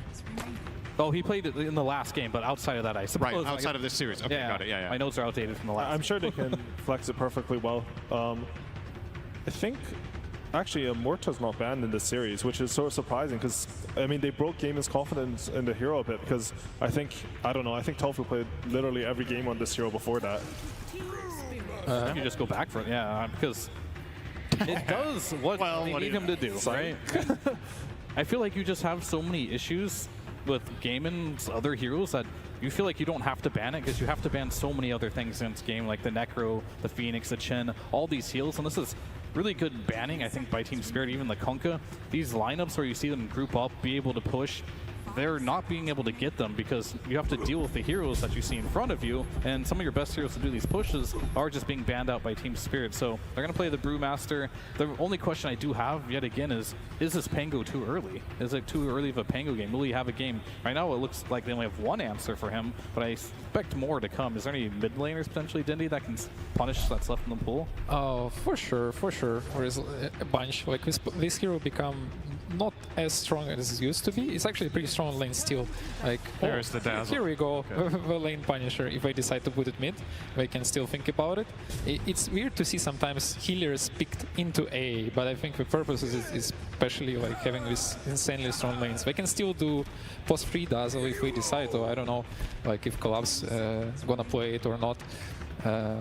I'm curious because one hero that comes to my mind that both teams ignoring, second, I think, all games, is Spirit Breaker, right? We all talked how imbalanced and broken this hero is, and now we don't see it much, because even here I saw, okay, we have Grimstroke, maybe potentially, who knows? There is not so many heroes to stop it, if you think about it. Yeah. Yeah, I can see the Spear Breaker, especially since I think there's like a mechanic with Brewmaster where the Brewlings take the creep damage from the charge, so you actually kill like over half their HP even after the Brewmaster's 20 time. One interaction with the Dazzle versus A that I think swings the matchup a little bit is you can actually permagrave someone if they get A ultied. As soon as you hit 18 on Dazzle, so it's not as much of like a, oh, they can all in no matter what with this AAL on one target. What do you guys make of Spirit's approach to dealing with Gaming Gladiators, which, I mean, if you look at the Gaming lineup, it seems very teamfight-centric, right? You've got Pango, you've got Brewmaster ult. Are you a little concerned for Gaming Gladiators having downtime when they have cooldown on this? You look at Spirit's lineup, it seems very fast, very low cooldown. It can play in duos, trios. Do you think by design this Dazzle fits that playstyle really well? For sure, and I would add up here that both previous game and this game so far, what bothers me in Gaming Gladiators draft is they don't really have saves in their lineup. If you look at Team Spirit lineup, they already have 2, and usually on like middle game, late game, this is one of the most important things that you have in your lineups. So not only like big cooldowns like on Brew or something like this, but also like saves. I think it's often can be like game changer. Speaking of saves, I think Gaming probably needs to ban Centaur in this game. This could be a really good hero. Like, you see the roll come out, you see the split come out. Some Centaur Stampede could disengage that really well. I think they need another hero that... I'm just kind of looking at Yatoro's hero pool. I'm not seeing anything much better versus the Brewmaster than the CK right now. Potentially, it was like a Morphling, but then you're playing versus AA, Weaver's Band. It's like a Night Stalker. Carry? Yeah, I think Nightfall pulled that out a couple pits. I could actually see Yatoro playing in a game like this. It's actually a really good Night Stalker carry game. Agree on that. That looks amazing if they go for it. It's very hard to play with this lineup so far against Night Stalker carry. You don't have so many reliable stuns, I would say, on Gladiators yet. Like, you have a lot of some skill shots that you need to aim, so it can create a problem. Yeah, also, by the way, Grim is also safe if you think about it, right? His shard is used so efficiently at TI so far. Yeah, we saw that in the last game as well. Like, I guess the only question is, like, they probably are wanting a ranged hero because you have Tusk potentially 5, and I don't know if CK Tusk lane is gonna cut it. I guess they could do it. I think just because they see the AA, they might feel like they can greed it out. Like, they have a 5 that doesn't really prevent the carry from getting all in, and that can't protect themselves. So you can like play for the kills in lane with something like a CK Tusk. I could see them just go for the range route with the Tusker 5 though. I think they'd have really strong lanes that way as well. It seems like Gaming Gladiators have the same mindset with this Dawnbreaker ban, right? This is a hero combination that we saw other teams run earlier in the tournament, the Tusk Dawn as a dual lane, just absolutely obliterating weak 5s. So it does seem like Gaming are still in that mindset of this CK is going to be the carry. But as you guys pointed out, I don't even think CK Tusk is going to struggle here unless that carry last pick from Gaming really solves that lane. AA does not like this matchup. Honestly, I just like this last hero from Team Spirit to sort of solidify their team fights. I feel like right now they actually have a chance that they'll get run over in team fights. I think Pango, Brewmaster, and Mortar are all really strong versus heroes. Oh, okay. What a call. Well, it was time. Bendy wanted it, he got it. Oh, it's a beautiful lineup here. Spirit Breaker Grim looks very scary, very scary. Also, it's BKB Pierce once again, which is very strong in a lot of situations. Yeah, I think the carry pool, I think the Troll being banned and the Void kind of signified that you want this CK to be your carry. So they're going for that offline route, not going for the Centaur, going for the Spear Breaker, which Brewmaster, I guess you have a Dispel, which helps a little bit against that if you can get it off on time, but we've seen time and time again in the late game, it doesn't really matter. You have like a BKB, Octarine Core, and like a Refresher Orb, so you can't really deal with that. So this has been a Collapse special throughout like the entirety of this TI, and he's really good at it, and it looks pretty scary here. I will say the game in its lineup, it looks pretty good though so far. I think whenever you play against Dazzle, having that AA is really good if you can ever commit on him. And we have a Spectre. Gonna round it out with a Spectre, so giving maybe some skirmishing potential to Gaming Gladiators. You have a carry that can join globally. Was this just a matter of, okay, there's nothing left? Is the lane going to be okay? Yeah, honestly, I'm really worried for Gladiators. I feel like every time I've seen Spear Breaker have a good lane, this hero's like the most unreal imbo of the patch. Yeah, Spectre A is one of the best combinations in the game for ages, and I don't think anything changing in that, because both heroes complement each other very well. But at the same time, the lineup on Team Spirit looks crazy in late game if it's the game D-Ways. All right, seems like we're grasping Are we grasping at straws for Gaming Gladiators? Is this actually going to be that difficult of a safe lane? Or is maybe some sort of hope with rotation from maybe a gating Huerta could offset this balance in the top lane? Can you leave Brewmaster alone for a minute to try to help? Or do you need to get really creative? I think a lot can happen in this game, and I think a lot's going to come from the mid lane. And can Quinn get rotations? And can they abuse Laurel this game? Because I think Laurel is very exploitable in this game with AA ult, Spectre ult, and if he feeds a lot of net worth back, that could be a way back into the game. Yeah, I can completely see that. If one lane starts getting pressured, like you have the Spectre to add on, the Pangolier probably is going to be the strongest hero in the game when he gets his role. So they do have a lot of angles on Gladiator to snowball off that. So I guess, I mean, not to sound like a broken record, but we're very focused on the laning stage, as per usual in this series. If you're in Quinn's shoes in this game, obviously you've had a couple of games that did not go according to plan, right? Let's talk a little bit about the mentality of him going up against what we assume will be a very unfavorable matchup against Laurel and the Dazzle. What do you think Quinn is telling his team right now? Is it, all right, I'm going to be struggling, but I'll come back, or I need help for sure in this game? It's actually not that bad for Pango. It's one of the better heroes to sustain against Dazzle because you have 2 jumps to jump away from its poison attacks. So I think Quinn is extremely experienced and he will be fine. All right, guys, Gaming Gladiators, they are on the ropes. I'm sure Team Spirit are feeling themselves right now, and let's see if it is the same for their coach, Silent. Thank you very much. I am joined by Silent of Team Spirit, where around 2 years ago, you were in a very similar spot. It was Grand Finals, TI-10 in Bucharest. You were up 2 games. Now, a lot has changed since then, but it hasn't changed for your team. The energy from 2 years ago to now, does anything feel different? No, I think we feel the same. You need to be focused and play till the end. It doesn't matter lead you or losing. Same. You don't like to, okay, we're leading it to the arrow, we can make some YOLO plays. A championship mentality through and through, but I know one thing that's different. 2 years ago, you didn't have a crowd. But this time,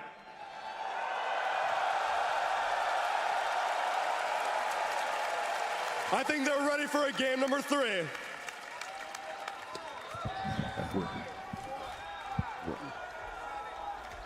And we are certainly ready for a game number 3. Though we certainly don't want to end it here. Seattle, do we want to see some more Dota?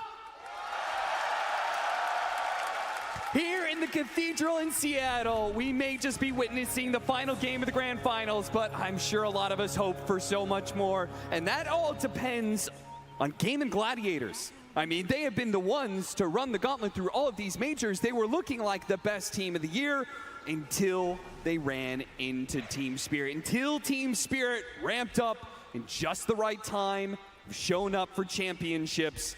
And they have only lost 2 games in this entire tournament, Avery. They're 43-7 in their last 50.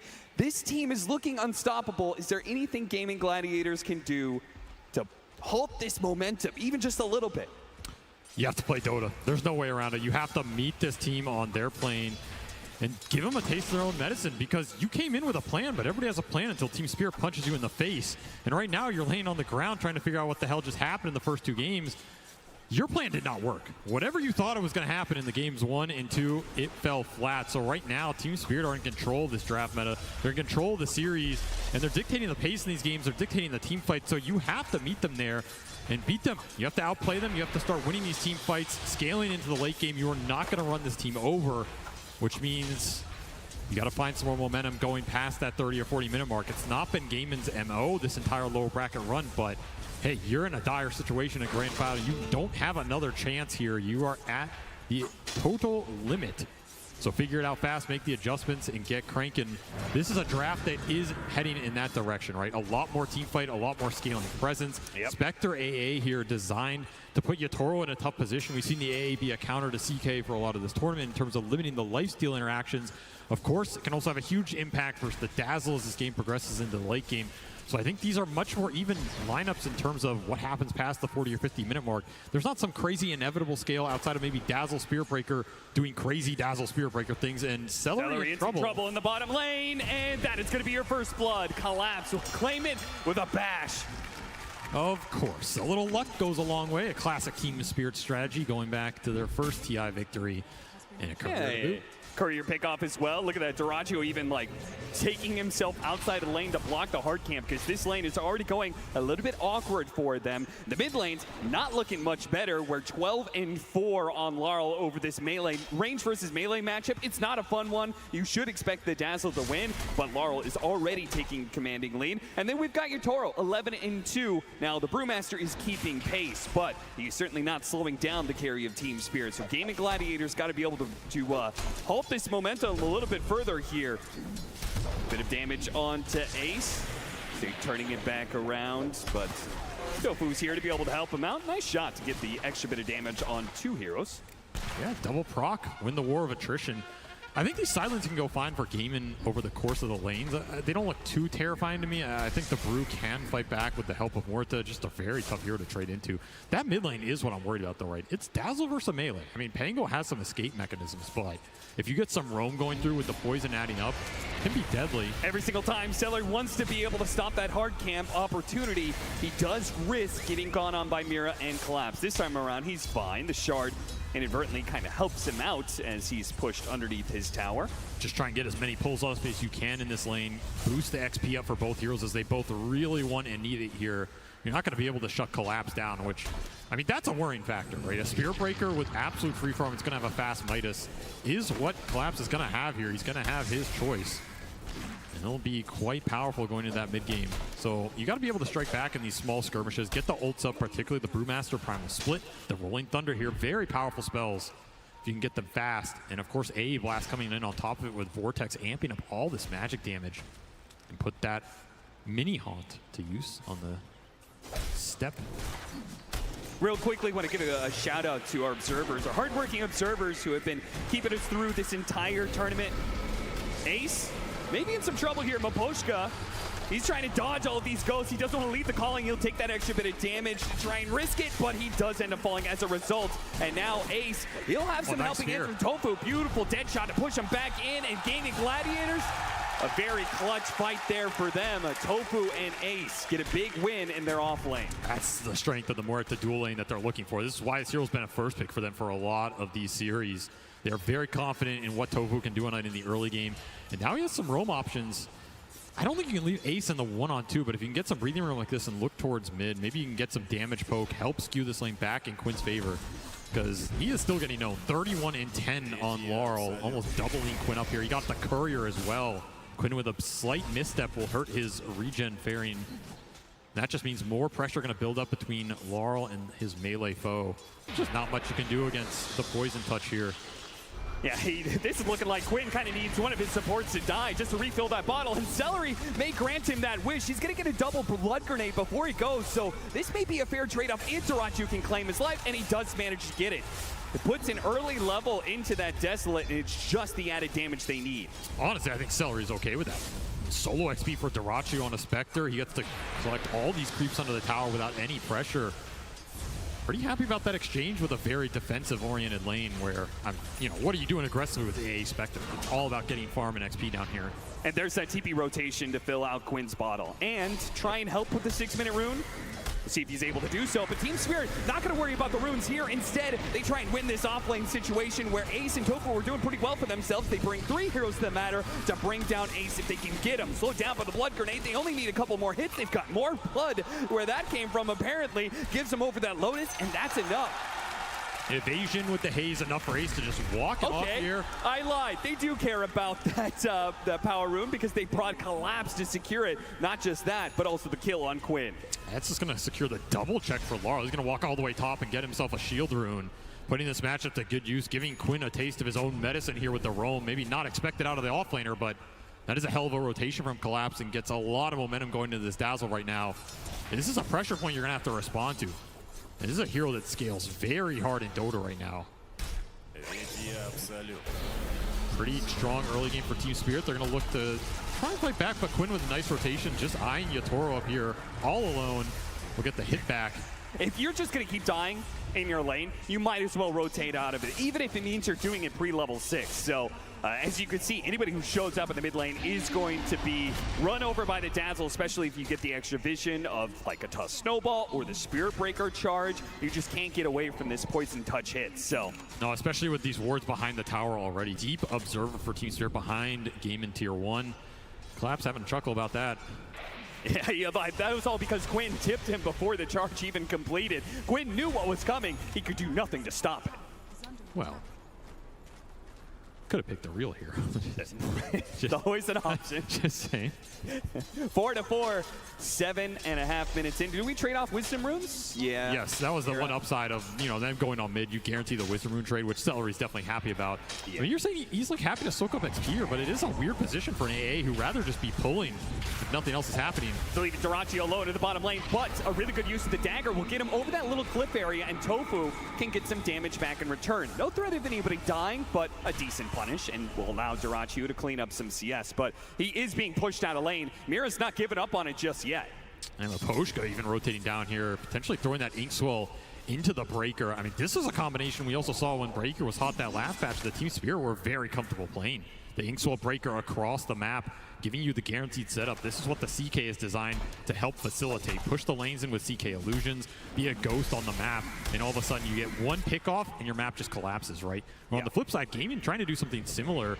If you can set anything up with a Primal Split or the Rolling Thunder, then suddenly Dyrachyo can come in and clean house. And this is a smoke designed to find Yatoro, but nobody's home. Yatoro. They juke him out with a Phantasm. He sent it back instead. Quinn and Ace will bite down on that, but it doesn't matter too much, that bait. They still get some pretty good damage onto the tower. One thing to note about that Inkswell combination with the Spirit Breaker.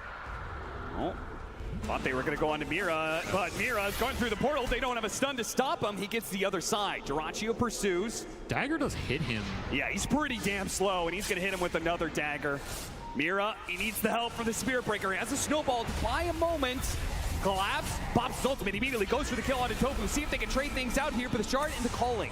That actually protects him there. Collapse doesn't want to trade 2 for 1, so he's going to go ahead and give up on that. They cannot afford to give any more kills to this Dyrachyo Spectre. Gonna rotate Laurel bottom. They really want to punish Dyrachyo. There it is. Coming back. The Inkswell charge in, chaining the stuns and adding up on the damage. Spirit Breaker got that 5% buff. The movement speed as damage got buffed up by 5%. That was enough to bring him back into the meta, but then that's even more if you add in this Inkswell movement speed buff. It's a deadly combination for reasons. I like that rotation from Laurel, though. That's such a heads-up read there. You can just walk down the lane. There's no vision here. They probably had a read because Celery's been mid the whole time, right? It's going to limit where your observers are going to go. Just gets a really cheeky kill on the Spectre. Nice shard to buy some time. Good driving by Quinn. Gets around that little speed bump in the way. Hopefully Dyrachyo can finish him up, but not quite. No, Shalgrave comes in for Law. Perfect timing there. Quinn does manage to get some decent damage on Toro, and Ace is here. He makes the difference. He makes it so Team Spirit can no longer fight bad. It's an overwhelming amount of team fight that he'll put to work to bring down Yatoro, and it looks like he's going to chase down Leposhka. Mira really trying for this one. He might just get himself killed in the process. Will it be good enough? Leposhka still dies, and sure enough, Mira, he's going to be in trouble as well. Good use of the shard, blocking him out, but he still falls. Cannot stop. Gaming Gladiators as they bring all 5, learning from Team Spirit perhaps. The only way to beat these guys in a team fight is you got to bring everybody to the table. And that's why I think this draft feels a lot better for them to play. They can connect the heroes a lot faster. The Spectre facilitates that at a tremendous rate. And then Ace is just on a hero where even if his laning phase wasn't spectacular, which it has been this game, that Primal Split into a fast Radiance is going to give them all the team fight they need. This CK does not have free engagements, where I felt like in the first 2 games, Yatoro's connections were uncountered, right? Yeah. He goes in with a Weaver, goes in with a Faceless Void, gets what he wants and gets out. This game, Yatoro finds himself in a pickle mid where he just can't escape, pays the price. An 0-3 start for Yatoro got up here. Perhaps one of the rougher early games we've seen from him the entire tournament. That is a very good position for Gaimin to be in. It's going to shut down a lot of the pace. Laurel's going to have to pick up that little bit of slack, right? Yes. He's going to have to step in with this Dazzle, but the Dazzle, I feel like, isn't a hero you really want to utilize just yet. Feels like that Aghanim Scepter is such a key timing. You can't afford to delay that by getting into some risky engagements. And this hero is like Tinker in some ways. Like his first item, kind of easy to get to. You're a powerhouse when you get it, but then you fall into a valley, and it's like the next 2 or 3 you have to get to before you really come online the ultra late, and those team fights start to become impossible for the enemy. That is a period where Gaimin can strike with this Radiance, which is going to be coming out fast on Ace this game. and just take the team fight to Team Spirit, which is where, again, you have to meet this team. You have to be willing to take the 5-on-5s and win them and translate it into objectives. You can't just go for the other first. Smoke across the map. They failed to get the initiation on Collapse. We're going to try and join Quinn for the power rune. Quinn's going to need that help too. He silenced up the poison touch. The Inkswell's on top of him, but he does manage to get away with the swashbuckle just in time. The charge is going to complete. Collapse, he's got his ultimate. He may not even need it though. The poison touch slowed him down so much. And Mapotion is getting a TP out the shot. Oh, he was so close, but it runs out. It doesn't get there in time. And now a snowball to the other side to meet Dyrachyo, as it is now him who is surrounded by Team Spirit heroes. Too many to count. And that is a Midas Chaos Knight coming in and cleaning up the enemy carry there. Yatoro gets some XP, a much better turnaround for him as opposed to the last river fight where they're still missing that tier 1. So maybe a smoke and connection that Quinn and the gang just didn't expect, considering, you know, they're missing that objective that went down in the previous fight. Yep. But it seems like Team Spirit take advantage of that bit of an overlook from Quinn. And now Collapse, highest net worth in the game, but Gaming Gladiators don't want to slow down just yet. They still have that Rolling Thunder. Didn't use it in the last fight, so Tofu and Celery think to themselves that if they can get the right kind of initiation here with the Rolling Thunder, they can follow it up with the Ice Blast, but Yatoro, he's in the staircase. It's going to be very awkward. The Soulbind does actually latch onto the two of them as Spectre jumps into the mix as well. Please tell me they're going to hit him. Oh, they barely got it. In the fountain, he will go down. It wasn't even the blast, it was like an urn tick or something that got him in the end. Post that grave. That was a nasty soulbind, something they're gonna have to think about with Dyrachyo haunting in. They will find the big pick. Ace is so close to his Radiance, he could not afford to get picked off here. So at the first sign of danger, he uses his Primal Split. Though you could see the Spirit Breakers pretty good answer to those Brewlings. No threat of dying here, but something to think about later into the game. I mean, normally the Dispel and Tornado is a problem for this hero, but doesn't look like it so far. And like you said, Radiance 300 off for Ace. He just wants to get his big item and get the farm rate going. Still having a very good game on this Brewmaster. Yeah, considering the Lone Druid game where he was so close to the Radiance for so long, I don't think he wants to risk that happening again. And Radiance is an incredibly powerful item in this meta. It's better the faster you get it. In a lot of those games, Ace just didn't get it at a time where he could take the map or the fight's over with it. This is going to be a game where he has a very good chance to do that. As Yatoro still behind, right? Yeah. This is a double Midas lineup for Team Spirit. They have one on the CK, one on the Spirit Breaker, which, you know, has become the de facto build for the XP getting to the late game talents. It is going to slow the team fight presence down. I really feel like if Gaming can get a fight going in the next 2 to 3 minutes here, they're pretty favored, especially with Diffusal and Radiance coming out at the same time. This is a huge damage power spike. You want to get something going with it, and you want to get it going now. They go for it. The Radiance is complete, though, on Ace, but they know the Primal Split is on cooldown. Yeah, this is a beefy target to just go into, especially when you don't have the global ability to connect. I mean, how much does Collapse think he can chunk through here? Tofu just left him alone.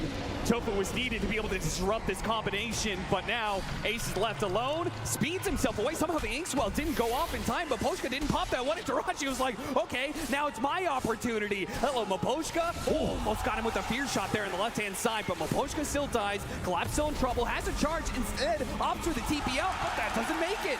Calculations not on point here. Yeah, he could have just charged the other side of the map. Maybe he didn't have a good target, but there was a mid-wave. And he will collect a 3x streak off him. Such an important kill, too. Gaming Gladiators with the Ice Blast on top of Laurel.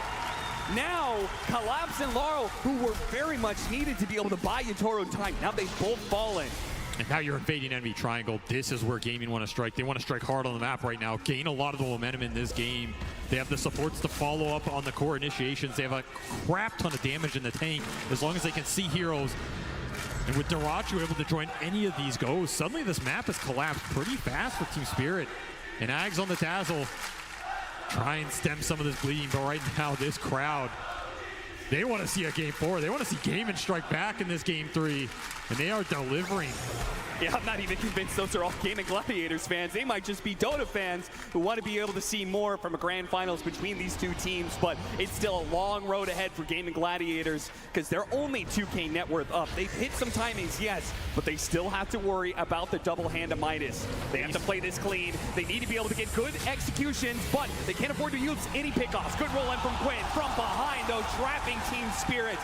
Shot goes out, looking for more. The Dazzle was shown there. Quinn getting in front of him, blocks him out with a swashbuckle, slows him down with the inhibit from the defuse of plate, allows Dyrachyo to do the damage. He pops a shallow grave. Laurel, he really wants to finish off Quinn. Will he get that kill? The poison touch. He's got a regen. A Lotus given over to him as well.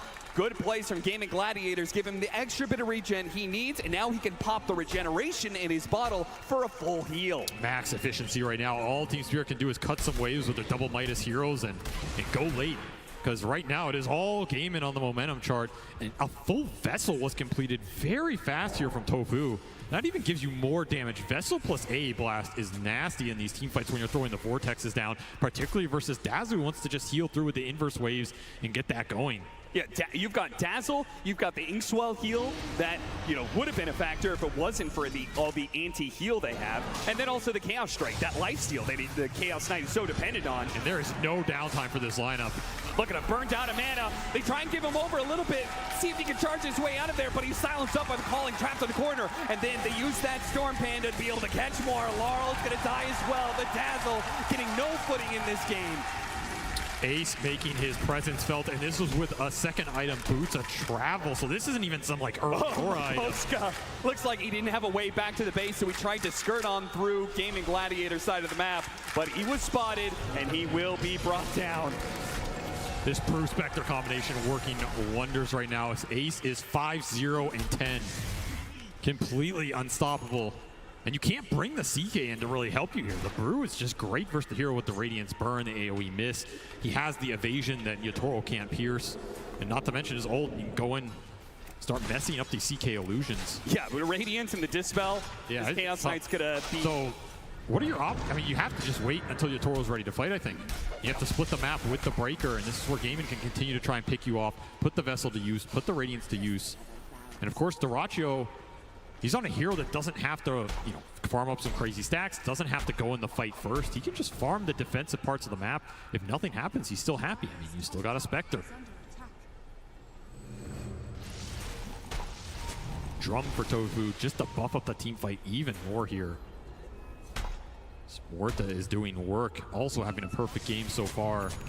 And the calling is not a spell that these Team Spirit heroes want to fight into. It's annoying for Mira going in with the snowball. It's annoying for Laurel trying to run in and grave people with low-level grave.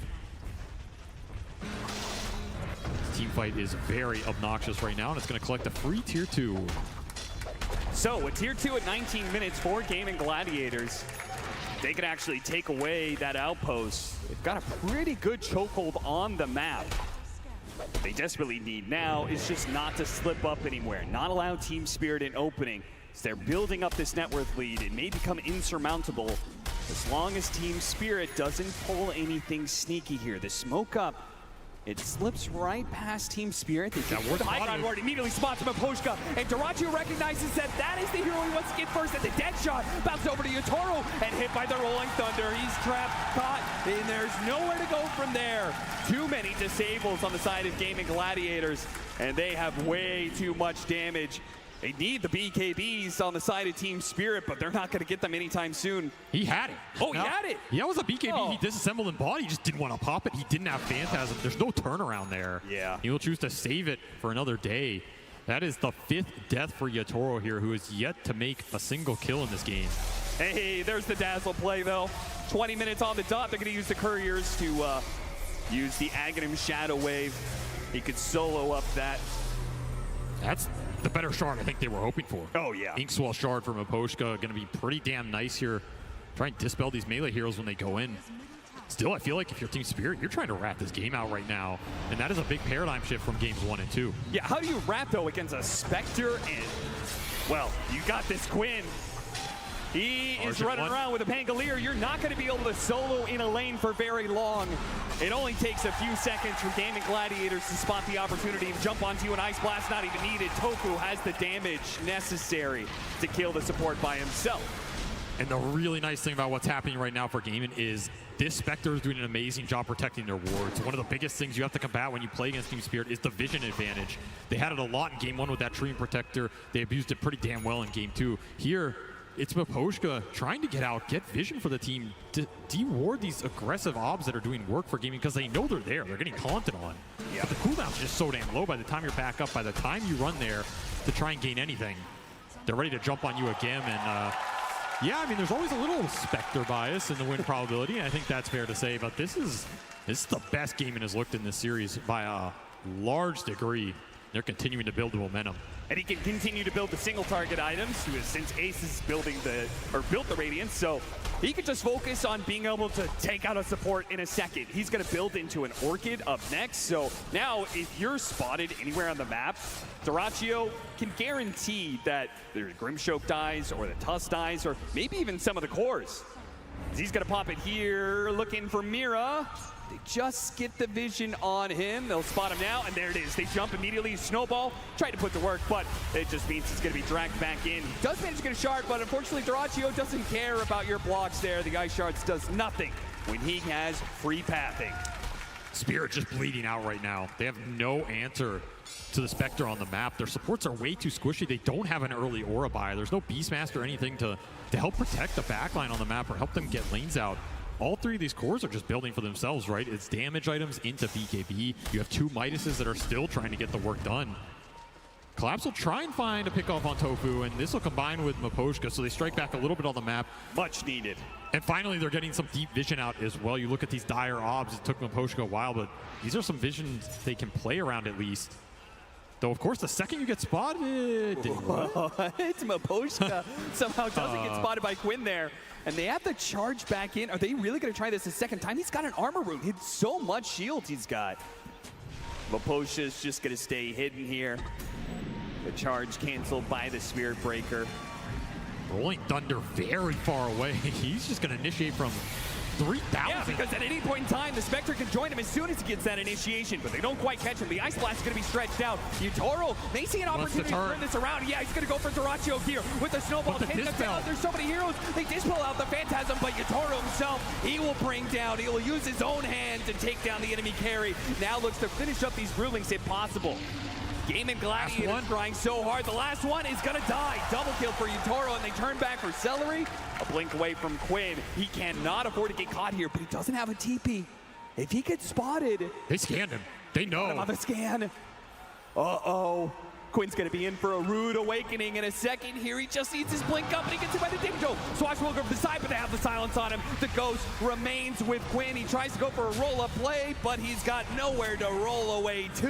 Those have TP back. But... Stuck in the corner, gets some good damage from Swashbuckler, but too many heroes. Really nice scan to finish up that fight, and I mean, a little overextension there under a tier 2 gives a really good fight to Yutaro. Ace dispelled a lot of the illusions, instantly dealt with some of the DPS, but Ink Swells, the shards, all these little spells adding up, and of course Dyrachyo going down first.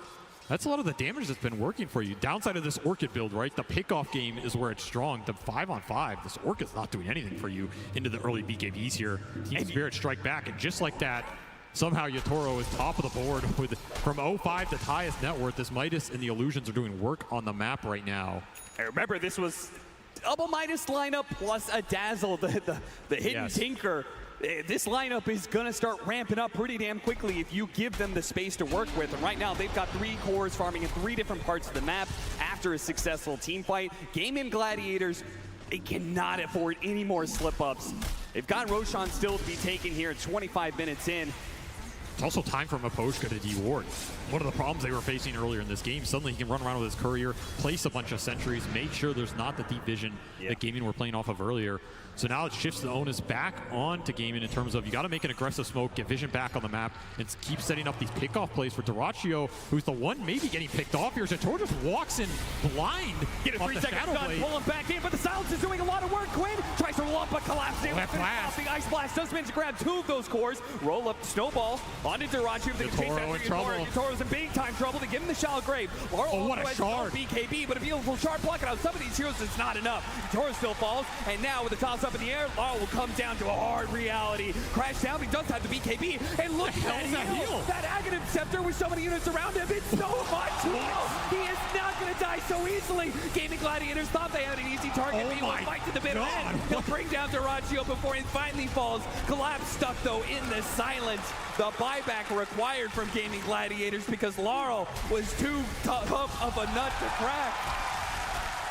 That looked way closer than it should have been. Right? These inverse heals are doing mad work at the end of the fight. Have to respect the burst that can come out from this Dazzle when that A blast has been used earlier on, but still great team fight from Gaimin. Started out with Yatoro just walking blind into their triangle, and they were ready for him. Shadowblade did not help him out in that type of fight, and that Ice Blast, it was a beauty from Celery. Landed on pretty much everybody, forces the disengage, and the calling silenced Mira on this jump, right? This is the problematic aspect of this support matchup. When you go in with the Tuskar, this AoE silence clips you, your team fight's just a nightmare. Beautiful shards on the flip to block off the pandas from Laurel. Another really heads-up play, but damn, the damage is already done at this point, and now it's just a matter of cleaning up, which sounds easier than it actually looked like, right?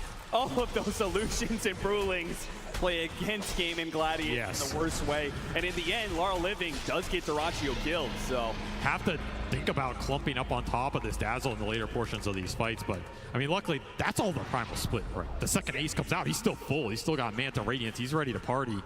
He's going to slap some extra kills down for the full team wipe here. Just when this game was slipping up a little bit of momentum, Gaimin strike back, get themselves a full 5-man wipe into the Roshan. We'll put an Aegis out on Quinn here, who's slowly getting towards that Ags. That team fight definitely helps. Still 500 off here, but that's going to be a large damage ramp as the Shadow Step comes out. Dyrachyo's trying to do this solo.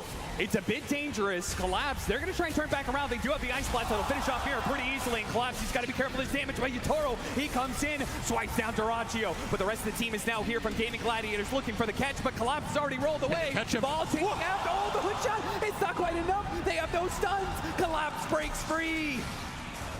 Straight through the man's heart. He did not care. He just walks it off. Can't really get much closer than that. And once more, Yatoro, he finds an angle in the fight, cleans up the Dyrachyo, and gets the hell out. That is a full Silver Edge reveal done. And now the Aegis is going to be taken away from Quinn. The pickoff game is shifting, right? Yes, it is. They're not respecting these Shadow Blades, not respecting the aggression, but a Eul's Scepter stalls him up. Collapse, Yatoro actually has BKB. They do catch the Ancient Apparition. He's going to die pretty damn quickly there. Roll up. The Brewling's going to work, though. They need to stalling out Yatoro. Now that his BKB is on cooldown, now their magic damage can really go to work, and they can slice and dice through that carry pretty damn quickly. But Poshka, obviously, he doesn't have much hope of living through this. So the fight does turn against them. Not the worst, though, for Team Spirit, I would say, just purely the fact that they're continuing to keep things a little even. And their other two cores are farming the map. Yes. And they've got to be happy with, like, you know, the next 10 minutes here. This is when the Dazzle and the Breaker are going to come online. They've recovered some of the lost net worth differential here. These heals get very spooky around the 3rd to 4th item, and they're going to get them damn fast as Collapse is just farming up the map. But Yatoro's aggression used against him here. They'll get the return carry kill. That was a cocky move going up that hill and just taking the fight with his BKB. He can BKB TP there. Just opted. Blood for blood. Why not? We're in the arena. I love that Dyrachyo still not slowing down. He may die every once in a while, but he says, you know, ultimately the end game is okay with me. We're still getting some good trade-offs in fights. I'm still going to try and limit your split push by going on you whatever you can. Doesn't want to let him get away with a tier 2 for free. BKB, they stick on top of him with the silence and the stuns. It's enough. Quinn is stunned up for so long. And now Tofu's going to be in some trouble as well. He pops his ultimate. That just kind of delays things a little bit, but there's no one coming to save him. If you're getting multiple Ink Swells off in these fights, it's probably going to win you the engagement. And right now, you're just getting outnumbered at a tier 2. You overextended on. Courier will die as well. No Brewmaster ultimate for that type of fight. As strong as Ace is right now with a full AC completed on top of everything else, he does want this ult to take the long engagement, right? He's the most farmed hero in this game right now. If you're gaming, you have to play around what he wants to do, where he wants to take the fights, and what he can commit to. Otherwise, you're just creating an opening for Spirit to come in and pick you off. Yatoro once more looking for the initiation with 2 heroes dead. He'll get scouted on an Ob Sentry. This is something that started to happen in that game too, where they managed to get, like, it was that one pick off on Celery, right? Where it's like they used the Chronosphere, picked off Celery, and it was like, okay, Chrono for a 5 position. But then they kept that going. You're like, okay, it's 4 versus 5. Then they found another pickoff and another pickoff, and it just so quickly snowballed against them. Gaming Gladiators, you gotta beware. Team Spirit will keep this aggression on point if they think they have the advantage. And another Tormentor swiftly dealt with from Laurel and the Courier brothers over here. That'll just mean his Chaos Bolt is all the more deadly for some of these supports. And we can see how Yatoro wants to take these fights, right? Create confusion with his ult going through on lanes, show up with a Silver Edge, get a pick off, maybe reset. He doesn't have to commit into the full 5-on-5 into the Brew and Pango, which could control him in that type of situation. Oh, he got stuck! Oh no! Landed on a pebble there, and as a result, Miposhka gets a pretty free TP on out of there. The smoke that's ruined, a Rolling Thunder that's used for nothing. Interesting little tree. Tree's just powerful. One of the primal forces in Dota. First cliffs, then trees. Quinn's having a... Yeah, Quinn's having a tough time with the terrain He's fighting Team Spirit, he's fighting the map, yeah. Happens to the best of us. Another pickoff that they will miss, which is time for the Midases to go to work, right? Yep. They have been cranking this whole time and climbing the charts. This game is a 1K net worth lead now at 32 minutes. Dead even. And everything depends on these team fights. Collapse just They're charging. getting the right kind of initiation here. A charge that hits both supports. Quinn on the run here. They immediately jump after him. Laurel chasing after him with that charge to be able to slow him down. Yeah. He's not going anywhere. 3 dead on the side of Gaming Gladiators, and Team Spirit have changed this game. The narrative was supposed to be Gaming Gladiators controlling and seeing if they could end it, but Team Spirit have turned this all back around in the space of just this 5 to 7 minutes. And this is the Spirit Breaker problem. What happens when you enter the mid game and this hero starts to take over the lanes, get mega farmed, and suddenly one charge, you're down half your HP. Inkswell just makes this combo even more oppressive. The only real answer is you just start the fight on your terms with the Primal Split going in with a Haunt and delete the supports. Create a situation where you have numbers advantage, and even when the charge comes through, you don't care because you have the longevity and ace to deal with it. If you're just getting caught in the open like that, it's a death sentence. And right now, Collapse is just running the map, literally. He is getting 6-slotted very fast. Yep. And the question is, do you have good late game answers to the Spirit Breaker here if you're gaming? Outside of tossing him in the air, dispelling him before BKB, not really, right? None of those traditional answers like a Shadow Demon or the Soulbind, which is on Team Spirit's side. Yep. And that'll be a problem, especially if Collapse is able to use that charge to kill those Brew lanes. That charge damage is pretty heavy. 31-22, 4,000 net worth lead for Team Spirit. They've managed to turn this game around and continue to dodge attempts by Gaming Gladiators. You could see the window's been taken out of the Gaming Gladiator sale. Dorachio's not playing with that same kind of fearless that he once was, where anytime a hero showed up, he would just instantly jump and see if he could get the kill. Yeah, the map has just gone dark. Yeah. Right? You have one defensive off if you're gaming, but those days of where you were picking people off on Spirit's side of the map have come and gone. You're now entering their portion of the game. You kind of have to get around this. You can go late here. Spectre plus the Brewmaster, especially with how much farm Ace is found in this game, are going to continue to scale pretty damn hard. And of course, you always have this option of like tossing the Dazzle in the fight with the Wind Panda and taking the fight that way. Yep. It's a pretty damn good option, a pretty good way to deal with Dazzle in a lot of the historic matchups between these two heroes. But you got to keep scaling on everybody. The Muerta and the AA scale is really important here for gaming. If you can get a 4th core out of this Muerta, which, you know, Tofu has a full link, and he's very farmed. None of it is like direct Muerta damage, you know. I mean, he doesn't have like an Ags or a Mjolnir or Silver Edge of his own, but can only expect so much. Still, it will deal a decent amount of damage. If you can lock heroes in the calling post BKB, that's the dream. A little pump fake action. Next fight coming up, all about Roshan. 10 seconds till that potential spawn time, and then we'll see when he's actually going to show up. Also, Celery went back for this Ancient Apparition Blink, something we've seen develop in this meta. He is looking for that AA blast on the big cores. The Dazzle and the CK especially, that is who he wants to hit.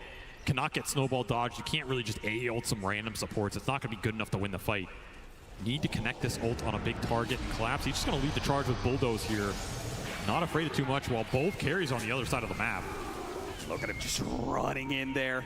This is a fight without Yatoro. Oh, that ward somehow slips past detection. Oh, no, he's got it. Brace Lincoln gets him with the Dispel on the Yule Scepter, but it is going to cost Celery his life. He does have a buyback. He's going to play for it. Quinn off the mark there with his Blink in, trying to hit some heroes, but they've already popped their BKBs and are resetting a little bit. Celery, he's going to try and walk back into this fight. He's got to be careful, though. He may get caught by Collapse. He spots him. Found the A again. The tower. Yeah, that Ancient Apparition's gone. No more Ice Blast for you to be able to use. Ace has to use his ultimate. He knew the Yatoro was gunning for him there, and he could have been chain stunned up. Now they back away. Primal Split being used. If they can get everybody out, it's a dream for Team Spirit. Collapse is making that momentum though. Pushed back by the Void Panda. Now hit by the Orchid. If they can kill Collapse, that'd be great, but he has so many dispels and so many heals. Spirit jumping in, going for the back line. The Pango's been caught, and Yatoro, he destroys him so instantly. Now turns his damage onto Durachi. Back by Collapse. A charge on through. Tofu, he just managed to get the force staff down to low ground. Does get a dead shot onto Collapse, but he's still pretty damn healthy, and they can't turn this one around. It is all Team Spirit, and they will feast on the Brewmaster last. Team fight decision making just off the charts here. I mean, the kiting dealing with the ult, they just make it look way too easy right now. And so many charges going through from Collapse. He is looking for the high five, and he will get it here. That was a fight for Roshan, but it is now a fight to hit high ground. I mean, that's a fight for an Aegis. Uh-oh. What are you going to do if you don't have the buybacks or you're not willing to commit them right here? You don't even have the Primal Split if Ace is back. He doesn't even have the buyback. You are short. Massive swing. Short on so many levels right now. Collapse even ulting a Brewling because he knew the Linkens was coming back up on Tofu just to get back in there and get another charge through. Lead is absolutely exploding here for Team Spirit as they are sensing potentially a second Aegis going their way. One more bad barracks and a Roshan to take. Team Spirit, they still have time on the clock. 30 seconds left on the Brewmaster's revive. That is more than enough to get this Aghanim Scepter and a Crystallis. They were winning that fight. Now they've got like 10,000 more gold of items to be able to use with an Aegis and Cheese and all these other items flowing in. Now you've got a Grimstroke with an Aghanim Scepter, a Silver Edge fully complete. They are creating too many problems. You can't deal with any of them. Level 25 also coming out on Collapse, so even more bashes on top of the Ags. If you thought this Spirit Breaker was causing you problems before, he's going to be causing them double now. Just no control for him, and he's way too tanky to try and burst. Durachi is just not doing enough single target DPS at this point. You're going to need one hell of a long, drawn-out fight. Team Spirit, crazy. They're up 2-0. In this series. They're down in this game 3. They have a 5% chance to make it back in. Sure, they could just give it up, say, well, guys, it's a best of 5. We can give them one. But they claw their way back into this game, are now in a commanding position to potentially 3-0 the challengers in Gaming Gladiators. That is what makes this team absolutely terrifying at this point in tournaments. And we saw everybody from all these teams talk about it, right? If you get ahead of this team, what does it mean? It just means when they might beat you, it feels even worse. Right now, this game has turned itself on the head, as you said. Over 20k lead. Aegis up for 4 minutes. So it'll be up to Yatoro in terms of whether he wants to push the high ground during this interval and try and end this game. He feels like he needs even more. There's still a lot of room to grow here. They did finish up an Ags on Maposhka as well, so now you can start to get some Dark Portraits in the mix. Just add even more chaos and confusion to the fight.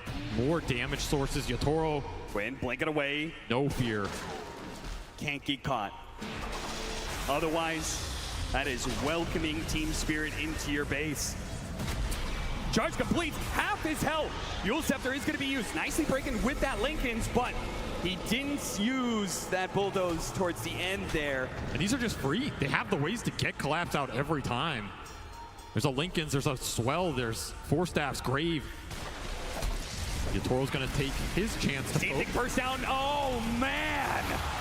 Before you can even complete the sentence, he's already gone. They do have an Ice Blast, though. That's pretty well positioned. Duracio's already cleaned up the Grimstroke. It's not too bad, but Duracio, he needs to get out of there. Oh, my God, that's so much. Buyback from the Spectre. It's too much damage. Spectre has to win this now, but he has to be careful of that Dazzle. They have to be able to take away this Aegis at the bare minimum. Surely they have to go for more. They have to risk it. Collapse is going to charge on through to make sure you can't sit up on Yatoro. Now Yatoro will turn back around on you. He's ready for that fight. He pulls back into Duracio. This could be it for Gaming Gladiators unless they find a way out of it. Quinn's dead next. Now Duracio, a dive back for him. He falls. Tofu's pulled back in. He is pulled to his death, down into his grave. Quinn, last man standing for Gaming Gladiators. It will be a one-man stand against what is looking like the best team in the world right now. Absolutely, as they take a commanding team fight victory inside Gaiman's base. No buyback on the Brewmaster there. They just delete the highest net worth hero for Gaiman straight off the bat. No turnaround potential, and you are running out of lives. You are running out of games to play here as Team Spirit They don't want to just be the best team in the world. They want to prove that they are one of the best teams ever to grace this stage right now. And they are showing why. They're going to go for the Megas, play it safe. And Ags finished on Mira. He's about to kick this team straight out of the tournament if he has his way. And they're going to go right for the throne. Quick reactions from Quinn. Has to blink away. Just one little opening is all it takes with Mira lurking from behind. Ace back up. We'll see what he can do to stall this out. Gonna need one hell of a primal split here. eToro starts pushing forward. Mira doesn't quite get it there, and they actually stop the Spirit Breaker right in front of their base, but they're locked in by the shards. Quinn's able to hop around it, but now the Snow, it holds him in place. He can't do anything against that, but at least the Brewmaster can. Gets and they kick him in. The throne is exploded, and now he's been welcome to hell. Oh no! It is too much for Gaming Gladiators to be able to handle. They are not going to be able to get through this. They have to pray to get out, but the Cathedral is merciless. It is Team Spirit who are unstoppable. They will take it. The best team in the whole goddamn world, without a doubt. Silence every other team. 3-0. Absolutely an incredible performance in the Grand Finals against the best team in the season, an undefeated Grand Final team in Gaming Gladiators, a team that has defeated an entire lower bracket to get here. They take 3-0 in record time, kick them out of this event, claim a second Aegis for the crew, the first one for Laurel, who has fit in immaculately with this roster. This is a team everybody had on their radar, but they have slowly built it up over the course of the year, are hitting in prime form right now, and it shows. This team has multi-generational players, and now they are absolutely cementing themselves as one of the best teams ever to play the game of Dota 2. How do you stop these guys? You can't beat them early. You can't beat them late. Even when you have the full advantage, you have full control of the game, they'll beat you on the comeback too. Team Spirit did it every way possible. Nothing is left for them but the handshakes in the end for Gaming Gladiators, who had an admirable run through the lower bracket. I mean, it was the stuff of great stories, but it comes to an end here with Team Spirit just being too damn good. eToro boss. This man walks out, he shaves his head, he sends a mental message before the round even starts. This is a long due victory for them over the course of this year. They built up to it. And for 2 times, the second time in the Dota's history, Team Spirit will claim the Aegis. Team Spirit win the International.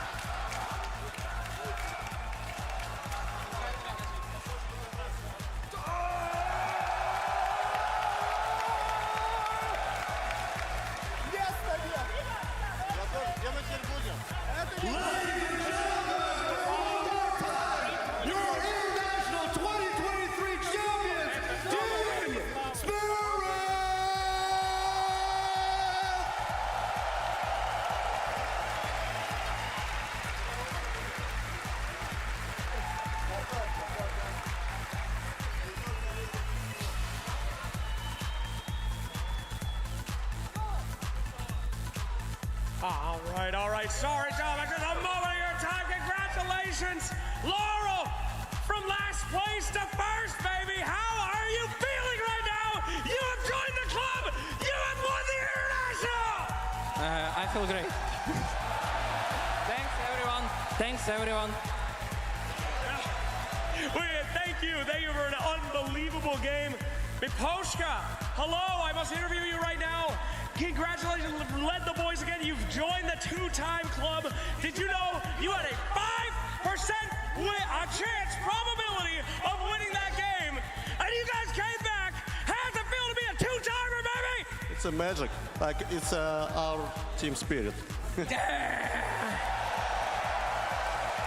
finally, I gotta do it to you. Ladies and gentlemen, may I present to you the undisputed best carry player in the world!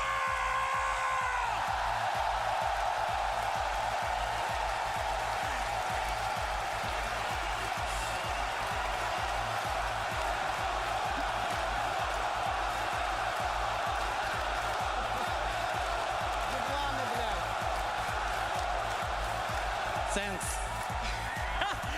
What do you have to say to everybody who has supported you this entire time, all your fans around the world? Any last words for the world of Dota coming from you, my man, at Team Spirit? Thanks for our support. Let's go. Thank you so much and congratulations to Team Spirit. Well done. And there you have it, ladies and gentlemen. Give it up one more time for your TI champions, Team Spirit!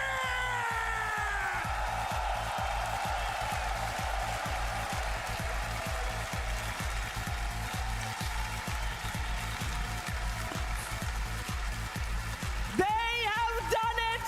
3-0. Team Spirit demolished their opponents. They left no space for Gaming Gladiators in that grand finals, and this will be a moment that will go down in history. One of the most dominant teams in Dota 2 history. Gaming Gladiators came close, but Team Spirit, the ultimate raid boss. Selfies need to be taken. That Aegis will be pictured a lot tonight. I'm joined here by Lacoste, Effie, and T-Gov, and we're here to talk to you about everything that we missed. If we missed anything, I don't even think we missed anything. I think Team Spirit, Lacoste, they are amazing.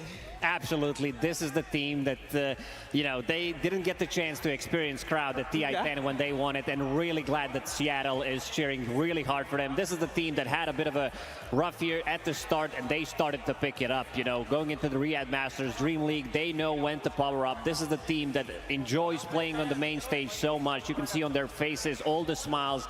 That's what Dota is about, having fun and winning some big money. Oh yeah, but my God, what a team. I mean, they are magical. I feel like the only other team in the history of Dota that embodied this kind of resilience and passion for the game was OG in their former run, but this Team Spirit, it's like we haven't seen anything like them. Their players have improved so much in the last year, so much. I can't even speak to the improvement of Mira, of Laurel in particular, and for them to just win this Aegis after a year that looked rocky for them at the start, after not placing well in the 3 majors this year, for everything to suddenly fall into place, for everything to finally click right around the corner for TI. I mean, if that isn't magic, I don't know what is, T. I mean, it's the fact that they have these systems in place to be able to shape Lau into the player, to become the mid laner, you know, be able to replace Toronto Tokyo. Again, like Lacoste mentioned, the start of the year, it was shaky. They barely got in the top 8 of one of the 3 majors, and now here, they get first place, and for Yotaro, sorry, 2-time TI winner, and also second ever player to get a Rampage in a TI finals. The crowd love him. Yeah. He's just popping off in the game. Like, this team, they are just incredible. I mean, Dota has not seen a player like Yotaro for a very long time. I mean, he was in contention for people saying he's the best carry in the world, the GOAT, but he has proved that here today at TI. And even earlier this year, during the Riyadh Masters, he carried his team to victory. He fought tooth and nail when they looked like they were going to lose, when it looked like there was no hope in their games. He was the one to just push them forward. And here at TI, they all connected, they all came together, and it was just a beautiful team victory here. It was a great victory. victory. Great support coming out of the Climate Pledge Arena as well. And for everybody in the arena, I also want to make sure that you guys are aware that you are allowed to stay here for the late game show as well. So you can witness that. You can witness Team Spirit in the late game show with Perry and Flax and Jenkins. So just so you're aware, you don't go anywhere. There's a lot more to come. Team Spirit's run has been fantastic. We got 4 new TI, double TI champions, and I must bring it back to Laurel because his story has just been fantastic. You heard Slack say it on the main stage. He came dead last last year, and it was a rocky start, but there was support from all his teammates, support from the organization. We heard on the main stage, Yatoro said at Riyadh Masters, I really want to win this championship because I want Laurel to experience what it's like. And that he did, and then he went to take on the International with the same squad, and I can't believe they did it here as well. And they just did it in such style as well. Like, they've played so many different types of games as well. Like, they're not just doing one thing the entire time. They are, every single time they approach a game, it's a new way Spirit approaches to beat their opponents. And I don't know, it's just the most commendable way to win it. And sure, it was a 3-0. But it was a 3-0 in style, and yeah, Team Spirit, like they believed in Laurel when you know, getting that last place at TI, and also some big shoes to fill. This guy, he's nuts. Every single game that he played, you could see that he's powering up. So throughout the tournaments, you could see that he can be toe-to-toe against some of the best mid laners in the world, and now he is the best mid laner in the world, crowned, immortalized. Absolutely, what a story. And I mean, for Laurel to play in this team, like Lacoste mentioned, the shoes were big, the nerves were there, and every time Team Spirit performed badly, he was blamed. There was mass criticism from the fans, mass criticism of Laurel from the community. People were begging to have this player replaced, but the other members of Team Spirit refused. They believed in him. They said that they think he has the potential. They said that they trust him and they know that he's their mid laner. And here we are at TI, he's won it. Yeah, immortalized on his dazzle at that. I just want to take a small moment to just iterate the wallpaper every time as the heroes that won TI. We have Chaos Knight, Dazzle, and Spirit Breaker as our boards on that wallpaper. I think, Tigo, that is the perfect embodiment here. Oh, it's so beautiful. You know, just Spirit Breaker, you know, just going to be next year, we're going to have to remember this beautiful cow just in the good times. The good times will be remembered for a very long time to come. I also know that the average age of players here, this might be a random point, the average age of players playing at TI is around 23 years old. Yatoro is 20 years old. He won his first international at 17. Now his second international at 20. Lacoste, I mean, It's not to think about. Can continue going. He pretty much played for only one team, Yellow Submarine, which kind of turned into Team Spirit. The other members of the team, Laurel, who started to play professional Dota in 2021, collapsed. He only played for 3 teams. Mira, only 2 teams, one of them also being, you know, just predecessor to Yellow Submarine, and the veteran Miposhka leading the team. You know, so you have this mix of a new blood and also some veteran player that's going to lead them to the victory. I mean, the key thing here is the future of Dota is bright, right? Like, when you think about the players here, they're 20 years old, 22 years old, and they've only been playing competitive Dota for, what, nearly 4 or 5 years, some of them. Like, these are the ones lifting the ages time and time again, and it's like, yeah, it's just so good to see. And also, I just want to highlight the support duo of Team Spirit. I mean, we've talked about Laurel, we've talked about Collapse, we've talked about Yatoro, and these are incredible players, but Miposhka and Mira are the heart of this team. They are the backbone of this team. They play so well every game, and their praises go unsung because it's so hard to shine on a team with someone like Yatoro, right? But they're so consistent. They're there with the saves, they're there with the lanemans, they're there with the pressure. They do everything right, and they have done everything right this TI.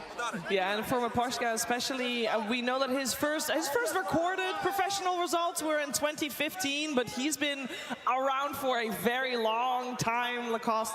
And this guy, this is his second TI win. What a crowning achievement at such a successful career. Absolutely. This guy is just amazing. You know, whenever we get the chance to talk to him, like the insight that he gives, of course, he doesn't want to reveal everything. Maybe after TI, we're going to see in some of these vlogs. This guy is just a rock of the team. Like, you can rely on him. He's going to be carrying the game on some of his signature heroes when it's necessary. This guy is just a menace to play against.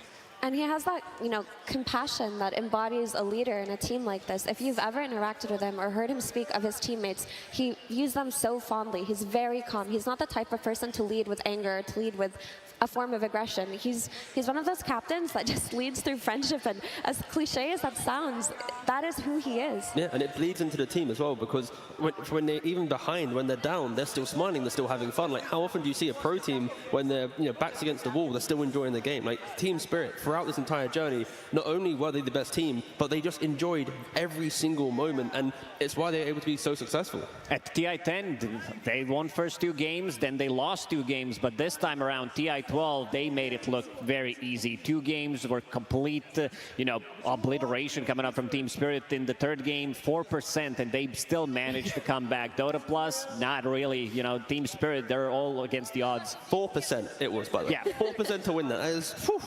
Yeah, that's fantastic. I mean, the game was very close. It just shows a lot of character that they were able to beat back, Effie. Exactly. I mean, this is the spirit of this team. This is what they embody. They are determined. Even when they're playing with a net worth deficit, they never play like they are. They play like they're always in the lead. They play like there's always a means into the game. And you've heard from the teams who have lost to Spirit or won against Spirit, they always say, regardless of winning against this team, they exhaust you. They make you tired. They fight for the entirety of the game, for every inch of the map. And I mean, that's why they're here. That's why they lifted the ages.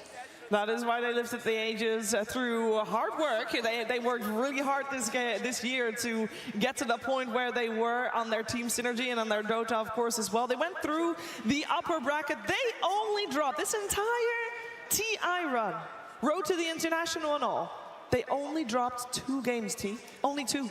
It's just crazy to think about, and especially because like the group stage, it was so clean for them. They dropped a game to Virtus Pro, a regional opponent. Yep. Dropped a game to Liquid as well, and then as soon as they went against LGD, I feel like they just leveled up. And of course, Yatari, I mean, he shaved his head. Like, did you expect any other result today? Sacrifice was made. I mean, he is the most successful to-go bald pro player ever in the history. People have followed in his footsteps, failed miserably. He has 2 times in a row done it. Bam, Listen 2 wins. He's the only one who can wield that power. Okay, Yeah. this power exists within Yatoro's realm. It's not something for other mere mortals That to is shave their true. heads and win TI. But on the topic of one more player, I do really want to give my commends and Mira his flowers, because I remember after he won TI10, he did a few interviews where he said that he felt like an imposter. He didn't feel good enough to be a TI winner. He didn't feel like this was valid. He didn't necessarily get that sense that he was one of the best players in the world. So now that he's a 2-time TI winner, I really hope that that imposter syndrome can go away, because he's proven it not just to himself, to his fans, but to us, the Dota community, the rest of the world. Yeah.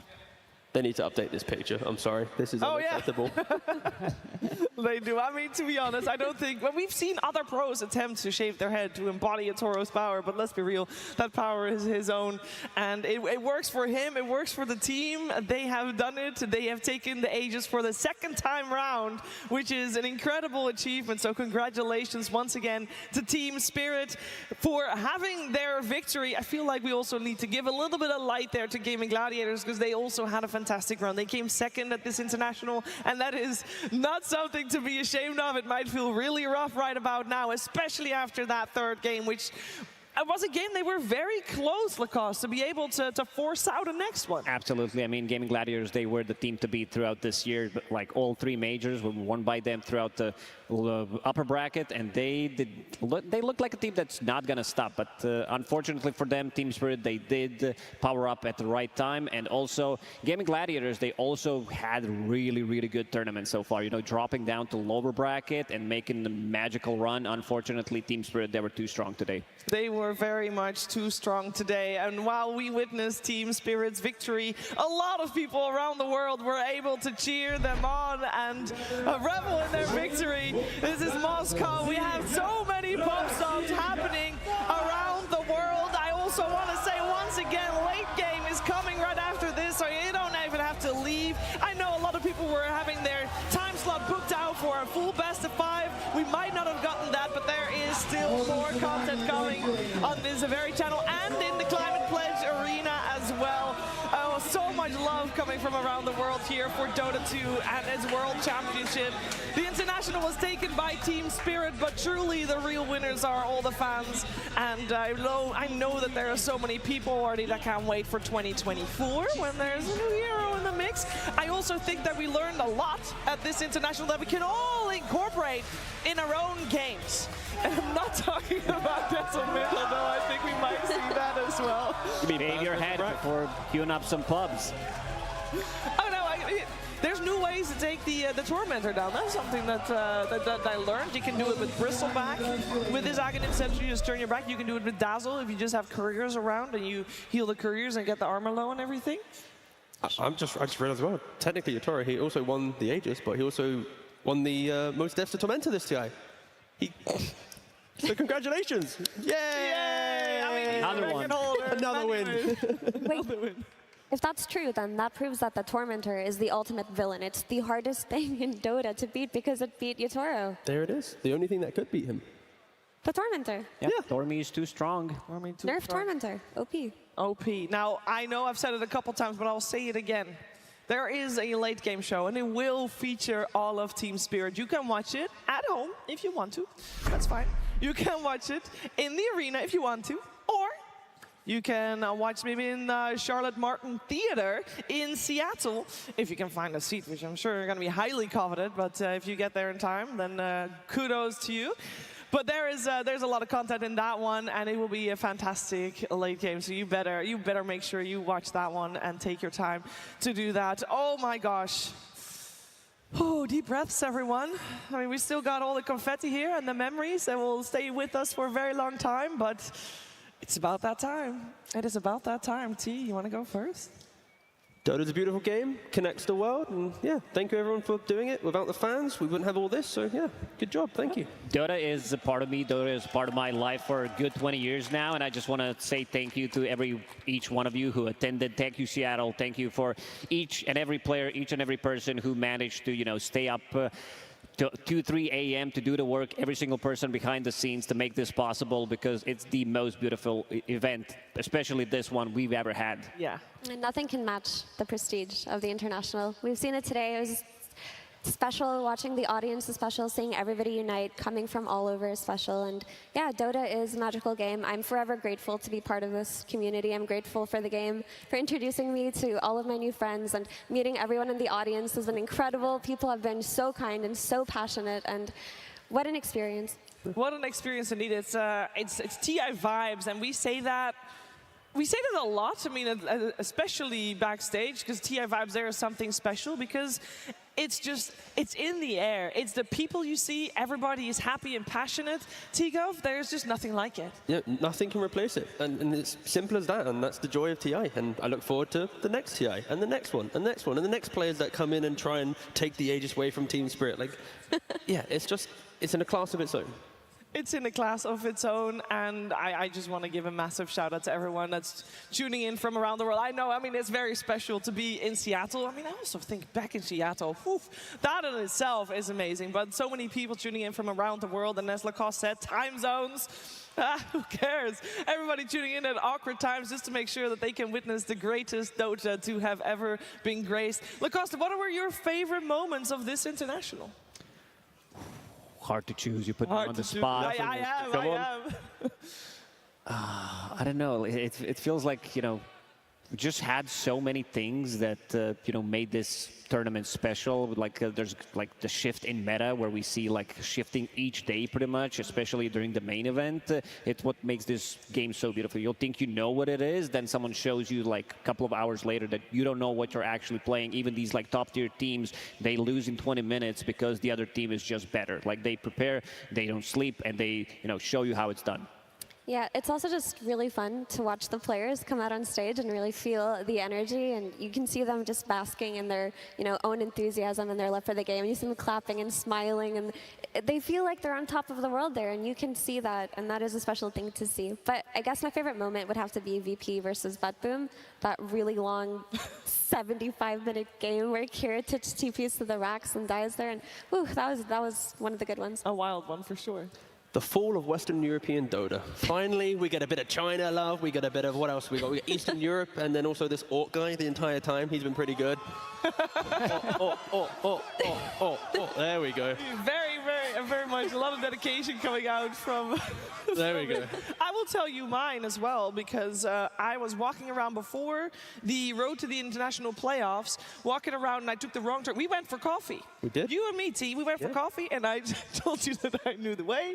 I did not know the way. We went exactly the wrong way. But that did mean we were right in front of Benaroya Hall when we found out that we were in the wrong place. And Benaroya Hall, the place of TI2 and TI3, a lot of special memories. So for me, that was very special. And then I must, if you're talking about Dota, the best Dota 2, I mean, the finals were fantastic, but I must highlight Team Spirit versus LGD Game 1 yesterday, upper bracket finals. That was intense, insane. I loved every second of that, and that was I think my favorite moment. I got to watch the last minutes also in the arena because we thought it was over, obviously, 20 minutes ago. So that was very special. And seeing Team Spirit win here again, it's just, there are so many wholesome moments that this team has, and they have captured all of them as well. They capture everything. We saw already the moment that they won. We saw Miposhka, Effie standing with a camera in his hand.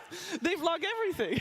I mean, actually, if you go on their YouTube channel, you could probably learn every detail that you wanted to about any of the players. But I do love that about them, that they're such an immersive team. Like, if you're a fan of theirs, there's so much content to consume. You can get familiar with all of them. So I do think that's why they have one of the strongest fan bases in Dota, outside of just playing solo. Yeah, ladies and gentlemen, I know that there's still a lot of people here waiting for late game. Kudos to you. There's a lot of people waiting in the crowd still already for the actual late game to watch it live.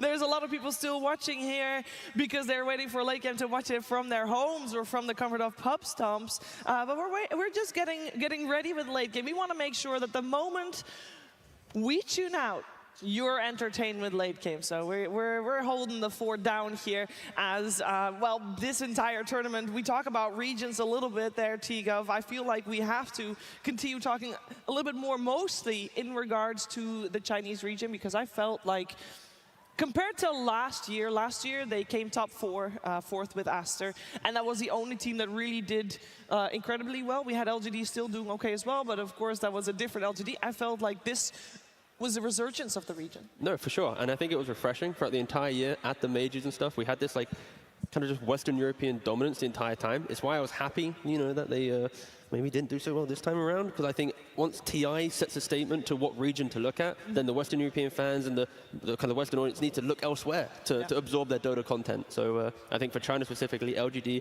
and then the old guard of Azure being able to show up at TI, both get top 4, was incredible just for international Dota. Yeah. And also they produced one of my favorite memes that Dota has ever seen. Lanham talking about his team, that everything is fine against gaming gladiators, and suddenly like this is fine, and everything's burning in the back. There's like 4 people dying. It's just like it's gonna be one of those things. I was watching that yesterday, and I was spitting water out of my mouth through my nose as well. But we gotta give credit to them because they played some amazing Dota, reaching top 4 without even trying too hard. We talked about the teams that have practiced throughout the year. They formed, and they're like, you know what, we're gonna show up at TI and do well, and they reached top 4. The old guard plus some of the new generation of the players, they did extremely well. Yeah, but on the topic of that, imagine being Lanham in that moment. I mean, like you're doing an interview and everyone's cheering so loudly, so you're thinking to yourself, wow, we're really winning, yeah. And the cheering gets really loud, and he goes, oh, I'm on a roll here with my answers. He walks down back to the green room, he's looking at the screen and just goes, 4-0. What? We did hear Barely Chala said on his social media that they were all laughing at it. They were all running away from the fight, and then someone goes, kill that bear. He turns around. Oh, there's going to be a lot of memories from this year's international. And of course, that one is a great one. But the biggest memory will be that we have, for the second time in Dota 2 history, a 2-time champion. 4 new players are getting that award. And Laurel, of course, now also a TI champion. And Team Spirit, with their championship, a clean sweep, 3-0. There's only 2 other times that happened in the history of Dota 2. So Team Spirit will go down in history as one of the most dominant teams of all time. We'll see if they can repeat it next year. I know that the hunger for these players, it just doesn't seem to cease at all. But that is it, ladies and gentlemen. We're ready for a late game. So without further ado, I mean, we've loved every second of it, and we've hoped that we've been able to convey those feelings to you at home, to you at the arena. We've loved it, and we hope to be back here in Seattle some other time to experience the same thing, because it's something special, and I can't even put it into words. But I'm gonna have to. So thank you so much from everybody in front of the camera, everybody behind the camera. I know everybody cares a whole lot.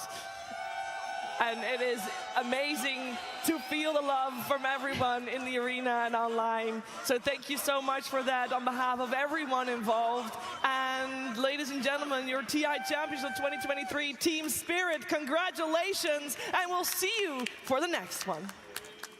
All eyes on the prize.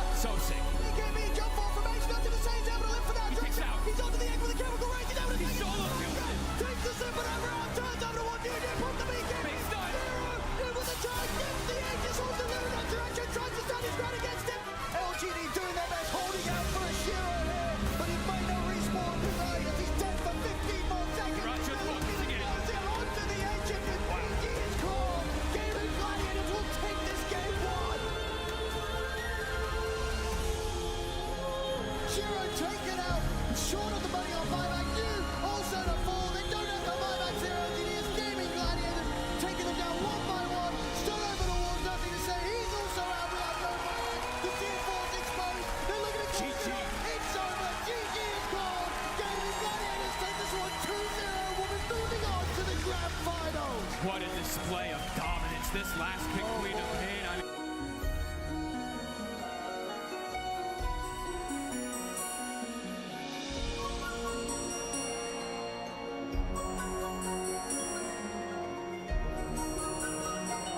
There are many Earths, but only one Earth Shaker.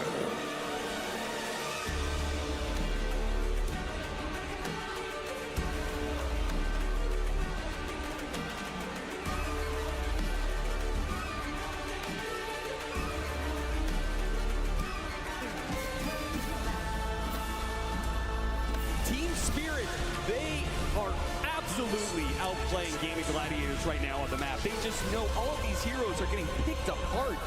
There just seems to be no response whatsoever from these Gladiators. BKB turns around. Oh man, that damage is just building up so quickly. Quinn's got it in instant, so is the Bear. Dyrachyo battling up against Laurel, but the big bad boss of the fight is definitely Toro. And once he turns his eye on a hero, disappears. Game over for this one. The Team Spirit making absolutely no qualms about shutting Gaming Gladiators out in their own style. 33 minutes and it's done. Gaming Gladiators, they are all gonna fall. They're gonna throw their damage around. The Chiefs actually getting popped as Goliath's got a little bit low, but into the foul, Laurel goes. Laurel, a rampage, maybe a double. No, Tofu's gonna deny him that. They're gonna call the GG. Right now, it is all gaming on the momentum chart. A full vessel was completed very fast here from Tofu. Toro's in big time trouble to give him the Shell Grave. Oh, what a shard. BKB, but a beautiful shard blocking on some of these heroes. It's not enough. Toro still falls, and now with the toss up in the air, will come down to a hard reality. Crash down, he does have the BKB, and look at that heal. That Aghanim Scepter with so many units around him, it's so much heal. He is not going to die so easily. Gaming Gladiators thought they had an easy target. Fight to the middle.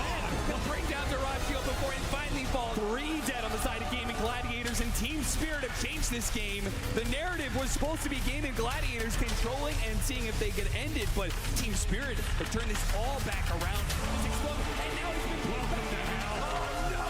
It is too much for Gaming Gladiators to be able to handle. They are not going to be able to get through this. They have to pray to get out, but the Cathedral is merciless. It is Team Spirit who are unstoppable. They will take it.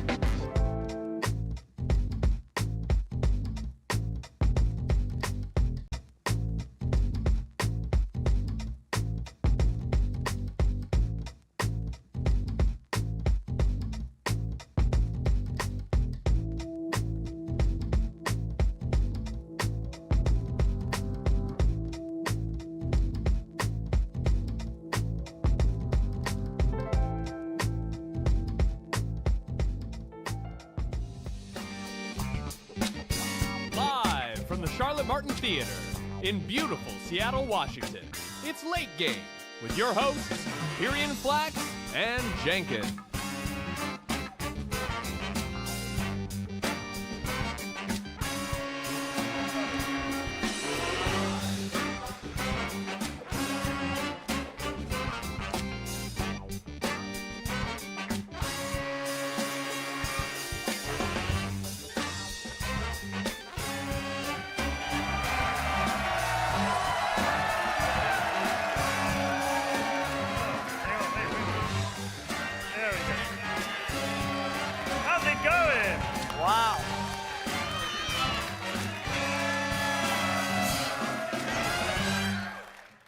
Thank you guys so much for coming out. I realize we just had...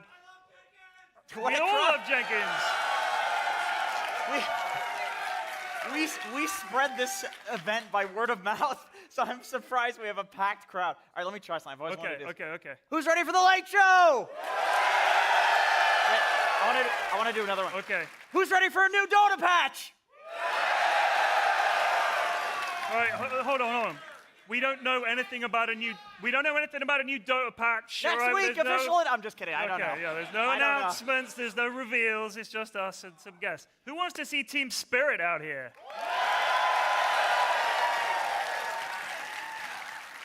Well, we got You're gonna have bad to news. wait. We got bad Yeah, you're gonna news. have to wait. Yeah, they're way over They're there. winding down. They just Yeah. had a really long series, really hard, long series. It's been a long day. 5 games. Let's have a seat. We'll get some guests out here. How about that?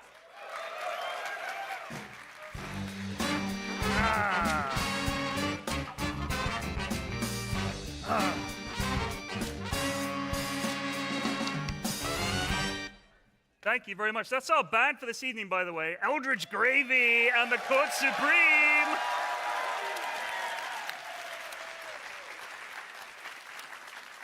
Phenomenal. All right. Should we get some guests out here? Let's do it. Let's just get into it. Let's get our guests out here. Do you guys like Suns Fan and Cinderin? You guys fans of? Well, we didn't get them. No, we did get them. They're coming out. Suns Fan and Cinderin!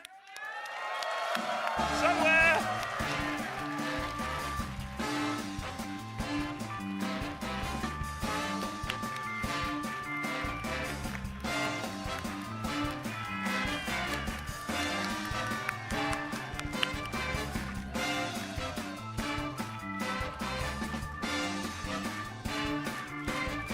Keep playing. They're coming. Keep playing.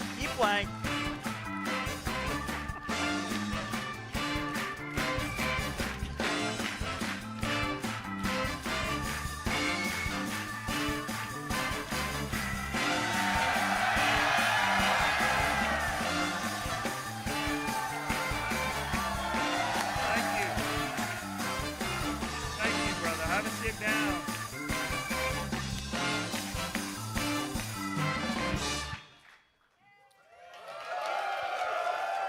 All right, I know this is the late game, but you didn't have to be quite that late. Sorry about that. That's it. That's the bit. That's the bit. Left us waiting for I was really enjoying the band, so. Oh, no, they are great. Yeah, that's fair enough.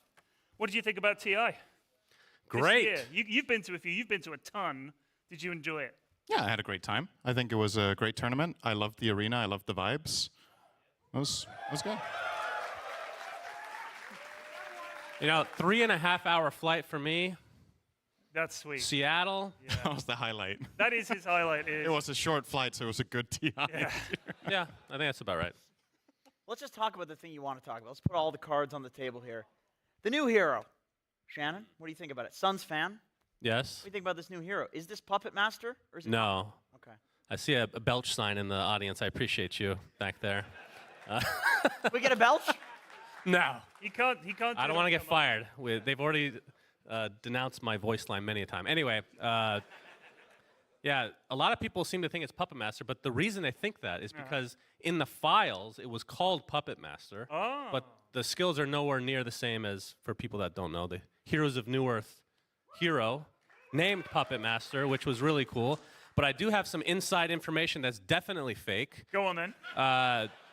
The quote-unquote leaked ability from years ago is actually a Sir Action Slack's ability that he created in our custom game called Community Hero and Item Project. He made basically a virus in our game that just destroyed the custom game called Parasite. And his ult was to take over another hero. Okay. Like you take over an enemy hero and you can just waste Ravage. But that's not, just for the record, that is not anything to do with this new hero. That's just something That is a theory. No. That's your theory. There is a theory that that is what it is. That would be a bit strong. A lot of theories turn out Yes. to be true. Period. That's true. And a lot of dumb shit that makes it into the game turns out to be a Slacks idea. That's Like also the true. Centaur That is cart true. or Pocket Ricky, you know, all this stuff. Wait, was the Centaur card actually something he came up with? He did like an Ags. Oh, it was the Lycan Axe. The that's right. Lycan Axe. Yeah. The one where you bite an ally and turn them into a wolf. A woof, as he calls them. Thank you, Slacks. Still waiting for the Ursa where you get little baby Ursas to walk around with. That was also his idea. Thank God he's not in charge, honestly. I do love him, but thank God he's not in charge. Jenkins, do you have any questions for these boys? But you guys really hit bottom of the barrel getting us for the late. Shut up! It's a setup for a bit, you jackass. Okay. Yes, of course, I've got a He was question. staring at the crowd, looking at the signs about himself, by the way. No, I wasn't. I'm looking at that pudge sign. All right, clearly they don't have any questions. Do you guys? I have got any a question for you guys. I don't know what he just said. I got a He question. asked when we're doing grand finals, and we did already. It's called Captain's Draft 3.0. There you go. We're here to announce the Moonduck 2.0. No, we're not doing that. You guys, when you guys are casting grand finals, when you're in it, well, whenever you guys are casting on the non-grand finals days, of course, okay, group stage. Yep. Are you in character? Do you feel like you're playing a character, and the guy that's at home is different from the guy that's on the screen? Not that much. He's very stupid. I'm very smart. We kind of just do the normal thing. I don't think I believe. I can't. Who was it? We were talking. We were having a conversation backstage. Oh yeah, it was your financial advisor, right? Yes. So we met Shannon's financial advisor. What? Yeah. At a Dota event? He was here for some reason. They were having pizza. It must have been a really good deal. So. Yeah, I feel like you're getting scammed. They were dude. having pizza, and his financial advisor is there, and we have a conversation. We talked to each other for like 1 minute. I've never met his financial advisor before, and he immediately says, "Okay, you guys are exactly the same as in your cast," because we were just going at each other. So. Well, I don't pretty know much if the I same. believe that. I don't know if I believe that. And we've got a way to prove Oh no. whether you guys are telling the truth. So while we set that up, we're going to have a little bit of music from the wonderful house band. And they're going to play for us while we get that set up. You guys, don't worry. You sit tight. All right, take it away.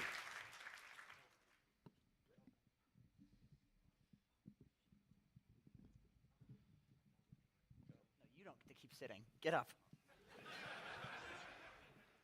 Yeah.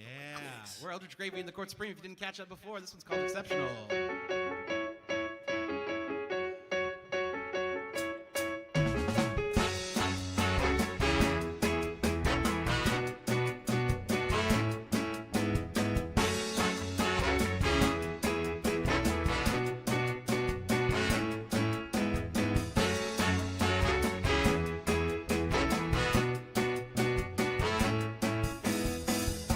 And what you need, and what you have, are two different things that you hold in two separate hands.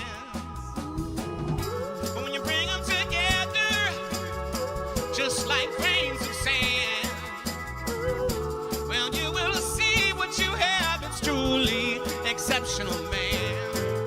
All right. Oh, oh.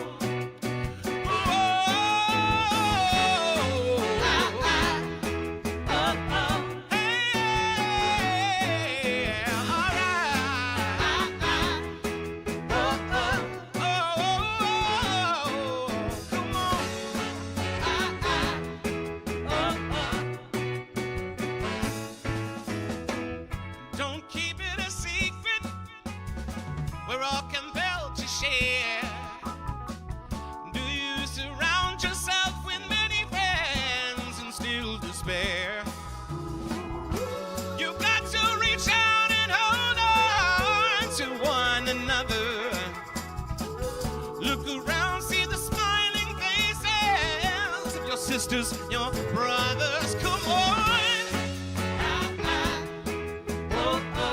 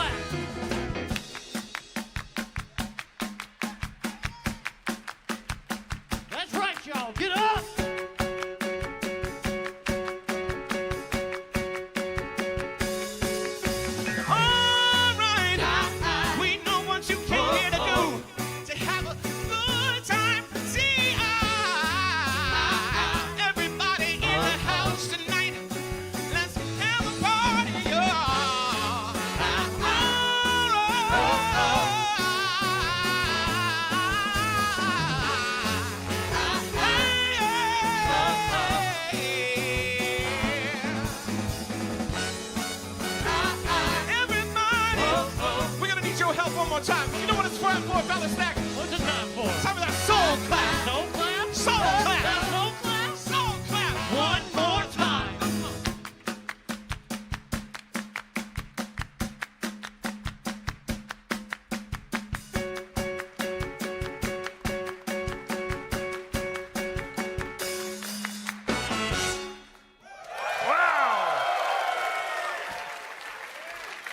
Thank you so much, guys. Thank you. That was amazing. Are you guys ready for this? This is a genuine Acme lie detector. Oh, okay. That we have acquired using Valve money. Don't look inside the box. This is all extremely elaborate equipment, as you can see. And we're now going to ask you questions. Jenkins will be the question master, We'll do a test run. We'll just stand What's your name? Oh yeah, let's do it. We got to set it up. My real name? Yes, your real name. Shannon. That's true. That's true. That is correct. Are you just pressing a button randomly? No, this is a genuine lie detector. All right. Read it. Look at what it says on the box. Lie detector. It's a lie detector. Gotcha. Okay. Okay. All right, you gotta make sure that he's on the level. Should we calibrate his? What's your name? Shannon. That's a lie. Can I say his name for him and then you hit You're green? making this very confusing for me, pressing the buttons. Toes. That is just not true. So. Yeah. Hey, oh, very good. No, whatever. All right, Jenkins, ask them a question. Question number 1. I'm gonna ask him 2 in a row. Ask him to. Do you listen to ASMR? Hell yes. It's disgusting. It gets more disturbing each time too, which is kind of sad, but that's a different story. What stage are you on now? You don't want to know. When we're doing business meetings and he screen shares, he forgets I can hear. I just hear, "You're a good boy." I'm so sick of this. That leads me to my second question. Second question. Are there erotic undertones to the ASMR that you listen to? Yeah. Okay. I mean, I didn't say I listened to them for that reason, but yeah, of course. They got to sell somehow. You think I lie, by the way, ever? He's telling the truth. He was not a good guy to choose to do that. Yeah, I know. He's too honest. He'll lie. We'll do him now. All right. Get trolls. Do you have a belch reflex? No. That is true. He does not have he cannot belch. I cannot belch. So sad. Yeah. He can't do it. So sad. Was that the guy with the belch I really sign lost saying the that? genetic lottery. That was so unfortunate. I really wish. Oh, no. Do you want me to talk about the crop dusting on air? No. That's true. My kind of show, I'm not going to lie. I won't. You can talk about it, though. Yeah. I'll pass because he's uncomfortable. Well, he'll pass gas later. right. Not orally. Next Okay. question, Jenkins. Okay. Suns fan, do you believe you carry the Suns fan and Cinderin duo in casting? No.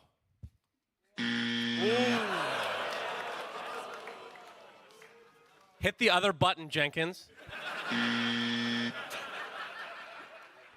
That is awkward.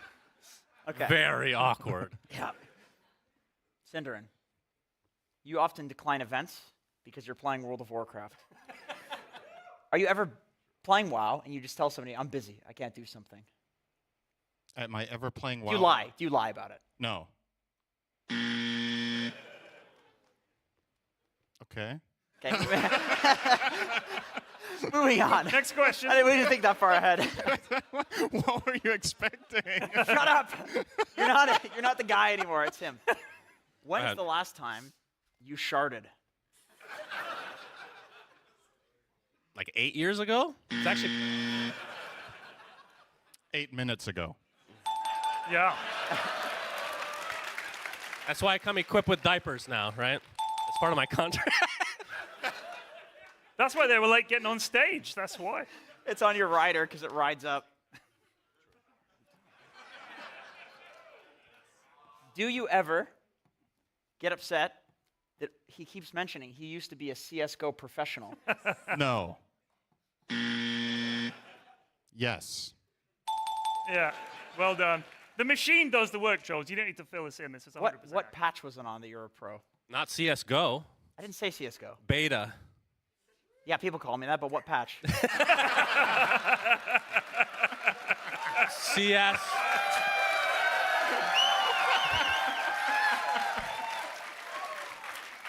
I was going to go more into that, but we'll leave it for another day. We'll leave it. All right, last question. Beta 7 is the answer. Great, really interesting. You guys get to ask each other a question first. So you can ask him a question, anything you've ever wanted to know that he can now not lie about. Wow, could have maybe given me a little bit of a warning on this. This is Go ahead, ask him anything. Ask him anything. Is Jenkins a good business partner?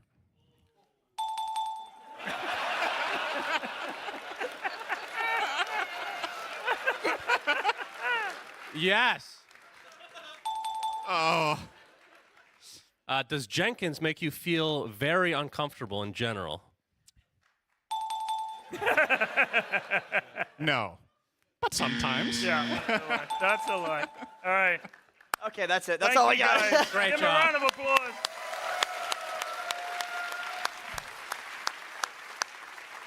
All right, we're going to get this taken down. So while we do that, we'll have another fantastic musical number from Eldridge Gravy and the Court Supreme.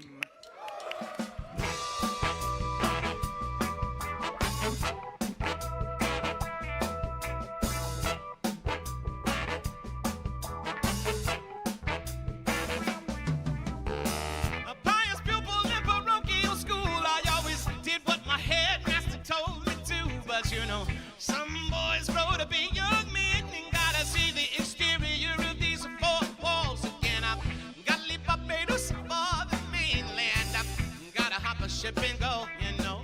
I need to find another place to squish my toes in the sand. I got to get back home again. I'm trying to feel free flowing in the wind. I got to get back home. Cause there's space to roam. I see some hot bathtub gin. I got to get back. Oh, you know. I got to get back home. Wherever that may be. Now back in some childhood homes, I found a pair of brilliant savants spinning away in some honky tonks. You know, the women and wine to pass the time and keep the rednecks out of the swamps. The three of us played and they shook the floor. I heard Lucifer banging at the back door. He's ringing the bell. Never got to go before he take me straight back to hell. Got to get back home again.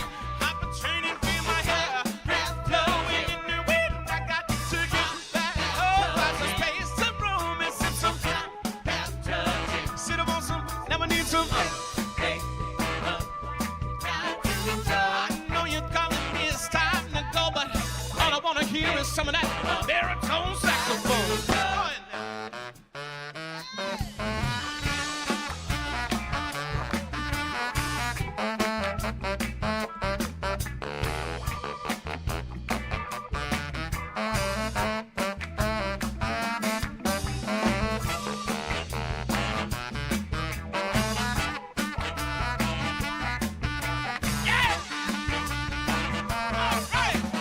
Mixing up some sassafras, smoke some grass, and get your bag of home again. Hop a train and feel my hair free flowing in the wind. I got to get back home, cause there's space to roam and sip some hot. I said some hot hobo bathtub gin. Yeah, you're calling me out now, but I'm just sipping from the hip flask of old Jack Black. I gotta give me some more of that. Sit 'em on some, never need some. All right now.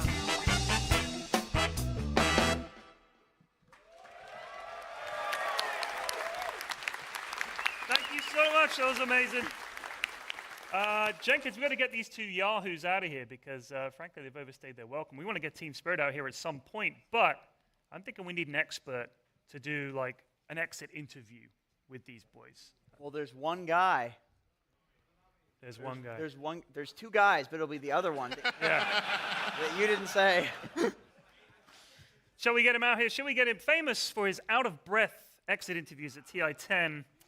Let's get Arvo Plus out here. Arvo Plus!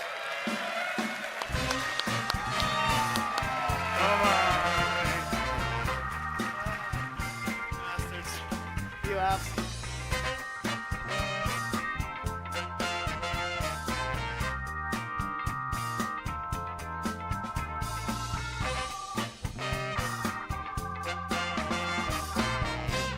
You know, I noticed you hugged him, but not me. Any reason for that? I really like him. Is it because I'm carrying a Kleenex box That might everywhere? have been part of it, yeah. Okay, just checking. Yeah. Arvo, we need your expertise. I ran here, by the way.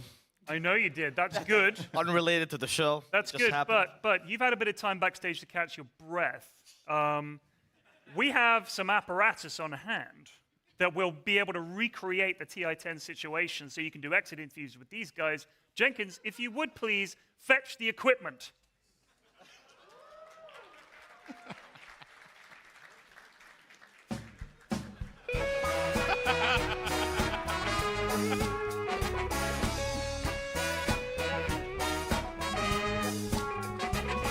Other way around. It's gonna be the other way around.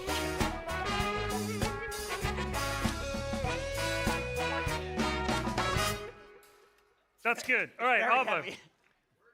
The plan is you're going to sit on this exercise bike. It's all right. Jenkins will hold your mic for you. Get a good sweat going. Get out of breath, and then you're going to exit interview these guys. If you chaps could come and stand up here, please, and Arvo will interview you. Come on, let's get that cardio going. Let's go. Let's go.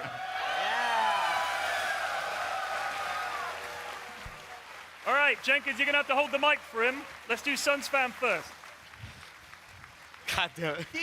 I can already feel a sweat. Suns fan, Yes? what's going on through your mind after losing $1 million? That you're riding a bike and asking me questions. If you had to describe the emotions that you were feeling, oh. You can slow down a little bit, Arvo. Would you say your burning sensation right now is higher than my thighs? Probably, I would hope so. Oh. Are you going to stay with your team next year? What team? God, you're as bad as interviewing the pros. Come on, just All right, try. do Cinderin next. This man's going to This is a real pro interview. They get 2-word answers, right? That's true. Exactly. Trying to keep it realistic. Okay.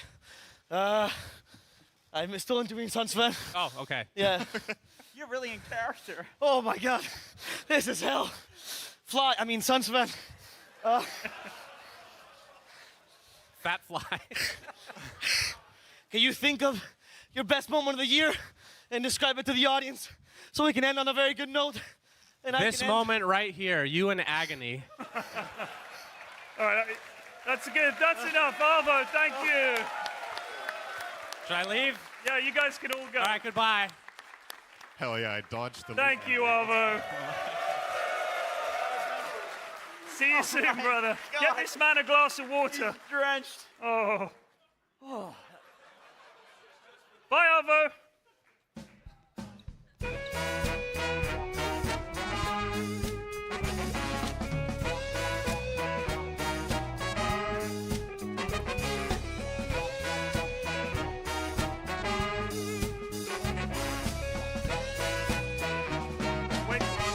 Wait, stop there. What's the problem? Stop there. At TI-10, no, TI-8, I did a show like this with DJ Wheat. And when we brought the pro players out, there was nowhere for me to sit. So I had to sit on a little desk extension. We couldn't get that, but we've got something better. No, you can't use the sofa. This year, can we bring out the tiny, tiny desk for Jenkins, please?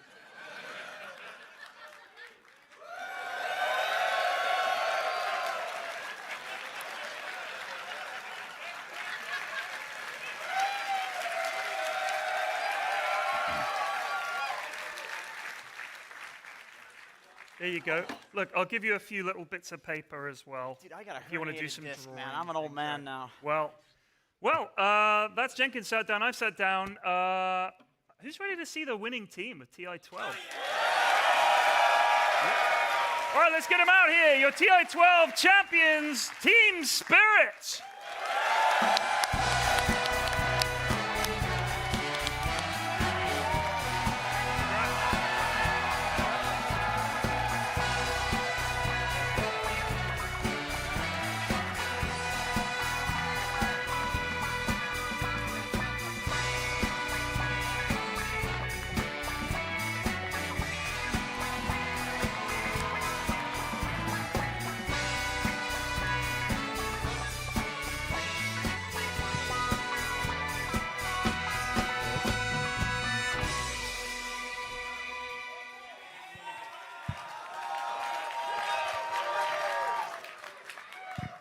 Well, first of all, guys, congratulations on an insanely dominant performance throughout the tournament.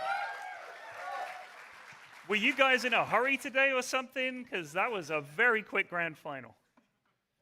No. What was the question? Why was it so fast? It was a joke. Don't worry about it. Okay, so. Okay. So We're too strong, bro. We're just like too strong right now. They're just. We are too strong right now. Much too strong. That is true. You said you guys were, was it a 6 out of 10 at Dream League? What are you now? Are you 10 out of 10 Team Spirit?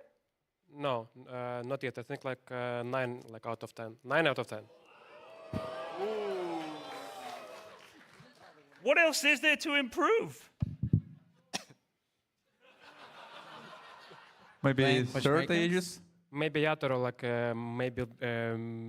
will play better next tournament, so it will be 10 out of 10.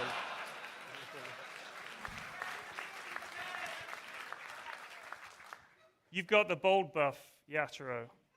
You shaved your head. They call it the bold buff. You're not actually bald, but we'll take it. I got to host this. I'm obviously bald. There is some power there. SVG got to cast the grand final because he's bald. There's real power in boldness, isn't there? I want to hear it from you.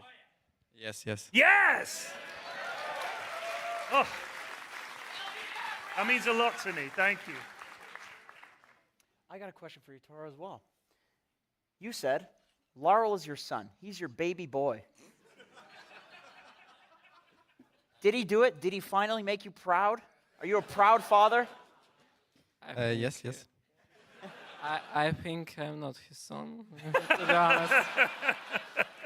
I think we need a DNA test, ladies and gentlemen. I think Yatoro more son than me. So.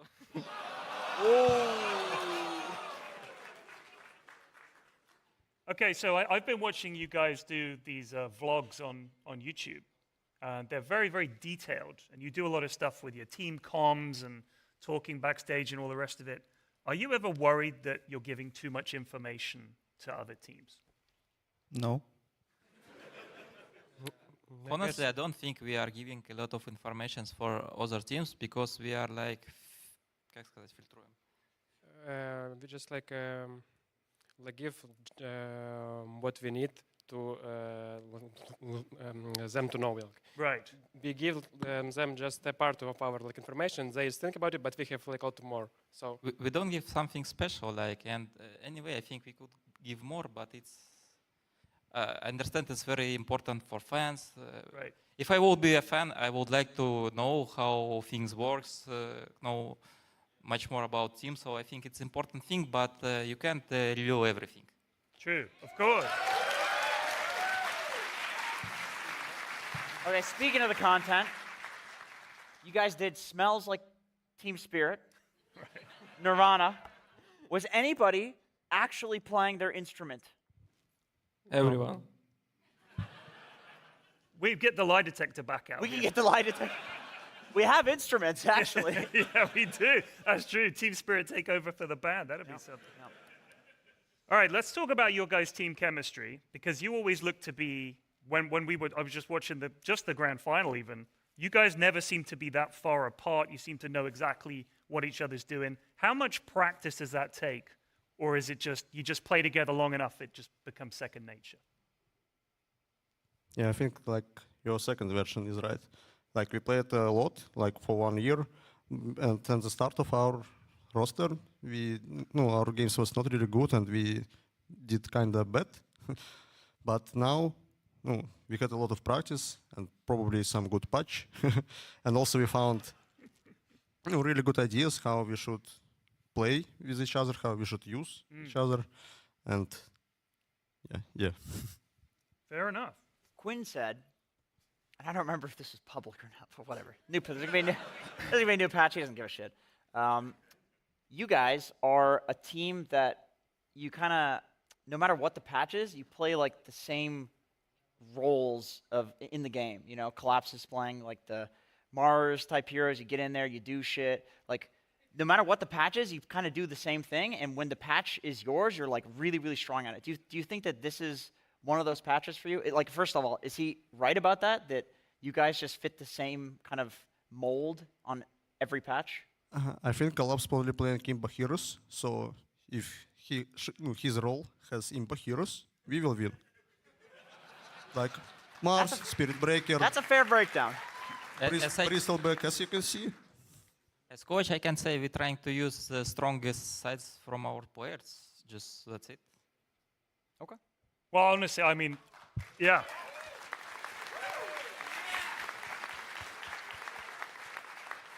Do you think that applies to all Dota pubbers out there? That you should just play to your strengths? Or should I go, learn how to be position 5 because I'm too scared to carry the game? Yes, you should actually. Like if you're scared, just don't play carry. So I should go play position 5? Yeah, for sure. Okay. Who wants to be supported by Jenkins? That's a... Well, actually, I'm being supported by Jenkins. I'm You've been a supporting wonderful right now. position 5. Thank you. When I play carry, you should like have no fear like in the game, because if you're scared like of something, you're gonna lose for sure. So. What are you scared of, Yatoro? Spiders? Shampoo.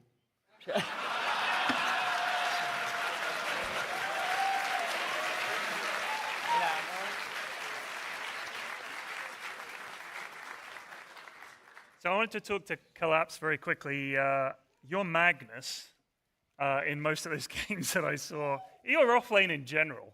But how often are you thinking, can we fit a Magnus into this draft? Is that something you're thinking, can we do that? Does that ever occur? I mean, it was like the 10 every time. I just say, pick me Magnus already. And they just pick it. And you're always happy playing it? Yeah, of course. Fantastic.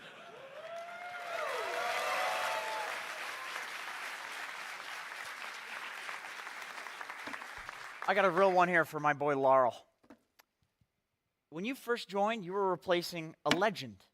Everybody was saying, Laurel, the new guy, he's the reason Team Spirit's not this TI winning team. Well, you fucking did it, man. You did it.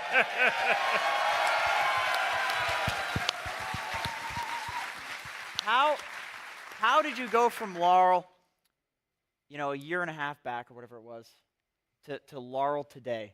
How did you improve? TI winning Laurel. To be TI winning Laurel. I mean, I think it's just time. Just need to wait. I always know I'm gonna be the best, so I just need to wait.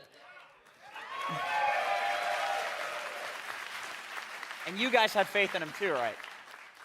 You didn't listen to Yes. the noise. So I think you need to wait. If you know you're gonna win, you're gonna win. Yeah. I wanted to say just briefly, Collapse, just between you and me, thanks for getting my voice line, buddy. I really appreciated that. That made me very, very happy. A TI winner used my voice line. That's hype. Who used yours? Mira used mine. Oh, yeah. My You're boy. a good one. Like good meme you have. Thank you. Thank you. Thank you. That's Thank you. very kind. This I don't is know why great, they're yeah. thanking me. We should be Great. thanking them. You guys were amazing. Absolutely amazing to win it twice. For those of you who have won it twice, which was more important to win? Sorry, Laurel. Which felt better to win, the first one or the second one? First one, I think first one, because it was like the first time like in our life, first LAN we won. So I think that was like the most important like point. Since when we will be just more stronger like as a team. And now we have to win 4 times, because like if we win like 3 times, he will have like only 2. So. Okay.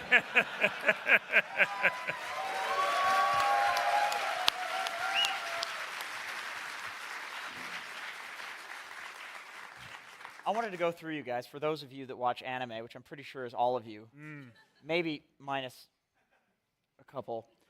What anime character? Everybody's got an anime character, right? That's like, I'm that guy. Like, this is the guy that I'm gonna like model my like Dota play after. Like I'm never gonna give up, etc.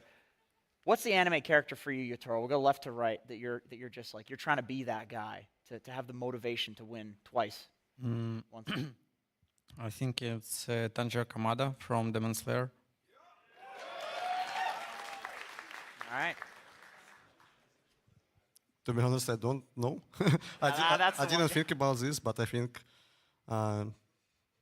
like my opinion, you just need to be better than you in your previous day, like better with every day. So I need to beat myself.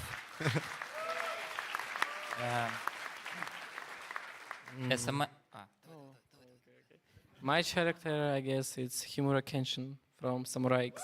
Yeah.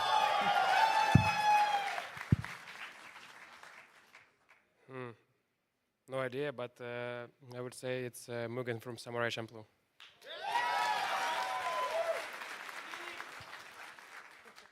I'm not watching anime. Yes, correct!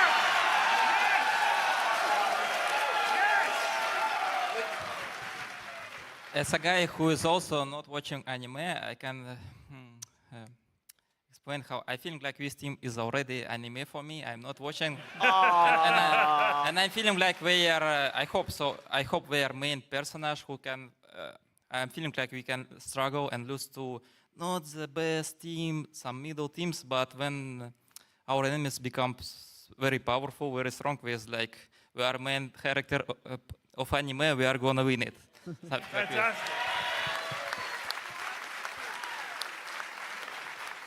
Well, as is tradition, especially on late game, the TI winners have to open some champagne. So we're going to bring some bottles of champagne. That's why we're here, actually. Of course. And you're going to pop the corks, and we're going to celebrate. So can we bring the champagne out here for Team Spirit, please?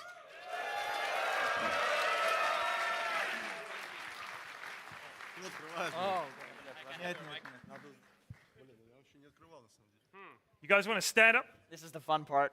Good luck. Let's go down the front here.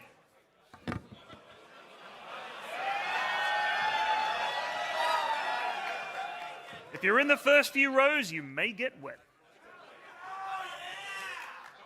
All right, are you guys ready? Is your TI-12 Grand Final champions, Team Spirit!